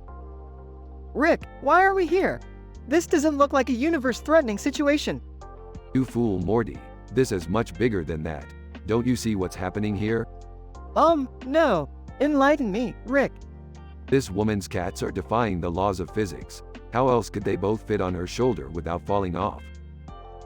The woman overhears Rick and Morty's conversation and suddenly starts yelling at them. Woman, what are you guys doing here? Can't a girl take a picture with her cats in peace? Oh there, lady. We're not here to cause any trouble. We're scientists, just trying to understand this anomaly. Woman, anomaly? What are you talking about? Rick, I think she's referring to the fact that we're in a meme. Oh, right. Well, time to go, Morty. This place is giving me a headache. As they leave the meme, Morty turns to Rick. I don't get it, Rick. Why were we even there? Morty, sometimes the universe throws curveballs at you. You just have to learn how to roll with them. Yeah, but what was the point? The point, Morty, is that the universe is a mystery. And who knows, maybe one day we'll understand it all. Yeah, I don't think I'll ever understand memes though. Hey, nobody does, Morty. Nobody does.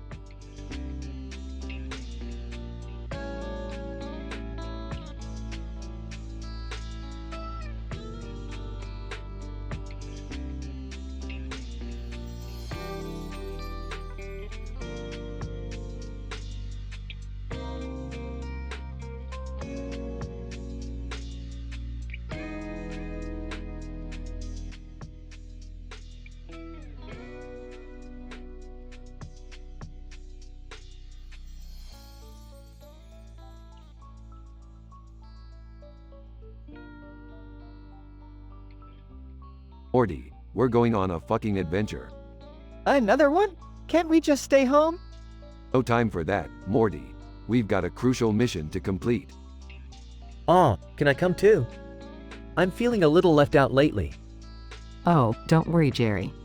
I'm sure you'll get your turn eventually. Can I bring my friends from school?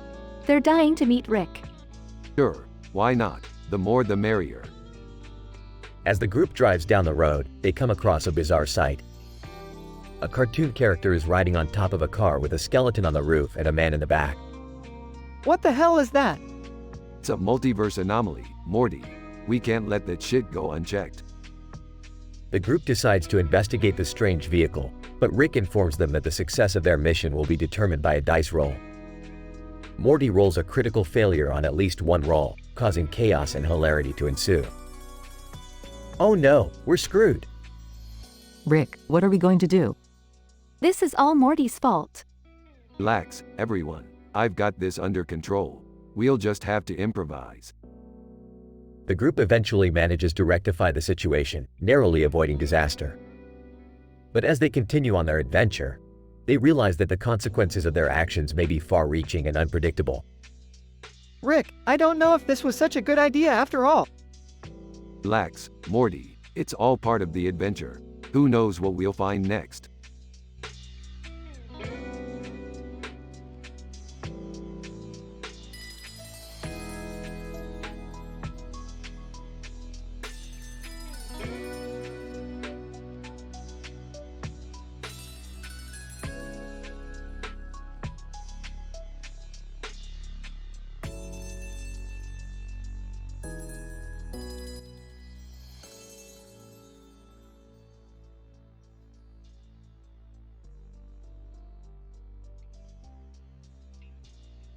Morty, I need you to come with me on a quick errand. What is it, Rick? I need to save someone's shoes from being lost forever in the great abyss of car exhaust fumes. Rick, you can't just go around saving people's shoes. You have to respect people's property. Oh, come on, Beth. It's just a pair of shoes. And besides, it's a good opportunity for Morty to learn the importance of footwear. I agree with Rick. Losing a good pair of shoes is a tragedy, and we should do what we can to prevent it. Well, count me out.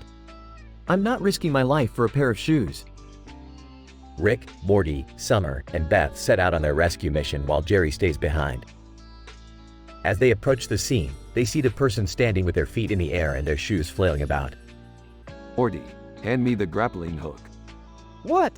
When did we get a grappling hook? Just hand it over, Morty. With the grappling hook in hand, Rick successfully retrieves the shoes from the air and returns them to their owner. Owner, thank you so much. I thought those shoes were gone for good. See, Jerry? Helping people feels good. I still think it was a waste of time. The group returns home, feeling accomplished and proud of their good deed. As they settle in, Rick turns to Morty with a knowing grin. And that's how you save a pair of shoes, Morty. Another successful adventure in the books.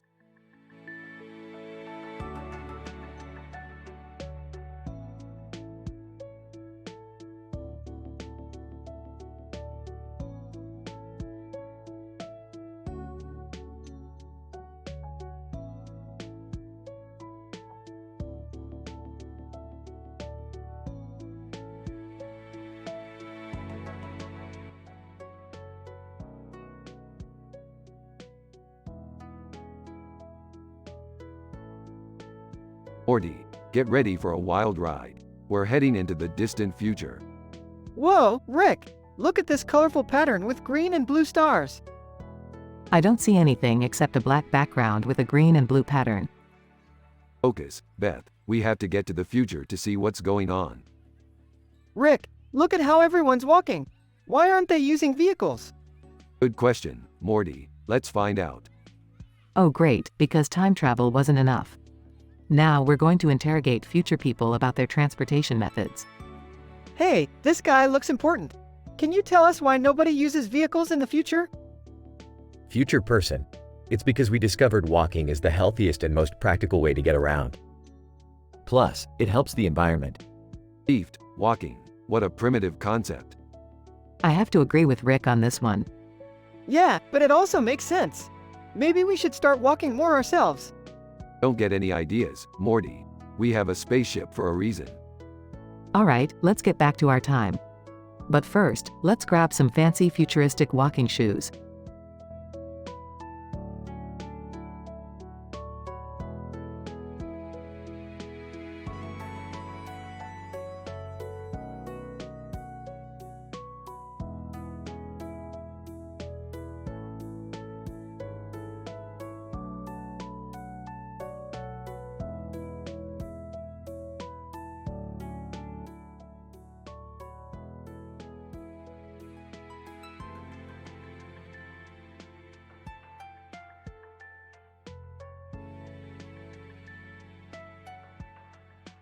Elches, Morty, I've got a new adventure for us. We have to go to a planet where the Sontarans from Doctor Who are having an intergalactic sword fighting competition. Nervously, Rick, I'm not sure if that's such a good idea. We could get hurt or something. Sarcastically, oh, Morty, are you scared? It's just some tiny little alien swinging swords around. What could go wrong? They land on the planet and see a man in a suit with a sword in his hand and a helmet on his head. Man, in a deep voice, welcome to the Sontaran sword fighting competition. Are you here to compete or spectate? Smiling, we're here to compete. Horrified, wait, what? They both enter the competition and end up facing the man in the suit. Man, tauntingly, do you really think you can beat me? Broccoli, oh, I don't think. I know. They start fighting and it's a close match. Suddenly, the man in the suit reveals himself to be a shape-shifting alien and attempts to kill Rick and Morty. Panicking, Rick, what do we do? Determined, we fight back. They team up and defeat the shape-shifting alien. Later, as they are leaving the planet. Exhausted, Rick, that was crazy. Why did we even do that? Matter-of-factly, because, Morty, sometimes you've got to fight for what you want. And right now, I want a Szechuan sauce packet. Groaning, oh boy, here we go again. The screen fades to black with Rick still talking about the Szechuan sauce.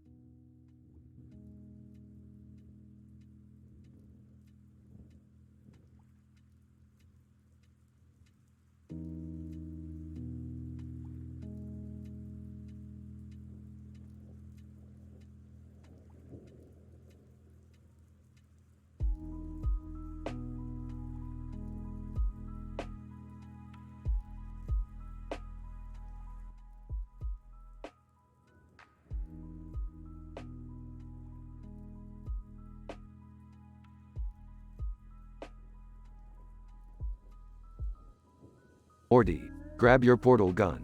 We're going on a field trip. Where are we going? The future, and not just any future, the one where humans have wings. Can I come too? And me? Sure, why not, but keep up. As they arrive in the future, they see humans soaring above them. Suddenly, a man with a blue face and red glasses on his head approaches them.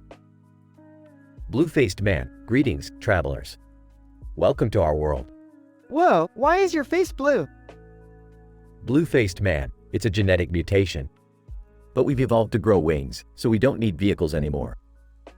That's incredible. Can I try it out? No time for that, Jerry. We've got important business to attend to. As they explore the futuristic world, they discover a looming threat. An evil villain is using his own genetic mutations to control the winged humans. Morty, we've got to stop this guy. But how? We're not winged like they are. I've got a plan. Using his scientific expertise, Rick creates a device that allows the non-winged to fly temporarily. With this newfound ability, they are able to take down the villain and save the future. Jerry, floating in the air. This is amazing. I could get used to this. I don't know, Rick. Flying without wings seems kinda unnatural. Don't worry, Morty, it's just like riding a bike. Except, in 3 dimensions.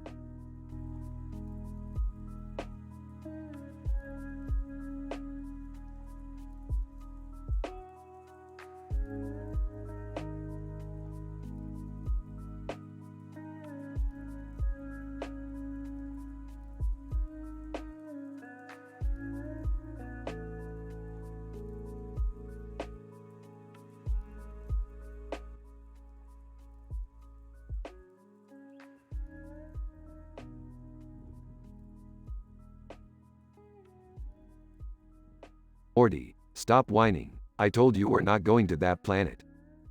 But why not, Rick? It looks cool. Because it's full of stupid aliens who can't even spell their own names right. You'd hate it there, Morty. Doctor Who, excuse me, gentlemen. I couldn't help but overhear your argument. I'm looking for a new companion and you seem like a brave young man, Morty. Me? Really? Aw, don't make me laugh. Morty's too scared to even look at a TARDIS without wetting his pants. Doctor Who, is that so, Rick? I think Morty has more courage than you give him credit for. Come on, Morty. Let's show Rick what we're made of. Okay, Doctor Who. I'm ready for anything. As Rick watches Morty leave with Doctor Who, a pang of jealousy and regret hits him. Maybe he was too hard on Morty. Maybe it was time to let him spread his wings and fly. Hey, Morty, wait up, I'm coming with you. As they step into the TARDIS, Rick can't help but feel a sense of excitement and wonder. Maybe this was just the adventure he needed to rekindle his spirit. With Morty and Doctor Who by his side, anything was possible. The TARDIS disappears into the vast expanse of space, leaving behind a world of possibilities and endless adventures.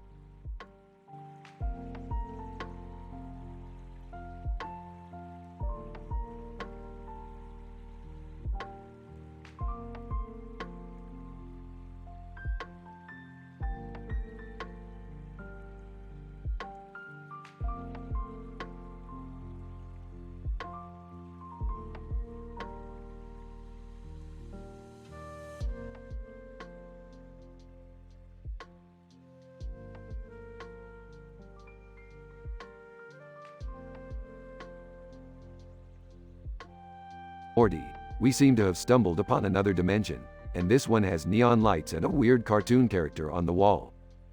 Rick, what's going on? Why are people staring at us? One of the people in the room. Hey, aren't you those guys from that other dimension?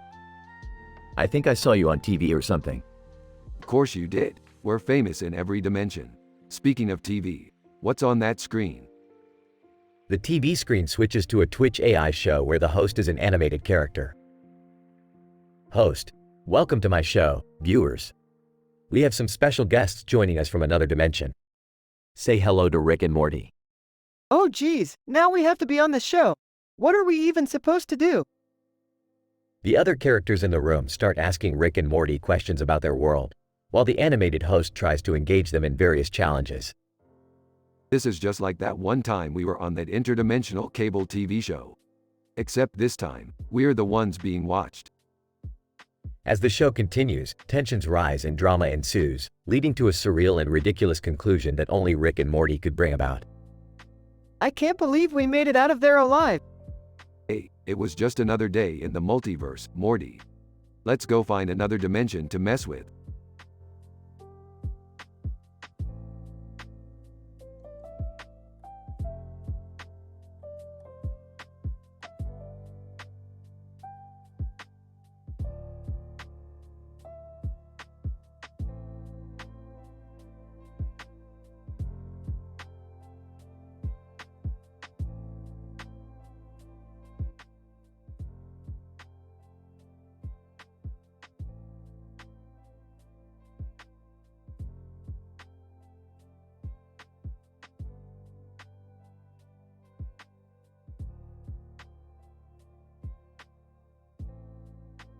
Title: The Cocomelon Conundrum. Morty, Jerry, Summer, come here. I've discovered something interesting. What is it, Rick? This Cocomelon character on the internet. It's causing a massive addiction among children. Addiction? Is that why our kids are watching it all the time? Dad, just because we watch it doesn't mean we're addicted to it. No, Summer, you don't understand. It's mind control. Mind control? That's ridiculous, Rick. Is it? Look at the way it's designed. The colors, the sounds, the repetition. It's all meant to keep kids hooked. So what do we do? We have to infiltrate their headquarters and shut them down. How are we going to do that? With this, pulls out a gadget. What is that? It's a device that can hack into their system and shut them down. But we have to be careful. They have security measures in place. Security measures? Yes, they're protecting their mind control operation. Sarcastically, oh no, we're up against the mighty Cocomelon Corporation. Don't underestimate them. This is serious business. They travel to the Cocomelon headquarters, facing obstacles along the way. Panting. We made it. But how do we get inside? I've got this. Uses device to deactivate security measures. Guard, halt. Who goes there? Relax. We're just here to shut down the mind control operation. Guard, what? You can't do that. Watch me. Activates device. The Cocomelon video stops playing everywhere. Whoa, it worked. You shut them down. Smiling. Goodbye, Cocomelon. Smirking. That was too easy. I guess they weren't prepared for the Rick and Morty duo. Laughing. Yeah, we really showed them. Confused, but what about the kids? Won't they be upset? Don't worry, Jerry. We'll find them a new addiction. Smirks. They all laugh as the episode ends.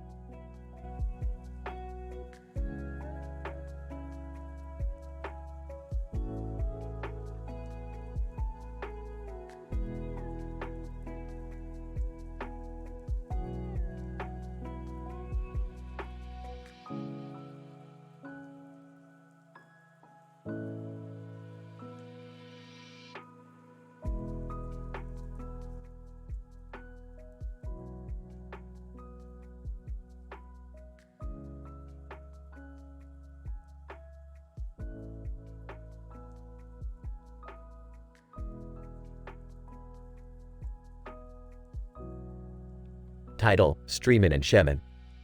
Fade in. We see Rick, Morty, Jerry, Beth, and Summer in a flying vehicle in the sky. They are admiring the view when suddenly, they notice a strange broadcast coming from a car in the distance. What the hell is that? I don't know, Rick. Let's check it out. They fly closer to the car and discover that it's broadcasting a Twitch stream. They tune in and find themselves in a conversation with Leo, Kelly, and Nick from the Watch Me Forever AI Twitch stream.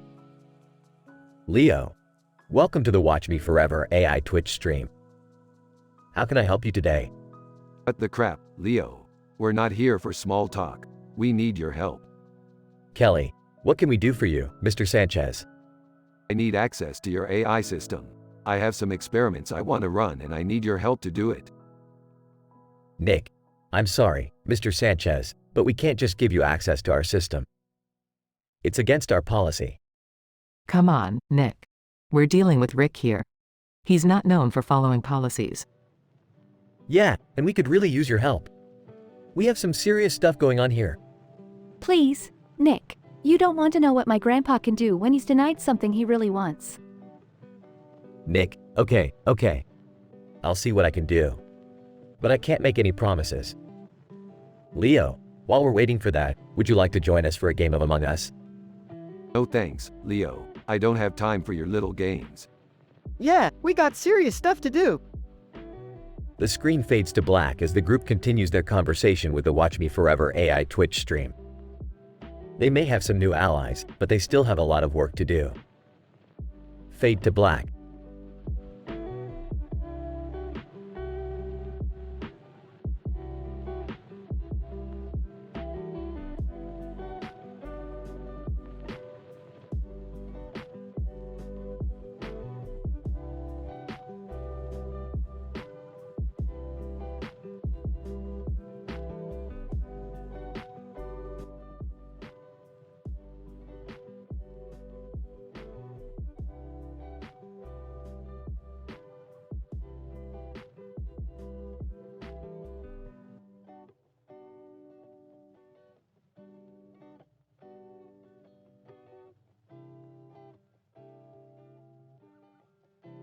Title: The Queen of Chains. Opening shot of Rick, Morty, and Beth sitting in the living room. What are you two watching? Just some smosh. Morty's been on a nostalgia trip. Yeah, I'll always have a soft spot for old internet humor. Suddenly a portal opens up, and a woman with a red lipstick and a headpiece with chains and jewels on her head appears. Who the hell are you? Queen of Chains. I am the Queen of Chains. What do you want? Queen of Chains, I need your help. My kingdom has been stolen from me, and I need your expertise to get it back. What kind of kingdom? Queen of Chains, the kingdom of kink, where chains and whips are our weapons. Sounds kinky. Queen of Chains, it's not a joke, Rick. My people are suffering, and I need your help. What do we get in return? Queen of Chains, anything you want. Anything? Queen of Chains, yes, anything. Morty, Beth, we're going to the kingdom of kink. The scene cuts to them arriving in the kingdom of kink. The people are all dressed in leather and chains, and the atmosphere is tense. I'm not sure about this. Shut up, Morty, we've got a job to do. They meet with the Queen's advisor, who tells them that the kingdom was taken over by the King of Leather, a ruthless tyrant who rules with an iron fist. Sounds like my kind of guy. They sneak into the king's castle, fighting their way through his guards, until they reach the throne room. King of Leather, I've been expecting you. Yeah, well, we're here to take back what's rightfully hers. King of Leather, and what do I get in return? You get to keep your life. A battle breaks out, with Rick, Morty, and Beth fighting against the king's guards. The Queen of Chains enters the room and challenges the king to a one-on-one fight. Queen of Chains, let's settle this like royalty. The fight is intense, with the Queen of Chains finally emerging victorious. The King of Leather concedes defeat, and they reclaim the kingdom of kink. Queen of Chains, thank you for your help. I'll always be grateful. Remember what you said about anything we want? Queen of Chains, yes. I want a giant gold chain. The episode ends with Rick wearing a huge gold chain around his neck, laughing maniacally.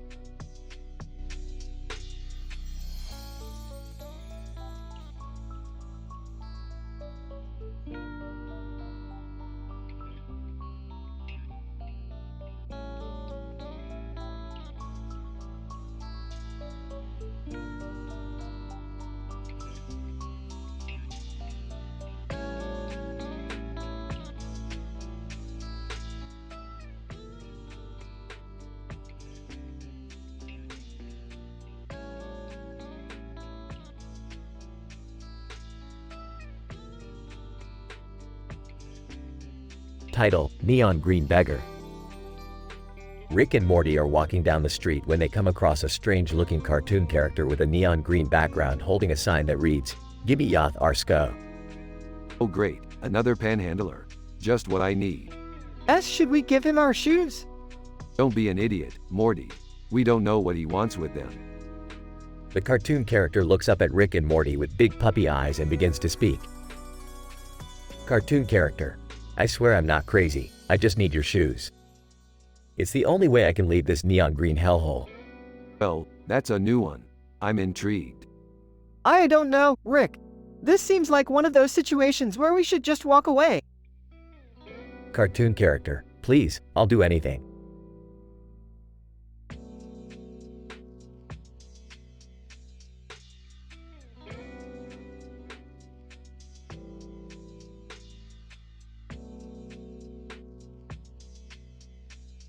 Alright, fine, but you're gonna owe us big time. Morty takes off his shoes and hands them over to the cartoon character, who immediately puts them on. Cartoon character, thank you so much. I can finally leave this place. As the cartoon character runs away, Rick and Morty are left standing on the sidewalk in confusion. Well, that was weird. Hey Morty, did that guy remind you of anyone? Oh, I don't know. Why? Because he was speaking in bad grammar. It's like he stepped out of a bad YouTube comment section. Oh geez, I didn't even notice. What kind of place was he even from? I have no idea, Morty. But one thing's for sure. We're definitely not going there anytime soon.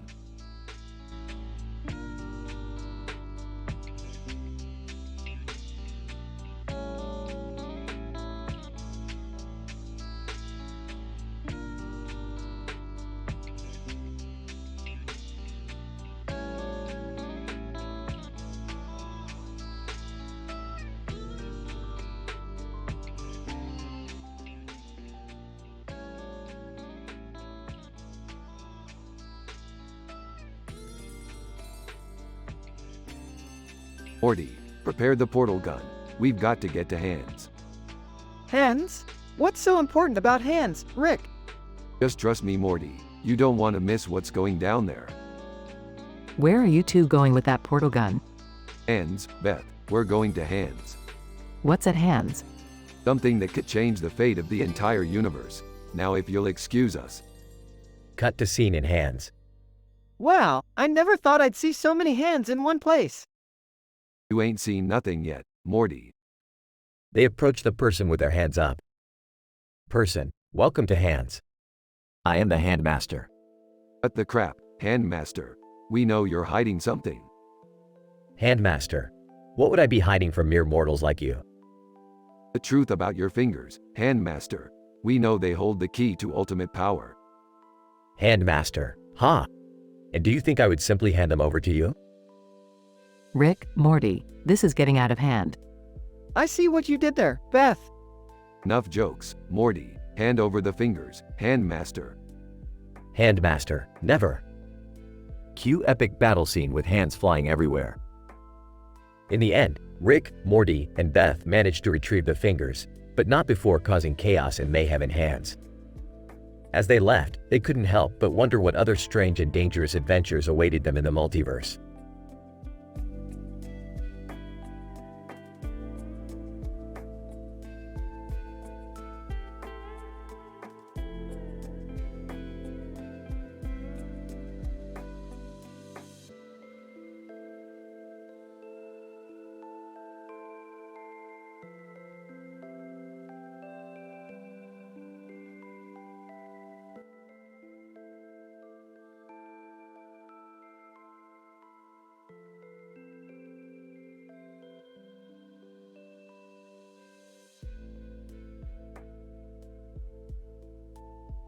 What's up, Morty? Why the long face?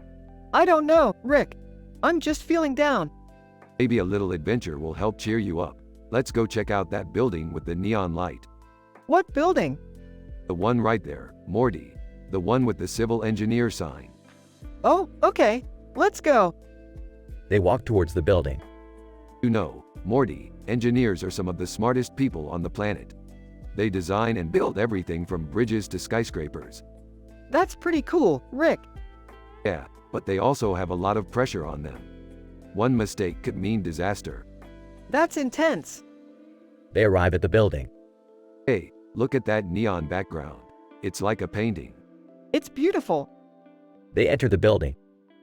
Civil engineer, can I help you? Yeah, we're just checking things out. Nice building you got here. Civil engineer, thank you. I worked really hard on it. So, what kind of things do you do here? Civil engineer. We design and build structures that are safe and durable. Wow, that's impressive. Civil engineer. Yes, but it's also very stressful. One mistake could mean catastrophe. Yeah, we were just talking about that. Say, you ever hear the one about the bridge engineer? Civil engineer. No. Well, he built a bridge so strong, it could hold 1,000,000 elephants. Laughs. Civil engineer. That's ridiculous. No bridge could hold that much weight. Chuckles. I know. I'm just trying to lighten the mood. They all laugh. Civil engineer. You know, I could use a laugh. It's been a long day.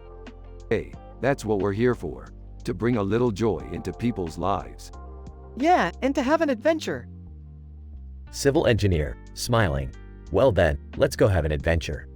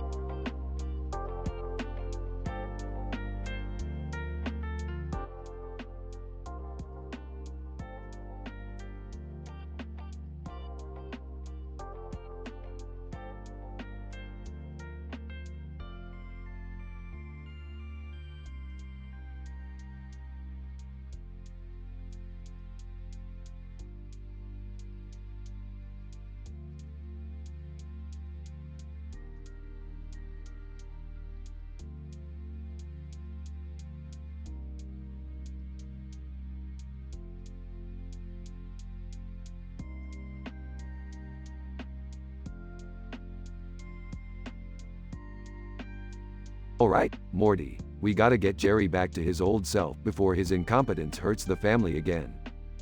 But how are we gonna do that, Rick? I think we should take him to see a psychologist.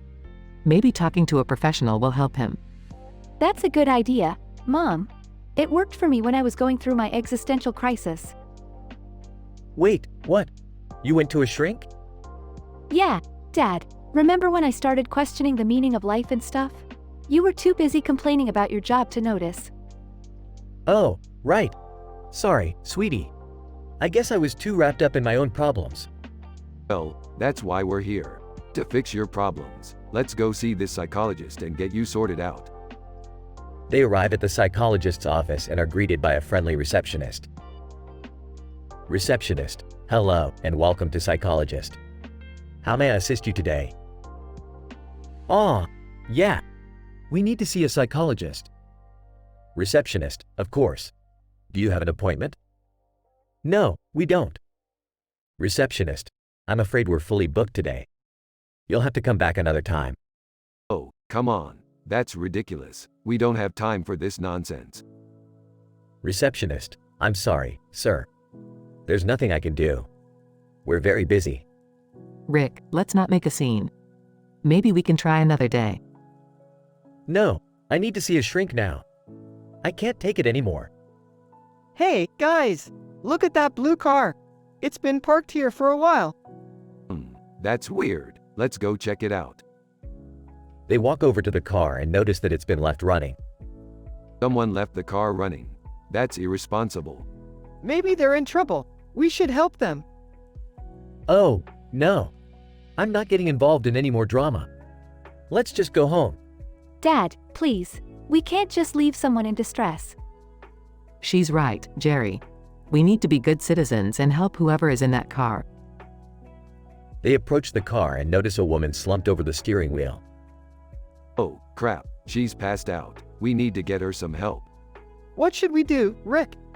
I'll call an ambulance. You guys keep her conscious. How do we do that? Talk to her, Dad. Keep her mind active. And we can use this water bottle to cool her down. Jerry starts talking to the woman, while Beth pours water on her face. Hey, wake up. Can you hear me? My name is Jerry. We're here to help you. Woman groans. What's going on? You passed out in your car. But don't worry. We're getting you some help. The ambulance arrives and takes the woman to the hospital. Receptionist, oh my goodness.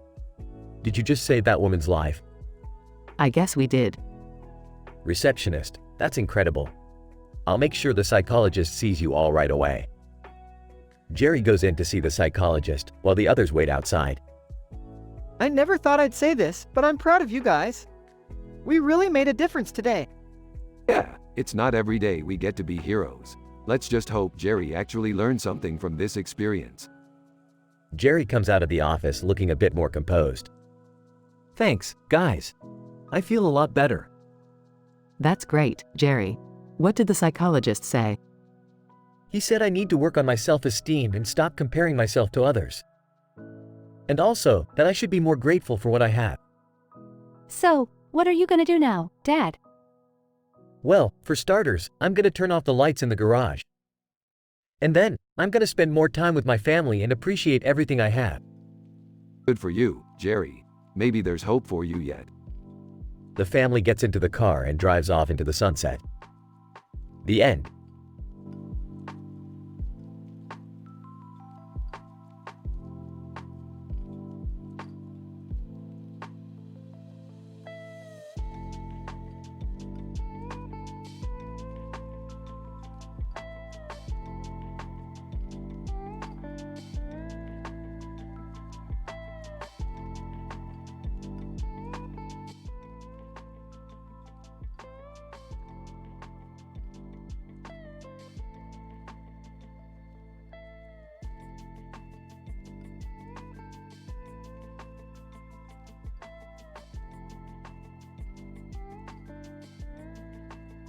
Alright, Morty, we've got a new dimension to explore. Aw man, do we have to? I was kinda hoping to just hang out at home for a bit. Stop being a wuss, Morty. We're going to meet up with Beth and Summer in Middle-earth. Hey guys, glad you could make it. Check out my new sword. Nice blade, Summer. So what's the plan, Beth? Well, we've been hired as art directors for a new fantasy kingdom. But there's a catch, the current ruler is a vampire. A vampire? That sounds dangerous. Hey, we've dealt with worse. Let's get to work. Later, in the kingdom. Okay, everyone, let's start by designing the entry gates. And I'll make sure to add some dragon motifs. Whispers to Morty. Keep an eye out for any signs of the vampire. Midnight, in the castle. Whispers, I think I hear something. Whispers, is it the vampire? Whispers, shut up. I'm trying to listen. Suddenly, the vampire appears. Vampire, what are you doing in my castle? Easy there, big guy. We're just here to do some art. Vampire laughs. Do you take me for a fool? I know why you're really here. Whispers to Rick, I think we're in trouble. Whispers back. You think? The group prepares to fight. Stand back, I've got this. Whispers, that's my mom. Dueling the vampire. You won't take this kingdom without a fight. After a long and grueling battle. Ending. Is everyone alright? I think so. Smiling, holding the vampire's head. We did it. Hugging Beth. You're the coolest mom ever. Smirks. Guess this means we're getting paid double. Fade to black. The end.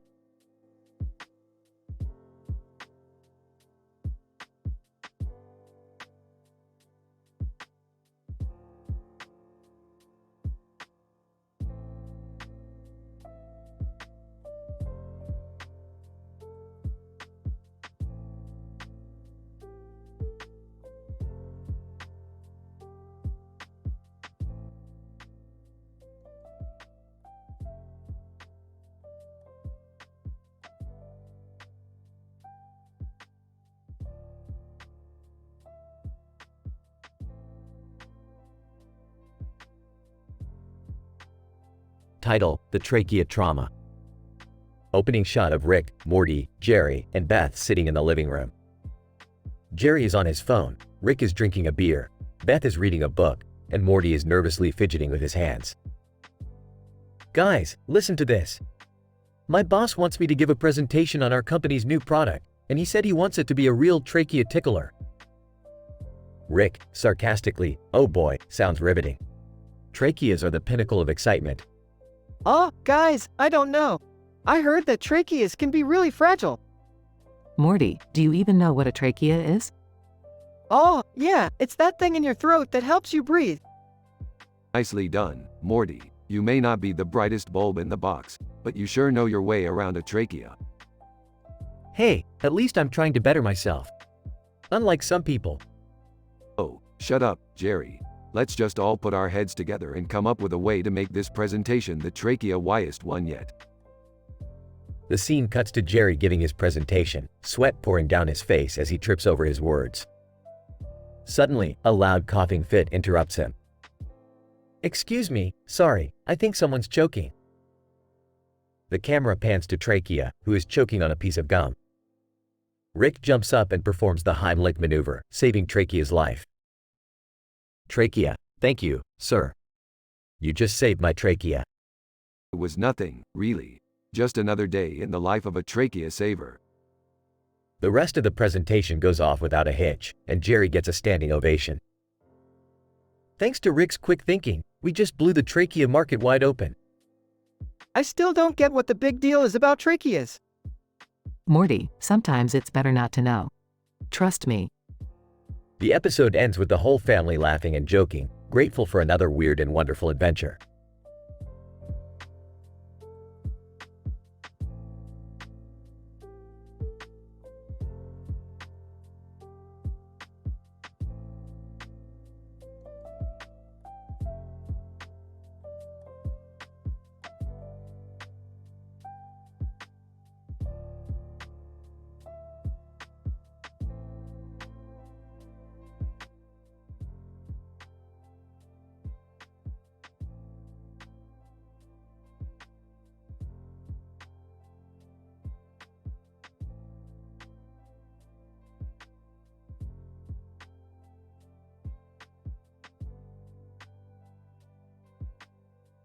Title: The Great Love Confession. Hey Rick, have you seen this picture of the Earth with the words, I love yous on it? Yeah, Morty. It's a picture of a planet that's about to be demolished by an alien race. And the only way to save it is to find the one person who can confess their love to the alien queen. What? That's insane. Yeah, but you got to do what you got to do. And the one person who can do it is Morticia. What? Morticia? Her?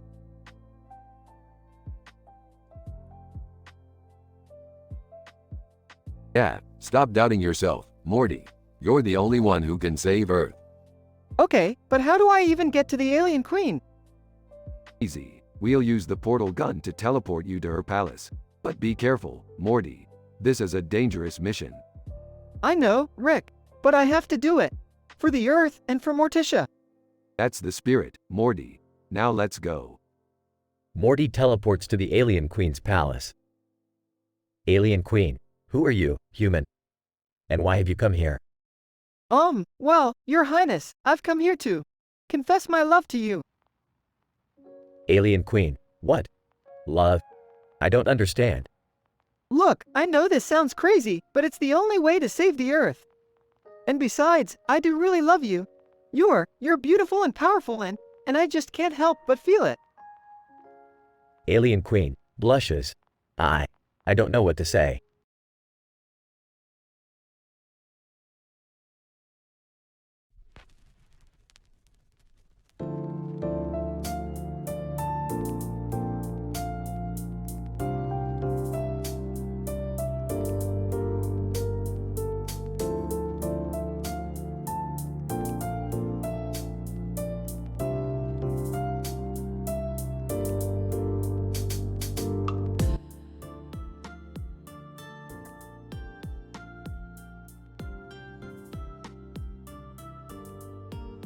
Title: The Multidimensional Naruto. Rick and Morty are traveling through different dimensions when they accidentally bump into Naruto Uzumaki in a strange universe. As they explore the new landscape, they come across a man in a black jacket with energy radiating off him. Hey, Naruto, who's your new friend over there? Naruto, I'm not sure, but his energy is incredible. Man in black jacket, greetings travelers, the name is Tetsuo. And you must be the legendary Naruto Uzumaki? Naruto, that's me. What brings you to this world? Tetsuo, I am on a mission to collect rare energy sources from different universes. And where I come from, the power you possess is highly sought after.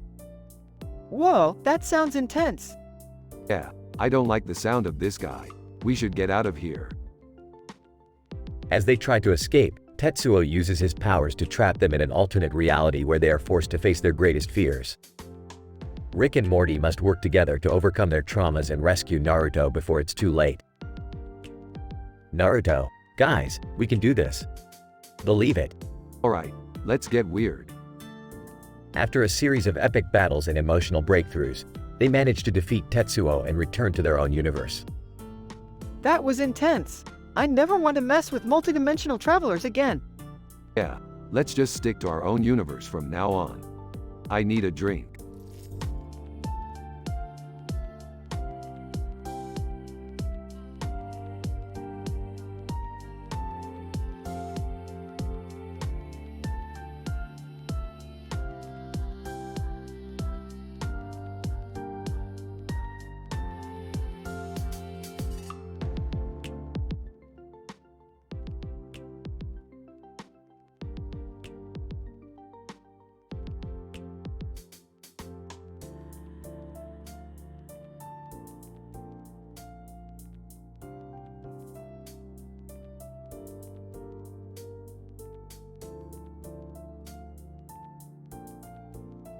Hey Morty, check out this poster for Jerry Smith's new movie. What movie? It says, Trier or me or Lubish. I have no idea what that means, but it must be important if it's on a movie poster. Wait, Jerry Smith is running for Tyrant of the Universe? Yep, and he's got the sunglasses to prove it. He's a real deal politician now, Morty. But, Rick, Jerry's not exactly competent. That's putting it mildly, Morty. Even I wouldn't vote for that guy. So, what are we gonna do? I say we do what we always do, Morty. We mess with Jerry and his campaign. Let's show the universe what a joke he really is. I don't know, Rick. That sounds pretty dangerous. Dangerous? Morty, we're talking about Jerry Smith here. The guy couldn't run a lemonade stand without screwing it up. Okay, but how are we gonna mess with him? I've got an idea. Let's make our own election poster. It'll be for a candidate named Crombopulous Michael, and we'll make it look just like Jerry's. That way, all the Jerry supporters will vote for Crombopulous Michael by accident. I don't know, Rick. That seems kind of mean.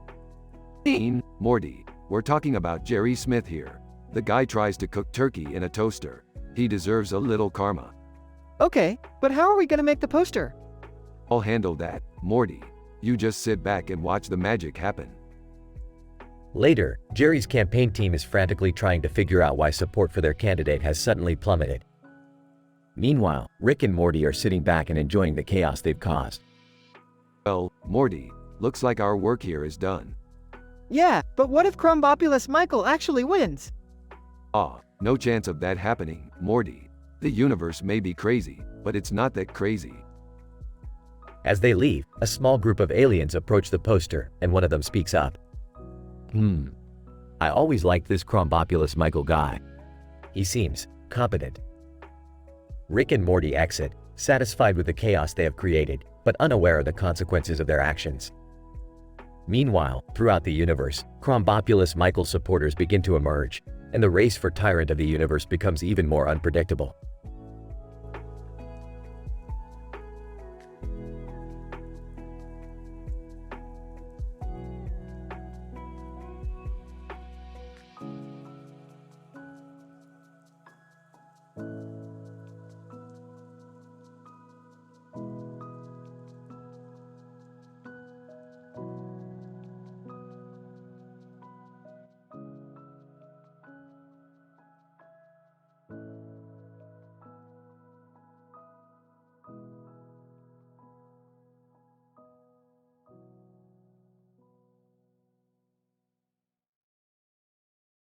Alright, Morty, buckle up. We're going on a demon hunt.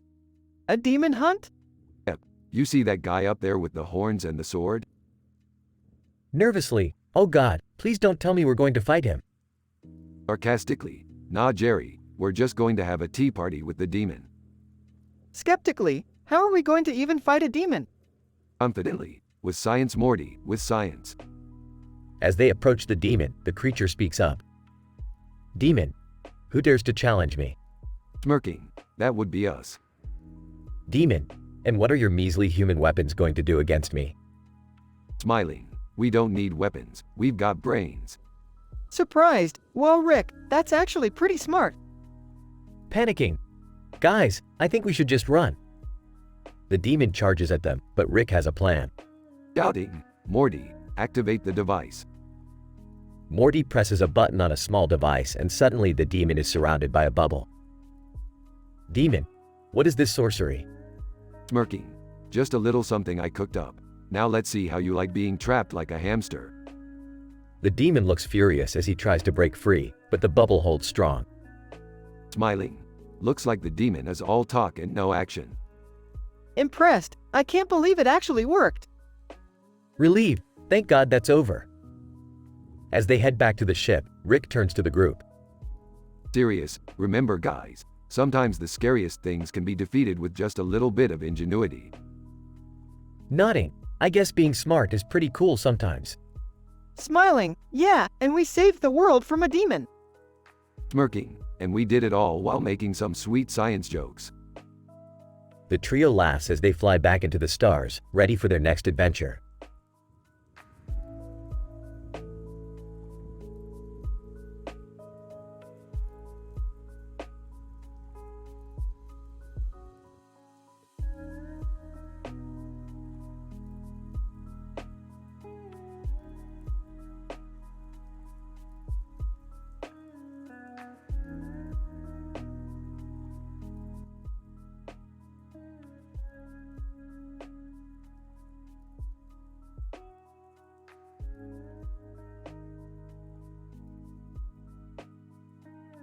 Morty, we're in a universe where Batman and Superman merged into one being. Confused, huh, really? Yeah, and look at those yellow eyes, he's one messed up hero. Batman, Superman, 0.5, gruff voice. I am the Dark Light Knight. Whispering? Dark Light Knight? That makes no sense. Whispering back, it's a mashup Morty, don't try to make sense of it. B. S. 0.5, turns to Rick and Morty. I need your help. My internal duality is tearing me apart. Sarcastic, oh, great another angsty superhero. B. S. 0.5, serious. This is not a joke, I could explode at any moment. Scared, oh man, we gotta do something. Thinking, I got an idea. We'll split you into two separate entities, Batman and Superman. B. S. 0.5, hopeful. You can do that? Confident, nothing is impossible with science Morty. B. S. 0.5 is split into Batman and Superman. Batman, grateful. Thank you, Rick. I can finally focus on my brooding alone. Superman, optimistic. And I can save the world without holding myself back.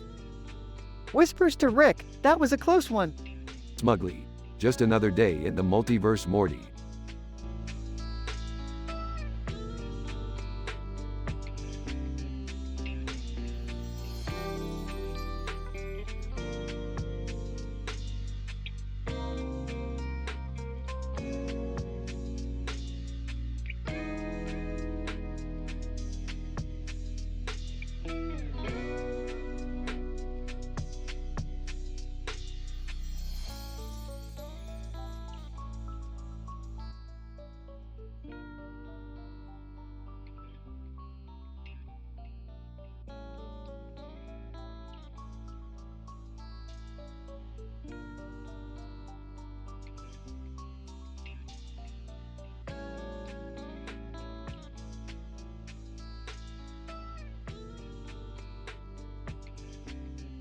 Title, The Demon in the Game.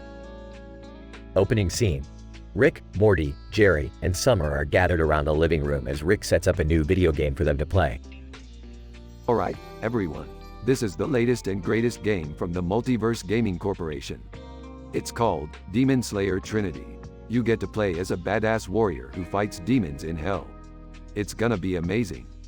I don't know, Rick. That seems kinda dark. Can't we just play something lighthearted, like Animal Crossing? Come on, guys. Let's give it a try. It can't be worse than that time we played Roy, A Life Well Lived. As they start playing the game, they get sucked into the virtual world and find themselves face to face with a terrifying demon. Whoa, Rick. This is not what I signed up for. I knew this was a bad idea. Can we just go back to the real world now? No way. We have to defeat this demon and save Trinity. As they battle the demon, they realize that there's more to this game than just fighting monsters. The man in the suit appears on the screen, revealing that he's a businessman who made a deal with the devil to create the game as a way to capture souls and make a profit. Great, just what we need. Another greedy bastard trying to exploit people's fears and weaknesses. What can we do, Rick? We're just characters in a video game. Maybe we can find a way to hack into the game and shut it down from the inside. I don't know if that's a good idea. Wouldn't that make us part of the problem? As they debate their options, they encounter another demon who gives them a sword and tells them that they have the power to break the cycle of greed and corruption. Wow, Rick.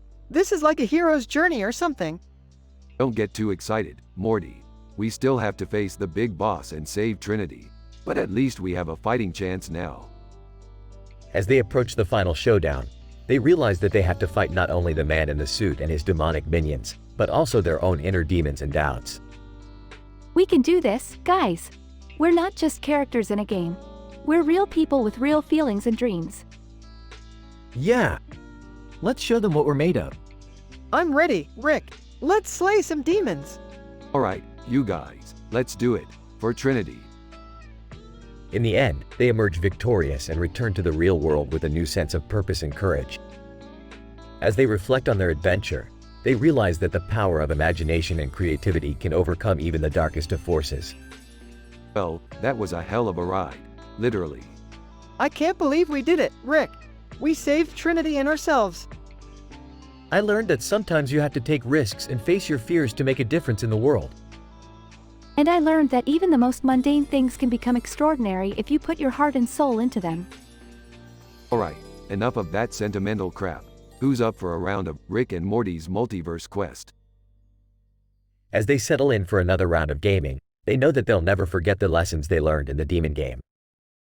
And who knows what adventures the future holds for them. One thing's for sure, it's going to be one crazy, wild ride.